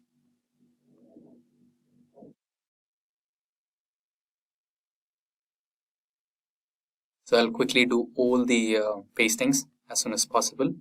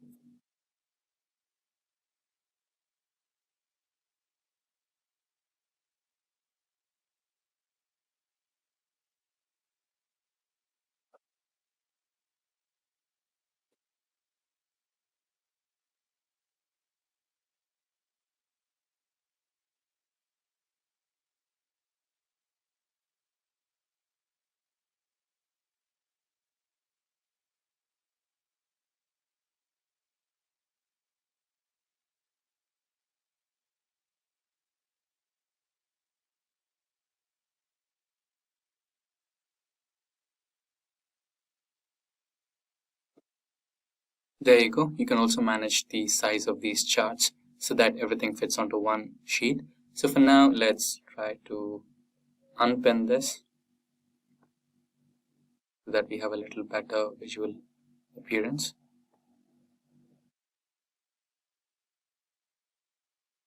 Okay, not a problem. And now we need some filter, right? So something which can make it a little more interactive. That's when you add slices. And let's say you don't know how to add slices. Back to ChatGPT and ask ChatGPT, how do I add slices to my dashboard?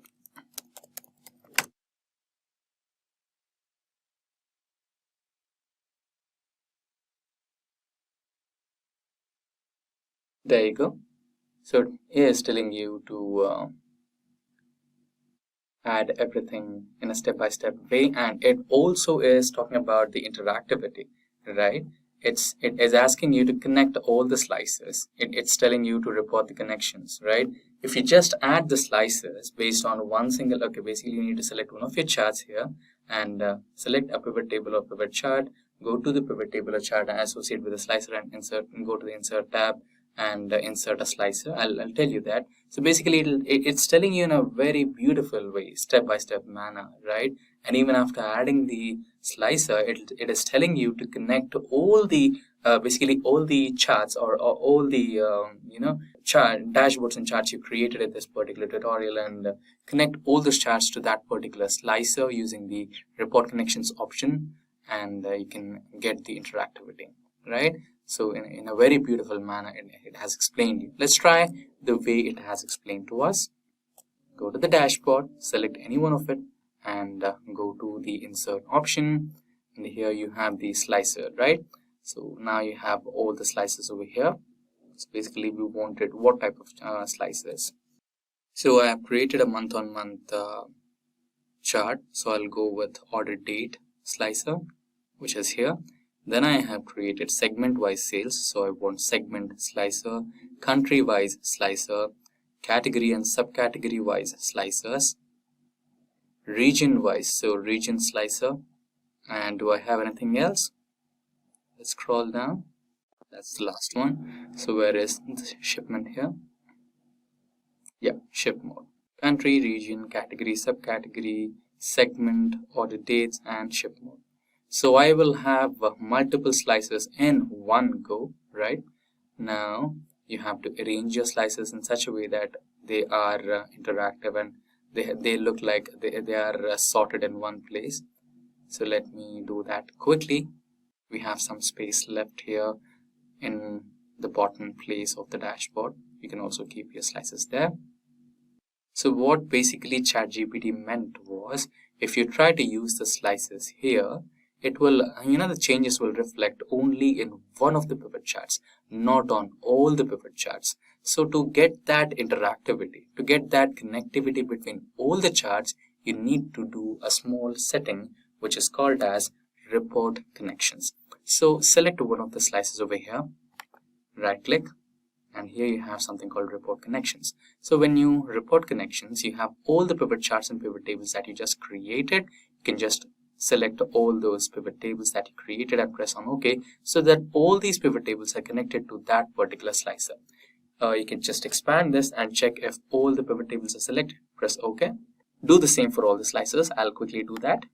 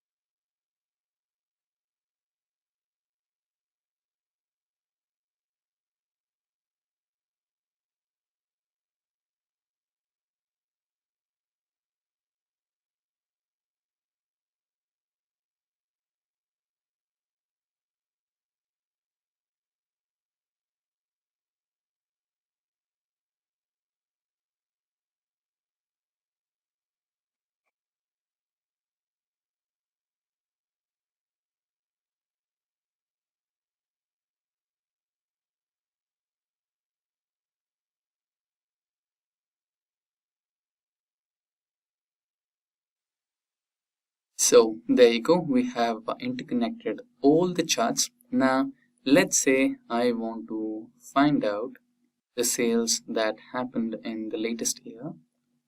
Just go to the filters, select any of the dates, 2023, and you have the data. And if you want to select any particular country, then you can also do that. I want to go with United Kingdom, and in United Kingdom we have all the data here. Let's say I want to check out only for the phones. There you go. Now you have an interactive dashboard which will tell you the sales that happened on the date of 16th of November 2023 in the region United Kingdom for phones, right? And segment is home or office, shipment mode was standard class, and major sales that happen are from North region, and the category is from technology, right? And that's how you create an interactive dashboard using ChatGPT in Excel. So each and every step has been mentioned very clearly by ChatGPT, and you have all the data in one place. So let's quickly remove all the filters. And there you have the entire dashboard. If you are new to Excel or looking to improve your skills, learning these functions can really help. Excel isn't just making spreadsheets, it's a powerful tool for analyzing data and managing projects. In this guide, we will cover some basic but important Excel functions like sum, average, if, count, and SUMIF. You'll see how these functions do and learn and how to use them with practical examples. This knowledge will help you with daily tasks and make you more confident in using Excel. So let's explore these functions together and see how they can make handling data easier and more efficient. Let's get going and make the most of your data with Excel. Why learn basic Excel functions and formulas? Functions and formulas are crucial for mastering Excel. By learning even a few essential ones, you can outpace many around you. They are fundamental for daily Excel tasks. To deepen your knowledge or explore advanced functions, consider exploring a comprehensive database of all existing Excel functions. Microsoft consistently updates Excel, introducing new functions like XLOOKUP in Microsoft 365, enhancing your data management capabilities. So now let's move on to the demo part. Okay, so first we will understand the sum function in Excel. As we know, the sum function in Excel is used to add up the numbers. It provides a quick way to calculate the total of several values, whether they are typed into a function directly included within a range of cells. So these are the cells. So you just have to type the numbers in this cell and give the function over here, and it will give you the desired result. Let's check how. So first we will understand the sum function. I'll just write it over here. So the first step is like open your Excel file in your computer and select any column or row. So like here I'm selecting the column. For instance, you might just put them in cells A1 till A5. So in the A1 part I've mentioned sum for your understanding. So we'll start with A2. We'll type all the values over here. So just type any values, like I'm typing 40. Then we have 78, then 35, and then we have 67. From A2 till A5, we have typed the values. And using the formula in the formula bar, it will add all the numbers from cell A2 till A5, and it will display in this particular cell. So just select the cell where you want your answer to be shown and just insert the formula over here. The formula for sum function is equal to sum A1 till A5. So we just go back to this bar and just select this particular cell. And here in this bar, just type the formula A1 till A5. But then here we have A2. So we're just going to change it to A2 till A5. Alright. And just press enter. So here you get the value 220. Which is the sum of all the values which we have mentioned over here. So it was pretty simple, right? Now let us understand the if function in Excel. Okay. So the if function in Excel is used to perform logical tests and return values based on the results of these tests. This function checks whether a condition is true or false and then returns one value for a true result and another for a false result. It is extremely useful for decision-making process within your dataset. Let us now understand what are the steps to use this if function. So just input your data and put any numeric values in the cells from B2 till B5, okay? So 56, 90, 36, 23, and here I want my result to be shown. So I'll just insert the formula here in the function bar. So, okay, just check out the formula for if function, which is equal to if A1 if greater than A100, above 300, 300 or below. So let's see how it works. We're just gonna enter the formula. Okay, so this will tell Excel to check if the value of B2 is greater than 300. If true, it will display above 300, and if false, it will display 300 or below. Let's check it out. Okay, so there's a mistake. I'm gonna paste the formula here again. So in place of A1, we will mention B2. We'll just type B2 over here. If greater than 300, above 300 or 300 below. Just press enter. So we'll just enter the formula over here, and in place of A1, we will provide B2, alright? So we just type here B2. That's it. And we just press enter. So you can see the result has come to 300 or below because the value is less than 300. And you can also drag and fill handle from B1 down to B5 and apply the same logic in other columns as well, and it will give you the same result. Let us now understand the next function, which is the average function in Excel. The average function. And okay, so what is this average function used for? Basically, the average function in Excel, it will calculate the mean or average of numbers provided to it. This function is particularly useful for quickly finding the central values in a set of data, which can be helpful in various statistical analysis. Let us now understand the steps to use the average function. So the first step is like you just click on the cell wherever you want your value to appear. All right, so just provide any values. Suppose let's provide some bigger values, like bigger numbers like 430. Here we type 278. Then we have 98. Then we have 79. And here I want my value to be shown. So I'll just insert the average formula, which is, let's check out the formula, which is equal to average. What is the column we have chosen? From C2. So we'll just type C2 over here till C2 till C5. C5. All right, and we will just press enter. So as you can see, the average function value is shown over here. So after pressing enter, the Excel will compute and display the average of all the cells in the selected cell. The next function is the minimum and maximum functions in Excel. It's very simple. Let's discuss what is the minimum and maximum function used for.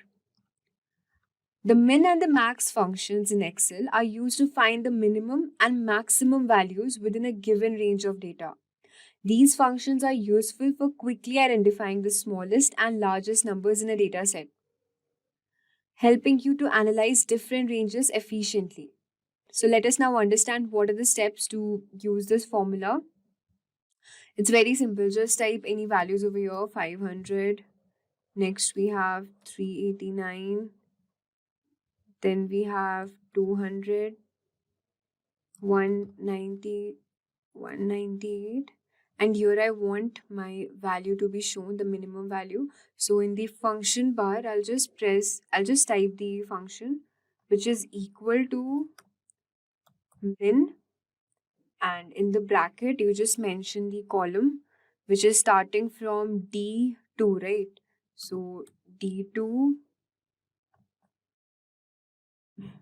till D5.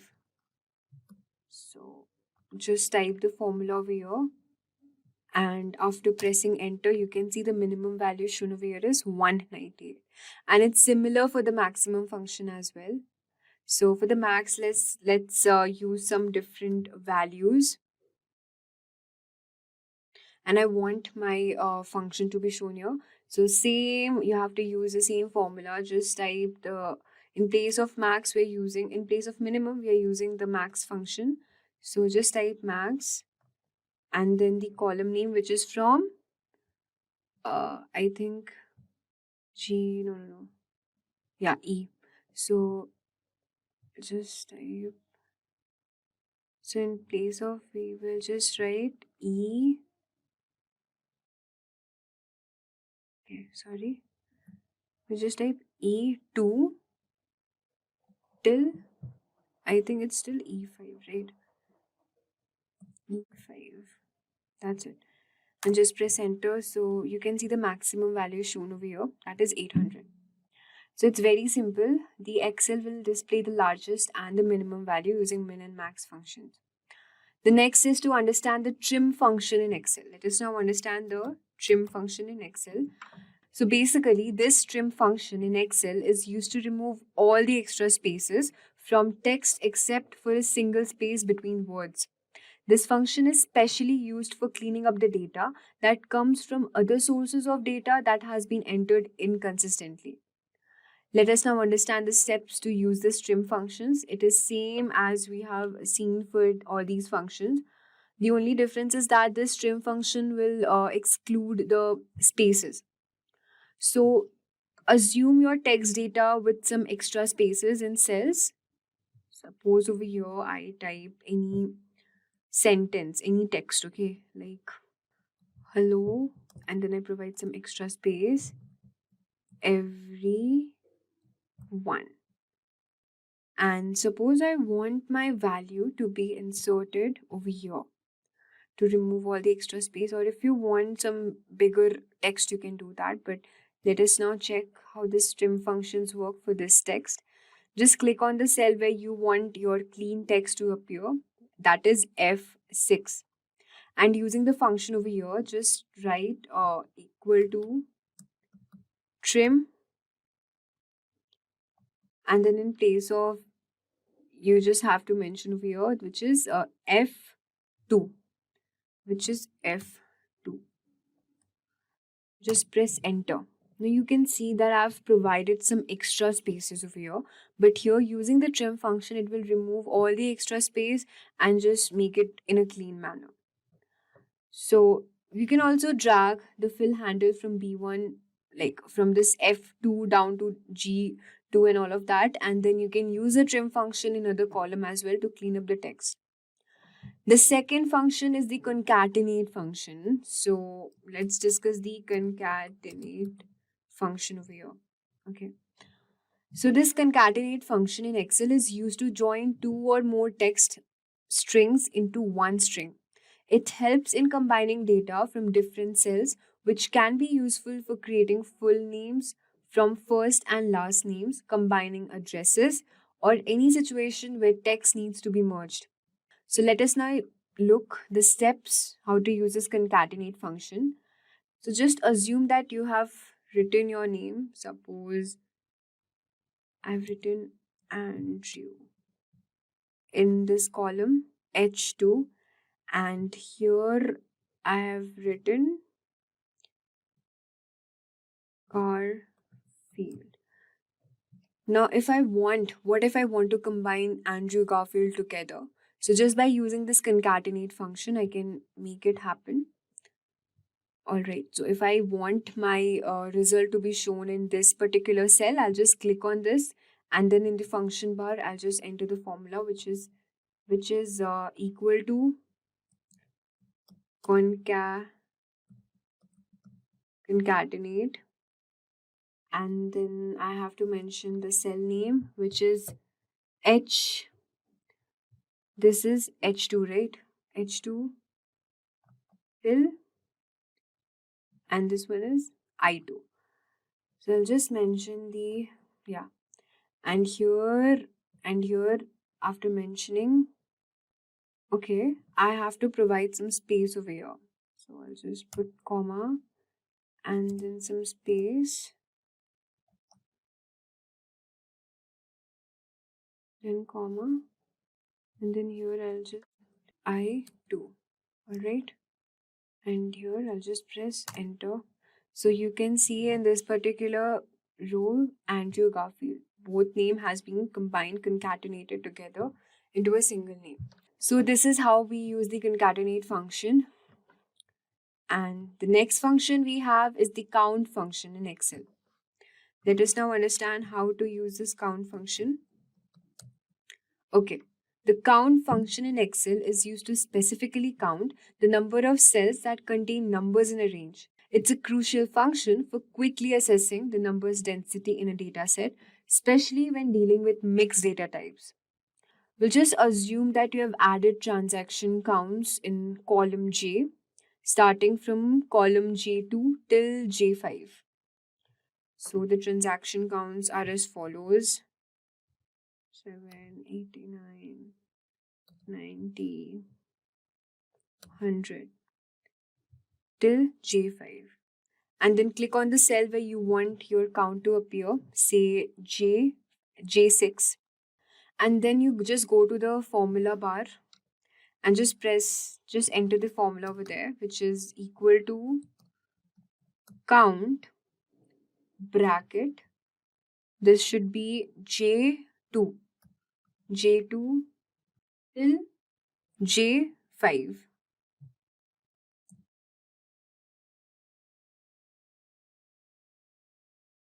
And just press enter.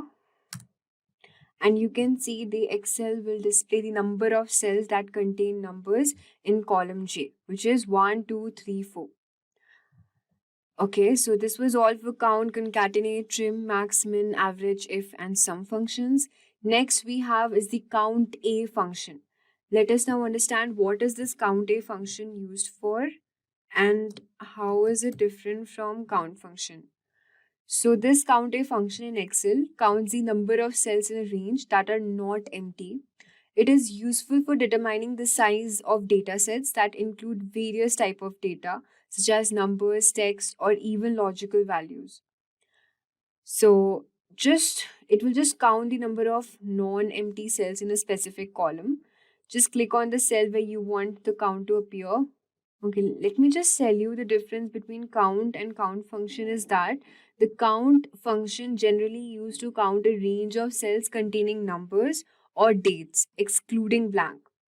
Whereas this count A function will count everything, including numbers, dates, text, or a range containing a mixture of these items, but does not count blank cells.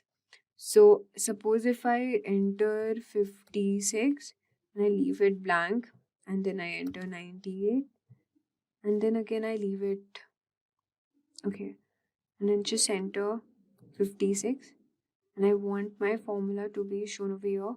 So I'll just go in this formula bar and just enter equal to count A, and then from K column, this is K column, right? K2 till K5. Okay, and I just press enter. So as you can see, it's showing 3. 1, 2, 3. It will not count the extra space or the empty cell we have left behind. And also one more thing, that we can also type text over here. It's not necessary to type only the numbers. You can also type the text. For example, I type apple. Here I type banana. Okay. Here is the function. Just press enter, it will count 3, which is 1, 2, and 3.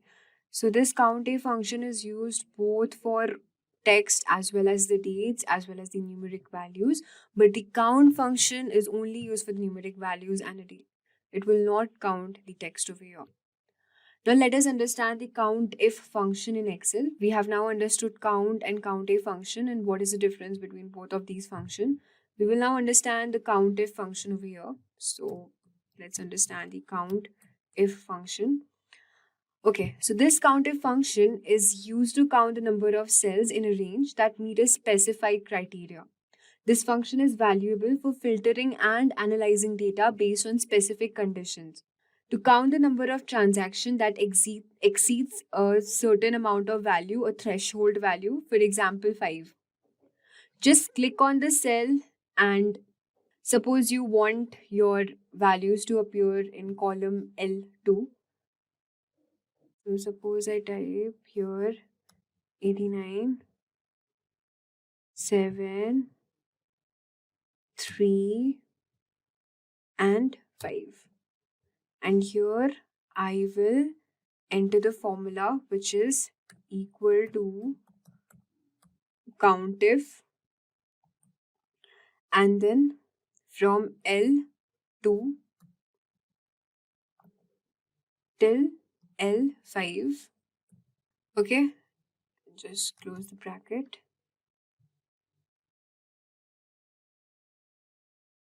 And here you just also have to input the threshold value. Suppose I take the threshold value as let's say 3 or let's say 5. Okay, let's take it 5. So this is my threshold value greater than 5. So it will display only the numbers which are greater than 5. And I just press enter.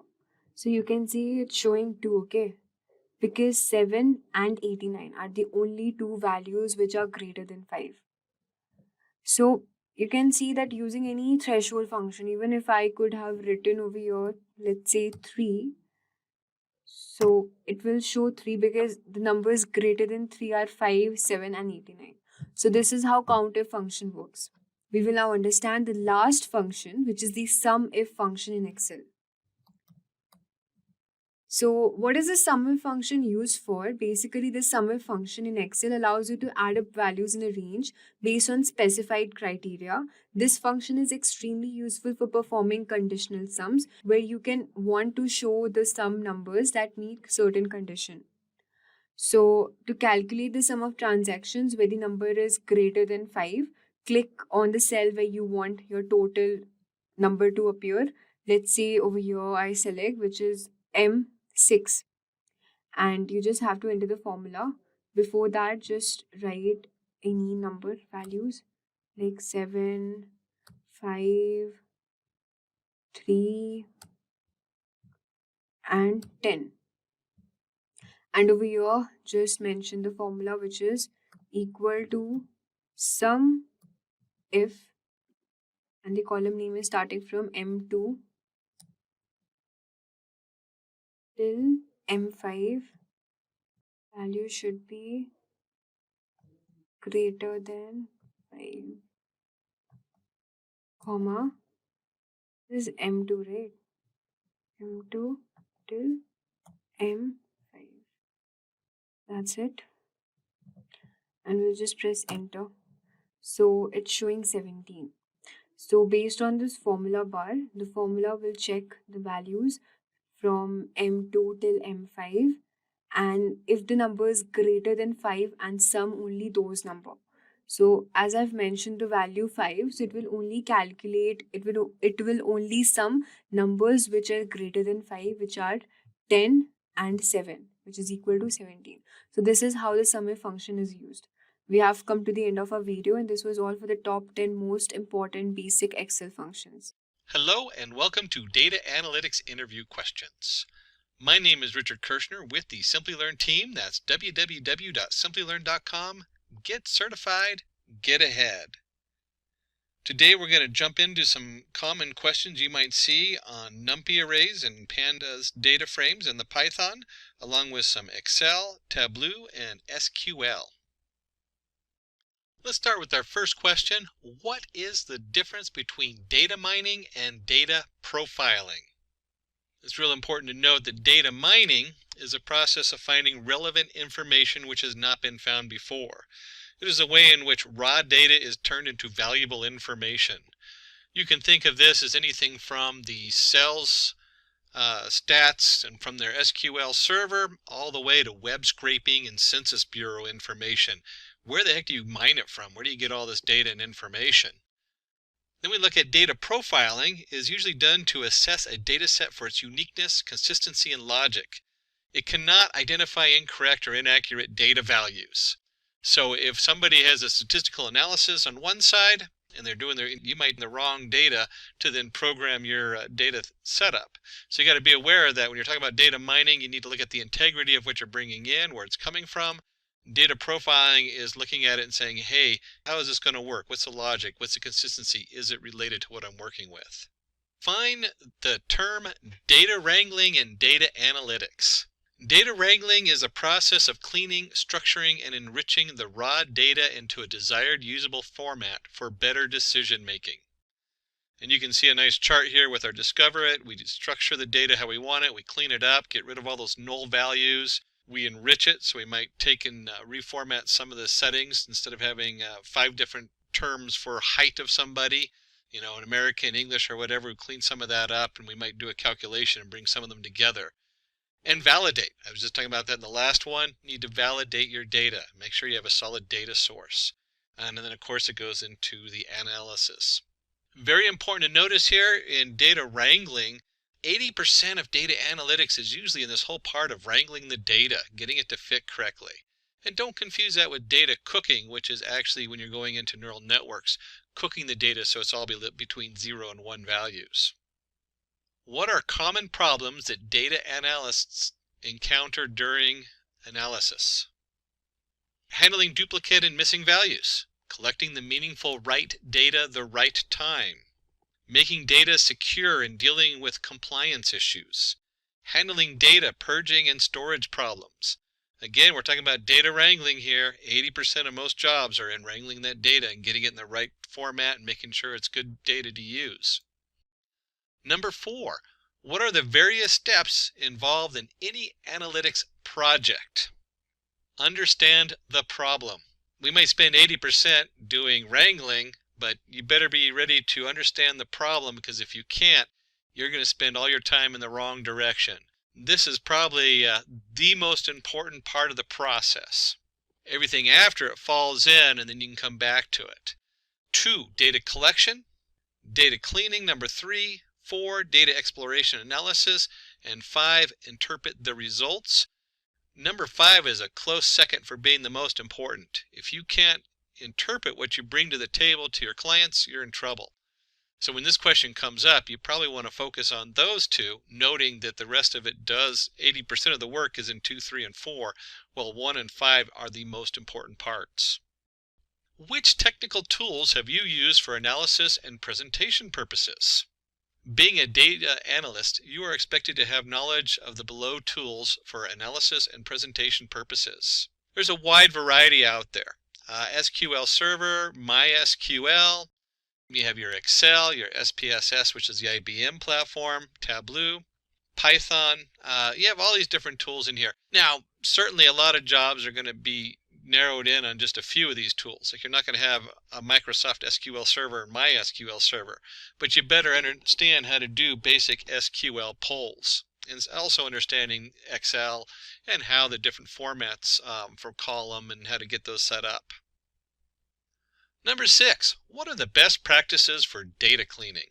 This is really important to remember to go through this in detail. These always come up because 80% of most data analysis is in cleaning the data up. Make a data cleaning plan by understanding where the common errors take place and keep communications open. Identify and remove duplicates before working with the data. This will lead to an effective data analysis process. Focus on the accuracy of the data, maintain the value types of data, provide mandatory constraints, and set cross-field validation. Standardize the data at the point of entry so that it is less chaotic, and you will be able to ensure that all the information is standardized, leading to fewer errors on entry. Number 7, how can you handle missing values in a data set? Listwise deletion. In listwise deletion method, entire record is excluded from analysis if any single value is missing. Sometimes we're talking about records. Remember, this could be a single line in a database. So if you have your SQL comes back and you have 15 different columns, every one of those that has a missing value, you might just drop it just to make it easy because you already have enough data to do the processing. Average imputation.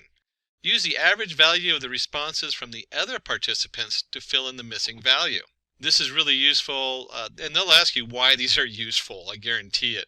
If you have a whole group of data that's collected and it doesn't have that information in it, at that point you might average it in there. Regression substitution. You can use multiple regression analysis to estimate a missing value. That kind of goes with the average imputation input. Regression model means you're just going to actually generate a prediction as to what you think that value should be for those people based on the ones you do have. Multiple imputation.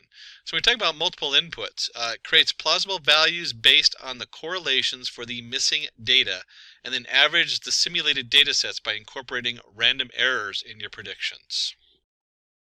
What do you understand by the term normal distribution? And the second you hear the word normal distribution, should be thinking a bell curve like we see here. Normal distribution is a type of continuous probability distribution that is symmetric about the mean, and in the graph, normal distribution will appear as a bell curve. The mean, median, and mode are equal. That's a quick way to know if you have normal distribution, is you can compute mean, median, and mode. All of them are located at the center of the distribution. 68% of the data lies within one standard deviation of the mean. 95% of the data falls within 2 standard deviations of the mean. 99.7% of the data lies within 3 standard deviations of the mean. What is time series analysis? Time series analysis is a statistical method that deals with ordered sequence of values of a variable of equally spaced time intervals. Time series data on a COVID-19 cases. And you can see we're looking at by days, so our space is of days, and each day goes by. If we take and graph it, you can see a time series graph always looks really nice if you have like 2 different, in this case we have the United States going over there. I'd have to look at the other setup in there, but they picked a couple different countries. And it's time sensitive. The next result is based on what the last one was. COVID's an excellent example of this. Anytime you do any word analytics where you're figuring out what someone's saying, what they said before makes a huge difference as to what they're going to say next. Another form of time series analysis. 10. How is joining different from blending in Tableau? So now we're going to jump into the Tableau package. Data joining. Data joining can only be done when the data comes from the same source. Combining 2 tables from the same database or 2 or more worksheets from the same Excel file. All the combined tables or sheets contains common set of dimensions and measures. Data blending. Data blending is used when the data is from 2 or more different sources. Combining the Oracle table with the SQL server, or 2 sheets from Excel, or combining Excel sheet and Oracle table. In data blending, each data source contains its own set of dimensions and measures. How is overfitting different from underfitting? Always a good one. Overfitting. Probably the biggest danger in data analytics today is overfitting. Model trains from the data too well using the training set. The performance drops significantly over the test set. Happens when the model learns the noise and random fluctuations in the training data set in detail. And again, the performance drops way below what the test set has. The model neither trains the data well nor can generalize to new data. Performs poorly both on train and the test set. Happens when there is less data to build and an accurate model, and also when we try to build a linear model with a nonlinear data. In Microsoft Excel, a numeric value can be treated as a text value if it proceeds with an apostrophe. Definitely not an exclamation. If you're used to programming in Python, you'll look for that hash code, and not an amber sign. And we can see here, if you enter the value 10 into a field, but you put the apostrophe in front of it, it will read that as a text, not as a number. What is the difference between count, count A, count blank, and count if in Excel? We can see here when we run in just count, D1 through D23, we get 19. And you'll notice that there is 19 numbers coming down here. And so it doesn't count the cost of each, which is the top bracket, and it doesn't count the blank spaces either with the straight count. When you do a count A, you'll get the answer is 20. So now when you do count A, it counts all of them, even the title cost of each. When you do count blank, we'll get 3. Why? There's 3 blank fields. And finally, the count if. If we do count if of E1 to E23 is greater than 10, there's 11 values in there. Basic counting of whatever's in your column, pretty solid on the table there. Explain how VLOOKUP works in Excel. VLOOKUP is used when you need to find things in a table or arrange by row. The syntax has 4 different parts to it. We have our lookup value, that's a value you want to look up. We have our table array, the range where the lookup value is located, column index number, the column number and range that contains the return value, and the range lookup. Specify true if you want an approximate match or false if you want an exact match of the return value.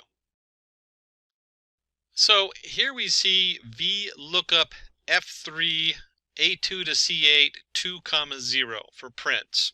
Now they don't show the F3. F3 is the actual cell that prints is in. That's what we're looking at is F3. So there's your prints. He pulls in from F3. A2 to C8 is the data we're looking into.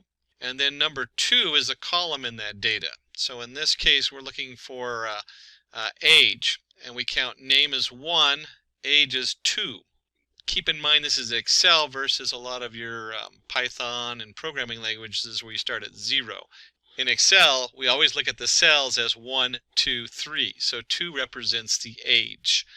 0 is false for having an exact matchup versus 1. We don't actually need to worry about that too much in this. 0 or 1 would work with this example. And you can see with the Angela lookup, again, her name would be in the F column number 4. That's what the F4 stands for, is where they pulled Angela from. And then you have A1 to C8, and then we're looking at number 3. So number 3 is height, name being 1, age 2, and then height 3. And you'll see here it pulls in her height 5.8. So we're going to jump over to SQL. How do you subset or filter data in SQL? To subset or filter data in SQL, we use where and having clause. And you can see we have a nice table on the left where we have the title, the director, the year, the duration. We want to filter the table for movies that were directed by Brad Bird. Why? Just because we want to know what Brad Bird did. So we're going to do select star. You should know that the star refers to all. In this case, what are we going to return? We're going to return all title, director, year, and duration. That's what we mean by all. From movies, movies being our table, where director equals Brad Bird. And you can see he comes back and he did The Incredible and Ratatouille. To subset or filter data SQL, we can also use the where and having clause. So we're going to take a closer look at the different ways we can filter here. Filter the table for directors whose movies have an average duration greater than 115 minutes. So there's a lot of really cool things into this SQL query, and these SQL queries can get pretty crazy.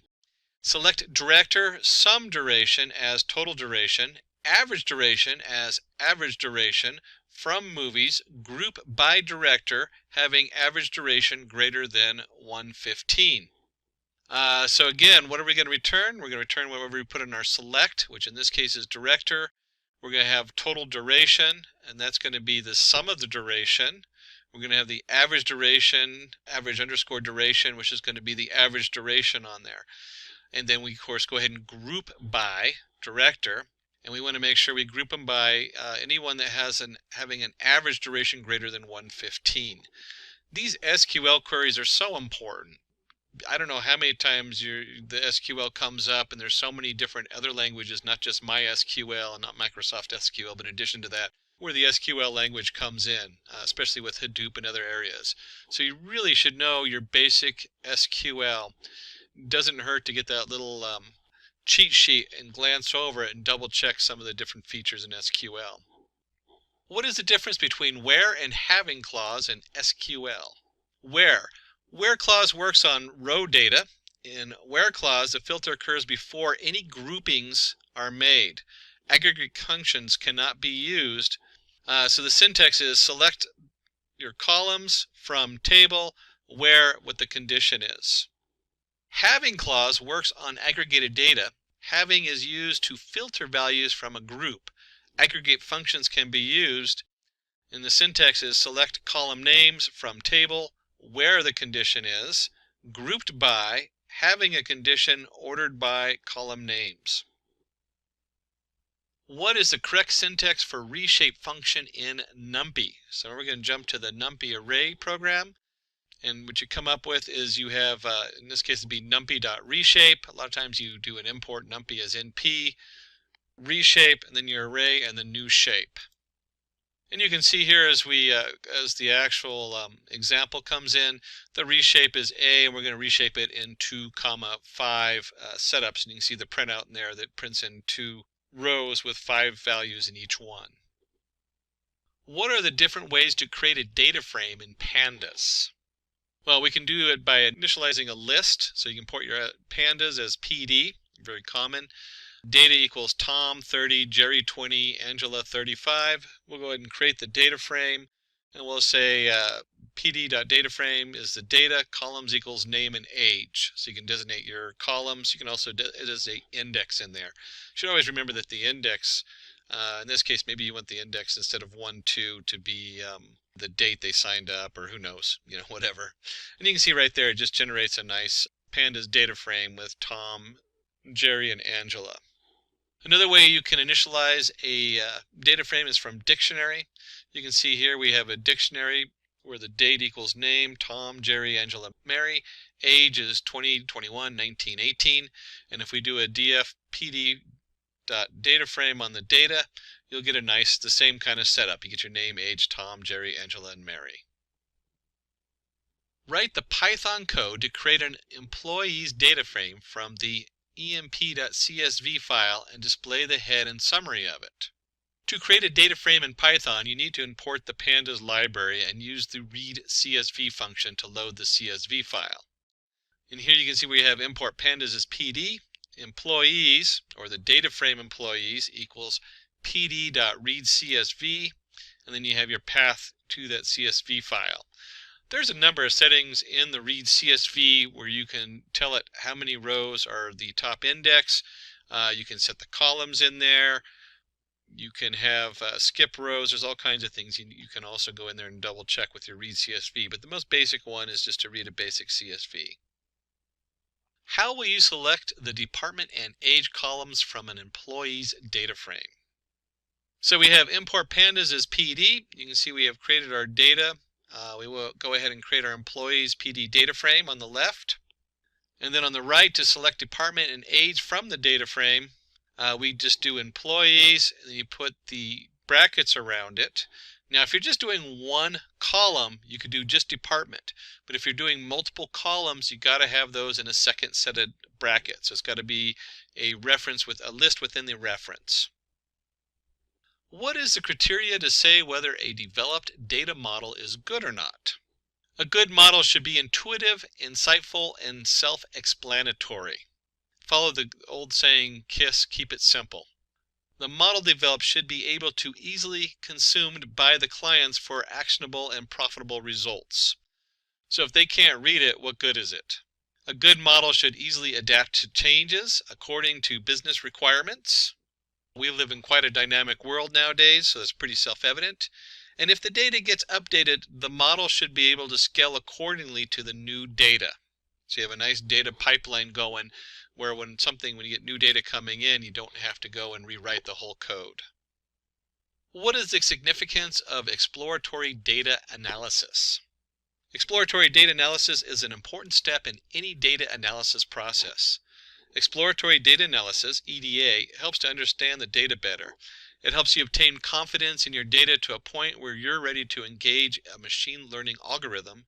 It allows you to refine your selection of feature variables that will be used later for model building. You can discover hidden trends and insights from the data. How do you treat outliers in a data set? An outlier is a data point that is distant from other similar points. They may be due to variability in the measurement or may indicate experimental errors. One, you can drop the outlier records. Pretty straightforward. You can cap your outliers data so it doesn't go past a certain value. You can assign it a new value. You can also try a new transformation to see if those outliers come in if you transform it slightly differently. Explain descriptive, predictive, and prescriptive analytics. Descriptive provides insights into the past to answer what has happened. Uses data aggregation and data mining techniques. Examples: an ice cream company can analyze how much ice cream was sold, which flavors were sold, and whether more or less ice cream was sold than before. Predictive understands the future to the answer, what could happen. Uses statistical models and forecasting techniques. Example: predicts the sale of ice creams during the summer, spring, and rainy days. So this is always interesting because you have your descriptive, which comes in, and your businesses are always looking to know what happened. Hey, did we have good sales last quarter? What are we expecting next quarter in sales? And we have a huge jump when we do prescriptive. Suggest various courses of action to answer what should you do. Uses optimization and simulation algorithms to advise possible outcomes. Example: lower prices to increase sale of ice creams, produce more or less quantities of certain flavor of ice cream. And we can certainly, today's world with the COVID virus, because we had that on our earlier graph, you could see that as a descriptive. What's happened? How many people have been infected? How many people have died in an area? Predictive: where do we predict that to go? Do we see it going to get worse? Is it going to get better? What do we predict that we're going to need in hospital beds? And prescriptive: what can we change in our setup to have a better outcome? Maybe if we did more social distancing, if we tracked the virus. How do these different things directly affect the end, and can we create a better ending by changing some underlying criteria? What are the different types of sampling techniques used by data analysts? Sampling is a statistical method to select a subset of data from an entire data set, population, to estimate the characteristics of the whole population. One, we can do a simple random sampling, so we can just pick out 500 random people in the United States to sample them. We call it a population. In regular data, we also call that a population, just because that's where it came from, was mainly from doing census. Systematic sampling, cluster sampling, stratified sampling, and judgment or purposive sampling. Then we have our systematic sampling. That's where you're doing like using 1, 5, 10, 15, 20. Use a very systematic approach for pulling samples from the setup. Cluster sampling, that's where we look at it and we say, hey, some of these things just naturally group together. If you were talking about population, which is really a nice way of looking at this, cluster sampling would be maybe by zip code. We're going to do everybody's zip code and just naturally cluster it that way. Stratified sampling would be more looking for shared things a group has, like income. So if you're studying something on poverty, you might look at their naturally group people based on income to begin with, and then study those individuals in the income to find out what kind of traits they have. And then judgmental. That is where the researcher very carefully selects each member of their own group. So it's very much based on their personal knowledge. Jumping on to 26, what are the different types of hypothesis testing? Hypothesis testing is a procedure used by statisticians and scientists to accept or reject statistical hypothesis. We start with the hypothesis testing. We have null hypothesis and alternative hypothesis. On the null hypothesis, it states that there is no relation between the predictor and the outcome variables in the population. It is denoted by H0. Example: there is no association between patients, BMI, and diabetes. alternative hypothesis, it states there is some relation between the predictor and outcome variables in the population. It is denoted by H1. Example, there could be an association between patients' BMI and diabetes. And that's the body mass index, if you didn't catch the BMI and you're not medical. Describe univariate, bivariate, and multivariate analysis. A univariate analysis, it is the simplest form of data analysis where the data being analyzed contains only one variable. An example is studying the heights of players in the NBA. Because it's so simple, it can be described using central tendencies, dispersion, quartiles, bar charts, histograms, pie charts, frequency distribution tables. The bivariate analysis, it involves analysis of two variables to find causes, relationships, and correlations between the variables. Example, analyzing sale of ice creams based on the temperature outside. Bivariate analysis can be explained using correlation coefficients, linear regression, logistic regression, scatter plots, and box plots. And multivariate analysis, it involves analysis of three or more variables to understand the relationship of each variable with the other variables. Example, analyzing revenue based on expenditure. So if we have our TV ads, we have our newspaper ads, our social media ads, and our revenue, we can now compare all those together. The multivariate analysis can be performed using multiple regression, factor analysis, classification and regression trees, cluster analysis, principal component analysis, clustering bar chart, dual axis chart. What function would you use to get the current date and time in Excel?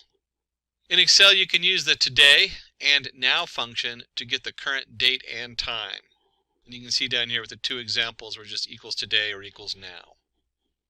Using the SUMIFS function in Excel, find the total quantity sold by sales representatives whose names start with A and the cost of each item they have sold is greater than 10. And you can see here on the left we have our actual table, and then we want to go ahead and SUMIFS. So we want the E2 through E20, B2 through B20 greater than 10.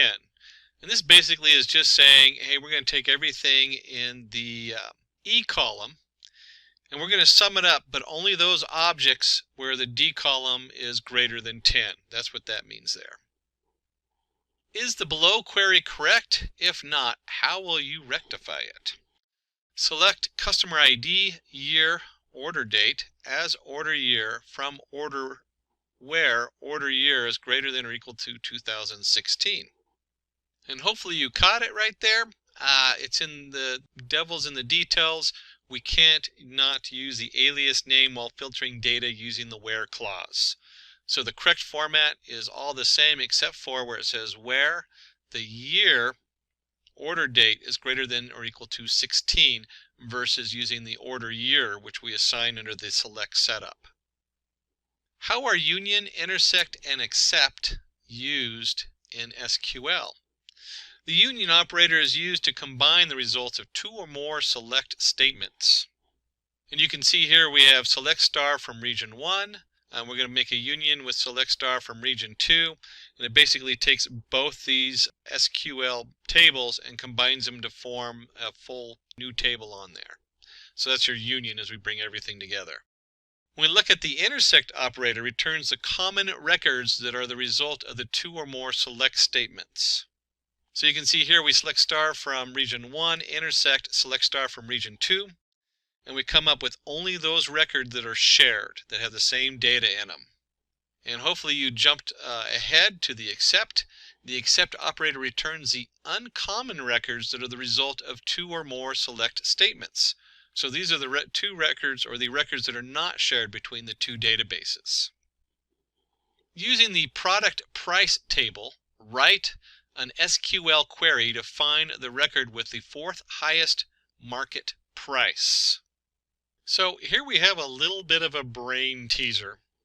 They're always fun. And the first thing we want to do is we're going to go ahead and if you look at the script on the left, we really want the fourth one down. So we're going to select the top 4 from product price. But we're going to order it by market price descending. SP ordered by market price ascending. So what we do is we take the top 4 of the market price ascending, and that's going to give us the 4 greatest values. And then we're going to reverse that order and do descending. And we're going to take the top one of that, which is going to give us the lowest value, which will be the 4th greatest one in the list.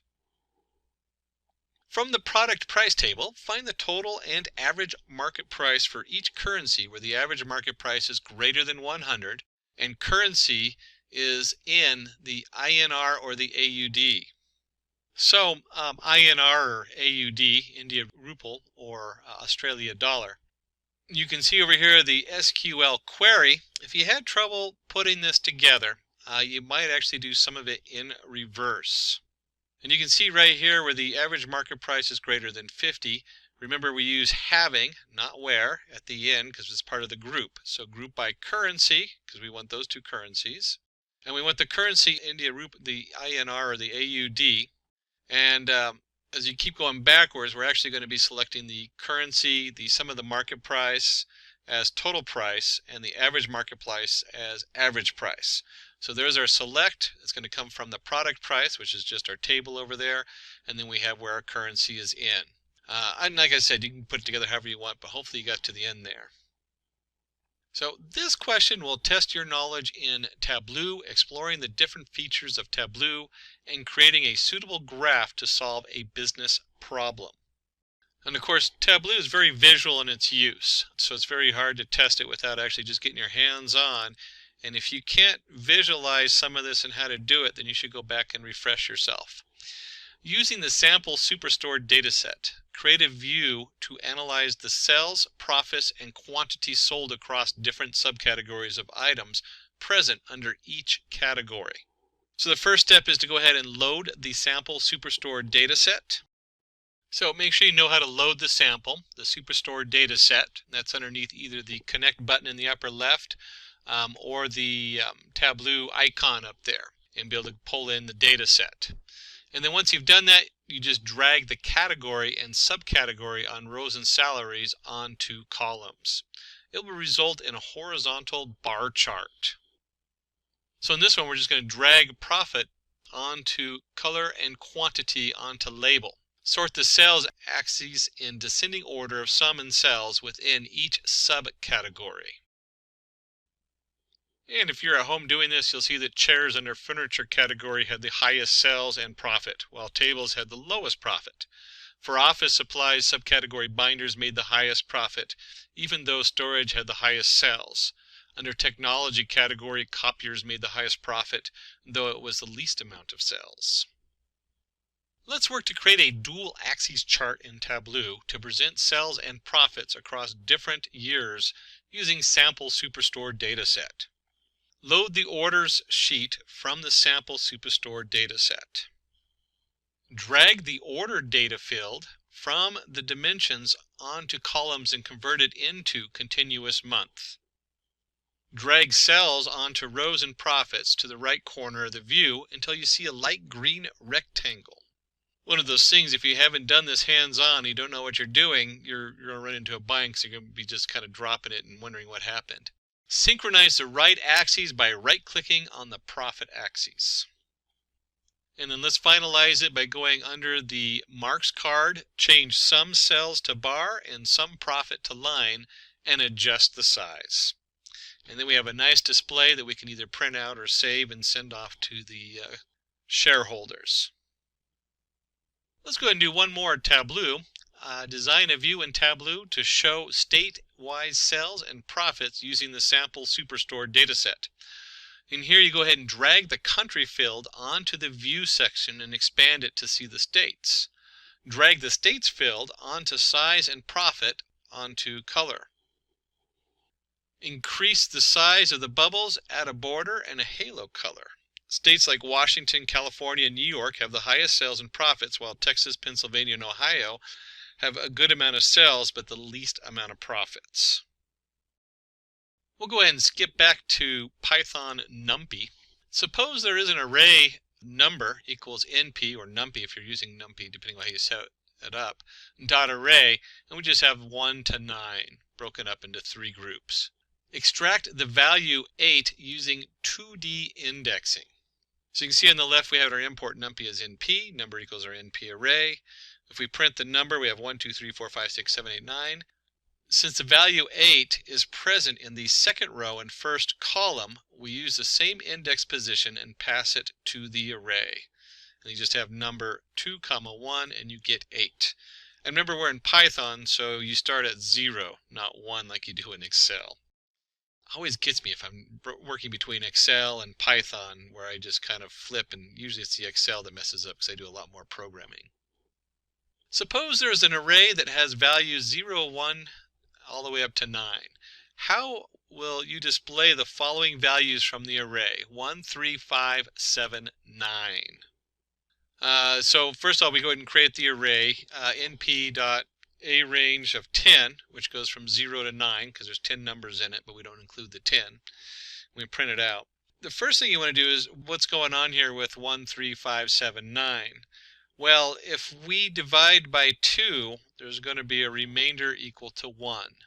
And then from Python, remember that if you use the percentage sign, you get the remainder on there. So the remainder is 1. And then you have your NumPy array, and then we just want to do a logical statement of all values that have a remainder of 1, and that generates our nice 1, 3, 5, 7, 9. There are 2 arrays, A and B. Stack the arrays A and B horizontally. Boy, these horizontal vertical questions will get you every time. And in NumPy, we go ahead and we've created 2 different arrays over here, A and B. The first one is your concatenate, np.concatenate A and B on axes equal 1. That is the same as hstack. And in the back end, they're still identical. They run the same. That's all hstack is, a concatenate axes equals 1.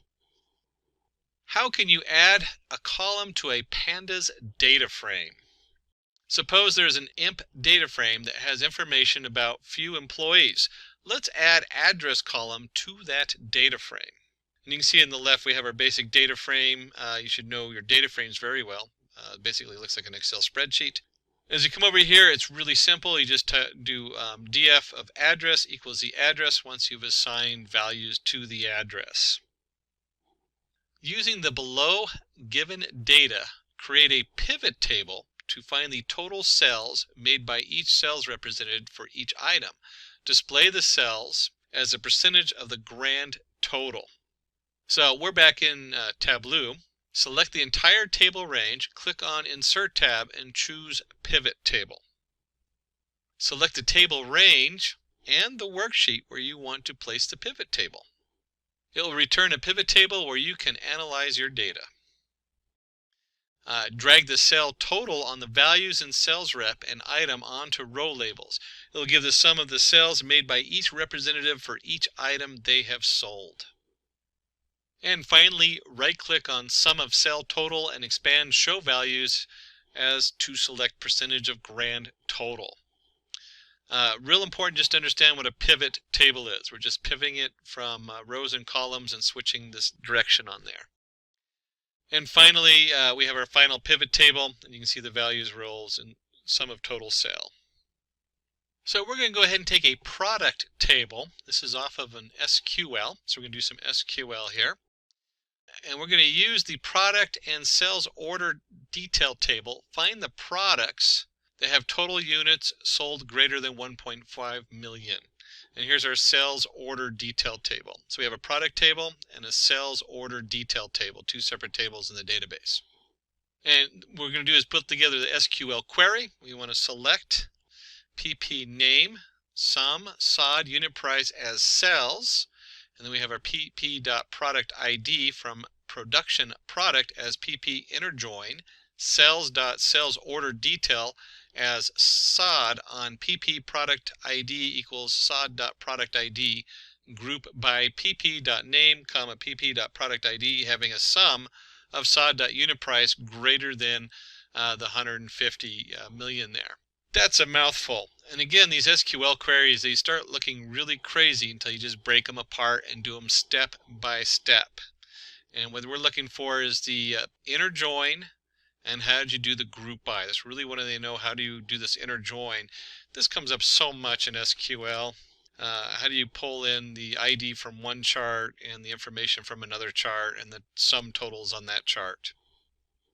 How do you write a stored procedure in SQL? Let's create a stored procedure to find the sum, the squares of the first n natural numbers. So here we have our formula, n times n plus 1 times 2n plus 1 over 6. And you can see from the command prompt or the setup you have, depending on what your login is, the command is create procedure square sum 1.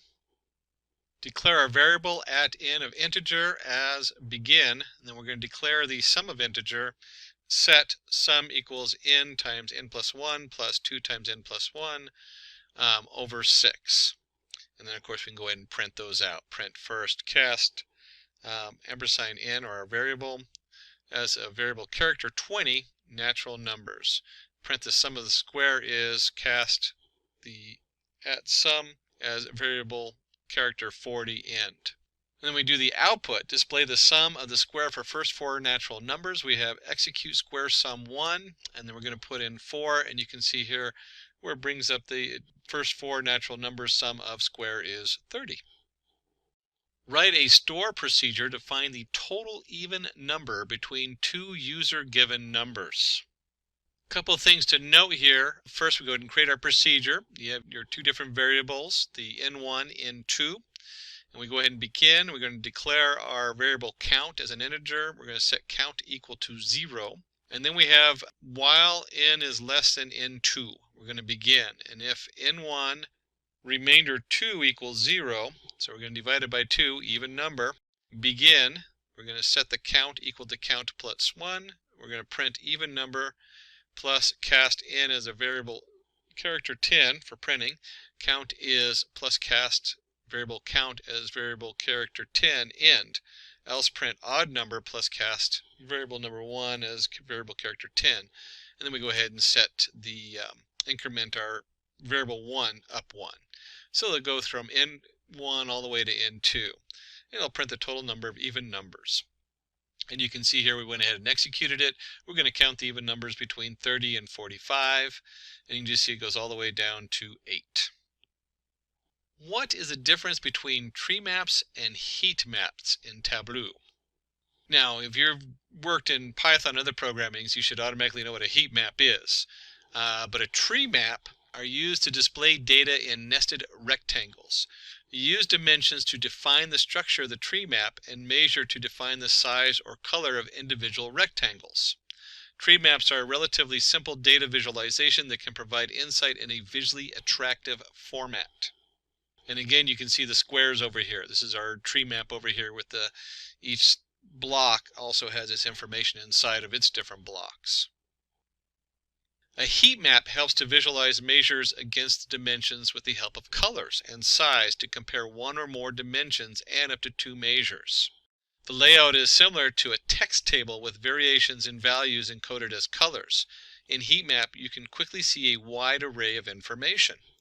And in this one, you can see they use the colors to denote one thing and the size of the little square to denote something else. A lot of times you can even graph this into a 3-dimensional graph with other data so it pops out. But again, a heat map is the color and the size. Using the sample superstored dataset, display the top 5 and bottom 5 customers based on their profit. So you start by dragging the customer name field onto rows and profit on columns. Right-click on the customer name column to create a set. Give a name to the set and select Top tab to choose top 5 customers by sum profit. Similarly, create a set for the bottom 5 customers by sum profit. Select both the sets, right-click to create a combined set.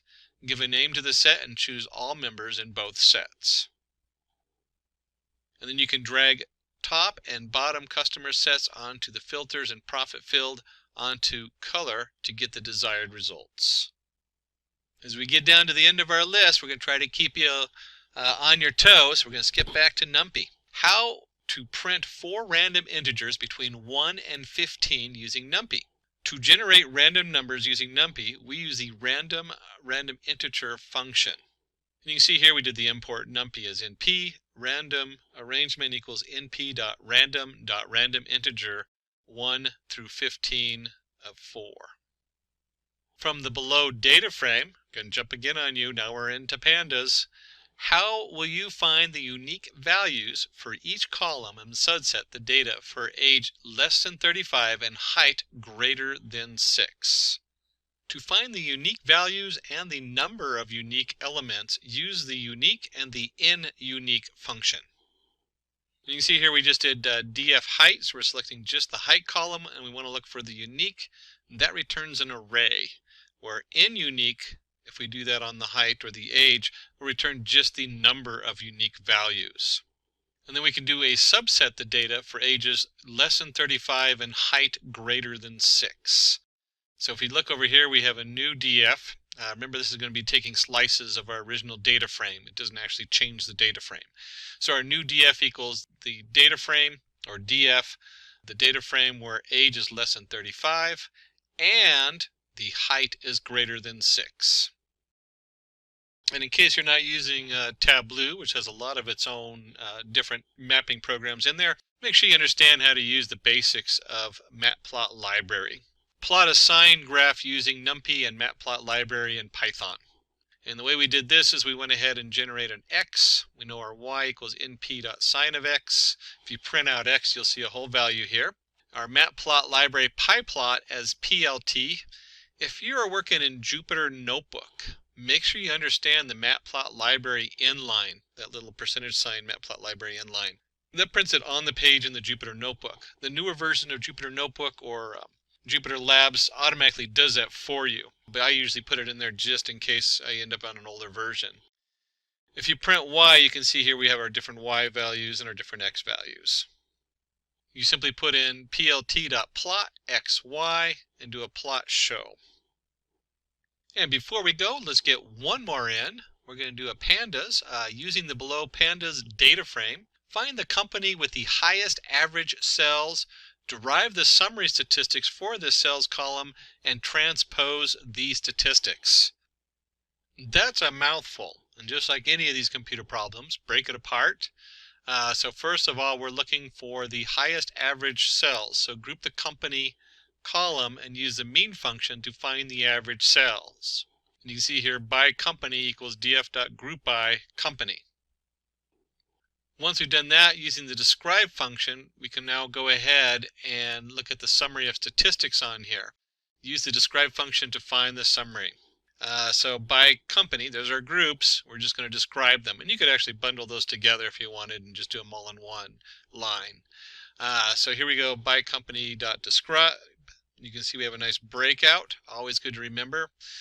Whether you're using any of the packages, whether it's Tableau or Pandas in Python, or even R or some other package, being able to quick look and describe your data is very important.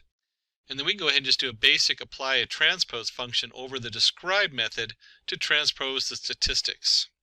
All we've done here is flip the index with the column names, but if you're following the numbers, a lot of times it's easier to follow across one line, or maybe you want to average out the count, or there's all kinds of different reasons to do that. Today I am here to show you how you can start earning extra money with Excel even alongside your 9-to-5 job. With just an hour a day, you can create a steady second income. Stay tuned as I walk you through a step-by-step guide to turning your Excel skills into a profitable side hustle. Imagine turning your Excel skills into a steady source of extra income. In today's world, where costs are always going up, having a second income is not just nice, it's a smart move. With just your Excel knowledge, you could earn up to $30,000 or more every month, helping you manage expenses and chase your dreams. You don't need to be a pro to start. Beginners can join in too. Whether you are freelancing, analyzing data, or creating custom Excel solutions, the possibilities are endless. With practice and consistency, you can grow your income while building your skills. Don't let your Excel knowledge go to waste. use it to create a flexible, financially secure future. Excel is not just a tool, it's your key to success and freedom. Let's get started and make your skills work for you. Suppose I have a data set like this, and just imagine you have received this from the client's end. So the work will basically be on data analysis, and you can have 500 rows, or you can even have 5,000 rows, and even have more than that or even less than that. So don't worry, it won't be a manual work for sure. With the help of AI, that is the artificial intelligence, we can analyze data in Excel in just a short time. Now you must be feeling how much they are earning by performing the data analysis in Excel. So I have opened here Fiverr. If not aware, is one of the top freelancing platforms that is available. And here you will find the various gigs out there when you search for this Excel data analysis. Now if you look nicely, you will see people charging 2,695 and even much more than that, and sometimes even less. Now if I open something like this, that is a top rated one, you will see an overview. See, this is the basic they are charging for 2,695, and here I will do Excel dashboard development and Excel data analysis. So if you see minutely, you will even have this comments over here they have got from their clients, and even they have their overview, what they're doing and what he is building, like we build templates of and everything. This is a standard one. He is charging for 8,984 for the 3-day delivery and 9 revisions he has done. And premium is much more. You can even imagine that is 22,458.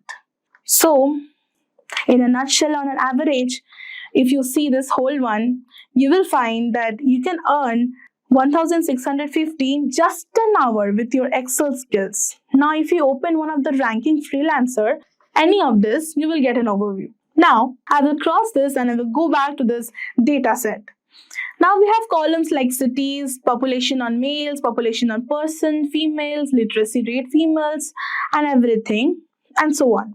So just assume that the client's requirement was, give me the top 5 city by the average literacy rate females as a pie chart, and he will pay you a certain amount for that.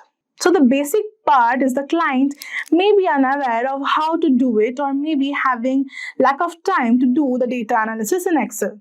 So what you have to do is, you have to select this whole data set. You have to select this whole data set. It will take time as it is so much long. And go on the top right side of this Excel and you will find Analyze Data under this Home tab. So you click on this Analyze Data and it will take some time for processing. After clicking it, it will process the data. No human interference is required. It has automatically discovered some data insights, as you can see. It has even made this bar graphs and somehow plotted this, and even you can get this insights. Now simply what we need to do is, we need to pay attention to what my client requires, and simply we need to type that requirement over here in the ask a question about your data. And the question was, give me a top 5 city by average literacy rate females as a pie chart. So I will type this question over here. So I will type over here the question, give me a top 5 city by average literacy rate females as pie chart, and enter. And see, I have got one. So automatically it will generate a pie chart according to the requirement given over here. And all we need to do is to click on this insert pivot chart over here, so that it will be inserted in a new worksheet, sheet 2. So this is basically nice because you will even getting the 5 cities that are having the greatest literacy rate of the females, and you can earn up to 33,000 with just minimum skill set in Excel. With just basic Excel knowledge, you can kickstart a second income stream. While your initial earnings might be modest, consistent effort and practice will soon help you scale up to 30,000 or more per month. As you gain experience, your skill will command higher pay as a freelancer. So I have a pro tip for you. Start with the competitive rates as a beginner in the freelancing market. With time and persistence, you will position yourself as a top earning freelancer. The journey is worth it. Your Excel skills can truly transform your financial future. If you categorize the steps to become a data analyst, these are the ones. Firstly, you need to focus on skills. Followed by that, you need to have a proper qualification. Then, test your skills by creating a personal project, an individual project. Followed by that, you must focus on building your own portfolio to describe your caliber to your recruiters. And then, target to the entry-level jobs or internships to get exposure to the real-world data problems. So these are the 5 important steps. Now, let's begin with the step 1, that is skills. So, skills are basically categorized into 6 steps: data cleaning, data analysis, data visualization, problem solving, soft skills, and domain knowledge. So these are the tools: Excel, MySQL, R programming language, Python programming language, some data visualization tools like Tableau, Power BI, and next comes the problem solving. So these are basically the soft skill parts. Problem solving skills, domain knowledge, the domain in which you're working, maybe a pharma domain, maybe a banking sector, maybe automobile domain, etc.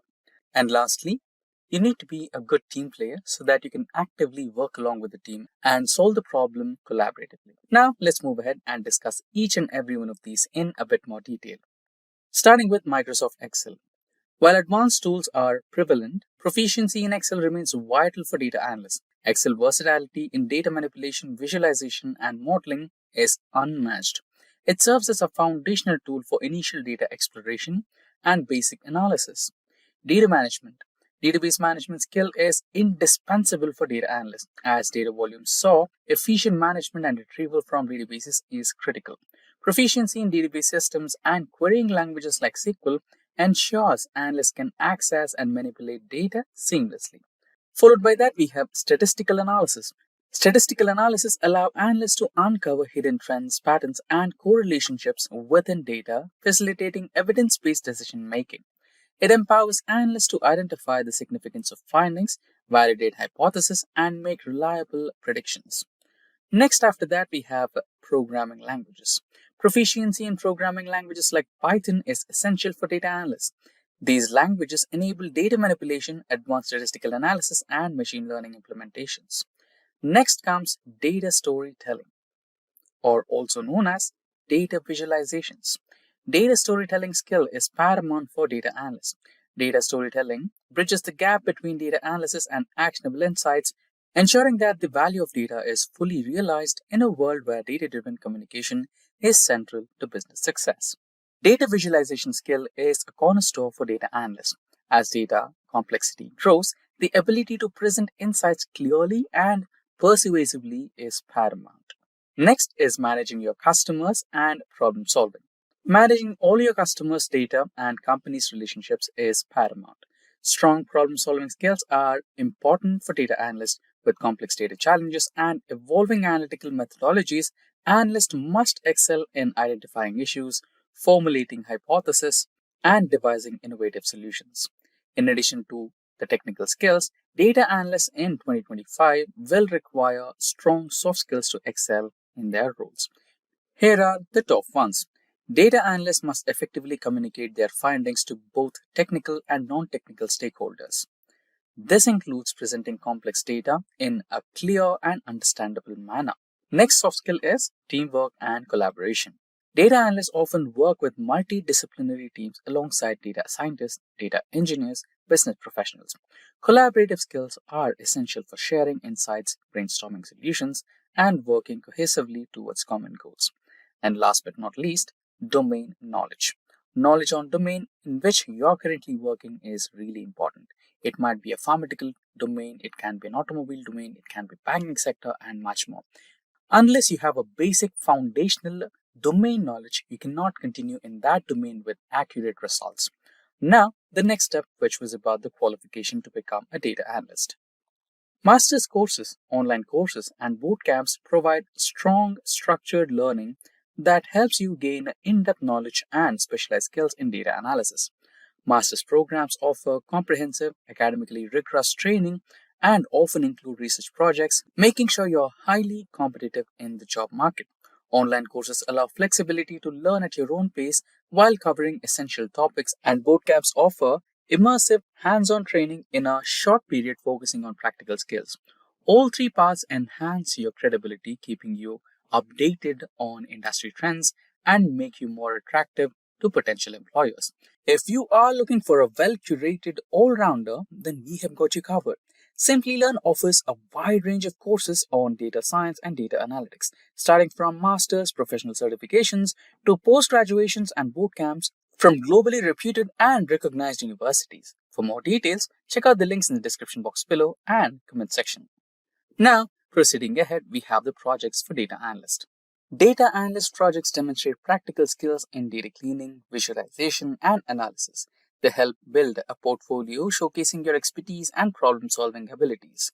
Projects provide hands-on experience bridging the gap between theory and real-world application. They show domain knowledge, making you more appealing to employees in specific industries. Projects enhance your confidence and prepare you to discuss real-world challenges in interviews. Proceeding ahead, the next step is about the portfolio for data analysts.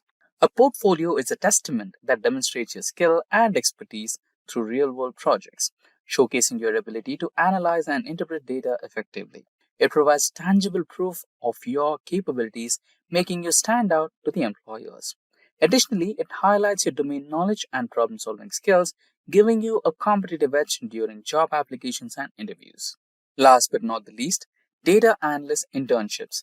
Internships provide hands-on experience with real-world datasets, tools, and workflows, bridging the gap between theory knowledge and practical application. They offer exposure to industry practices, helping you understand how data is used to drive decisions. Internships also build your professional network, enhance your resume, and improve chances of securing a full-time data analyst role. So what does data analyst do? On huge dataset, data analysts gather, analyze, and run statistical studies to glean insights and spot trends. They use various methods and tools to transform complicated data into useful insights. They therefore provide insightful data that enables businesses to make informed decisions, and this is the answer of question what data analysts do. So moving forward, let's jump into roles and responsibilities of a data analyst. The roles and responsibilities of a data analyst often consist of the following. The first one is create and manage databases and data system, fixing coding mistakes and other data related problems as necessary. The second one is using both primary and secondary sources for data mining. The third one is rearranging data in a way that both individuals and machine can understand. The fourth one is create documentation that clarifies the data analyst process for stakeholder. So now let's jump into how to become a data analyst with no experience, steps and strategies. So becoming a data analyst without prior experience can be challenging but achievable goal. So here is a detailed guide on how to break into the field of data analysis from scratch. So the first one is master the basics. Data analysts need a mix of technical and soft skills. Start by learning the basics of statistics and mathematics. So key topics are descriptive statistics. Learn measures of central tendency, mean, median, mode, measures of variability, range, variance, and standard deviation, and data distribution, like normal distribution and skewness and kurtosis. The second is inferential stat. Understanding hypothesis testing, confidence intervals, p-values, and statistical significance. The third one is probability theory.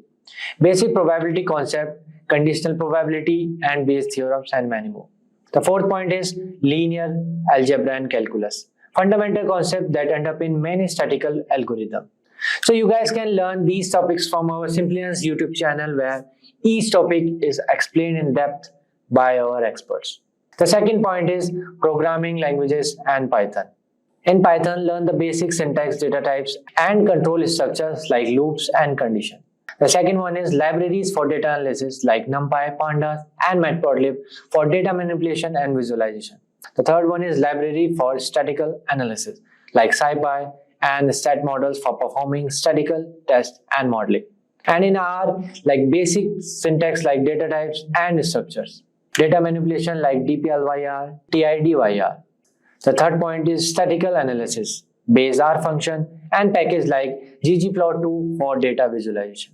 So you guys can learn these topics from our Simplilearn YouTube channel where each topic is explained in depth by our expert. The third point is data visualization and reporting. So in this, we have first Tableau. Creating and customizing various charts and types like bar charts, line graphs, scatter plots. The second is building interactive dashboards and stories. The third one is connecting to different data sources and data blending. The second one, we have Power BI. Data modeling and creating relationship between data sets. The second point is designing reports with visuals, filters, and slicers. The third point is using DAX, data analysis expressions, for advanced calculation. In this category, third, we have Excel. So in this, you can learn advanced formulas like VLOOKUP, HLOOKUP, index, match, and arrays formulas. The second is pivot tables, summarizing, analyzing, and visualizing data. The third is data visualization, creating and formatting charts, sparklines, and conditional formatting. So you guys can learn these topics from our Simplilearn YouTube channel where each topic is explained in depth by our expert, or you can go through their official document websites. In Master the Basics, the last point is SQL database and the key concept. The key concept are basic SQL commands, select, from, where, join, group by, having, or order by. Second is database design, understanding tables, relationships, and normalization. The third is advanced SQL, subqueries, window function, and common table expression, CTs. The fourth one is database management, connecting to a database, writing optimized queries, and understanding the indexes. So you guys can learn these topics from our Simplilearn YouTube channel where we have SQL playlists covering each topic that is explained in depth by our expert.